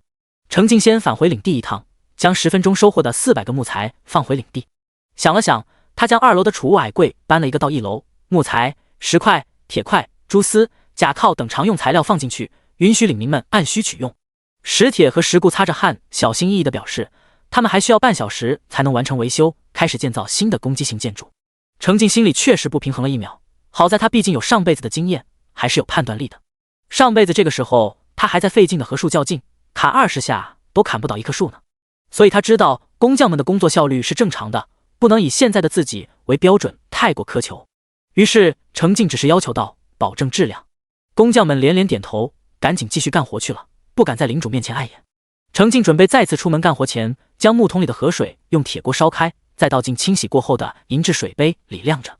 2个银质水杯他都自己留着，包括丝质系列的衣裤装备，他全都准备自己用。给自己晾好水，程静继续提着斧子去砍树。这次他一路向西砍出一条宽阔的大路，边干活还边哼着歌。敢问路在何方，就很应景，路就在脚下。遇到躲在地坑树荫里休憩的大眼虫，程静宁愿把路修的拐个弯，也要把灿烂的光明带给他们。不用谢，日行一善。猛然暴露在阳光下的大眼虫愤怒极了，先向着明亮的天空弓起身体，然后再转向造成这一切的程静。宽容大度的程静原谅了他们，完全不受影响，继续抡着斧子砍树。有技能就甩给他们，没有技能就放任低级别的小怪物们攻击他。反正打出来的全都是 Mace， 除了有点绊脚，并不影响他干活，还能为他的迟缓和静默2个被动技能熟练度的提升添砖加瓦。尤其是绿蚁怪，很快就脱颖而出。1级的绿蚁怪刚到程静的膝盖高，模样比大眼虫要顺眼许多，技能还是物理系的冲撞。每绿蚁怪直撞向程静，程静就宛如被小溪流中的小水花扑了一下。怎么隐约还有点按摩的效果？不错不错，继续。第76章，哪里亮了点哪里。程静对绿蚁怪们发出鼓励，并着重清理丑陋又不中用的大眼虫，给绿蚁怪留下更多发挥的位置。唯一让程静操心的问题是，他砍完一棵树衔接到下一棵树的速度实在太快，砍着砍着就有偷奸耍滑的小怪跟不上他的节奏掉队了。程静只能优先送那些掉队的家伙们变为尘土，以实际行动维护其他勤劳勇敢的参与围攻的怪物们的利益。比如按摩的好，可以多活一会儿。半个小时后，程静收获了1000个木材，同时将尖刺技能刷到了 LV3， 冷却时间再次缩短1秒，低至3秒。迅疾、冲锋等物理系技能更是不管在不在战斗状态中，技能亮了就刷，纯的哪里亮了点哪里，再也不用担心刷技能熟练度速度慢了。程静只起身捶了捶腰，双腿用力一个跳跃，跳到了5-6米开外，然后对着刚才站立的位置释放了一个天火，还挨挤挤堆在原地的怪物们随着烈焰化为一地焦土。前后200来只不值钱的1级怪的围攻给程静带来被动技能迟缓熟练度提升12点，静默熟练度提升7点，以及爆出一件白色物品银质水壶，可净化出干净清甜的饮用水。程静看到介绍，这水壶和之前的银质水杯似乎是配套的。一想到水杯，程静还真渴了，于是向着领地返回。主要还是因为他的背包都快被木材装满了，需要回去卸货。资源收集的速度快到，让程静感受到了背包格的限制，也让他感受到由衷的欣喜。返程的路上统计收获，除了不值钱的1级怪，程静还击杀了12只2级绿蚁怪和2只3级绿蚁怪，收获32个睿知，汲取到 2.8 点力量；16只2级大眼虫和3只3级大眼虫，收获44个金球，汲取到 3.8 点精神；还有4只2级巫毒蛇和1只3级巫毒蛇，收获12份毒液，汲取到1点敏捷。暴击之后收获88经验、88铜币，这点铜币连一颗西红柿都买不起。好在他还收到来自2位士兵的160铜币，加起来总算够买一颗白云果了。程进顺着自己强推出来的宽敞大路，很快走回领地。1楼的储物矮柜快被他带回来的木材塞满了。哦吼！寄背包之后，领地的储物空间也因为资源收集速度过快而显得紧张起来。程进哼着歌走上2楼，这可真是幸福的烦恼。他将背包里的其他物资转入矮柜存放，然后推开木质的窗户，坐在椅子上，望着窗外的领地，静静的休息片刻。旁边桌子上放着他走之前晾好的2杯水，程进抬手一口就喝了大半，清爽中隐约似乎真的带着一丝甜味，解渴，好喝。程进连忙将洗好的银质水壶拿出来，凉开水倒进去。他还静静地观察了一会儿，银质水壶下方有一个精致的抽屉状废水盒，可以手动抽出来，将水壶内部过滤出的废水倒掉。水壶比银质水杯好用，水杯净化饮用水时使用的是沉淀的方法，可沉淀物就留在杯底，程进还得注意点，别一口都喝了，不然和没净化有什么区别？水壶用起来就方便多了，使用的是过滤法，一壶一壶经过过滤的清甜水喝着，偶尔记得倒一下废水盒就行。趁着休息，程进打开了聊天频道，第一眼就注意到聊天频道顶上的数字变了，15987，现在是上午10点，2个世界的时间是同步的，也就是说被投放到永洛世界2个小时后，他们这个拥有1000蓝星人的村多了4人升入1级，但也有13人连句话都不曾留下就死亡了。聊天频道可查看99条聊天记录，程进未读的记录却只有40多条。聊天频道里的发言零零散散的，除了因为有发言时间间隔的限制以外，更因为能在此时升到1级的人都对游戏有一定的了解，忙着求生，没空闲聊，最多时不时丢上来一句吐槽。种田人空，真是要了人老命了。之前玩游戏的时候，我就吐槽砍10下才出一个木材太不合理，没想到现实能更不合理。我现在要砍20-30下才能出一个木材，后悔怎么没趁着玩游戏的机会多收集木材，现在老腰都直不起来了。666M 的击杀奖励衰减的位面太厉害了吧！我刚升到2级，再打1级怪，竟然就只给我2经验2铜币。兄弟们，亏死了，经验值尽量攒住，升级好亏。馒头没味，单纯靠打怪也能活下去的吧？升级茅草屋的材料太难凑了，其实茅草屋凑合也是能住的。救救我，救救我，救命啊！小福怪敏捷也太高了吧！全程挨揍根本打不着怎么办？本来发言的人就少，下面发言的人也不一定会接话题。相较起聊天，现在这里更像是一块留言板。第77章恐怖的劳动效率。程进打开带来的手机，里面有他提前下载好的大量资料，翻找出之前游戏攻略群总结的怪物应对方法。程进一边看一边意念输入，连着3分钟发了3大段长长的怪物资料总结。前人栽树，后人乘凉，他只是攻略的搬运工。聊天页面上满满的都是程进转发的重点内容，但也孤零零的，没人回应程进的消息。程进不在意，收起光屏，起身准备继续干。他在操作台制作了10把锄头，然后从领地边缘开始翻整地面。这本来应该是农民擅长的活，但程进在超高的属性支撑下，没有人能比他更快。程进挥舞着锄头，残影都连成一片。程进也没对自己太严苛，保持着3秒左右翻整一块地的频率，在半个小时内将领地升级后即将归属于他的500平荒地翻整出来。至此，资源已备齐，前期准备工作也完成。程进立刻给领地升级，500个木材，500个石块，2万铜币的资源投入其中，立刻金色的光线凭空出现，环绕着领地。不知名的神秘伟力正在改造着这片土地，属于领主的势力范围即将得到扩大。程进抬手擦擦头上的汗，一口气灌了2壶水，又坐在安全塔里休息了片刻，静静地欣赏那些金色光线，还试探着甩出探查术。当然什么反馈也没得到，感觉体力精力有所恢复，程进起身慢悠悠地向北方矿洞走去，收起堵住矿洞口的石块。2台采矿机正安安稳稳的不知疲倦的工作，在他们的后方整整齐齐的码放着开采出来的石块和铁块。程进收入背包一共有73个石块，7个铁块，没有触发暴击，这是他手下的收获，不是他亲自动手产生的收获。即便这是2台完全忠诚于他的机器，就像程进的箭塔打出的伤害也不能暴击一样。目前为止，程进能从手下的收获里触发暴击的只有2个士兵击杀怪物后获得的钱财。程进猜测，可能是因为那些钱财直接打到他的账上，不经过士兵的账户中转，才能触发暴击。2台采矿机工作了2个小时的消耗是4个铁块，以及各自掉了2点耐久。总的来说还是赚的。程静还算满意，毕竟有种白得的感觉。查看过机器的收益，程静又将堵住通往矿洞深处通道的石块收起，期待老对手找上门来聚聚。可惜没有，不能主动凡尔赛。领民们没看出来，隐藏在程静疲惫躯壳下的是一颗激动的心。程静放松身体，瘫坐在餐桌旁的木椅上，六果连忙盛了一碗熬好的鱼汤端上来。煎过的鱼肉熬成奶白色的鱼汤，又晾到常温，又鲜又香。程静连灌2大碗，这才算是缓过劲儿来。程静看向自己的安全塔，石质的2层小楼，风格有些粗犷，但比茅草屋和木屋能给人带来更多的安全感。魏顿尔见领主很关注安全塔，主动表现道：“领主大人，您还是要多注意休息，实在不必如此焦虑。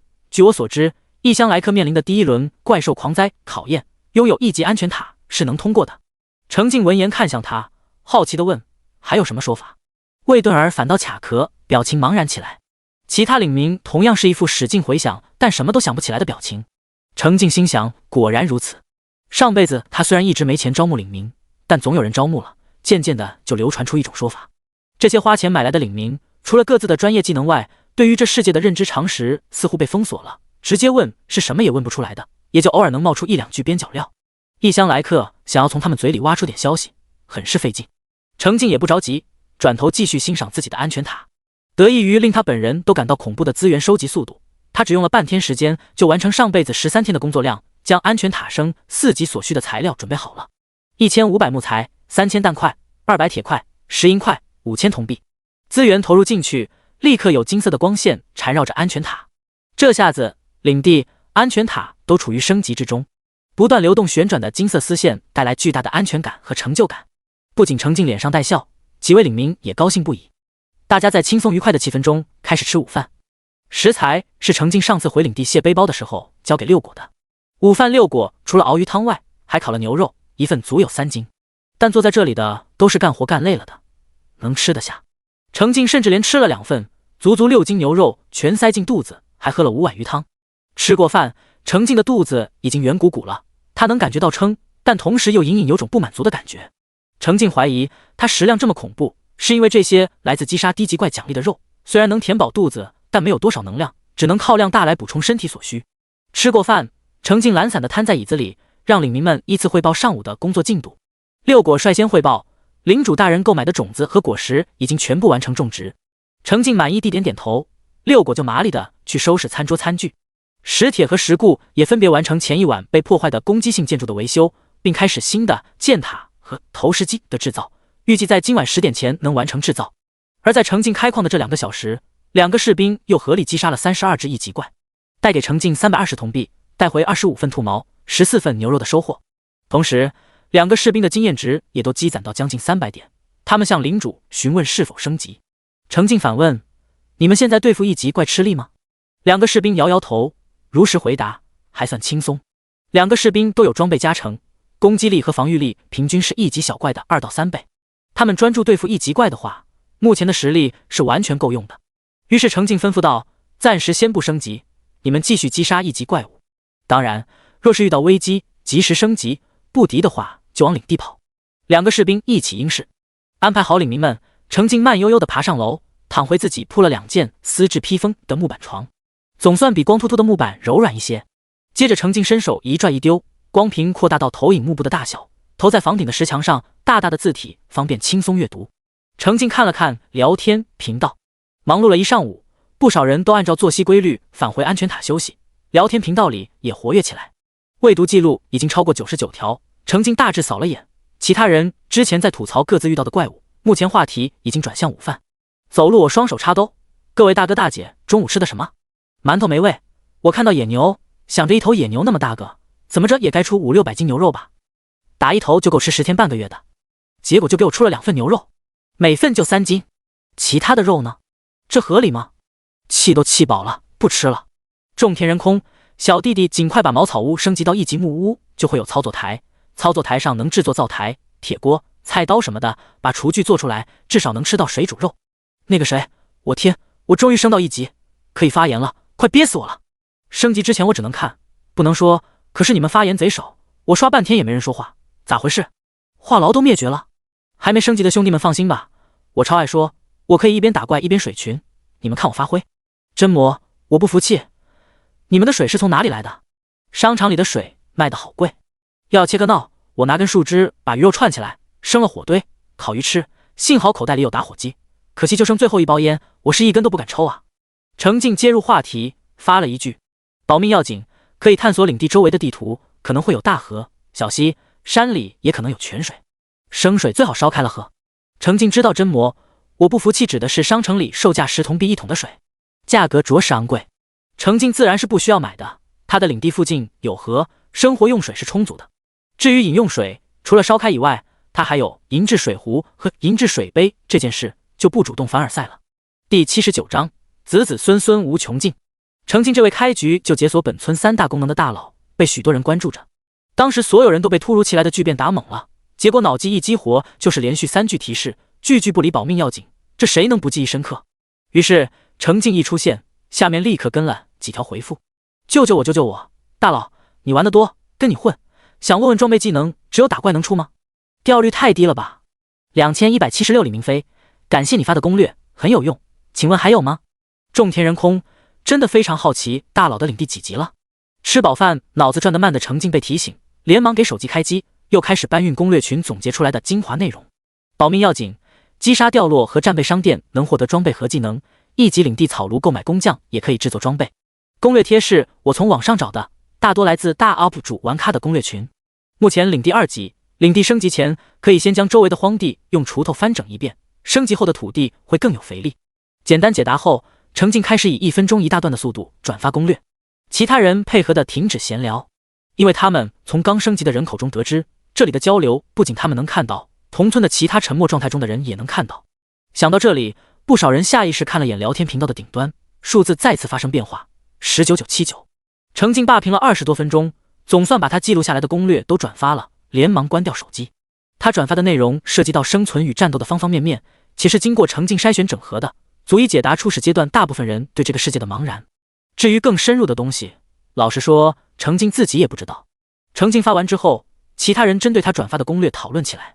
被投放前的最后一个晚上，因为官方的超大动作，很多人其实都没休息好，也通过各种渠道看过不少与末日在线游戏相关的介绍总结。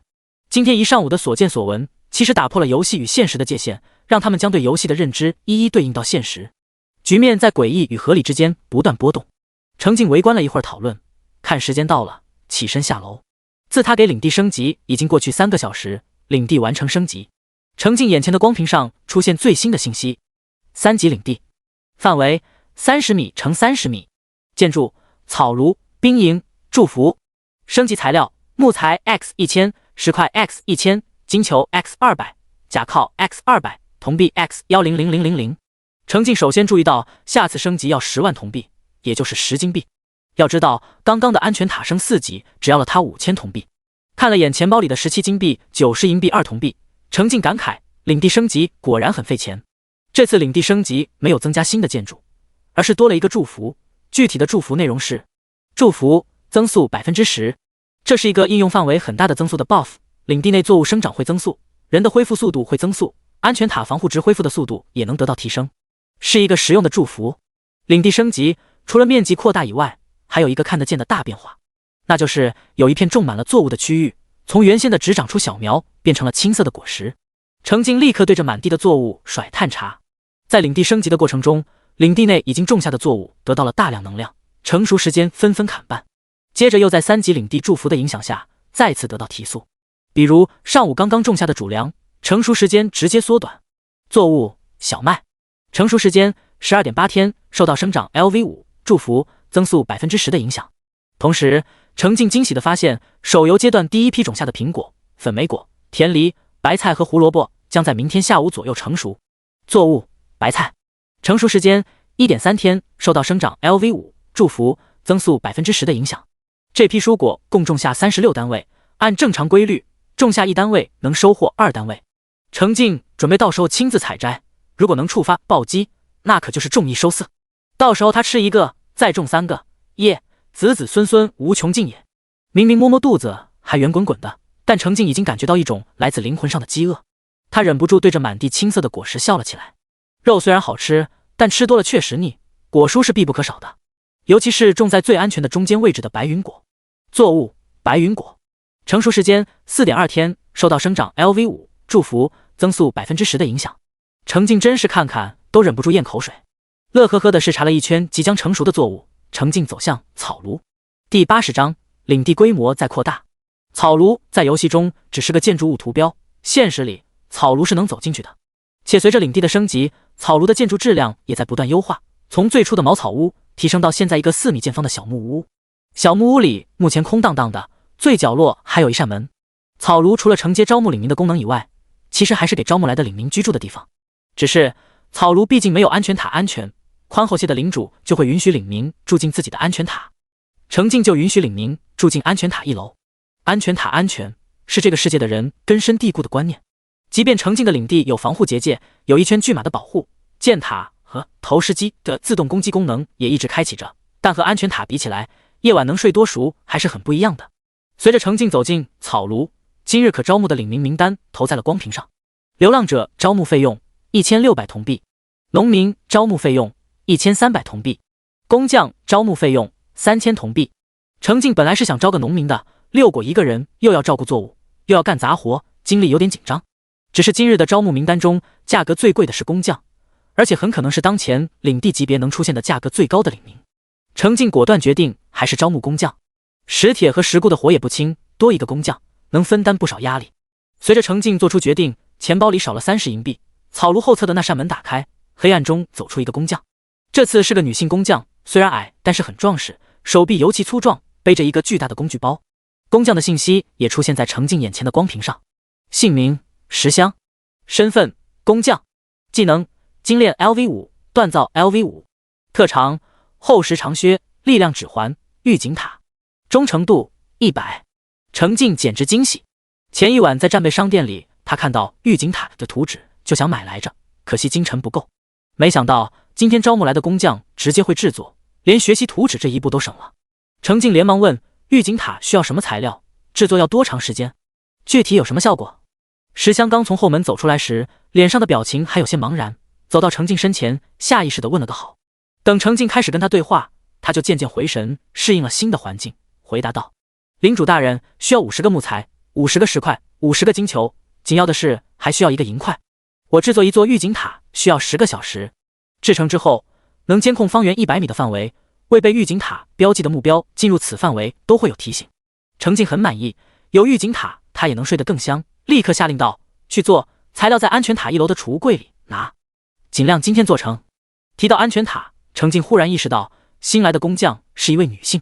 虽然因为职业的原因，石香长相普通中还带着点凶悍，但程静不得不多注意一下，于是问他：其他领民晚上是在安全塔1楼休息的，不方便的话，你可以在草庐里休息。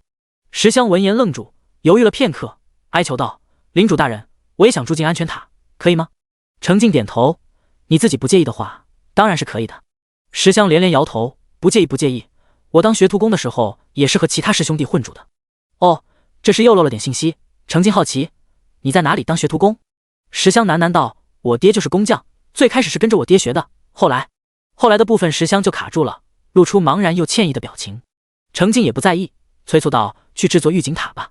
说完，程静还率先走向安全塔。木材、石块和金球这种普通材料，1楼的储物矮柜里都是有的，但是银块他都放在2楼。领民们之前就默契的不去2楼，程静也不准备打破这份禁令，于是自己跑了一趟2楼，拿下来1个银块。材料到位，石香找了一处空地，拿出自己随身背着的工具，开始制作预警塔。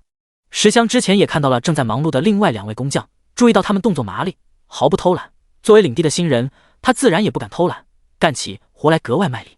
程静则又走向兵营。兵营同样是一座4米见方的小木屋，和草庐并排立在领地的东南角。只要铜币到位，兵营每日可为领地带来1位士兵。如今领地升到3级，训练的第1个士兵就需要3000铜币。程静的钱给到位，兵营的后门走出一个面容坚毅的年轻男人。他行了一个礼：领主大人圣安，请赐名。程静按照规律给他起名魏盾山，并探查新士兵的具体属性，发现这位士兵果然有所进步，具体体现在他现在是0级，初始的力量属性就有2点。程静想到刚招募的工匠石香会制作力量指环，干脆将自己手上装备的力量指环先取下来给魏盾山用。力量指环增加的1点力量对现在的程静来说已经微不足道，但对新人来说还是个很不错的提升。而且成镜之后可以让石香再给他制作一个。接着成镜又取出一件木甲，防御力加3。成镜库存目前空余的白色武器有锋利长枪和匕首尖锋，成镜都取出来，问魏盾山偏好用哪个。魏盾山选择了锋利长枪，这把长枪是石固特意为成镜制作的，长度有些过长，只要魏盾山谨慎些使用，攻击力加16点带来的助力还是很大的。武装好第3位士兵，成镜招招手，午饭后就留在领地里休息的魏盾一和魏盾二连忙走过来。第81章，领主大人带带我，新人就交给你们，在升1级前多多看顾他。成镜吩咐着，同时示意魏盾一在前面带路，4人一起离开领地。魏盾一立刻就明白领主的意思，带头向着他们之前发现2级怪和3级怪的位置而去。迁就士兵们的速度，成镜走得慢悠悠的，干脆嘱咐起魏盾山，经验值凑够了，你可以自行升到1级。至于自由属性点加在哪里，你有什么偏向吗？魏盾山连忙申请，我在力量方面有优势，全加力量可以吗？早先成镜想让花钱买来的士兵都走血牛路线，好在遇到危险的时候给他当盾。后来意识到真有事，这几个小脆皮根本不顶用，干脆让他们自由发展，走擅长的方向。所以成镜点点头，同意了。既然都问了新兵，2位老兵自然也不能冷落。魏盾一和魏盾二先前升1级时，自由属性点都加给了体质，成镜现在允许他们自行决定之后升级时自由属性点的分配。魏盾二立刻接话，领主大人，我想加敏捷，走高敏路线。慢半拍的魏盾一则表示他想加精神属性。成镜全都点头同意，也不错，士兵之间属性互补，有利于他们合力杀怪。有士兵帮他提前探查好怪物的位置，那些怪物没有到处乱跑的情况下，成镜轻松找到并击杀了12只2级蜘蛛怪和4只3级蜘蛛怪，收获40份蛛丝，体质属性加 3.2 点；9只2级野牛怪以及3只3级野牛怪，收获60份牛肉，24条牛筋，力量属性增加 2.4 点；还有5只2级巨噬鼠，收获10个利齿，增加1点力量。暴击之后共收获80经验，铜币则不止80。因为野牛怪和巨噬鼠都是群居怪物，成镜单挑2级、3级的击杀，对那些1级的很看不上眼。而他的攻击方式是他新的大胆尝试，直接从地上抓一把石子甩过去。以成镜目前的属性优势，针对这些低级怪，那可真是飞花摘叶皆可伤敌。石子出手宛如子弹，在怪物身上打出一个个血洞，体型相对更大的高级怪物直接暴毙，而那些被石子擦过的1级小怪也纷纷重伤。成镜挥挥手，3位士兵连忙上去解决那些失去威胁的1级小怪，享受轻松安全的杀怪体验。成镜准备离开时，魏盾山都凑够升1级的经验值了。3位士兵为成镜提供了570铜币。成镜再次吩咐魏盾一继续带队清理领地周围的1级小怪，同时记下更高级怪物的位置。见3位士兵连连应承，成镜转身离开，开始自己的单独行动。完全没注意到3位士兵看向他的眼神里满是不舍。意识到自家领主大人实力强悍，士兵们真的很乐意跟在成镜身后捡漏。成镜却不准备亲自带兵，那对他来说完全是浪费时间，毕竟他们跑起来都没有他走着快，他会被大大的限制。他准备独自探索远离领地的野区，更多的击杀2级以上的怪物，才能继续提升实力。成镜一路向西，走到探明地图的最西侧时，并没有停止脚步，继续向前。他还一边走一边砍树，顺手收集木材资源。与之前不同的是，砍出的木材收集满5个背包格，就集中堆放在一个地方，准备等返回的时候再带回领地。幽暗的森林里密布着高高低低的树木，将天光遮挡得严严实实。地上是各种藤蔓枯草，每一脚踩下去都可能深陷其中。成镜一手拿着恐惧之杖加快精神属性的恢复，另一手拿着斧子随意劈砍树木，而他的注意力始终放在四周的动静上。若是发现1级小怪，他都懒得动手，只有2级小怪才值得他随手扔个石子过去，或者拽根树枝当鞭子用力甩过去，效果就如同切水果游戏，轻松1分为2。只要分解技能甩得足够及时，甚至不会出现枝叶四溅的场面。对付这些小怪，成镜现在是连新手斧子都舍不得用了。深入森林之后，成镜偶尔能找到认得出的野果，比如粉莓果和甜梨，自然是采集技能加铲子挖苗，通通不放过。大概种田是刻在基因里的执念，成镜采到背包里的都不吃，全都准备带回去种起来。反正他前3天专门炫了不少水果，现在还不馋。第82章长途跋涉的探图。成镜一路向西，在地图上点亮一条笔直的线，击杀了11只3级野怪和38只2级野怪后，在距离领地约40公里左右的地方，成镜终于发现了4级野怪的身影。是一只4级绿蚁怪。4级的绿蚁怪体型足有1.5米高，长将近4米。随着体型一起放大的是它的狰狞和丑陋，就连原本的细腰也变得格外粗壮，再无半点美感。程静颇为遗憾，用木剑远远解决都不愿意靠近。随着4级怪的出现，遇到3级怪的频率也在提升，高级怪物出现的更加频繁，程静的击杀收益才大，不往他长路跋涉的来探图。程静继续向前走，一路又解决了3只4级怪、14只3级怪以及47只2级怪后，在远离领地70公里的一处山谷发现了5级怪巫毒蛇。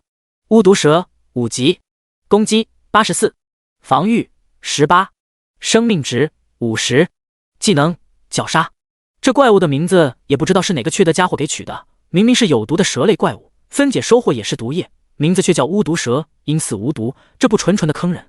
这处山谷是名副其实的蛇谷，以5级巫毒蛇为首，周围还盘踞着2条4级的、7条3级的以及24条2级的，等级从它们的体型上就能分辨出来。至于1级的小巫毒蛇，那更是满坑满谷，看上去是个有上百条成员的大族群。永乐世界的怪物都有种被黑暗污染的丑陋。那条5级巫毒蛇体长10多米，足有脸盆粗，黑灰色的外皮上隐隐有腐蚀物不断掉落，蛇头格外崎岖，都快成5边形了。其他蛇小弟也是各有各的奇形怪状，更别说他们还互相穿插叠加。若是给一个刚从蓝星来的普通人看到这场面，犯恶心都是轻的。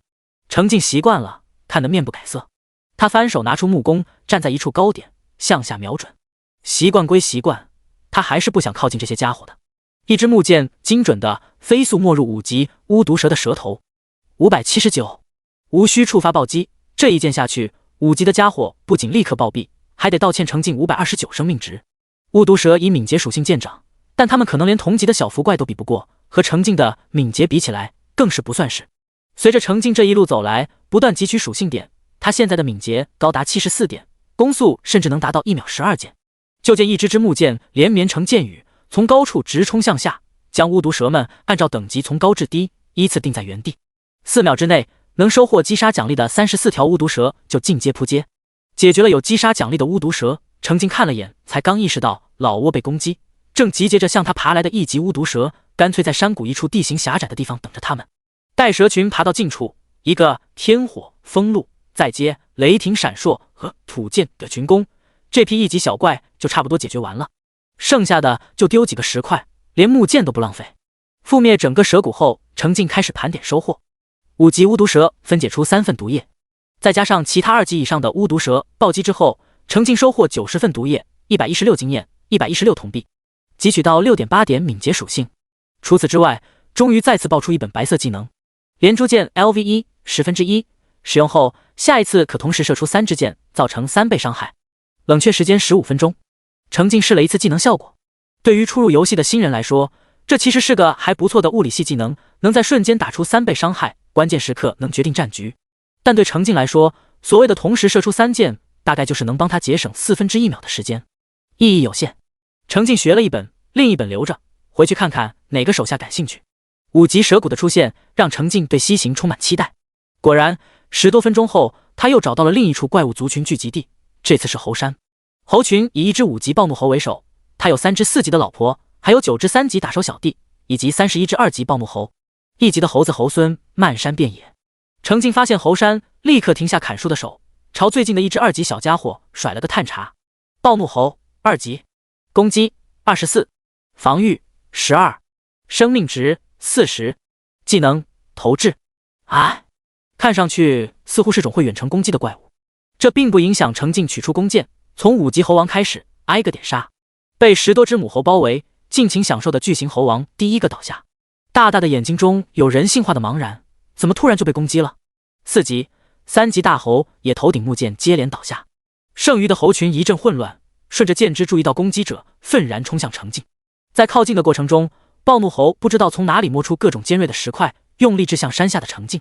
第83章猴山的特大丰收。程静脚步微动，就在前后左右10多米范围内快速变换位置。那些携带着猴群怒气的石块根本砸不到他。其实他站在原地不躲也是完全没问题的，程静只是单纯的不想被石头砸。这一局是石头雨和箭雨的对阵，结局显而易见的箭雨赢了。猴群要2-3秒才能投掷出一轮石头雨，可这中间的间隔时间，猴群就能倒下一半。从始至终，猴群只组织起2轮进攻，猴山就此化为一地黑灰。3分钟不到，程进一个人解决了整个猴群。花这么长时间，主要是杀到后来，猴群怕了，那些身形灵活的小暴怒猴不再冲向程进，反而散入山林逃命。往日猴王看什么不顺眼，一声令下，他们猴群就能用石头把碍眼的砸成碎末。可今日猴王先倒，转眼间整个猴群都完蛋了。这场面把幸存的小怪吓傻了，凭着本能选择了逃命。以程进的敏捷，他们是跑不掉的，但来回追击也花了他一点点时间。这一战，程进收获148经验，148铜币，汲取到8.8点体质属性。除此之外，暴怒猴的分解收获很有意思，是一种名为猴儿酒的饮料，用竹筒盛放。猴儿酒长期饮用可轻微提升体质。一只猴王就分解了3份猴儿酒，4级和3级的大猴都给了2份，再加上触发暴击，程进一共收获116份猴儿酒，很不错的分解收获，不错到程进开始期待再找到猴山。不过当下他更在意找到竹林。猴儿酒是用竹筒装的，周围可能有竹子。果然，程进在猴山不远处找到一大片竹林，埋头砍起了竹子。竹子也是一种基础资源，他的操作台里就有不少以竹子为材料的成品可以制作，之前苦于缺竹子制作不出来，现在好了，目之所及，这片竹还很大，足够他霍霍一段时间了。他又不挖根，过段时间竹子又会重新长出来。竹子也是用斧子砍，砍10下，收获1个竹子，再暴击1个。程进足足装满5个背包格，495个竹子，这才收手。他记下这片竹林的位置，以后有需要可以再跑一趟。砍完竹子，程进还不满足，他在猴山上和猴山周围转来转去，到处丢探查树和采集。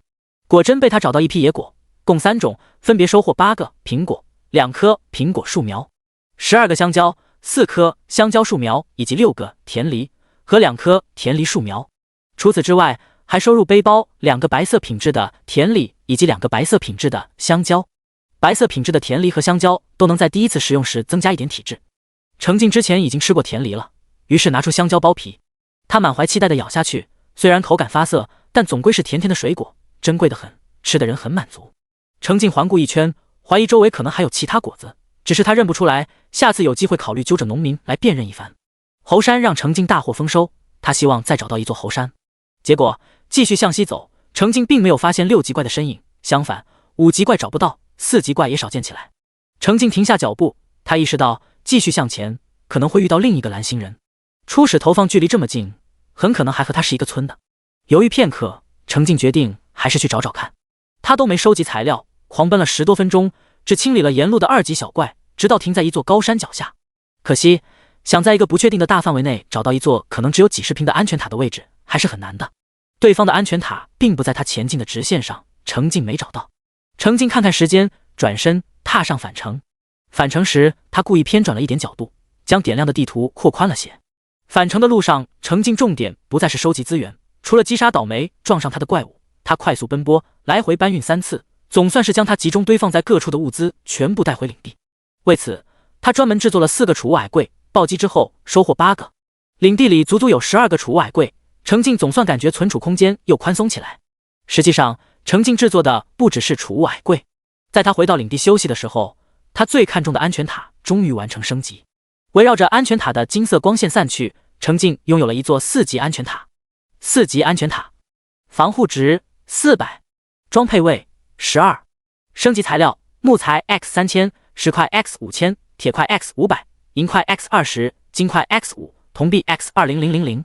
4级安全塔仍然是一座2层的石质小楼，只是建筑风格比3级的石楼看上去精致不少。组成墙体的石块从粗犷粗糙的毛石变成光滑整齐的石砖，原本竖着2扇木板当窗户的位置变成了有造型的精致木窗。石楼的占地面积扩大到10米乘10米，内部高度有4米，每层拥有100平米的内部空间，没有公摊的那种。这下子原本因为住进了多位领民稍显拥挤的1楼瞬间变得宽敞起来，专属于程进的2楼更是显得空旷不已。第84章，轻松的收获时间。最重要的是4级安全塔的防护值高达400，在此基础上，安全塔装配的蓝色防护基座又生成了一个覆盖20乘以20米范围，防护值最高能达到800的防护结界。当然此时防护结界的防护值还没回满，只有506800的防护值。精致上档次的实质安全塔，巨大的淡蓝色防护结界都让程进和领民们露出真实的笑意。欣赏了一圈自己的安全塔，程静在操作台上制作起来。随着安全塔的升级，操作台解锁了更多制作清单，其中最大的福利是可以制作石柜，白色。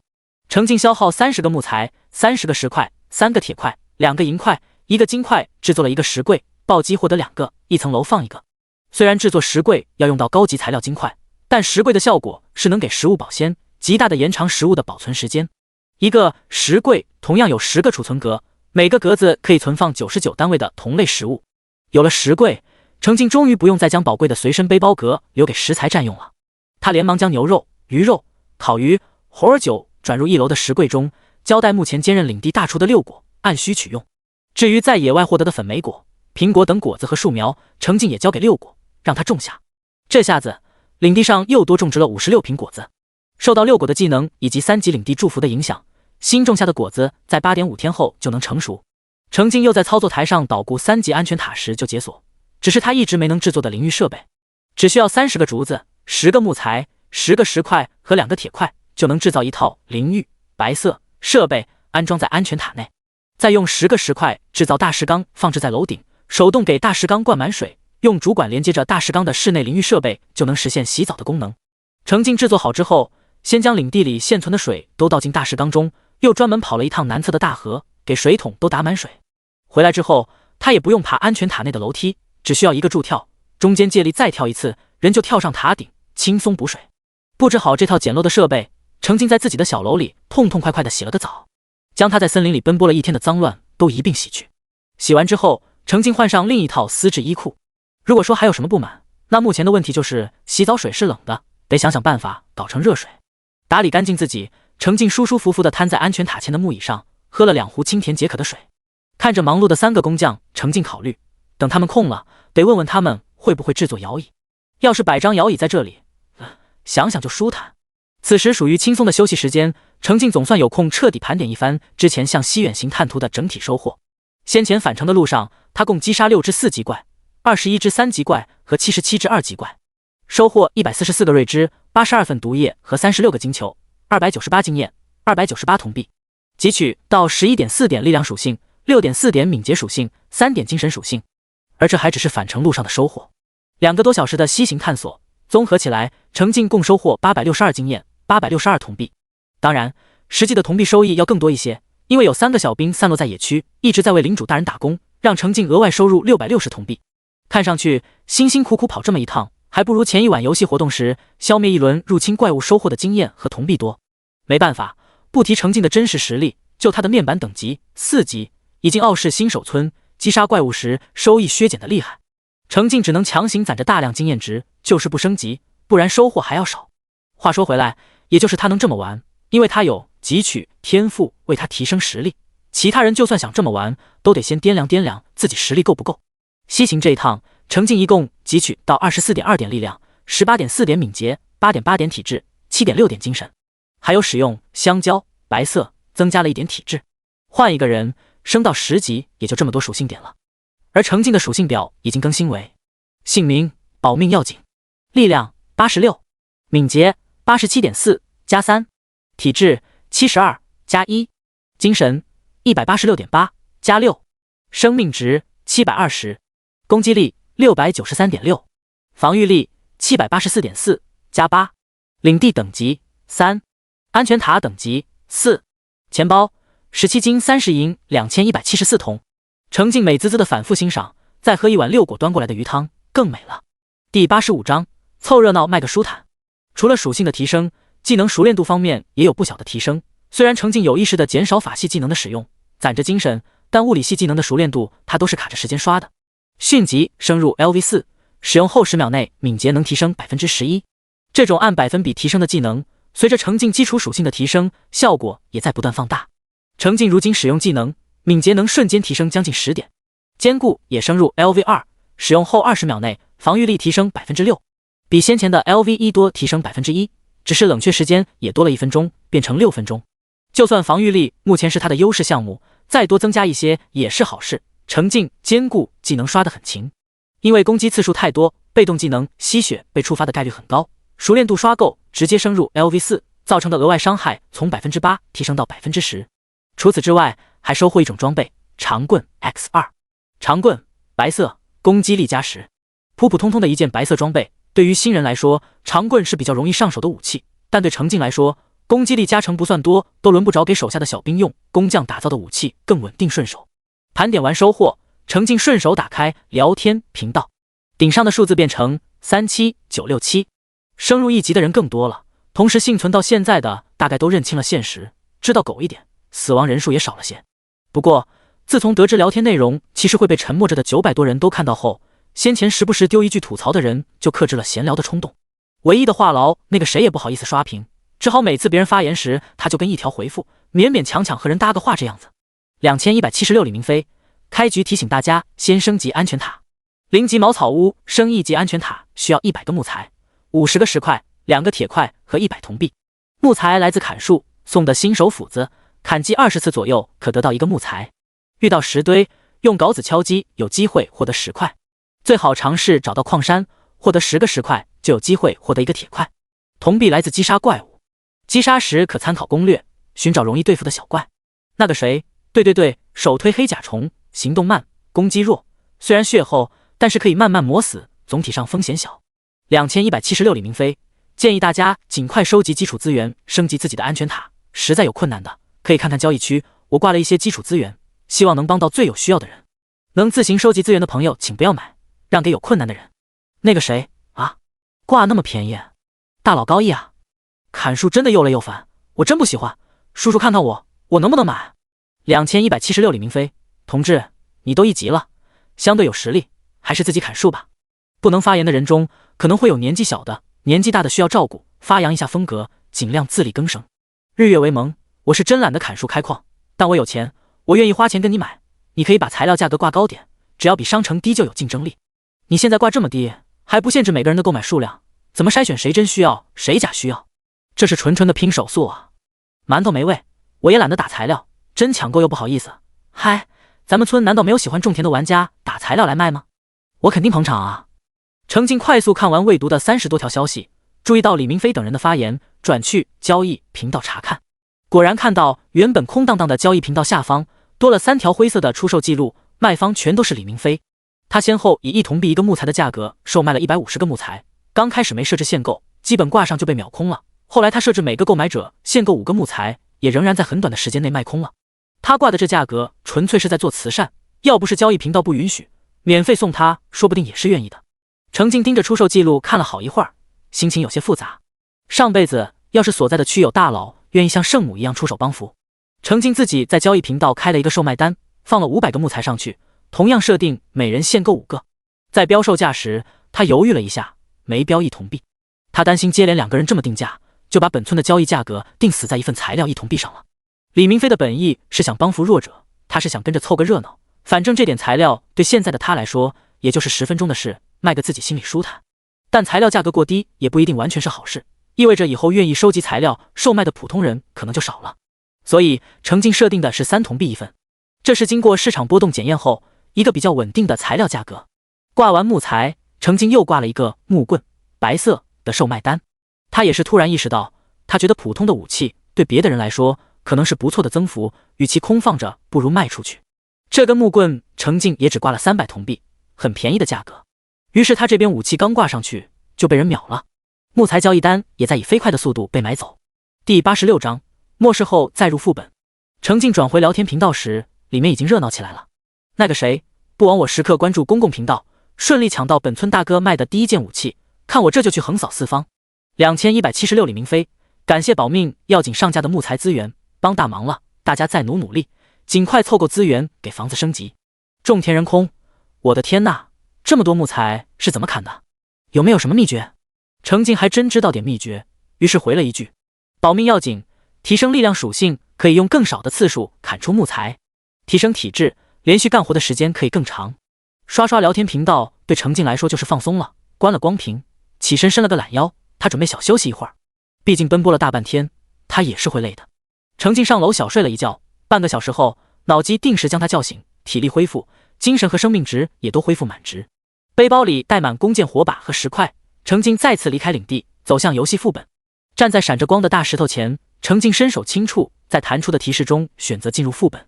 这次他清楚地看到大石头上的光芒流转到他脚下，形成一个复杂又规整的图案。下一秒，程静出现在熟悉的地下洞穴中，他的脚下有一个相同的图案闪了一下，接着归于黑迹。程静观察四周，忍不住皱起眉头。昨天被他大杀一场的洞穴里，堆积着大量他当时没来得及甩分解技能而遗留的怪物尸体，不讲究的大眼虫也没给同胞清理，以至于洞穴中乱七八糟，味道还格外刺鼻。程静凭着呼吸拿出防毒面具戴上，又试着戴上夜视仪，顿时洞穴中的画面更清晰了些。程静开始不停地释放分解技能，一次性能分解5只怪物，整个大厅很快就只剩一地黑灰，勉强能下脚。此处洞穴作为惨烈的战场，大概是没有大眼虫愿意靠近这里，所以程静没看到敌人。他的前方是昨天被他反复防守的左右2条通道。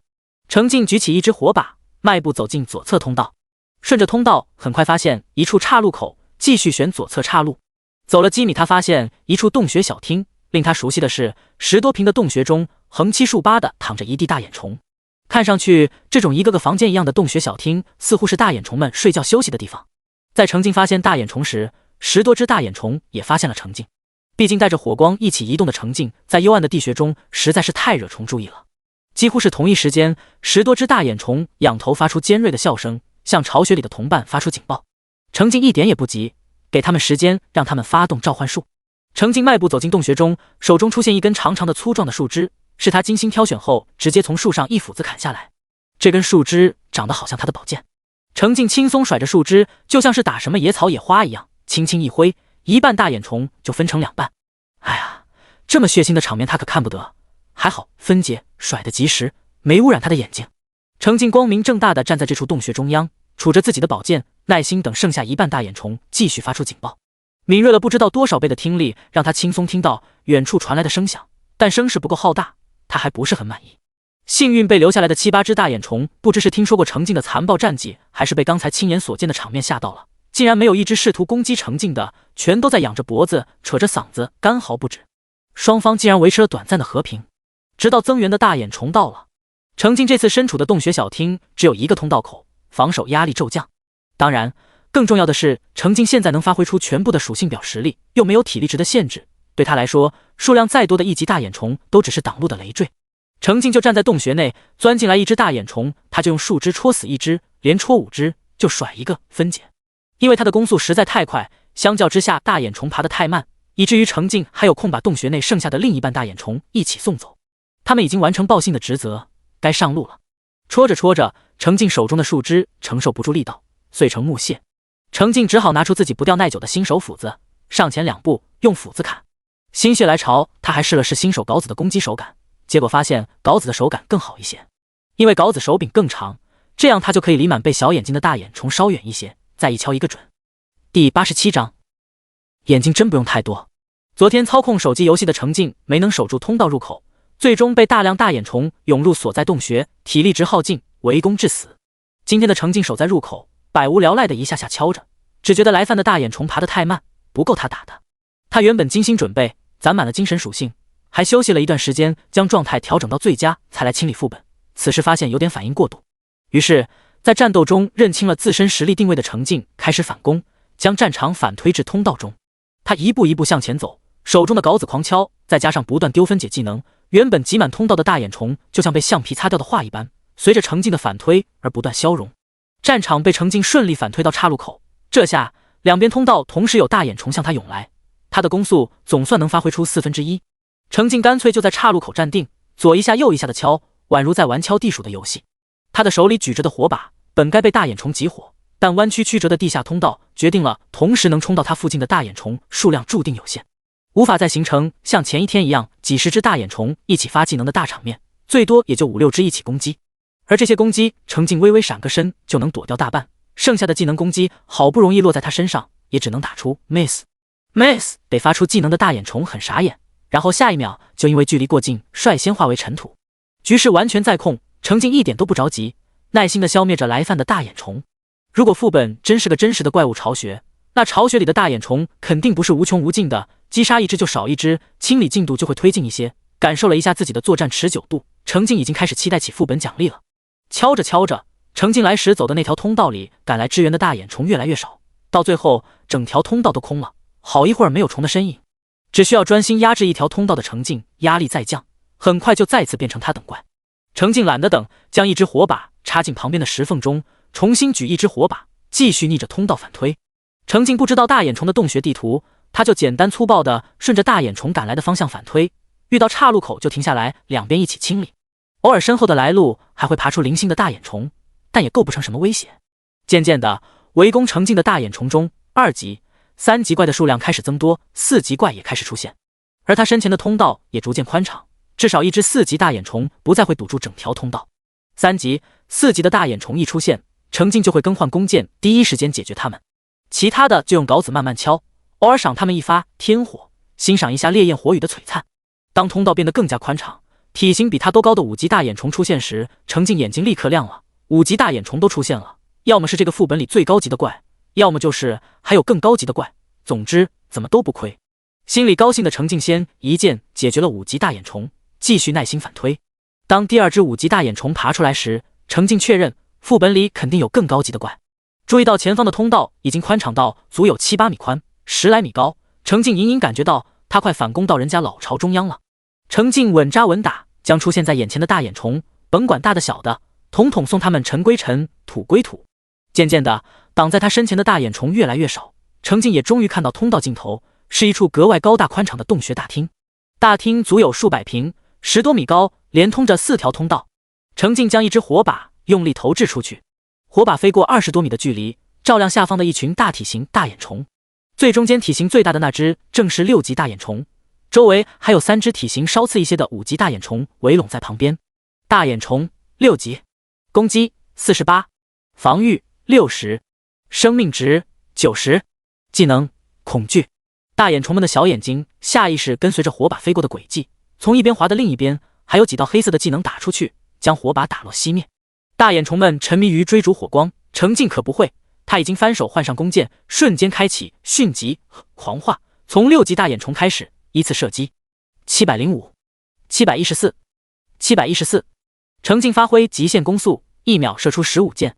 即便这些廉价脆弱的木剑在撞上体型庞大的大眼虫后就碎成一地木屑，但他们携带的恐怖攻击力已经足够帮大眼虫永远摆脱讨厌的亮光。火把掉落，洞穴回归一片黑暗。然后在黑暗中视线不受影响的大眼虫们就发现，原本待在洞穴最中央安全位置，等待给来犯者一个大教训的高级大眼虫们已经尽数扑街。慢了不止一拍才反应过来的大眼虫们又用更慢的速度向程静冲去，却根本无法阻止站在原地的程静射出漫天箭雨。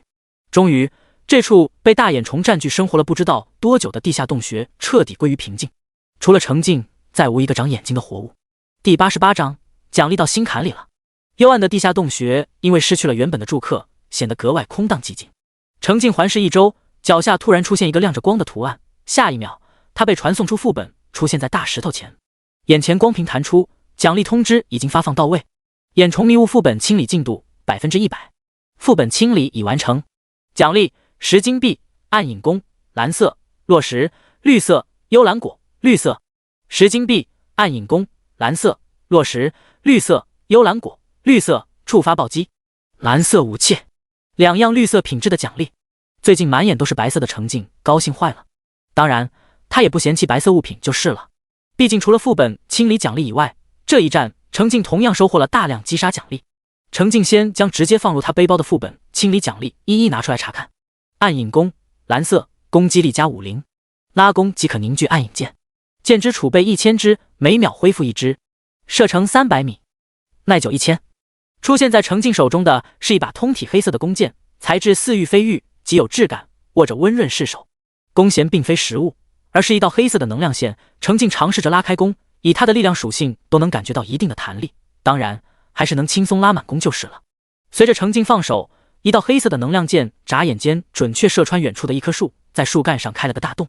今日一早，程静还需要开射击辅助线，一整天下来，射击的次数多了，养出一定的手感，靠自己就能大致射准。尤其是级别越高的怪物，往往伴随着越大的体型，不要求命中位置，只需要射中的话，对程静来说还是很轻松的。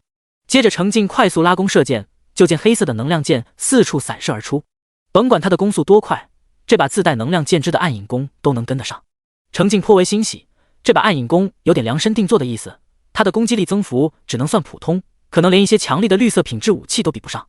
他的优势完全就在于无需凝聚时间，没有实体的能量键上，这点正好适配攻速超快的程镜。自此，程镜就不需要专门留出多个背包格放置剑支了。暗影弓1000支能量剑的储备，再加上每秒自动恢复1支剑的速度，足够支撑他高强度战斗一段时间。更别说暴击之后，他其实获得2把暗影弓，一把射光了，完全可以换一把继续，快乐加倍。程镜在极短的时间内是射了几十次，暗影弓的耐久也没掉，说明不像白色品质的武器一样，攻击一次就掉一点耐久，能撑得住他的高频使用。顺手，实在是顺手，正好适配他的需求。程镜满意的来回把玩新的远程武器，把周围的树都射成筛子了，这才心满意足的收回背包。至于周围的树，他不用斧子砍，是不会自动掉落木材的。有的树都被他的能量剑崩成碎末了，没有斧击的前置动作，也不会掉落木材。在程镜看来，砍树、敲矿、翻地，比起真实的劳动，更像是一套固定的程序。他输入相应动作，程序反馈给他相应材料或者结果。这套程序老旧又死板，不知变通，也完全不讲科学。不过这个世界不讲科学的地方多了去了，程镜也懒得多管。他看向第2样奖励，落石是个绿色法系技能。落石，绿色，消耗10点精神，落下巨石，对20平米范围内的敌对目标造成精神 X1点真实伤害，攻击距离100米，冷却时间5分钟。程镜立刻学习能造成真实伤害的范围技能，且伤害值与他本人的精神属性关联，实在珍贵，是能长期使用的强力攻击手段。学完技能，程镜立刻就想试试，毕竟他现在学习技能和玩手游的时候很相似，使用了技能书，脑海中图标亮了就是学会了，并没有特别具体真实的感觉，不亲自试试把握不准。程镜随手一指，落石激发，接着他就看到一块截面足有20平、高3米的巨石从天而降，直直砸下。距离太近，这巨石竟有种遮天蔽日之感，重砸在地上时，让人感觉地面都跟着震了震。程镜仰着头都快看呆了，明明听上去只是平无奇的巨石，远没有雷霆烈焰的光效酷炫，但它足够大，足够厚重，就已经是一种沉重的威慑。不过现阶段的法系技能本质上是一种能量攻击，遮天蔽日的巨石其实介于虚实之间。于是落石攻击范围内的树木杂草因为没有被判定为敌对目标，毫发无伤，只有一只倒霉路过的1级绿蚁怪被砸成了一张纸。程镜啧称奇，落石不愧是绿色品质，造成的真实伤害会随着使用者精神属性的提升而不断提升，成长性比之白色品质的天火高出太多。而这份优势在程镜手里又被无限放大，恐怕比一般的蓝色品质技能都要优越。一把蓝色武器，一个绿色技能，实在是奖励到程镜心坎里去了。于是最后一个奖励很一般，他也完全不在意。第89章，今儿大爷真高兴。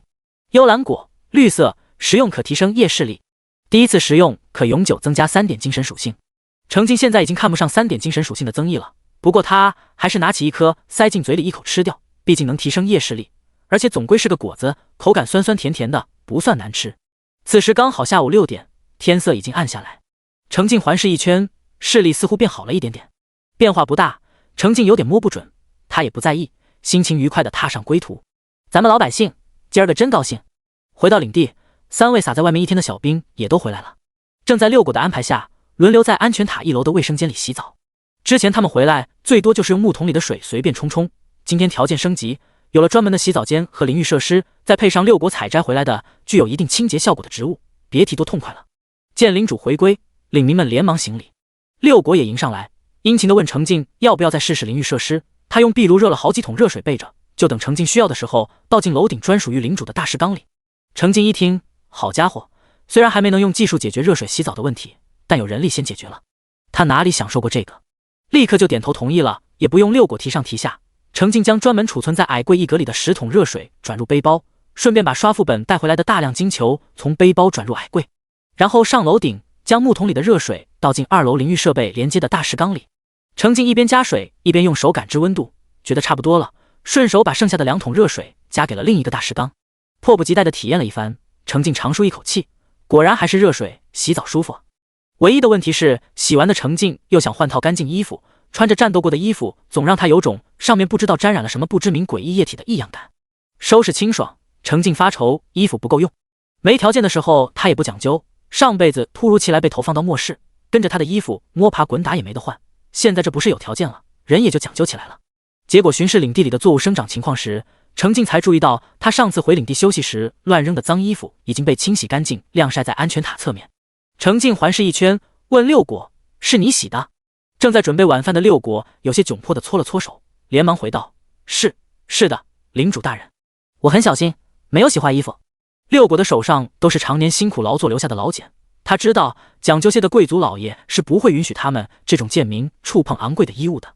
只是六果之前注意到领主的衣服直接乱丢，滑落到楼梯上，于是自作主张给洗了。程静乐了，控制力道拍拍六果的肩膀，给予赞许：“不错不错，眼里有活，杂七杂八的事有六果做，生存体验可好太多了。工匠确实很有用，但明天一定要再买个农民。”程静琢磨着，美滋滋的将自己小小的领地巡视了一圈。确实是小小的，领地升到3级后，面积也就扩大到30米乘30米，沿着边缘走一圈也用不了多久。但这片他打下来的领地也是喜人的，很大一片土地都被种上植物，有刚长出嫩芽的，还有已经长出苗的，还有一片区域的作物已经长出青色的果实，就等着明天完全成熟就能采摘了。程静在旁边连甩好几次探查树，越看越高兴，仿佛能在一片生机盎然中闻到果香味。实际上程静都还没制作新的巨马将扩大后的领地包围起来，主要是他听说4级领地后有自带的围墙，先前就想着暂时将就将就。但是此时注意到一部分作物已经种植到巨马之外，程静看不得，心想着现在他资源足够丰富，不缺铁块，也不怕浪费，于是在操作台上制作了4排巨马，暴击之后收获8排。接着程静手动调整巨马的位置，将扩大后的3级领地领土全部包围起来。巡视了一圈领地，程静就大爷一样坐在餐桌前等着开饭。此时这位大爷心情很好，先前副本结束后，程静只关注了副本奖励的高级货，就急着回家了。现在有空，刚好可以慢慢盘点一下副本里获得的击杀奖励，因为真的很丰厚。第90章，有朝一日全在手。这个名为眼虫迷雾的副本，程静前后用了2天的时间彻底完成清理。昨天玩手机的他受限于体力值，只清理了2成怪物。今天发挥属性优势，用了不到1个小时的时间，清理完剩下的8成，击杀了将近2000只大大小小的大眼虫。其中1级大眼虫的数量是最多的，但它们只是炮灰，根本无法用数量堆积来阻挡程静的脚步，甚至因为程静等级过高，几乎没有击杀奖励。程静更关注那些有收益的怪物，比如击杀2级大眼虫345只，3级118只，4级26只，5级6只，6级1只。眼虫迷雾副本正是一座以1只6级大眼虫为首的族群巢穴。暴击后程静共收获1572经验，1572铜币，收获1308金球。更大的收获则是汲取到 99.2 点精神属性，再加上食用幽兰果增加的3点，程静的精神属性直接提升到289点，防御力也随之提升到1091点，防御上千了。这得多少级的怪才能让自己破防啊？程静美滋滋地看着属性表挪不开眼，甚至有种不相信自己眼睛的不真实感。这样的属性到底是多少级面板才该拥有的他都不知道，只知道自己牛大发了。除了自身实力的提升，击杀数量摆在那里，爆率再低也是出货的。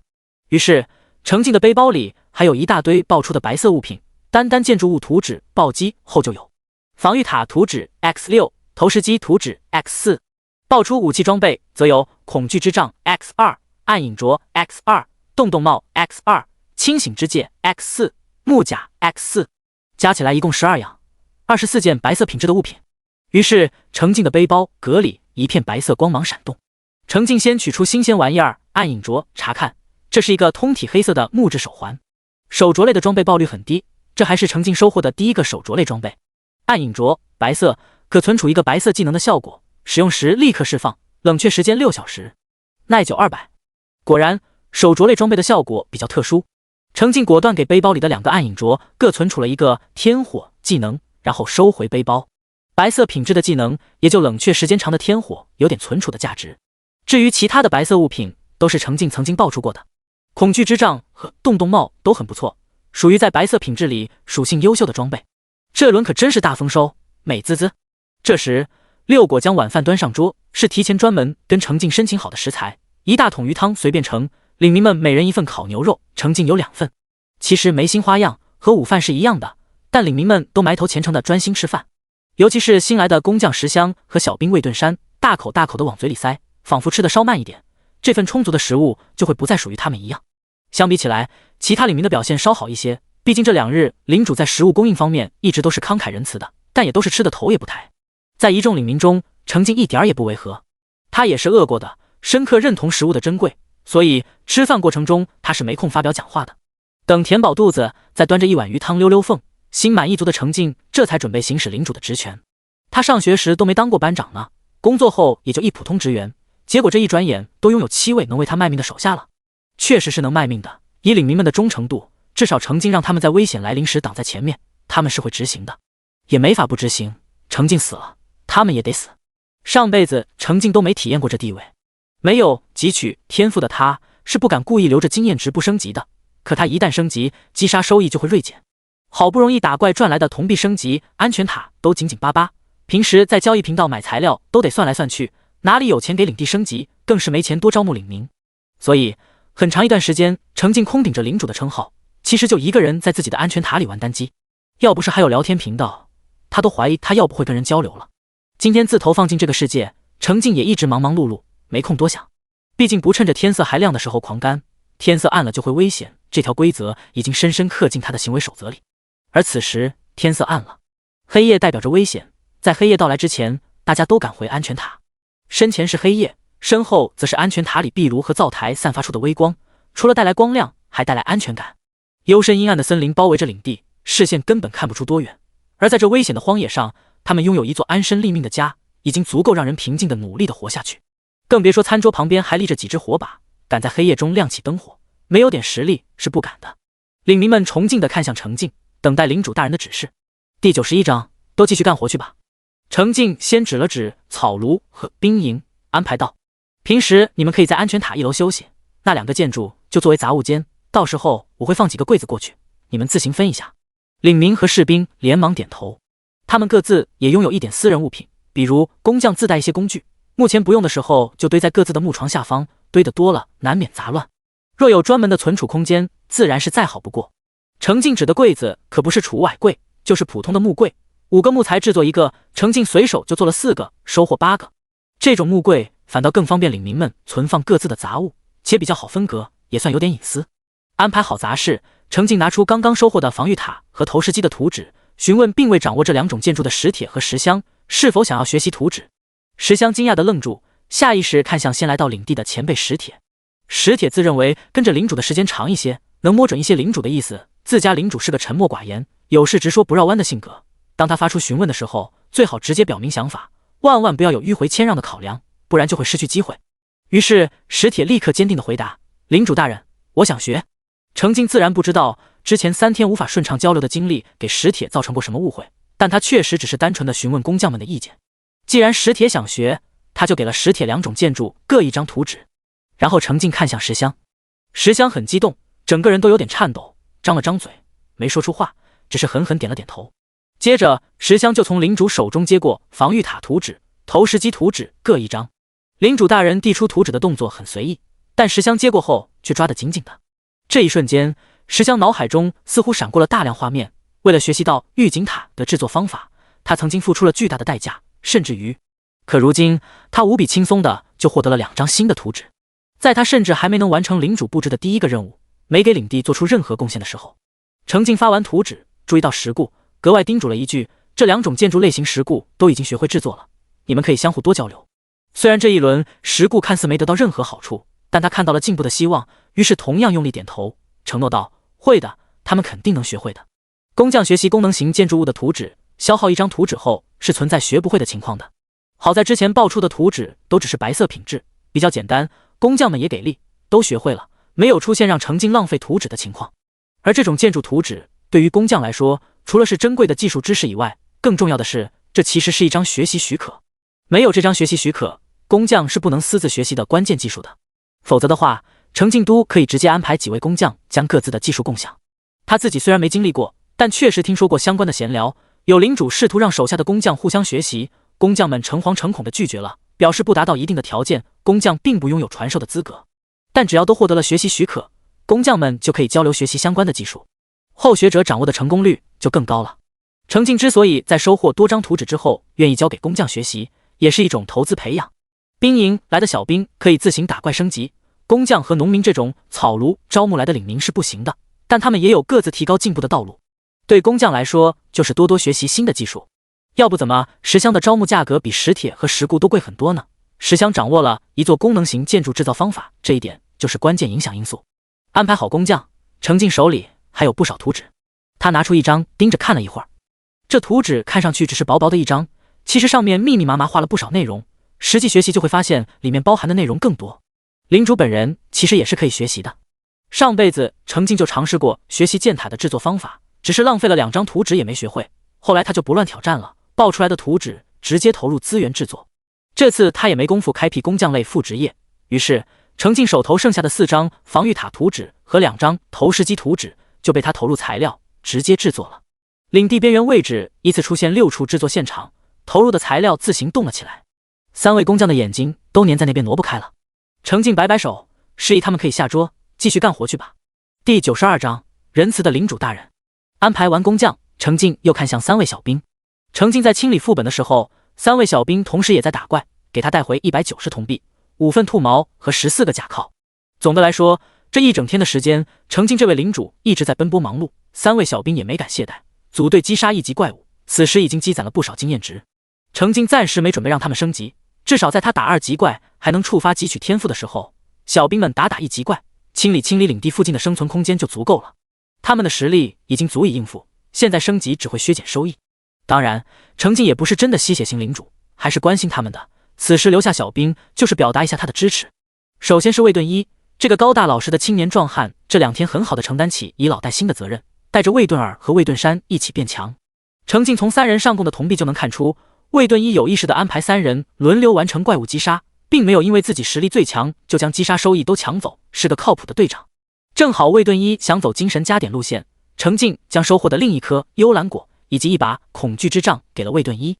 看到绿色品质的幽兰果，餐桌边的人都瞪大了眼睛。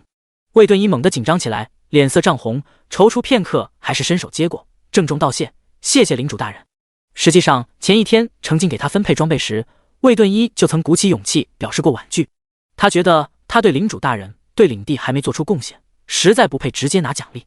只是他们家领主大人总是沉默着坚持，把东西往他手里一塞就不管了。魏顿一害怕惹领主不高兴，现在都不敢说拒绝的话，但他心里的震动远比表现出来的大。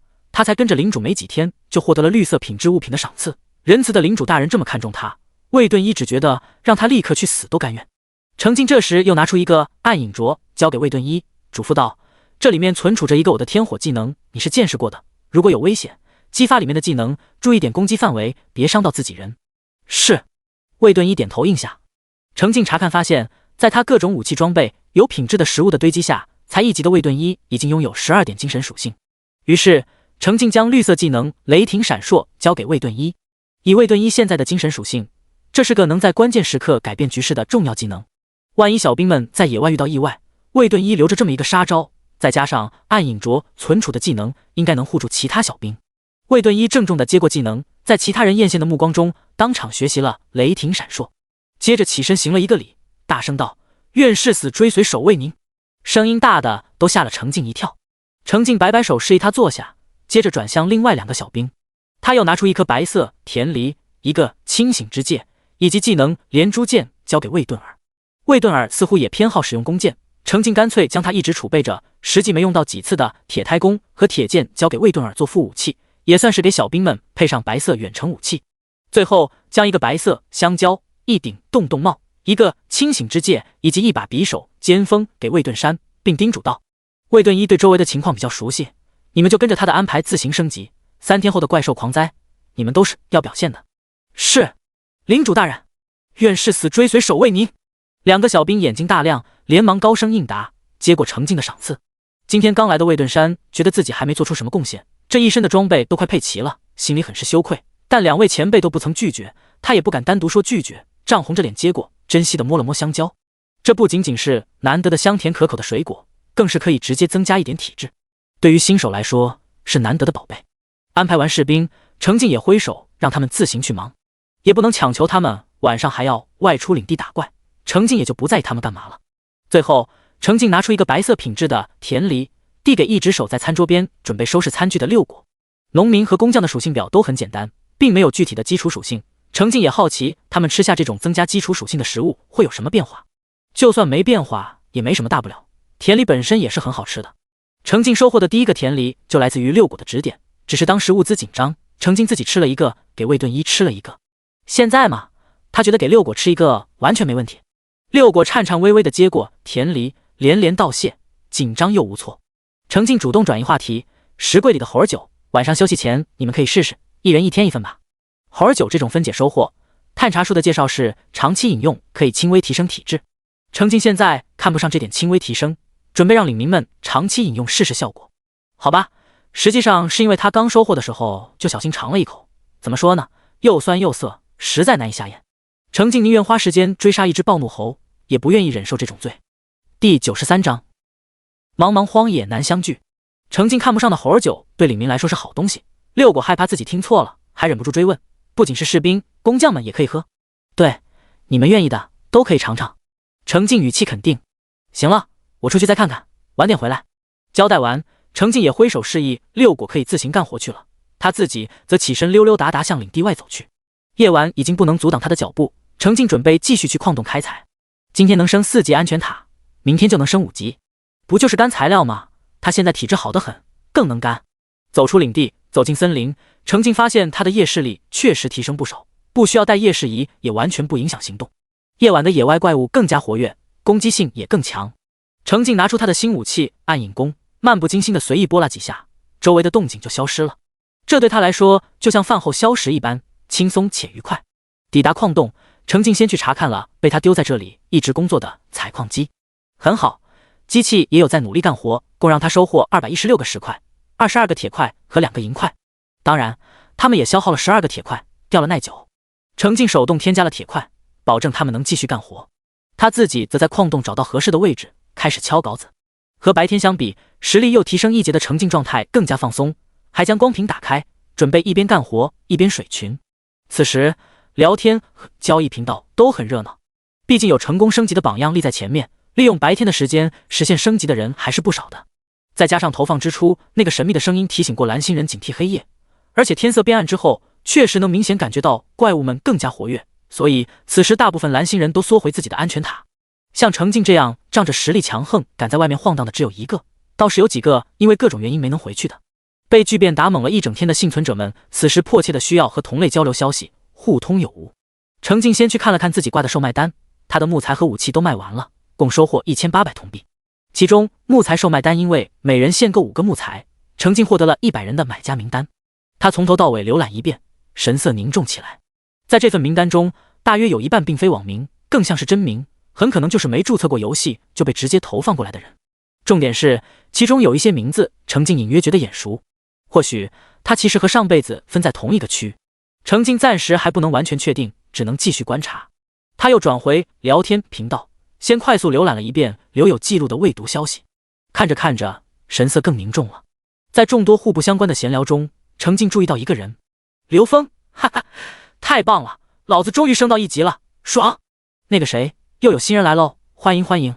你是怎么升级的？快跟大家分享一下，也和之前那几位一样，是靠着带过来的枪远距离击杀怪物的。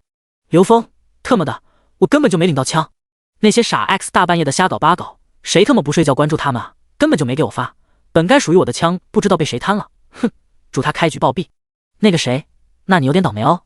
今天凌晨的动静还是挺大的，我们那边听说后来有基层的人挨家挨户通知，没漏下人。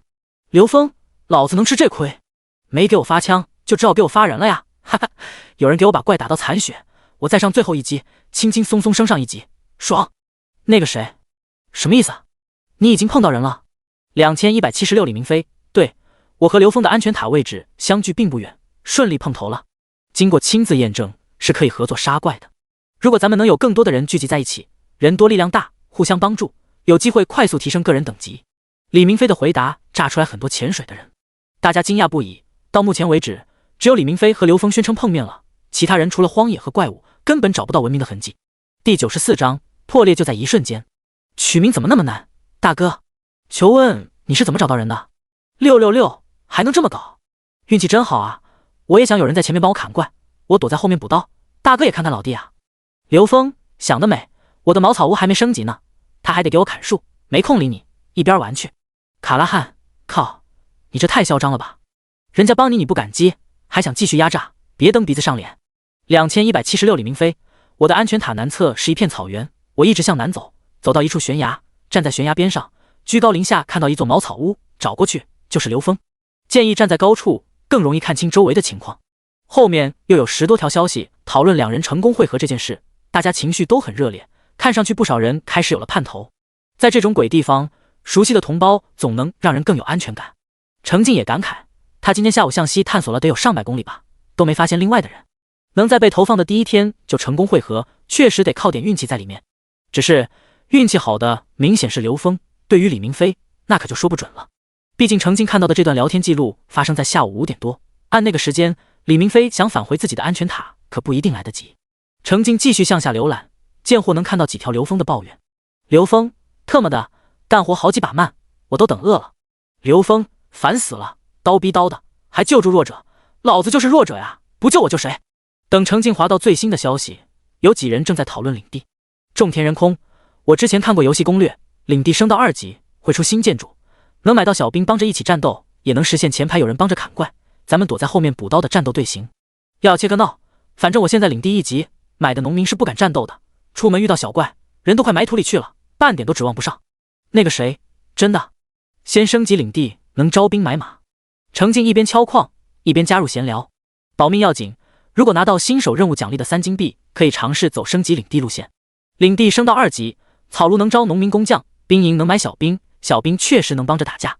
但是之前3天没拿到游戏奖励的3金币的人，不建议先升领地，没钱升也没钱买人，老老实实干材料升安全塔吧。救救我救救我！草庐招募名单里那个流浪者是干嘛的？大佬知道吗？真魔，我不服气！大佬，请问还有卖装备的计划吗？卡拉汉，那个刘峰真是越看越不顺眼，李明飞大哥别帮他了，现在大家都自顾不暇呢，圣母当不得。99归一，可是我的1级安全塔之前在游戏活动中也没表现出多有用啊，被围攻了一会儿就破了。保命要紧，流浪者，可听说大部分是暖被窝的。装备，我这边目前多的只有木甲，防御力+3，很一般。安全塔升级，防护值会继续提升的。之前电视台的直播节目看了吗？关键时刻有建筑保护，能创造安心输出的机会。草庐目前常见的招募名单中，农民和工匠明显是手艺人，那流浪者是干嘛的？很大一部分是以长相为优势的。当然程静也没买过，只是隐隐约约有听说了。月下独眠，你买了？真魔，我不服气，木甲也很好啊，求求大佬救救孩子吧。走路我双手插兜，我才是真孩子，求求大佬救救孩子吧。那个谁，求求大佬救救孩子吧。咦，里面是不是混进去什么奇怪的东西？程静能发言的时候连忙否定3连。保命要紧，没有买，从别人的攻略贴里看到的。我目前有事，木甲之后会挂上去。程静说着，顺便又看了眼交易频道，目前安全塔升级到1级的增加到27人，于是挂单售卖的人也变多了，甚至于卖白色品质物品的都不止程静一个人。只是他们动辄数千铜币的价格，甚至有人直接以金币为单位标价，让围观的买家们望而却步，转而试探程静的口风。日月为盟，天都黑了还能干吗？难道还在外面砍树？景哥还会不会挂木材？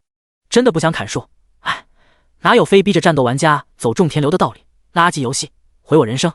刘峰，那个保命什么的，真是游戏活动拿第1的，得到什么奖励了？给大伙分点吧，让我们也沾沾你的光。你游戏玩得好，多带带我们。我的位置就在一处悬崖下面，很好找的，你也找过来给我帮帮忙吧。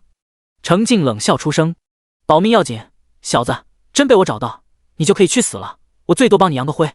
程静石破天惊的发言，直接把聊天频道给干沉默了。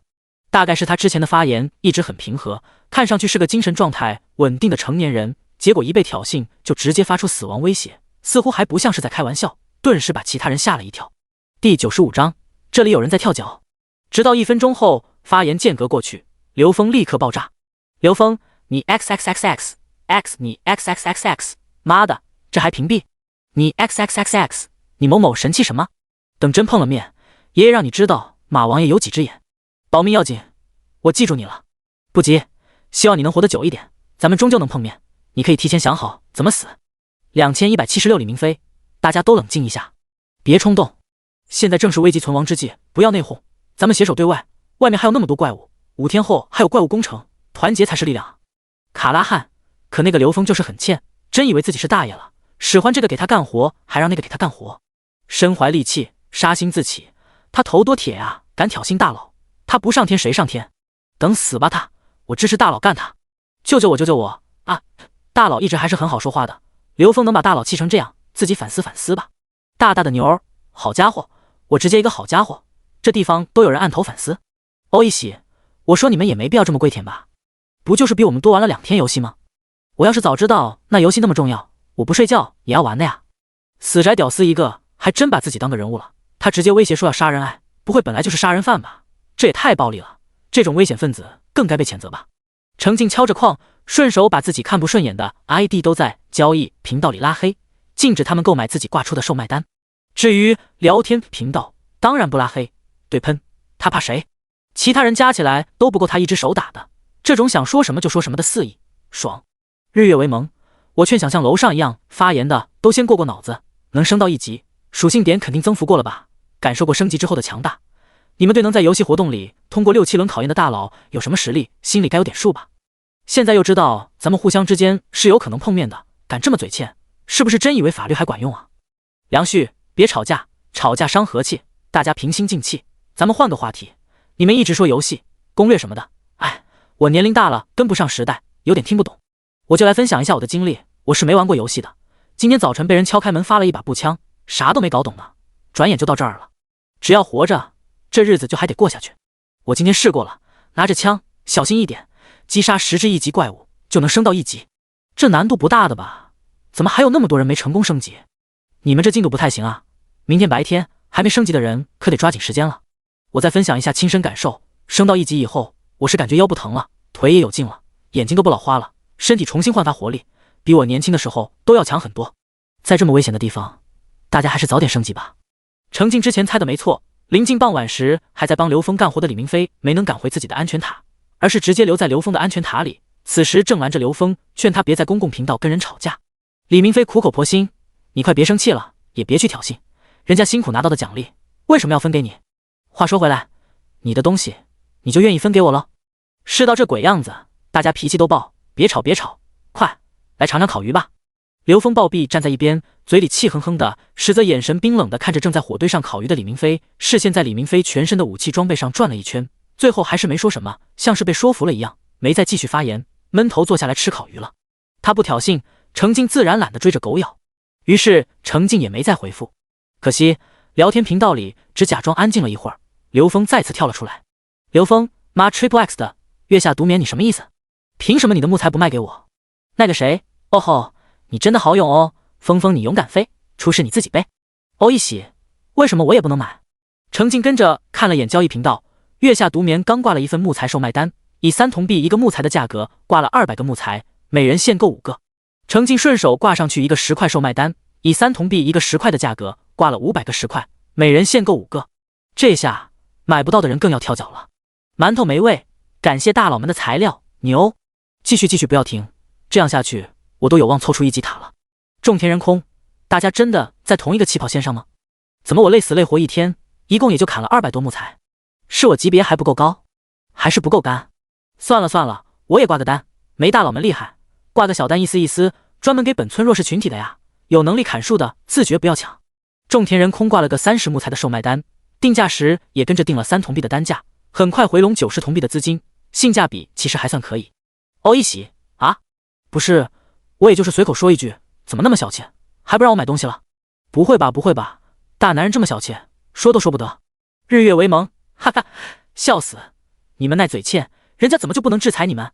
不是吧，不会真以为普天之下都是你爷爷会惯着你呢？月下独眠，我有张绿色的建筑图纸，就是缺金球，要200个，太多了，一时攒不出来。你有吗？能卖给我吗？或者我把图纸卖给你也行。如果你要留给工匠学，能不能给我一个成品？绿色品质的图纸。月下独眠突然发言，程静明显看出这是跟自己说的，也不含糊，立刻回复：保命要紧，图纸卖我，明天给你一个成品。第96章，眼睛都不够用了。绿色品质的建筑图纸啊，程静到现在都没爆出过，有机会自然不能错过。绿色品质的图纸现阶段工匠还学不了，失败概率极大，但是没关系，他可以投入材料自动制作，接收成品时应该能触发暴击天赋，到时候他留一个再还回去一个，相当于白嫖一座绿色建筑，妙啊！事实上就算没有暴击，这样操作也是赚的。因为城境领地里真的有工匠，让工匠们围观绿色品质建筑的成型过程，也是一个学习提高的机会。程静应下，交易频道就上架了一个限定只有他能购买的单子，售价200铜币的绿色建筑物图纸减速塔。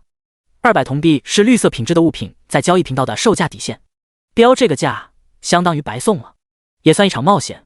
如果程静不把图纸或者成品还回去，对方肯定就亏了。此时所有围观交易频道的人都看着图纸的简单介绍，口水直流。可惜他们愿意支付也买不到。救救我，救救我！大佬们这是本来就认识？酸了，果然大佬只和大佬做朋友。本村底层瑟瑟发抖。日月为盟，绿色呀，这咋爆出来的？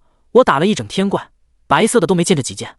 垃圾游戏，改我爆绿，保命要紧。你这么相信我，不怕我坑你一张图纸？月下独眠，如果这么一张图纸就能检验出你的为人，对大家来说也是件好事。程静笑了笑，取出直接存入背包的图纸查看。减速塔，制作材料：木材 X300， 石块 X300， 银块 X2， 金球 X200。减速效果：减缓范围内未标记目标3点敏捷，持续时间30秒。减速范围：方圆30米。冷却时间3分钟。减速消耗10金球次。一旦建造成功，意味着只需要消耗10个金球就能释放一次大范围群攻版的冰锥技能，是很实用的防御型建筑。程静将图纸收起，准备明天就制作。之所以不立即制作，主要是目前领地就有不少建筑正在自动制作过程中。程静离开时注意到3位工匠都是一边干手里的活，还要一边瞟旁边由图纸自行建造的现场。程静怕现在就回去制作绿色建筑，他们的眼睛不够用。这边程静愉快地继续采矿，那边李明飞是欲哭无泪。好不容易安抚好刘峰，安安分分地吃烤鱼，结果因为接连2位售卖材料的大佬拉黑了刘峰不卖给他，刘峰是彻底暴走了，手里的烤鱼一甩，指着天就开始大骂。李明飞劝了好半天，疲惫地抹了把脸，反复默念：群众工作就是难做的，要有耐心、恒心，扎扎实实把工作做好。终于，刘峰似乎冷静一点了，李明飞赶紧继续劝：别急，别上火，这些材料本来呢就是援助相对困难的弱势群体的，咱俩都是青壮，正不该买。等天亮了，咱们就去砍树。背包里不是送了斧子吗？砍树不难的，我教你。李明飞还是太年轻了，而且职业是现役警卫，日常就是训练，周围的人都是讲规矩守纪律的，哪里知道失去纪律约束的人会如何张狂。刘峰根本就懒得听他啰嗦，继续破口大骂，好半天骂累了，这时又觉得饿，跟李明飞讨吃的。李明飞看了眼被甩在茅草屋墙上的烤鱼，无奈地说：没了，今天就收获2块鱼肉。刘峰猛地一吸气，双眼圆瞪，似乎想冲李明飞爆发，但话到嘴边，最后还是忍了下来。李明飞暗自松了口气，劝道：休息吧，休息吧，睡着了就不饿了。说完，自己先往地上一躺，闭眼做出睡觉的样子。今天实在是把他累坏了，身心俱疲。刘峰瞪着火堆看了一会儿，愤愤地躺下继续生气。在时不时水群的调剂下，程静悄悄停停干到了接近晚上10点，实在累得不行了，终于踏上返程。他悄悄停停地干了2个多小时。暴击后，程静亲自开采3600个石块、360个铁块、36个银块以及6个金块，中间往返领地2次转移资源，顺便薅路上的木材，收获1000个木材。矿山里已经被程静挖出一个下沉式广场，他没敢朝四周横着挖，怕把矿山挖塌，就使劲向下敲。程静站在他挖出来的大地坑旁休息，想着这里若是灌满水，不就成了他的专属超大游泳池？抢了小福怪的洞穴变成自己的泳池，嘿，想想也挺爽。程静给2台采矿机备好铁镐和铁块，收走他们新开采出来的110个石块和10个铁块，拖着疲惫的身体往领地走。第97章，层层守护的安心。领地北侧的森林被程静砍出数条宽阔大路，程静意识到不能继续在领地周围砍树了，就算之后能再长出来，现在看着光秃秃的也怪丑的，明天还是要到远一点的地方砍。至于击杀怪物，收获并不能让他满意。野怪们确实很活跃，但都是些无用的1级炮灰在狂欢，有用的程静一共只击杀了7只3级怪物和25只2级怪物。暴击后收获78经验、78铜币、56个甲套和22份兔毛，汲取到 4.6 点体质属性和 1.8 点敏捷属性，爆出了木甲 X2。 程静现在库存的木甲足有7件，该清仓处理一波了。回到领地，3位收到赏赐深感压力的小兵都没有休息，扛起锄头就将领地周围的土地翻整出270平，汗如雨下。好在他们的体质都得到提升，好歹没有累傻。至于3位工匠，他们加快速度把自己手头的活干完，正一起围着自行建造的建筑学习。程静再次洗了个热水澡，换上六果洗好已经晾干的衣服走出来时，领地里的建筑全部完成制作。图纸自行制作的建筑在接收时触发暴击，给程静收获了8座防御塔以及4座投石机。除此之外，石铁完成1座箭塔，石固完成1座投石机，甚至连石箱都完成了1座预警塔。按理来讲，石箱是不该今天能完成的，他最初说的可是需要10个小时才能完成制作。结果初来乍到的他就被卷疯了，逼着自己加速又加速。当然，这里面也有石铁和石固帮忙处理基础材料的功劳。总之，他们实现了程静今天就想拥有预警塔的需求。程静将预警塔装配在安全塔上，将自己和领民都标记在册。这样一来，除他们以外的目标进入安全塔100米范围内，就会得到提醒。再安排人轮流守夜，收到提醒时，守夜的人查看具体情况，其他人就能安睡。收获完这一波，程静目前拥有的可放置在领地边缘的功能型建筑数量暴增。箭塔共3座，投石机共6座，防御塔共9座。功能型建筑足够多，程静可以尝试合成。他先用防御塔做尝试，将1座防御塔单独收入一个背包格，再将另1座防御塔拖拽过去，光屏上弹出提示，是否合成2座防御塔。程静果断同意，获得1座防御塔初级。他继续合成，直到消耗了8座防御塔，最终合成出来1座防御塔高级。防御塔高级，防护值50，防护范围30米乘1米，恢复速度5分钟恢复1点防护值，防护消耗25金球小时。与作为合成基底的防御塔比起来，各方面属性都有不小的提升。防护值的增长是最重要的，防护长度的增长也很实用。程静将之立在领地西南角，激发的光幕可以将领地南侧完全护住。金球消耗虽然也提高了，但其实防御塔平时并不会常开，只有战斗时才会产生消耗。再说，程静目前手头的金球资源格外充沛，不担心消耗，毕竟刚超了一个大眼虫的老巢。用防御塔试过合成后，程静心里有了数。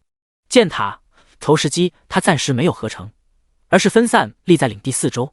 若有不长眼的怪物大半夜靠近，一般情况他们都能应付，二般情况也不过是程静醒一次的事。当然，他还是希望自己能获得一整晚的安睡的。程静将攻击和防御的建筑都摆放好，拍拍手走回安全塔。领民们已经轮流洗漱收拾好了，以几座柜子为间隔，将安全塔1楼的东南角给石箱隔了出来，安置好木床。其他领民和小兵就没那么多讲究了，将白天堆在一侧的木床拽出来，升级后1层100平的空间足够他们随便摆放，并不会拥挤。程静指指石柜，自行上楼。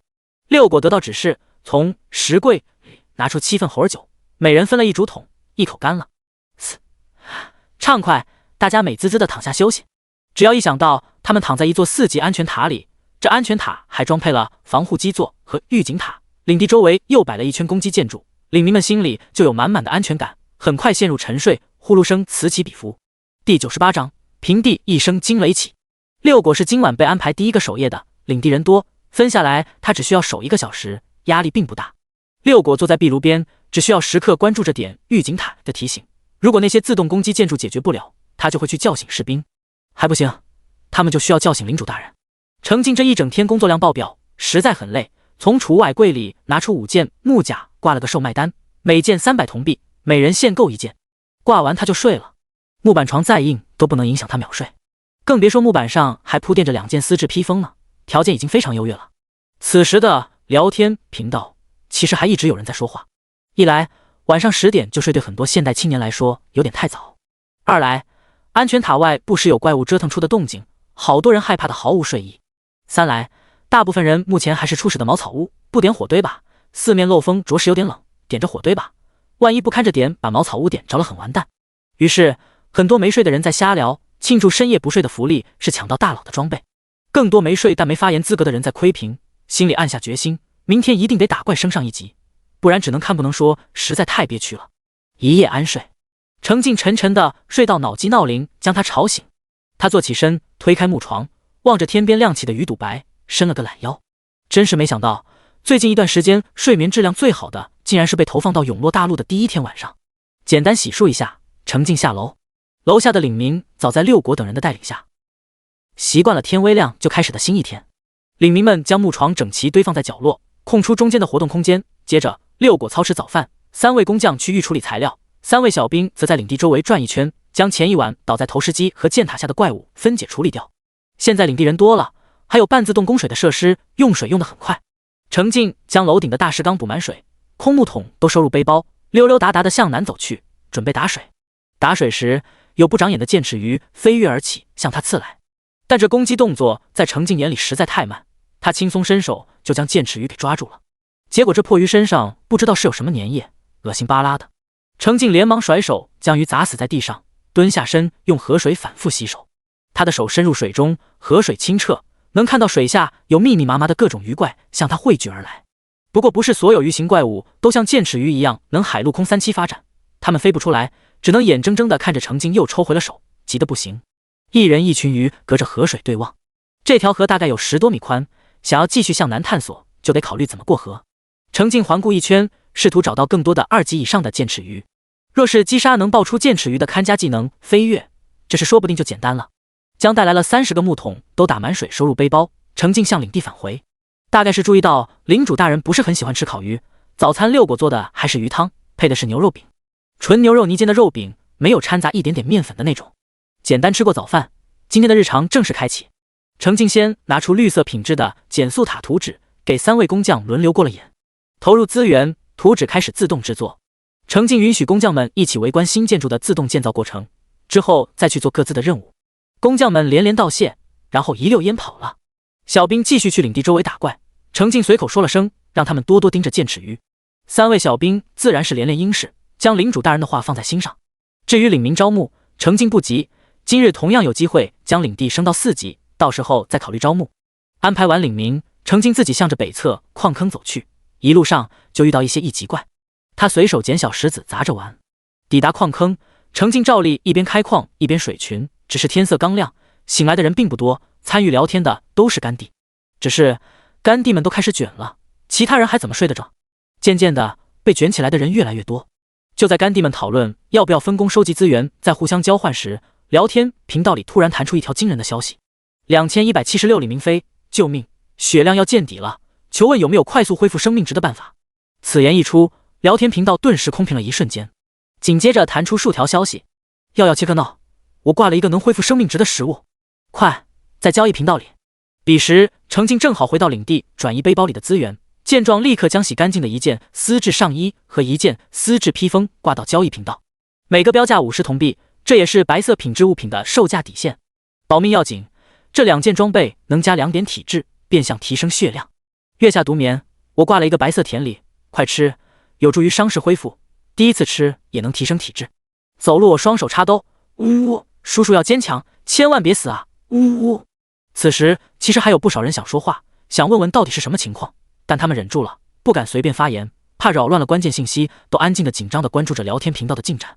第99章3关碎裂成一地。2176李明飞这个账号是最早在聊天频道里出生的，大家都知道他是警卫，他的表现也确实没辱没他的身份，时常分享经验提醒大家不说，还最先将自己辛苦收集到的资源以最低的价格分给其他人，带动着村里好几位大佬都开始挂单卖资源，价格比商城里的便宜多了。虽然大佬们都会设定限购，但是这里买点那里买点，确实提升了不少人积攒安全塔升级材料的进度。而且李明飞还是第一个遇到其他幸存者的，让大家在绝望的世界中有了新的期待。虽然那个叫刘峰的看发言就不是个好相语的，不少人暗地里吐槽李明飞太过圣母，优柔寡断，都这时候了还好脾气的帮那种垃圾，怕是糊了眼，脑子进了水。但不得不说，李明飞言行一致，在末世巨变中仍然坚守原则，坚定信仰，大家心里还是挺敬佩他的。最多就是想着找机会劝劝他帮人，也要擦亮眼睛，对太过分的要求要学会拒绝。可谁也没想到啊，李明飞竟然突然遇到了麻烦。血量如果清零，人是不是就没了？这一刻，不少人都在为未曾见过的李明飞揪着心。就在大家都紧张的期待李明飞出来报平安时，聊天频道里突然弹出一条新公告：2176李明飞已击杀刘峰。这条系统公告宛如平地一声惊雷，把围观的人都炸懵了。什么？李明飞杀了刘峰？没看反？难道是他们看错人了？李明飞其实是狼人装好人，他怎么能杀人？再次开创了一个第一的李明飞，也让所有围观的人知道，原来他们自相残杀是会有系统官方提示的。这不是重点，现在到底是什么情况？实际上，李明飞的情况很不好，他整个人趴在地上，喘着粗气，瞳孔都开始扩散，墨绿色的作战服被鲜红的血液浸染，而那大片的血都是从他脖子里流出来的。李明飞意念操控，将交易频道里指定给他的帮助买下来，艰难地将丝质披风和丝质上衣裹在自己身上，原本只剩1个底的生命值立刻提升了20点，将他从濒死边缘拉回来。他又将来自药切克闹的1碗鱼汤艰难喝下，恢复了5点血量，最后往嘴里塞了甜梨。吃着甜梨，李明飞只觉得被砍的脖子后方似乎在以飞快的速度重新生长出来。平复了一会儿，他将战术手套摘下来，心有余悸地抖着手去摸后颈，虽然黏黏糊糊一手的血，但他摸着颈椎没断，皮肉也确实长好了。短短的时间内直接补起来35点血量，生命值恢复大半，总算脱离了那种濒死的晕眩感。李明飞这才有功夫面对这操 X 弹的现实。李明飞之前按照命令玩过1天1夜的游戏，知道这个世界是早上6点天亮的，于是他将闹钟定在早上5点半，醒来就用饭盒热了点水，没吃的，喝点热水也好开始新的一天。6点，李明飞叫醒刘峰，要带着刘峰一起出门收集资源。虽然刘峰骂骂咧咧、摔摔打打很不乐意，但李明飞只是沉默地无视对方的抱怨，坚持将人拽出了门。他又不是保姆，不可能一直无底线地照顾刘峰。实际上，李明飞准备帮着刘峰找到能稳定获取石块和铁块的矿洞后，就告辞离开。给自己的安全塔攒材料的同时，他要继续一路向前，尝试寻找救助其他的幸存者。可刘峰得知李明飞有离开的意思后，出离的愤怒，开始骂人，张口闭口抱怨他不是好兵，怎么能丢下需要救助的平民。李明飞已经习惯了，过耳不过心，一边清理怪物，一边砍树寻路。结果他在一棵树下发现一种新奇的果实，试探着甩了个采集，没想到真采回一颗白色品质的秋秋果，介绍说第一次食用可永久增加1点精神。李明飞当时只顾着高兴，没多想就继续对着剩下的秋秋果甩采集。他完全没想到，他准备离开的消息，再加上满身的装备和这颗果实，彻底让刘峰做下决定。刘峰放轻脚步，快速从身后靠近李明飞，举起开局送的新手斧子，冲着他的后颈狠狠砍了下去，还连砍2下。2176。李明飞，我当时收到被攻击掉血的提示，以为身后有怪物偷袭，就下意识反手开了2枪，结果后面其实是刘峰，倒下的刘峰斧子砸在我背上，又被砍了一下。我的生命值本来就不满，当时直接掉到5点，主要是脖子好像快断了，人都动不了，就在聊天频道里求了恢复生命值的办法。等我把生命值拉上去，伤口也随之恢复大半，然后发现刘峰已经死了。李明飞看着刘峰怒目圆睁的尸体，脑子嗡嗡作响，他失手杀了人，杀了昨天还被他保护的人，原因却是这个人先对他痛下杀手，而他们清醒相处交流的时间不超过3个小时。从和平盛世被投放到这个鬼世界还不到24个小时，一切都变了。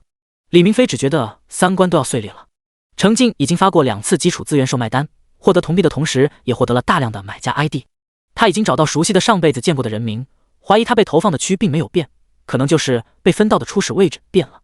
果真如此的话，那李明飞这么热忱坚毅的人，他却一点印象都没有，很大可能就是因为李明飞上辈子在村聊天功能开启前已经死了，或许就是死于刘峰之手。第100章，这一枪穿越时空。程静越想越觉得这个推测很有可能，毕竟上辈子大家都是被突然投放到永洛世界的，李明飞很大可能没有携带武器装备，也没有手游期间攒下的家底，如果他的性格和行为没变，很可能也会遇到刘峰。而李明飞那时的属性实力并不会比刘峰强太多。暗藏祸心的刘峰突然暴起伤人，李明飞没有枪，也没有交流求救的渠道，很可能就那么被解决掉了。这辈子就不一样了，李明飞提前有内部命令在游戏里干下一份家底，被投放的瞬间又携带着武器装备，起始点就高了很多。而刘峰才刚在李明飞的帮助下人物升到1级，对比他级别高的李明飞属性会有何种体现预估不足。刘峰抡起斧子冲着李明飞的后颈砍，自认能把头砍掉，没想到被投放之后，大家的身体半数据化，即便是攻击要害位置，致不致死看的也是血条，硬是被李明飞撕血求生成功。刘峰自己的血条反倒没扛住李明飞下意识打出的2枪攻击，阴差阳错之下，卑劣的偷袭者被受害者反杀。程静啧啧2声，刘峰可真不愧是只凭发言就能让他厌恶的人。刘峰是那种只需听他发言就知道他会因为各种稀奇古怪的原因记恨一个人并不遗余力下半子的小人。不可否认，这种心狠手黑的人在末世环境中可能会活得很好，甚至 IDP 下的真人名字说不定反而是程静熟知的。而这种人在末世里也会越来越多，多到让程静产生 PTSD， 习惯性遇到了先一步解决对方。保命要紧，别发呆了，注意周围环境，注意弹匣，能动之后对着尸体甩一个分解，然后尽快离开原地，最好清理一下身上的血迹，可能会吸引怪物。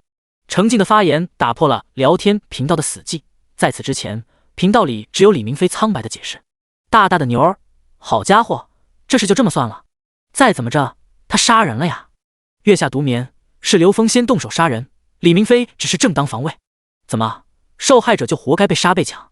欧一喜，可这只是他的一面之词，反正现在死无对证了，不是他想怎么说就怎么说，谁知道真实情况是什么样？保命要紧，我劝你们抬头看看聊天频道上面的数字，最开始是1000，现在只剩894了。你们以为少的那106人哪儿去了？都死了，还是别多管闲事，保住自己的命最重要。程静此话一出，聊天频道又是一阵死寂。虽然之前也有人讨论过那串数字的变少是不是代表死亡人数，但都没有此时从程静这种有威信的人口中说出来的让人脊背发凉。99归一，我能证明，之前弹出击杀提示的时候，我亲眼看到数字少了一个。卡拉汉，反正我是支持李明飞大哥的，没人是傻子。昨天那个刘峰上来就使唤人给他干活，嚣张得很，谁能信他是个好人？也就是李明飞大哥人好没拒绝，要是我敢跟我那么逼逼，当场就得给他一个拳头尝尝。救救我，救救我！就是支持大佬加一，垃圾人死就死了，死都不安分，还要给咱们大佬留下心理阴影。大佬没事吧？你也不是故意的，谁能想到他会丧心病狂从身后偷袭你呢？错不在你，打起精神，好好活下去。2176李明飞，谢谢大家的信任，我问心无愧。李明飞也是坚毅果断之人，短暂的茫然过后，快速接受了现实，重新振作起来。按照程静的建议，他尝试着甩了分解技能，结果竟然收获了21个木材。昨天李明飞在天黑之前砍了16个木材，刘峰提出帮扶要求后，他就资助了刘峰8个，也就是说，这21个木材很可能是刘峰背包隔离某一格存储的全部木材。这不就是杀人爆资源吗？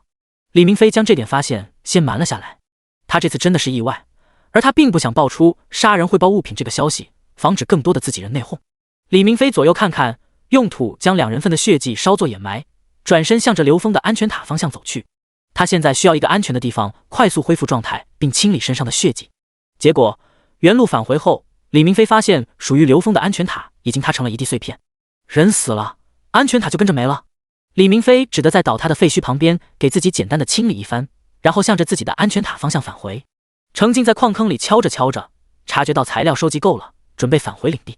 清点收获时才注意到，勤勤恳恳干了1天1夜的2台采矿机，在工作了20个小时后，耐久掉光，齐齐报废了。真不经用。